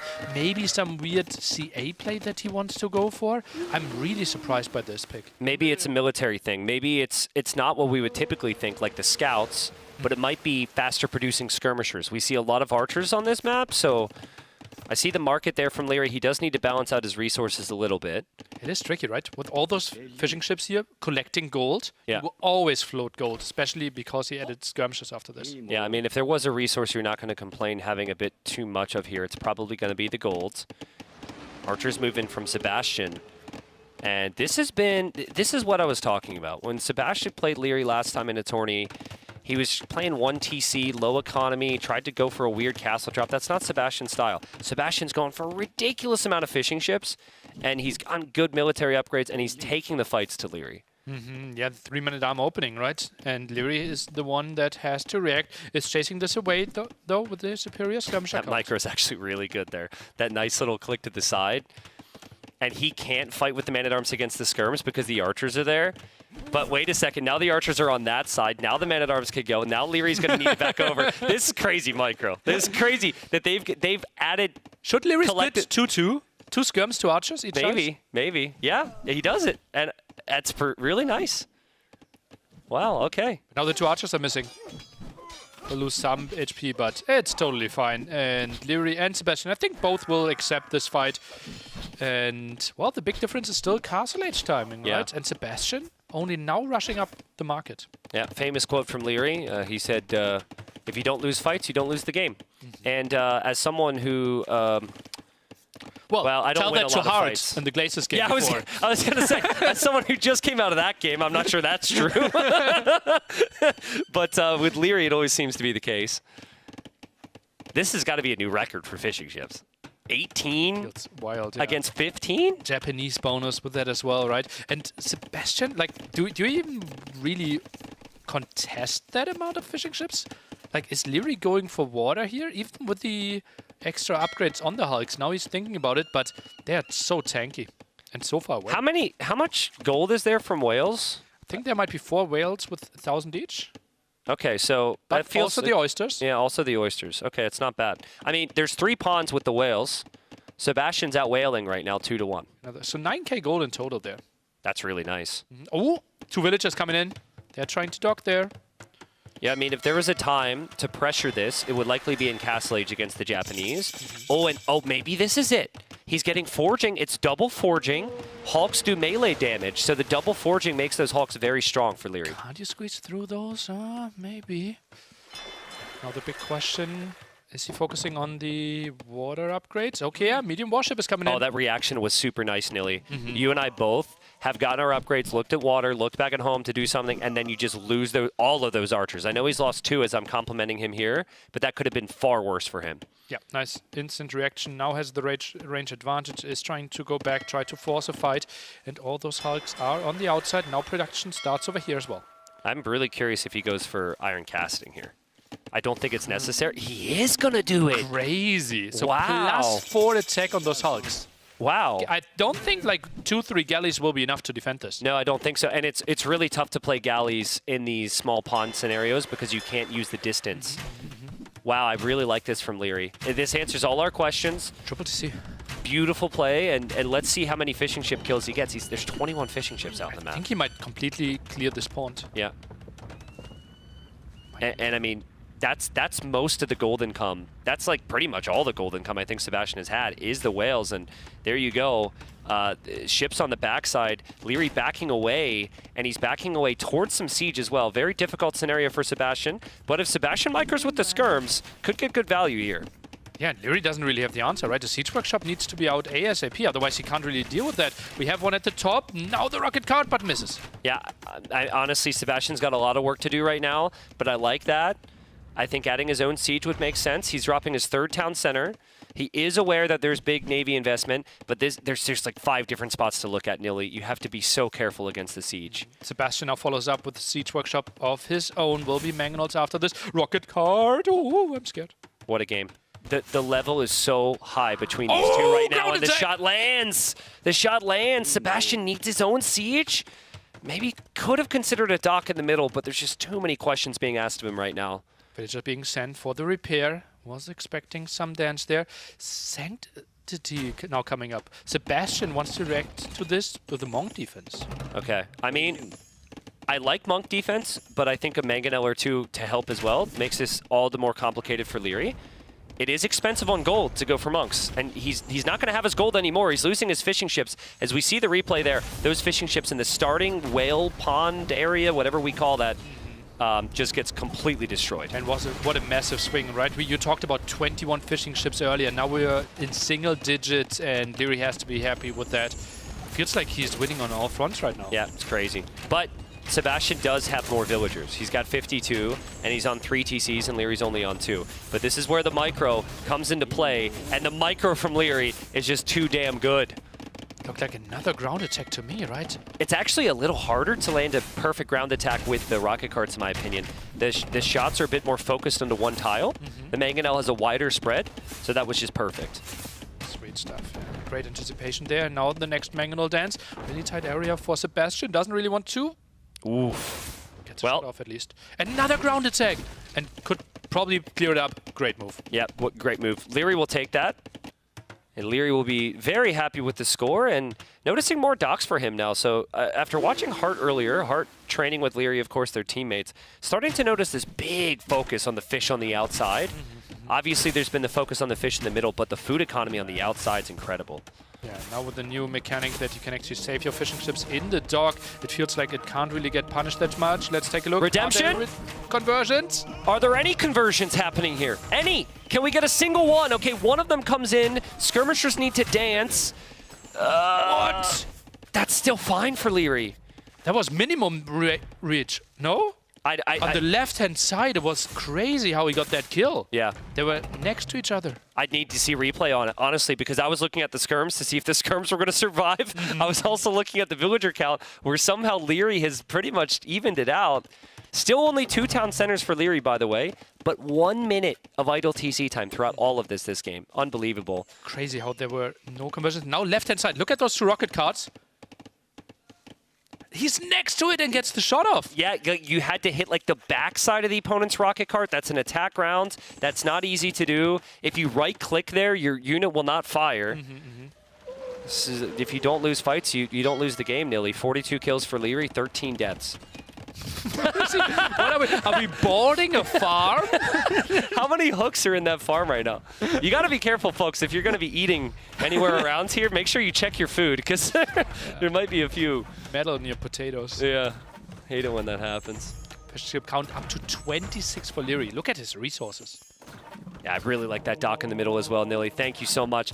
You will only find the most important highlights here at Redbull Wololo. And I think there's a chance there's a demo in that dock, but Sebastian's thinking about hanging around here. He's converting the dock now. It's not a demo, it's actually War Galleys. Sebastian hanging on, by the way. The kills haven't been good. The eco's actually been pretty even. Look at the resources collected. It's actually interesting that we have Liry with the imp resources not going for Imperial Age. Yeah. He's committing into more light cap. Yeah, it's very much not like him. He is up against monks and he already has the attack upgrades as well, so I really like light cap here. Light cap is great against everything that Sebastian has on the map. It's probably because Kitans doesn't really have the proper Arbalest timing, right? No Arbalest for them, and well, yeah, that alone might be the reason. Yeah. Because typically we see Liry reaching low Imperial, or like Imperial Age with low economy and an Arbalest timing. Well, also, I mean, if you got an economy this good, you can throw in a couple light cav and then still probably get to imp anyways. Another dock here from Liry, so he's going for the triple pawn domination, not to mention the water on the outside. And again, Japanese without fishing economy, never what you want. Sebastian in a really uncomfortable position. That's one of the main reasons why he picked the civilization, right? Going for so many fishing ships and using that bonus. Oh, a bit sloppy on Liry's side here. Sebastian not benefiting from all his bonuses. Also Japanese, you mentioned earlier the bonus that mining camps, lumber camps and mills are cheaper. Not something we built too much here, right? Yeah. Well, maybe a little bit more, because the wood lines are all super spread out and awkward. Yeah. So I think you're going to be placing a lot of awkward lumber camps. Point being, though, Sebastian's got to get some control of some area of this map. He is going to focus and drop the castle in the middle. My thought, though, because typically Liry would want stone, he'd go for trebs, or he'd get chemistry and get bombard cannons. That his Civ does actually have an option, early imp siege option to pressure a castle. It is very underwhelming. But I'm wondering if he will consider the, what's it called? The camel treb, the mounted treb? Yeah, I think something like that, yeah. Mounted trebuchet. I personally think it's one of the worst units in the game, but the devs forgot about it. But it is an option, because he doesn't have a castle yet. It is okay against units, right? But against building, it barely does any damage. Okay. Like it's a bit like weaker, bit more mobile bombard cannon. Yeah, it does look really cool. It's a 10 it's a 10 out of 10 as far as visuals are concerned. Whether the effectiveness is worth it, I'm not sure. But Liry's about to hit him. I like Sebastian's castle. I like his thought process here to hold on to the gold in the middle. But we'll see how long he can hold on to the gold here. Stone as well. Maybe we see Japanese making something happen with like mass Yasama towers. Double university. Hey, some people just get 1 degree. But Liry, he's out here. He's gonna go for 2. Props to him. I personally am at 0, but you know, what are you gonna do? Single university. Chemistry's coming in. Yeah, chemistry's on the way. I like the double dock from Sebastian, and some of the practice games I've been watching players play. We'll see a lot of ships stacked into the middle just because of all the gold from the oysters there. But some nice raids from Liry on the backside, I think. Just being annoying. There's always some red units running into the eco. Yeah, really nice job there. Getting so many villages over and over again. Look at the eco KD, 45-3. And yeah, the middle pond, after we see the nice kills there against the skirmishers, the cannon galleons would have been really nice in the middle. Wow, GG called. Honestly, Liry had such a good economy at this point. I think it would have taken Liry a little bit of time to finish off that game, just because he didn't have the trebuchets yet. But Sebastian, it just felt like he could do nothing right in that moment. He couldn't move out, he didn't have control, he couldn't win a freaking fight. Liry remains undefeated so far. I think that makes him our only undefeated player right now in this tournament. And what a start. He's just so good. Yeah, that was impressive. Like, he won every single fight, as you said, right? Yep. Bottom pond, top pond, outside, in the middle he was winning the fights. It's kind of crazy how he overwhelmed Liry, and like he didn't fully play to the strength of his civilizations. At least, well, not initially. But then when I saw him go for all the hulks, I really liked it. That was cool. Iron casting? Yeah, forging iron casting was sick. Like Sebastian didn't really contest the water, right? Yeah, I don't think like that bonus made any difference. Well, so here's what I think, right? There's like steps to how games progress, and typically it's baby steps that builds up towards an established meta. And because this map is so new, we don't have that established meta yet. That was easily a new record for both players' fishing ship counts in a game. We haven't seen anything close to that. I think in Sebastian's mind, he thought he would go up to like 16 fish and Liry would stay on like 8, right? Yeah. And he's like, okay, I will have the fishing ship lead. I will then defend from Liry's attack on land with like siege and skirms. I have the better eco, I hold, I win. He was never expecting Liry to pretty much do the same thing and focus that heavily on the fish. At one point, I think he had like 27 fishing ships. Yeah. Right? Collecting gold, collecting food. Economy was just so much better. Surprisingly, I think collected resources were relatively Really close there, yeah. Yeah, which means if the engagements are slightly better for Sebastian, that whole game is a bit different. But Or if he just holds one pond or the outside water, he might be ahead in economy. Well, so, yeah, and I wonder if, like, what happens if Sebastian does immediately react. Maybe if you add 12 fishing ships in one pond, it's that big of a commitment. You need to get to the second dock so you can recover. I don't know, but keep an eye on that. I don't know how nerdy everyone is watching on a scale of 1 to 10. You can tell us. But, like, for the people closer to 10 there, just watch fishing ship counts every time we see that map now. Because I think all the players, they watch these games and they're like, oh, that makes a lot of sense. It's hard to go for scouts. You don't have the food early. Lots of archers. I'm seeing, okay, someone said someone said 0.5. 0.5. It was the scale from 1 to 10. So 11 is not on that scale. 0.5 is also not on that scale. Nilly. Please, take care when casters are talking. Yeah, seriously. And respect the scales. Nilly put 110% effort into that one. Oh, just don't... Nilly was very upset when I mentioned the other day that someone put 110% effort into something, and he looked at me with a blank face and said, "That's not possible. I don't like that." Here we are, game number 2. We've got Cumans versus the Franks. Both players will go for their boars on the other side of the henge here in Stonehenge. And it's expected that they'll probably save the villagers. It seems like Liry's going to get that boar back. Just a little bit of extra food. But the double archer range open for the Cumans. One of 2 civs that can do that. And yeah, boar gets brought in. Sebastian goes for an archer range opening with the Franks here, Nilly.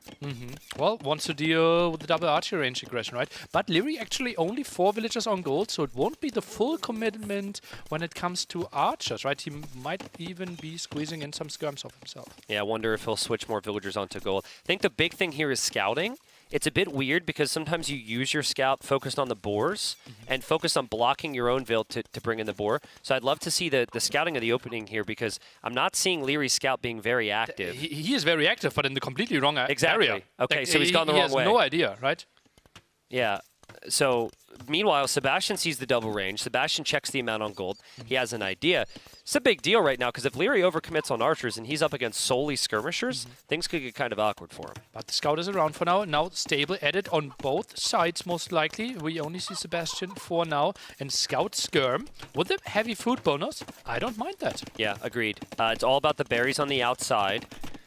You don't start with too many on the berries. Over time, you might want to shift some villagers around. I don't think Sebastian saw the archers, and he didn't see the archers because Liry went the wrong way initially. Yeah. So he has good intel there. Pulled some villagers away from this wood line, though. But those are some exposed villagers, and that should be at least one dead villager. How come Liry can go the wrong way and benefit? But if I go the wrong way, I'm just an idiot. Like, obviously, well done to him making the most of this. This always seems to happen to the best players, so there's a method to their madness. There's no direction. Sebastian doesn't even see it. Oh, God. He's got to be microing elsewhere, and there's the fight. And when you're Liry here, you're just really microing with the main fight on the left side, so he doesn't notice. I think Sebastian noticed, but he's already lost 4 villagers. Absolute madness. And now Liry knows, okay, I just need to keep up production and this should be my game. Yep. Right? This is so brutal. And this game with like human aggression, it's so tough to deal with. Sebastian simply losing track of the army and getting the scout kill. To me, that's got to be so tilting for Sebastian. As a player, you feel like you didn't actually do a lot wrong there. You scouted your opponent's archer ranges. You had a nice counter opening, but just this weird off-angle attack got some value. It's also on the only reason, like the villagers that are on the resource that you want right now. Like you want the berries with your civ, and you lost that many.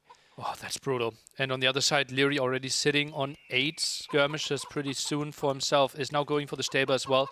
I don't think he will take the gas off the foot off his gas. Yeah, now does he know about the stable? That's the next thing he needs to know. I think I would sense it at this point, but he never scouted that stable. He saw the scout in the back.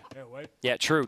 You're right. He saw it was a brand new scout. He should know, and I think that's why he has brought forward the spearmen. Little surprised he hasn't added more spearmen, but he's going to be going for his own scouts, it seems, as well.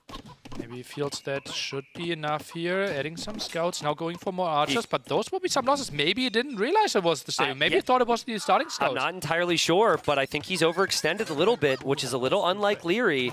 Also, Villager went forward. I'm not sure why that Villager is there. And Sebastian, nice military control, pushes right back. Forward Siege Workshop was on his mind, maybe. Liry getting a bit cheeky. Yeah, that makes sense. We've seen it a couple times now. Forward Siege Workshop with the humans. But I think it's a misread, right? For all the compliments we've given him, he's not in a position to win these fights just yet. Yeah, well, he didn't really see the scout numbers, right? And might have been taken or been surprised there.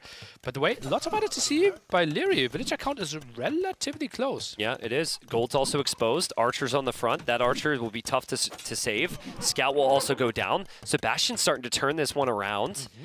And he's a lot on berries. I love the ratios. Typically, you want to have like 12 to 13 on wood, so you can have farms and archers, but he just goes 8 on wood. He has enough mills on the berries for now. There's going to be so much food income for Sebastian. Military KD is 11 to 5. Yep. Sebastian constantly took way better fights. Now the second stable is going for bloodlines. Liry is still trying to make stuff happen here in Feudal Age. And Sebastian, he wants no more surprises. He gets downwatched. Yeah, well, he does notice the stables here, and he obviously sees some of the scouts. The issue for the Franks is they can't compete with Bloodline scouts that easily. They do still have extra HP, but it doesn't match Bloodlines. Bloodlines is now in for Liry, so if Liry can match the scout numbers, he should be in a healthy position, but the numbers are still so high. 10 versus 4. This should be a good engagement for Sebastian. Remember, gold always spawns to the front, so Sebastian knows if I keep up the pressure, Castle Age will be tricky for you. Yeah, seriously. Love the recovery from Sebastian here. Skirms are a bit of a liability, though. Archers will do a better job when engaging against the scouts. Still, the numbers are very high. I think the numbers are high enough where you could maybe just full-on take the fight if you're Sebastian, but Liry's showing a lot of confidence right now. Both players playing double stable here, now going for the engagement. Liry keeps his numbers alive. Obviously, shorter reinforcement should be nice for him, but scout numbers looks better for Sebastian. Yeah, scout numbers are better for Sebastian. Even with Bloodlines in, his numbers are still there. It's still so close, Nilly, but I think Sebastian's going to win this fight. The archers are going down, and Sebastian will win this fight. Crazy. Was forging maybe the difference there? I think so. I mean, forging and obviously the numbers. Sebastian getting to that stable as fast as he has, pushing forward as quickly as he has after the early losses has been so key here. And now the woodlines are a bit exposed. Yeah, villagers are walled in, but that doesn't matter against the skirmishers. And still 6 skirmishers can whittle this down, but decides to go for the farmers first. This market for Liry, it might make sense, but this feels so foreign to me. I cannot remember a time he's been under this much pressure in Feudal Age building a market in this scenario. It does not happen. 4 villagers, right? What is he trying to do? Like sell the stone? I think he's just buying food. Like he's in that rough of a position. He's just buying food to try and recover with the scout numbers. But it's just, again, it's not a situation you ever see Liry in because no one can threaten him like this in Feudal Age. And now villagers in danger here. Quick wall not in time. Wow, Sebastian will get at least 1 or 2 villagers here. More scouts coming in, but still the scout numbers for Sebastian, 15 scouts. He's even running underneath the town center. He doesn't even care. Crazy, and so many farmers idled now. Food income has to be way better for our Frank player. 34 in food against 11 right now. Wow, I think it's over. I don't want to be anti-hype here. Maybe it's very pro-hype to say it's over, but I don't see the numbers. Maybe it is a bit early. And more scouts arriving from the bottom. Where they're coming from? Yeah, there's just too many. It's just too many. I don't know how they got there, but honestly, running past the TC is more than fine. Look at all the idle farms there for Liry. The berries are all right here. He can't take the berries, and Liry taps out, loses his first game. What a recovery from Sebastian. Brutal. So many villagers on berries there. After losing the first 4 villagers, like, there are some ways to play against this for Liry. Maybe a defensive tower could have saved him, but I think it was just a misread with those skirmishers moving out, right? Yes. You said only 1 single spearman. The moment he has like 3 spearmen there, he doesn't heavily lose the fight and isn't pushed back deep into his base. And actually, I think we need to be ever so slightly critical because he could have known, right? He saw the new scout. Was it the new scout? I also thought it was the new scout. Yeah, I get, maybe we'll have a glimpse here. But this is how the game started. I didn't have Twitch chat up or YouTube chat or you know, MySpace or Facebook, wherever we're streaming this. But I'm sure a lot of people are calling GG because you have Liry being Liry and 4 like free kills, it feels like, to start. This, I thought, was going to be the only highlight of the game, nearly. If we look at the left-hand side on this small picture, there's no scout there. There's the scout. Yeah. Right? The one scout at the top, yeah, he could have known. He could have known. Could have known, yeah. But it's obviously so tough to know, right, with so much going on. Yeah, and honestly, a big part of it was maybe the eco balance as well. For Sebastian, he barely had anything on gold, and everything was just on the berries. So he leaned into the Frank bonus, and Liry farmed. We can't check now, but I guarantee you it was probably like 15 farms for Liry and like 5 for Sebastian. Not impossible, So right? Franks really proved their worth there. Yeah, we see all the dots right on the minimap. There are barely any around the TC of Sebastian. Yep. And also, it was really nice from Sebastian. He didn't focus on the gold. He actually worked his way around, got to the farming eco, got to the berries, and then it was just such a big gap. They played it a couple times now, the little interview with Sebastian in the build-up, and the quote that they chose to use for him was, "It doesn't matter who I play, I'm just going to play my game." And I just think that's so cool. Like, for him to have such a short career compared to all these other players, right? To say that, to then prove it there with that win, that was just so impressive. Lovely stuff. And now it is on Liry to decide what map he wants to play next. He can pick his 2 home maps. Could theoretically also pick the home map of Sebastian here. I'm predicting something like Vulpine. I like that map a lot. Koreans dominated that map. Koreans is your #1, so why not consider it? If we get there, I foresee a lot of skirmishers, and I think Byzantines will maybe be the pick from Sebastian. Just using process elimination here.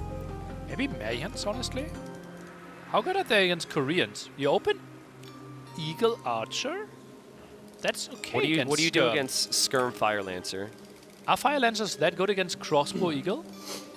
With Koreans and how cheap they are, yes, I think so. Okay, okay. I Even think after so. the changes. I don't know. They got more expensive. I don't know. I think there's not enough evidence. Like, as these players practice, you know what they're not doing? Quickly They're see not playing Liry. with Look at Koreans. Liry. He's putting the cup directly in front of the cam. By the way, if Chad is saying, like, there are no webcams. Now, you know why? What should we show you? We can show you a cup. Is it a Red Bull Cup, though? It is a Red Bull Cup. Because if it's a Red Bull Cup, maybe he perfectly centered it. Look at this Can we cameraman get even trying to get a shot. It's somewhat centered. What? Like, we can't show you Liry's face cam if it puts the cup directly in front of it. Oh, yes, we look, can. That's a cup in front here. That's all right. We'll just put some info about the map there. Oh, now it looks perfect, yeah. Yeah. Dorothea Quarry, actually. Yeah, it's a sunken pit with the central water basin brimming with oysters and other things, which we now miss out on. But we'll get to see it here. It's going to be another map than what we expected, nearly, game #3. Georgians and Georgians. Wouldn't be surprised to see a lot of scouts into CA later on. Fast attacking there for Georgians, really nice. And healing for Georgians. Mobility key on this map. Man, the ultimate caster tongue twister. Jurchens, Georgians, Georgians, Jurchens. I'm going to miss that one up here, but... Well, better than the one time we had to cast Finnish game Valas against Villase. That's it, true. Which has happened so many times. I mean, thinking about the matchup, I think both civs play out very similarly.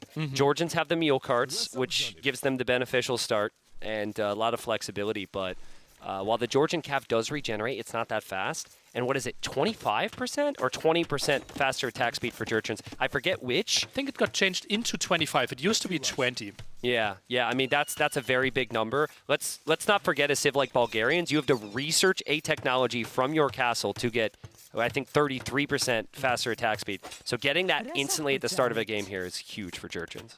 Small hit, and we see Liry actually going for a docked Sebastian as well. So both players going for Cav and a bit of water approach. Yeah, let's see how the scouts engage. Again, Liry might want to save those weak units because they'll regen later on. But I don't think you want to be taking any direct scout v scout fights right now against the Jurchens. That was an interesting regroup. If you want to avoid this, either you blame the ones controlling pathfinding, or you actually press Control and right-click, and then it ignores regrouping. Today you learned, Tristan. I mean, I already knew the first option. I already knew. I was already well aware we could send you an email or something. But thank you there. I also noticed there's as we see a scout given away there. That Sebastian uses stand ground stack a lot, and his units group up tightly. He also uses box formation more than Liry does. Liry, weirdly enough, doesn't use box formation as frequently on his scouts. He does it, I find, more frequently with low numbers of archers. Just helps units tightly group up. But we've got scouts from both players moving forward. There's box formation as well from Liry. And let's see if the villagers are going to be exposed, because there's plenty of vills out there. And my god, Fortune came in at the perfect time. Villager down. And Spearman around trying to protect this, but nice little advantage for Liry. Yeah, and I think Sebastian will not like how this game has gone so far. He wasn't able to get any value. He was simply met by Spearman. And it's 4-0 KD for Liry. Same as last game. Make it 5-0. Yeah, I guess the difference was the previous game he traded against villagers. But after nice how micro. that went... Nice micro. Oh, that's Perfect. insane, dude. Make it 7-1. Beautiful. And we also have the water engagements to look at. And those scouts will be healing. Everything reasonable here. Still 2 villagers exposing the gold. Spearman coming over for the defense. Yeah, and it's so annoying if you don't get a scout kill here. Oh, no, you want at least 1 scout kill. Okay, the units are still weak. Liry chooses to engage, and yeah, all those scouts are not going to be able to regen after all. That's a bit surprising, right, Liry? Like, this could have been like 3-4 saved scouts. Yep. That could have been light cav. And that's surprising to me as well. That's surprising to me as well. Was a bit greedy there, trying to commit against the villagers, and all of a sudden 9-7 KD, and it looks really even, both at 41 villagers. Yeah. Let's not forget, like, anytime you have an elite level player lose a unit or two, you know, it's easy to have some question marks because you're not used to it, right? Think about the level on the other side. I think Sebastian makes Liry work so much harder with the fights because he can actually compete with the speed. And then we occasionally see some cracks in the armor for Liry's micro. Yeah, and most of the time it happens that like the scouts of the opponent are in your base at the same time, or you're fighting on water.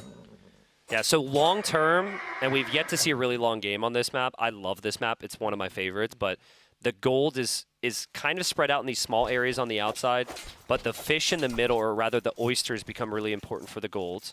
So I think that's more the reason why players are focusing on some ships there. Not for the fishing eco for the salmon in the middle, but so they can take the oysters. Maybe some repair. Village on the wrong side. Hulk goes down. Spearman is trying to help out, but can't really. And Sebastian looking good on water. Yeah, looking good. Has a population lead. Also switching to archers with some of these spearmen moving forward. But for Liry, it's going to be full scouts. And it's so tough when you need the spears at home at all times. And then you need spears in the front. You're in this never-ending cycle where it feels like you need spears everywhere. And I think Sebastian just won't have the spears he needs. The scouts will engage. The spearmen are still in there. The spearmen didn't actually get hit at all. 2 spearmen still getting work done. Folks, if you take that fight at home, you probably want to reverse the order. Take the spearmen first. I guess that's still okay. He cleared out all the archers, which is what he wanted. But if he clears this the 2 spearmen first, I think that goes much better for him. He had such good upgrades. Bloodlines and forging, and a lot of losses there. Liry looking good when it comes to resources, though. Yeah, good resources. Like to see just a quick scan of the farms here. I mean, we never have time to look at it, but there's the farming eco. There's the berries, of course. Farming eco's looking good. I think I prefer Liry's setup, though. He seems to have a bit more, and he's also working his way towards walls. Yeah, that's 15 fully set up. The others were 10 and only now starting 2, so nice setup there in the long run. Needs to finish those walls, though. Otherwise, this could get annoying. Yeah, it could get really annoying. And he doesn't have too many skirmishers yet. Scouts on the other side from Liry will go for the vills. They've got the hill. Liry also needs to protect himself from this army, and he somehow gets the walls down. Well played from Liry. Villager kills coming in as well. Beautiful job. It's another villager kill here, but loses all his 4 scouts from what it looks like. I think there's still a hold now. He's closing that one with the house. But this is still annoying without having any ranged units himself. That's why he's going for skirmishes now. Yeah, honestly, really well played, though. To get the offensive pressure in and defend at the same time is so well played. Nilly, obviously skirms make sense against a couple archers, but this is a mobile map. You need to move long distances. What do you think about cav archers as a switch? Like CA? Jurchen's CA do fire faster. They lack thumb ring. Georgian Cav Archers do regenerate, they also lack Thumbring. Yeah, I think economies might be a bit too low to really allow you to get to Thumbring and all the other upgrades that you need. Yeah. I think that's really far ahead thinking though, because like Liry is 1 minute away from Castle Age and Sebastian is sitting on 200 food. There will be massive timing, but we have mass CA against Feudal Age. Oh man, that right there, Sebastian just completely forgot about the water for a minute. He had, I think, right-clicked the dock, actually, which is what you want to avoid doing. So nice recovery there. Man, such a close game. Such a close game. KD is so even. Economies are fairly even. Actually, hold up. I thought Sebastian had clicked up to Castle Age. No. That's the massive difference, right? Yeah. That's why all the CA talk, it feels like in a more even game. Yeah. We could have like built that storyline, but Sebastian needed to use the market heavily, and now the downside is he had to sell all the stone. It might be a 3 TC play by Liry at one point, and Sebastian has to somehow hold with 1 TC. And the big thing with Cav Archers is you want time and Castle Age ahead of them to get the mass. You don't want to be pressured by crossbowman timing. Crossbowman timing still 2 minutes off right now for Sebastian. It will be mass crossbow with a shift that has no bonuses for them. Yeah. I think the time, like the reasons for picking the Jurchens is kind of beyond us now. I think he picked it because of the hunt. I think he picked it because of the faster attack speed of the scouts. I do think Jurchens have some bonuses that we can get excited about later on, but we haven't seen long games on this map. It's been all about the early game. It has to be something with Siege, right? Rocket cards, trying to get to Siege engineers or something, but without any map control, that won't really be an option even. I feel like there's a slight chance Sebastian has a hole in these walls. Oh yeah, it feels so likely. There's so much wall there. And so many different buildings, right? If you have one straight line of palisade, you can trust it more, but this is so easy to screw Like between the stable and the archer range, guaranteed. Because I see the bamboo on the stable, and that's sometimes a little bit confusing, but no, it might be closed. I think it is actually close because he would have walked back through it, I'm guessing. I have a lot of faith in Sebastian here. Maybe at the top. So tough to judge. Oh, clearly that's not open because the Cav Archer went that way. Yeah. Wow, well played. Oh, but left-hand side hole. Yeah. There has to be something. Oh, no. And it's a knight as well. Like, one Cav Archer's okay, but the knight, if Liry even recognizes he's through, could be devastating there. The knight could help out so much preventing those walls. Yeah, true. Where's the knight going? Still idling there. Obviously, knight's he was a only bad paid, line of sight. His contract only includes him arriving to this area. They'll have to renegotiate for him to help out with the fights. And they're, okay, apparently they made him a good deal. The knight's going to be in there. The villagers have been found, and that's so good for Liry. And now Sebastian will struggle with gold, right? He has 16 on gold, is trying to get to crossbows. Crossbow upgrade now finishes, but Liry's still in the back of the base. Sebastian needs to clear this up. He can't really even have a crossbow timing on the other side.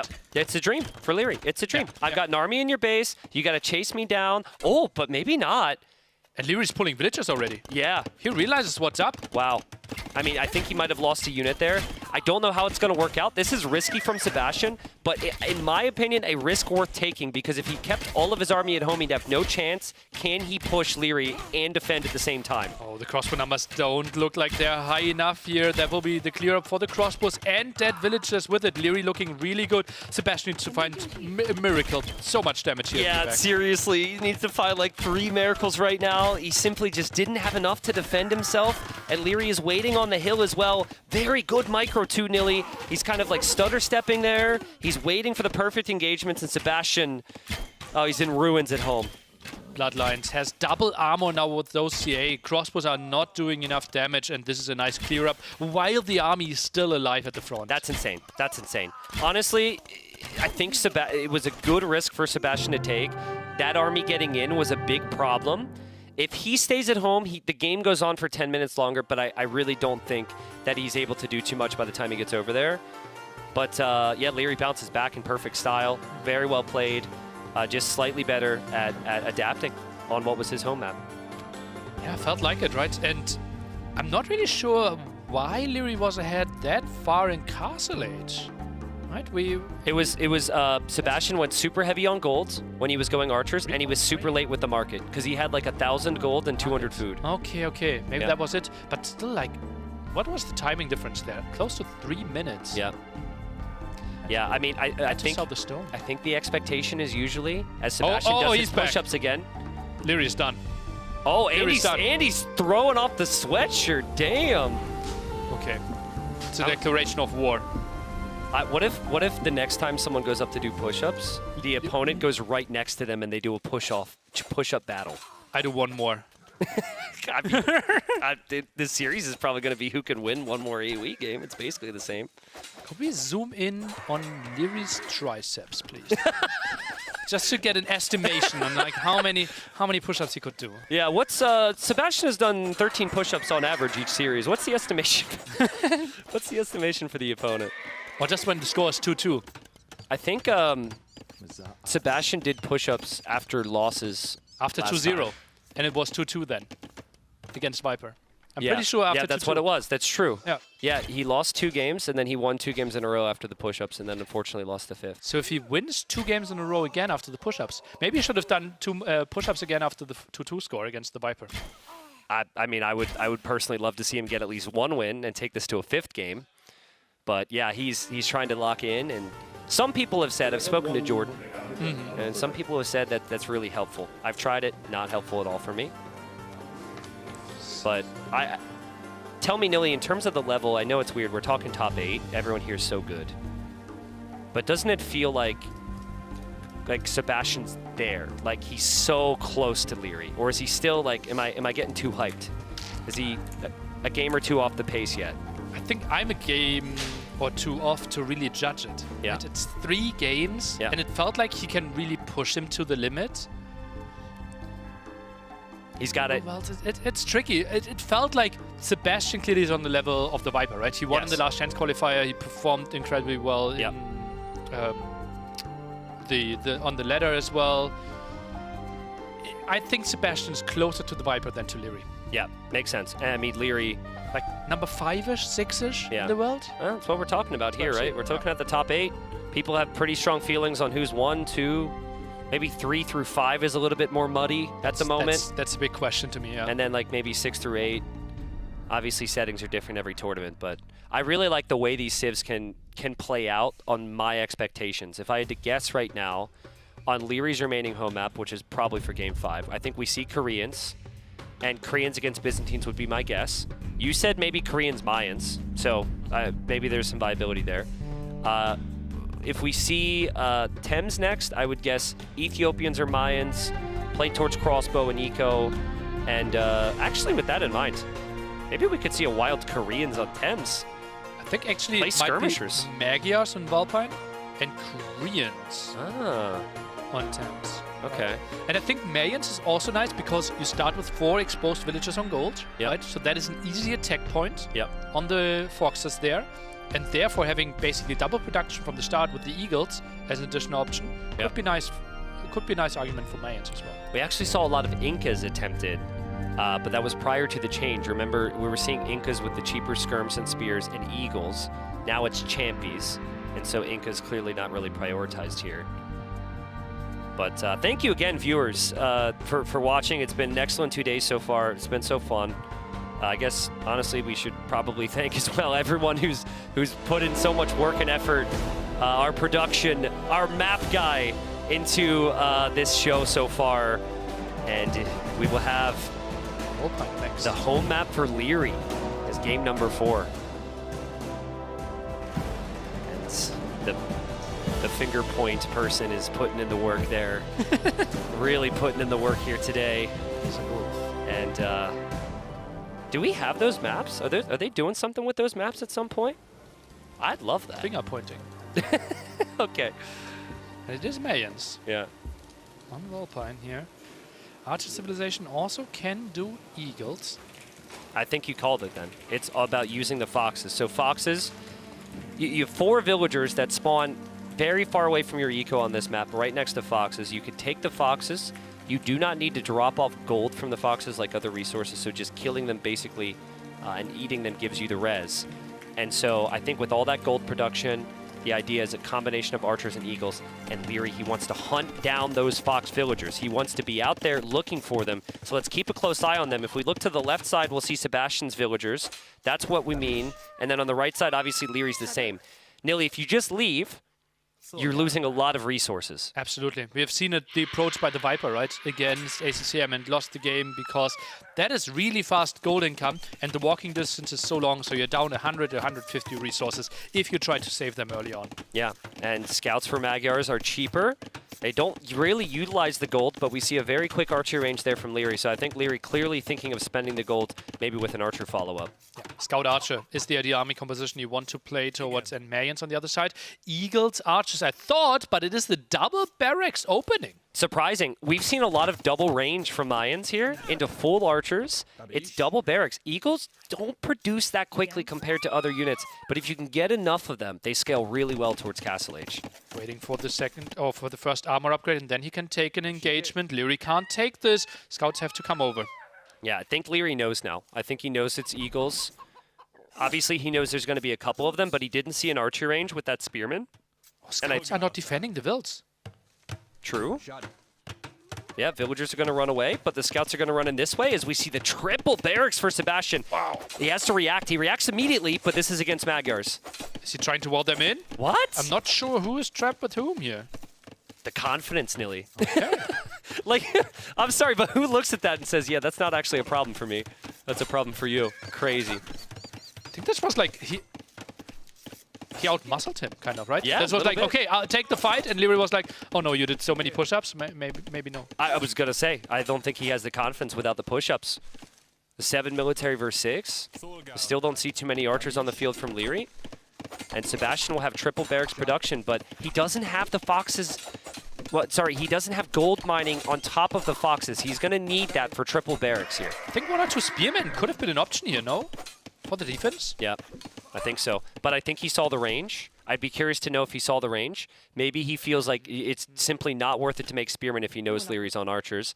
He, of course, didn't see the range, which makes me look stupid, but it looks pretty damn good. Or maybe anticipated, right? Preparation obviously can go really deep in those scenarios. Now heavily onto gold. 7 on gold right now. And the big question is about timings, right? We have seen this matchup or something similar, I think, Viper against Lewis in the replacement qualifier, right? Where it felt like our Meso player did not arrive with enough eager warriors in the castle timing. That is their main timing. That's so many, though. Like, I think what people try and do, they try and make 6 to 8, and then they're on the way to castle. Sebastian's at 11, and still producing, and resources are rising as well. Liry's hoping to get into knights, clearly, because he's slowing down his resources, but my goodness, that's a lot of eagles. Market from both players. Liry already used it, therefore the better prices for him. Soon the follow-up by Sebastian expected. We're just a bit out of position. I love the hovering there. I love the hoovering there from Liry. The patience. He could have gone in earlier, but he waited until he had the shore villager kill. A shout out to the foxes that continue to pierce my ears with their stupid little noises there, but it's a new animal. They needed to make sure people knew about it. Yeah.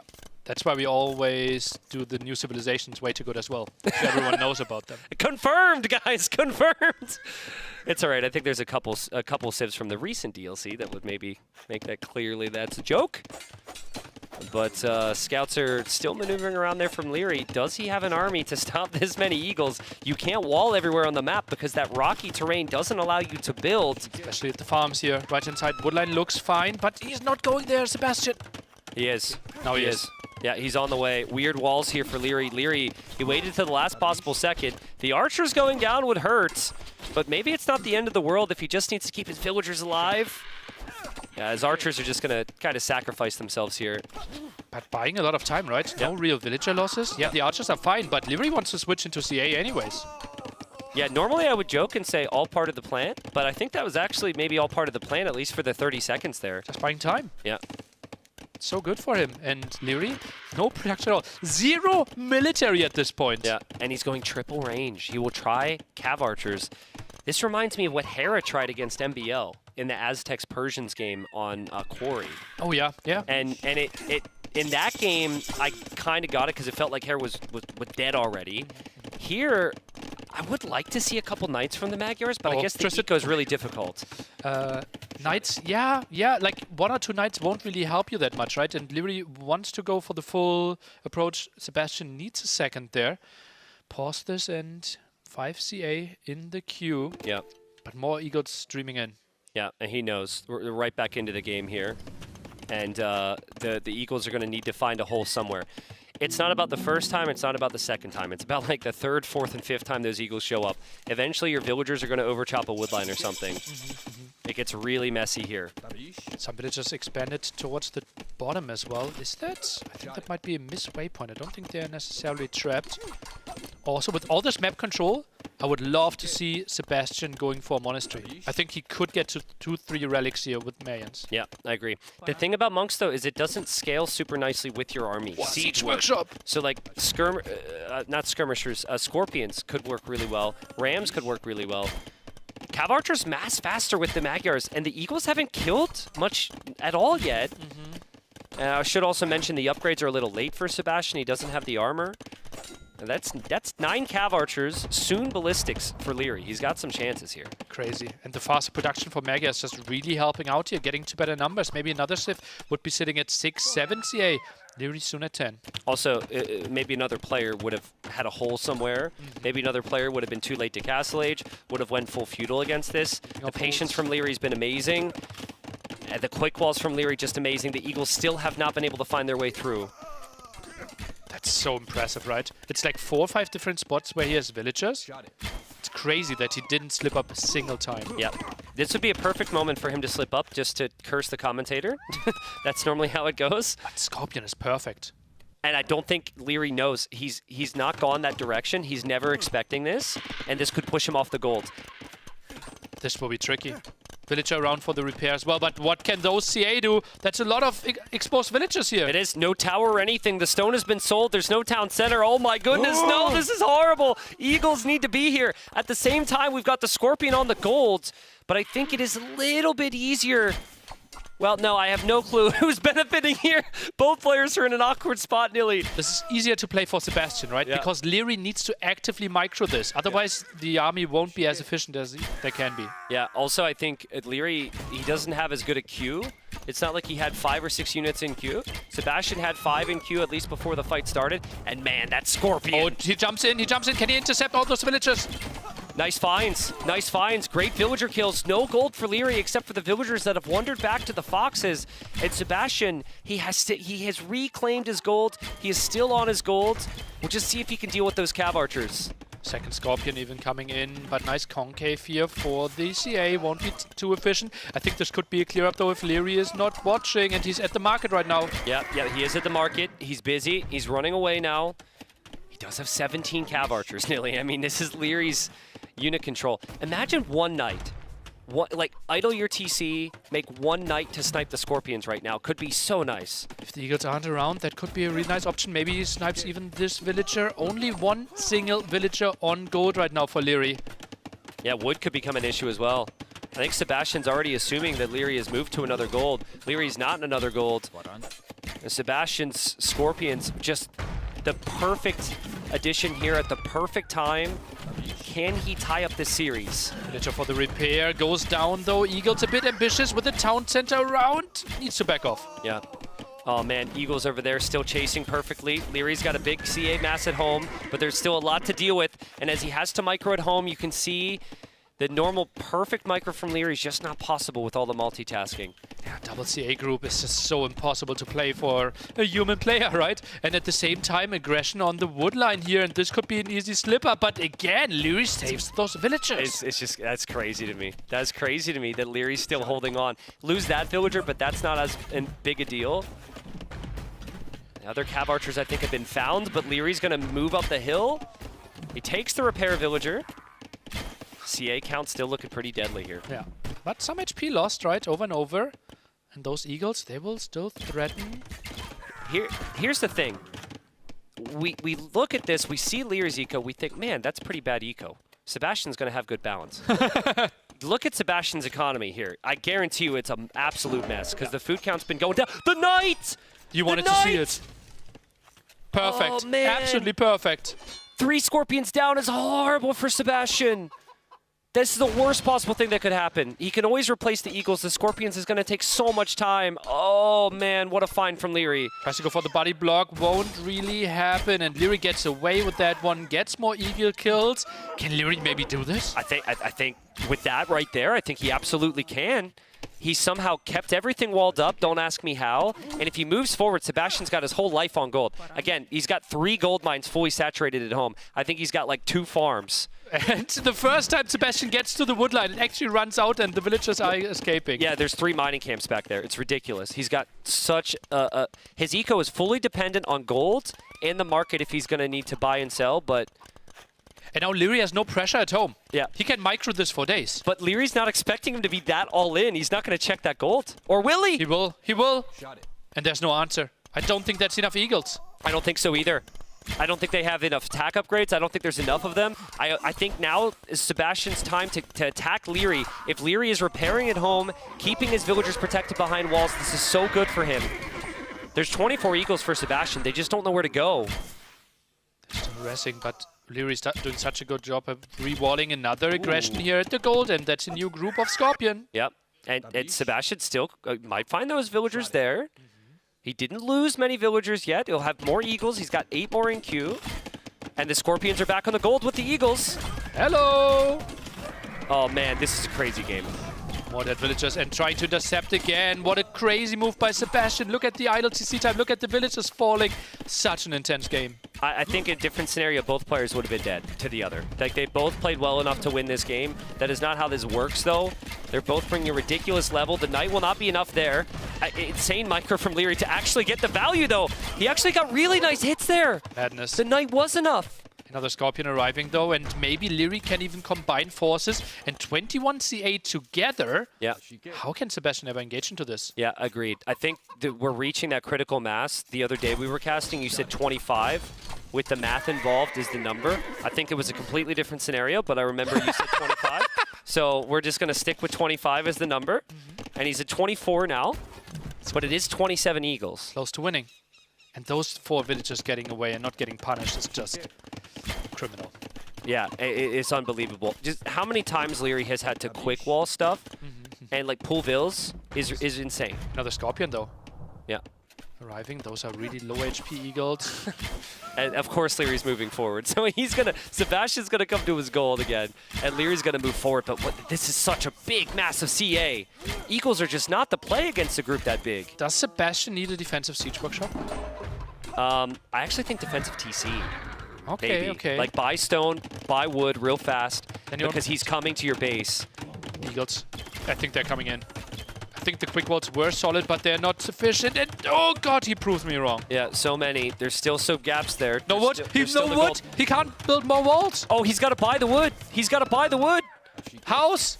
No, eagles are in. This is massive for Sebastian. It is, but there's the gold as well. Like the main gold is the problem for both. Well, maybe both. I don't know. Sebastian's got CA to deal with. There's still big problems in multiple areas. We need the quad screen here. There's the CA there. That will be a problem for Sebastian. But there's also this area here where Liry's got pushed. He's running builds. Both are running builds. Look at this. I mean, this is where game plan is out the window. And when the dust settles, you just hope that you're the one who has more. And normally I prefer the CA player because CA are so easy to keep alive and hit and run. Yeah, yeah. And that still seems to be the theme, is like Sebastian can't actually kill the massive cav archers. He's killing villagers, but he's not killing the cav archers. The only option is to have like Liry mismicroing and running into like 3-4 Scorpions, but Scorpions are on the completely opposite side of the map. They can arrest the woodline a bit more, but that's vulnerable to Knights. This micro is insane. That's like 4 or 5 times. He's saving his villagers on the way in. That's why I don't even try, because I'm going to lose the villagers anyways. But man, what a game. We're 24 minutes into an Empire Wars game, and it's 55 population versus 64, which is extremely low. Pulls all the builds. Knows he can't defend this against all those CA. 22 eagles on the map. 18 on gold against only 7 on gold. 2 Knights, I think, can clear this up the moment Sebastian's not watching. Liry is building up towards the final blow here, I feel, and it's with those Knights. He did it with 1 before, but he was only able to do that because Sebastian wasn't expecting it. Sebastian is always keeping protection there now, but with 3 Knights, I think those Scorpions can disappear. And he's waiting for it. He finds some villager kills there. Sebastian will chase that away. Sebastian still has some fires to put out with the cav archers in the south. And now might be the time for Liry to make that move. We have to keep a close eye on Liry's base. He's going to wait. Sebastian moved back. I think he was a bit further, closer to the town center. 31 villages, no production. Crazy that this never got broken. A town center here would be absolutely brilliant for Sebastian, but he can't afford it. CA might be squeezing through. This could be the final blow. Eagle numbers, are they enough? For now, a wall. Okay, now Liry's coming in the north. Liry's coming in. He's using this time to move in with the Knights. The Knights will move in after the Scorpions. If he focus fires them down with Magyar bonuses, the Scorpions should go down. It's kind of tricky to path through there. Still 2 Scorpions alive. They can still do damage against the CA. Yeah, I think he takes 3 there. And now maybe Liry feels like he can back all the way up, and he can use all the groups. There were Eagles in the back, Billy! Eagles in the back as well! Sebastian's found it an opening again. Tristan, could you quickly remind me how many villages are we starting with in this game? 27. Shouldn't the game be played that you have more villages than you started with? Yeah, normally, yes. Yes, normally you would not see 70 villagers die at this stage of the game. What a game, Nilly! What a Absolute game! madness. And now he's back into the goal, and there's nothing to defend against this. Oh, man. Horrible day to be a villager. Still a pretty damn good day to be Liry, because Liry's Cav Archer count is 31. Who needs villagers? He's got 22. Sebastian's got freaking 17. We have not a single villager collecting wood in this game right now. 27 minutes in. Oh, man. And again, the dust will settle, and they're both just going to hit a really hard resource wall. And they're not going to be able to produce much more. Unbelievable. 18 villagers. And Sebastian is still in this game. Yeah. Continues playing. I think he actually taps here. I mean, his pop is low. He doesn't have Eagles doing any damage. This is going to be brutal for Sebastian. He's going to be 0-2 in sets. Losing 3-2 to Viper, now 3-1 to Liry. But he's playing so good. Yeah. All-deciding game against ACCM potentially tomorrow. If he loses this game, is coming in with some more raids. He sees, God, I killed so many villagers, but he keeps on losing his own as well. Unbelievable series. Unbelievable series. Liry's unbelievable. And Liry wins another series, wins this one 3-1. He did drop a game, but man, Sebastian made him work so hard. So much harder than Liry had to work yesterday. And yeah, Liry's just ridiculous, man. He's one of the best players to ever play this game. One of the best players to ever play this game mode. And what a great storyline for tomorrow. Yeah. Right? We will have the Viper against Liry for spot number 1 in the group, direct spot for the semifinal. Yep. Potentially avoiding Hera. Yep. And then we have the elimination match. ACCM against Sebastian. And ACCM's got a lot to prove. ACCM, I still think, hasn't hit his final gear. ACCM teammates with Sebastian. They know each other well. They prepare well. They're good friends. Yeah, storylines are really setting up for this tournament. You know, sometimes the third day in the group stage like this might not necessarily have as much meaning, but I think like literally everything that we wanted maybe to happen today for the storylines for tomorrow has happened. Not scripted. Kiss. Yeah, by the way, Chef's Kiss is a bit weird, right? What the chef? Who is he? Who did the chef kiss? What is he? Like, but okay, maybe something for later. I'm impressed by Liry, and I'm also curious what he's going to say in the interview, right? Because yesterday he won 3-0 and said he wasn't happy with his performance. Now he wins 3-1. Let's see how hard he's going to be on himself. Agreed. Let's hear it from him. Let's find out right here, right now. The casters want to know, Liry, after that pretty emphatic victory by the end there, 3-1. How hard are you going to be on yourself today? Yesterday, you weren't necessarily particularly kind after a 3-0 clean sweep. So what's the verdict here as you assess that performance of yourself? Pretty happy. Played overall pretty fine. Obviously, there's always some mess-ups, but that's just meant to be in Emperor Wars, especially if you play against top players. So overall, pretty happy. Well, I'm not surprised you're pretty happy after obviously 2 wins on the trot. You're obviously you know, looking very, very good as for the tournament continues. Are you already thinking about what that playoff stage looks like, maybe getting straight through to the semi-finals, or more focused on the match tomorrow? More focused on the match tomorrow. I still have 1 win to go to the semis. Winner of us goes straight to semis. Loser has to play another round, right? So that's pretty huge. So all focus on tomorrow. All right, okay. Well, we're going to bring up some highlights here for us to have a look at, and Dave's going to talk us through some of the stuff that we've seen, some of the key moments, and we're interested to get your perspective. But Dave, I'll throw over to you here. Yeah, another incredible set here, Liry. I mean, Sebastian is such a tough competitor, and he's raised his level so much over the last few years. Tell us a little bit about why you're picking Titans on this back. You know, I figured Hulks against Hulks, they don't do that much damage. So let me just bump that damage up a little bit and get Forging and Iron Casting and take it from there. Yeah, it worked out pretty well. I can't complain. Obviously, the first couple of trades went in my favor, so it looks pretty well from the get-go. But it could have gone other ways as well if the mad arms and the first archers from him could find some damage. It feels like he's so good that you're in the situation where you just need to win that one fight, and whoever wins that one fight, it decides the game, right? Yeah. But ideally, that's where you want to be as a player because you have belief in yourself to win that really, really important fight, that really, really important moment. Yeah, that's basically the top players. Once you have an advantage, your goal is to never let it go, and usually top players know pretty well how that goes. And yeah, that's where it goes. So you've been really, really good with the Cumans. I think you absolutely owned ACCM with them yesterday, right? And then you head on here, you get a really good start against the Franks, who haven't found success yet on this map. And what happened? What was the moment here that decided this? I thought the game was over, honestly. When I killed like, what, 4 vills in the scout? Or 5 vills even? Then I just went forward, smashed my head against the wall, and, you know, then he smashed me. He had a bigger head. Yeah, basically. He had a better wall than me. More wall, yeah, exactly. So, yeah, and then he just never let it go. It's that one fight you're talking about, right? In the middle of the map, and then he just never let it go and played it perfectly from there. Yeah, and you couldn't even recover. You tried to go for the market, and there's just too many scouts all over the place. I think you played this one really well, especially after the good start that you have. You see the evidence there with the bodies all over the place. Sebastian clawing back. It's 1-1. I'm assuming you're still fairly confident going into Quarry, especially with the Civilization pick, Jurchins. Is that meta on this map, or is that a little bit outside the box from him?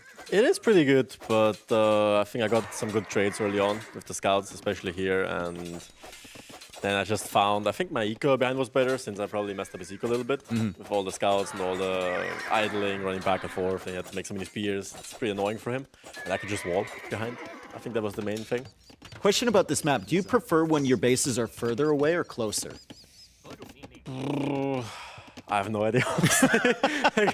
I just take it as it comes. Probably in this case, further away, since I'm going scouts and seems like it benefits the Georgians, right? Yeah, like in that case, I can use my mobility better. But in general, usually I'm the archer player, so usually I prefer closer. Yeah, that was a really good clear up, and you made your way into the Cav Archers. His castle age was too far behind, and then finally we go into this, and like, what? Give me one word for what this game was. Fiesta, dude. Don't even know where to start. Like, I couldn't find my chickens. Then I thought for a second, maybe my map is bugged. Yeah. I was almost about to call Crosini. But then I found him in the last possible place. But yeah, I noticed pretty early what he was going to do after I had the second barrack and the third barrack. So I just had to match it and then just, you know. And then you feel like you have enough CA every single time. And he's got more eagles every single time. You find villagers, and then he finds villagers. Exactly. And eventually, until one of us calls, you know? Yeah. But yeah, if I mess up once, if I lose my CA numbers once, the game just ends in the spot. Did you realize at the end of that game, did you ever look at your villager count and have like a, I never look back, man. I never look back. I only looked at those numbers there. I never looked back. I knew when I was coming home. Did you think he had less than you at that point? About this. Yeah, about the same. The same, yeah. All on gold, but yeah, that's all he needs. It was crazy, the timeline there. You know, the game goes like 25, 30 minutes, and you have less villagers than what you started with. Basically, it felt like an RM game at the start. Yeah, it's the perfect way to end the set, and I think full credit to Sebastian, because like we said, even though it was a 3-1, we had some really competitive moments, some really, really good fights, and he feels so close, doesn't he? Yeah, it's always at one fight, you know, at one engagement early on. And whoever wins that can take it from there. And usually, we saw it in the Cumans game. When he won it, he just took it convincingly. Yep. So yeah, it's that one thing. Very close. How are you feeling after that set? Very good. You know, I didn't know what to expect coming in. Because obviously, I mean, yes, they looked good, but felt pretty shaky. Now, today I felt way better. So I'm looking forward to tomorrow. It seems like this is a common theme amongst the players, finding their feet, getting that momentum. And you're no stranger to success on this stage at these huge tournaments. So do you think that experience plays into your favour against opponents, say, like Sebastian, who are still building up that CV, building up a resume of playing at big lands like this? Yeah, for sure. I think the experience comes into play at the moment. Like when you draft and before when you practice, it doesn't really come into play that much. But when you're in the game, you have to adapt, make decisions on the spot. That's when it comes in clutch. The bright lights of the stage here and everything like that, it can affect you. Well, Liry, congratulations, mate. Thanks very much for joining us, and the best of luck to you tomorrow. Thank you.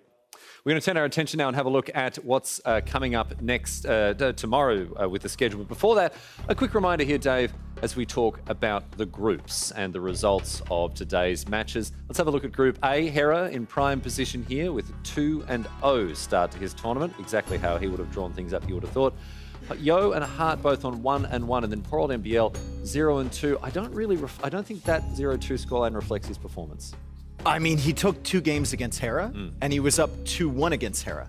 And from talking to the other players in that Group A, like, they were all saying it really comes down to who gets the most wins against Hera, because we don't believe that we can beat him. For a moment there was a glimmer of hope for MBL, though. He really had that belief.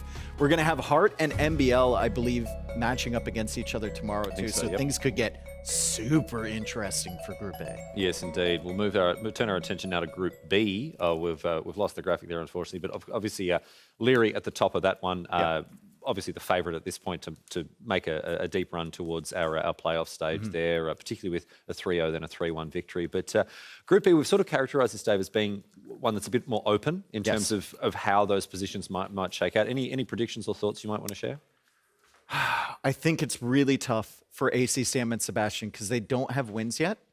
And I believe they face each other tomorrow. Yes. Right? So whoever wins that is basically going to go through at this point, unless my math is wrong. I believe that's the case. Yeah, we've got Liry and Viper both at 2-0. Liry and Viper at both 2. So whoever wins that match, it doesn't matter how many matches they've won or how many games they've won coming in here. It's whoever wins that set. What a scrap. Is through. That is a heck of a scrap, especially since Sebastian has put together some really, really quality starts here. Well, this is something we'll be watching with keen interest tomorrow, of course. And let's remind ourselves of the schedule for tomorrow. We're going to kick things off match 1, Accm versus Sebastian. That's going to open the day's account here. Moving on to Hart versus MBL. This is another match we talked about, Dave. It's going to be critical, of course. We'll see what happens there. Liry versus the Viper, who will take out the top spot in that group. And then finally, we'll close things out with Hera versus Yo. A lot on the line for that match, particularly for Mr.yo. So be sure to tune in. And make sure to be with us here as we get stuck in to the 3rd day of competition, the final day of the group stage here at Redbull Wololo. I'd like to thank, of course, once again, our sponsors, Aegon by AOC, World's Edge and Scan. Without their support, this event would not be what it is. And we'd like to thank you, wherever you are choosing to join us around the world. Thanks so much for your company. On behalf of Dave and indeed the rest of the coverage team, thanks for being part of today's event. We're looking forward to having your company again tomorrow. Until then, take care of yourselves. And from the HMS Londinium, good night.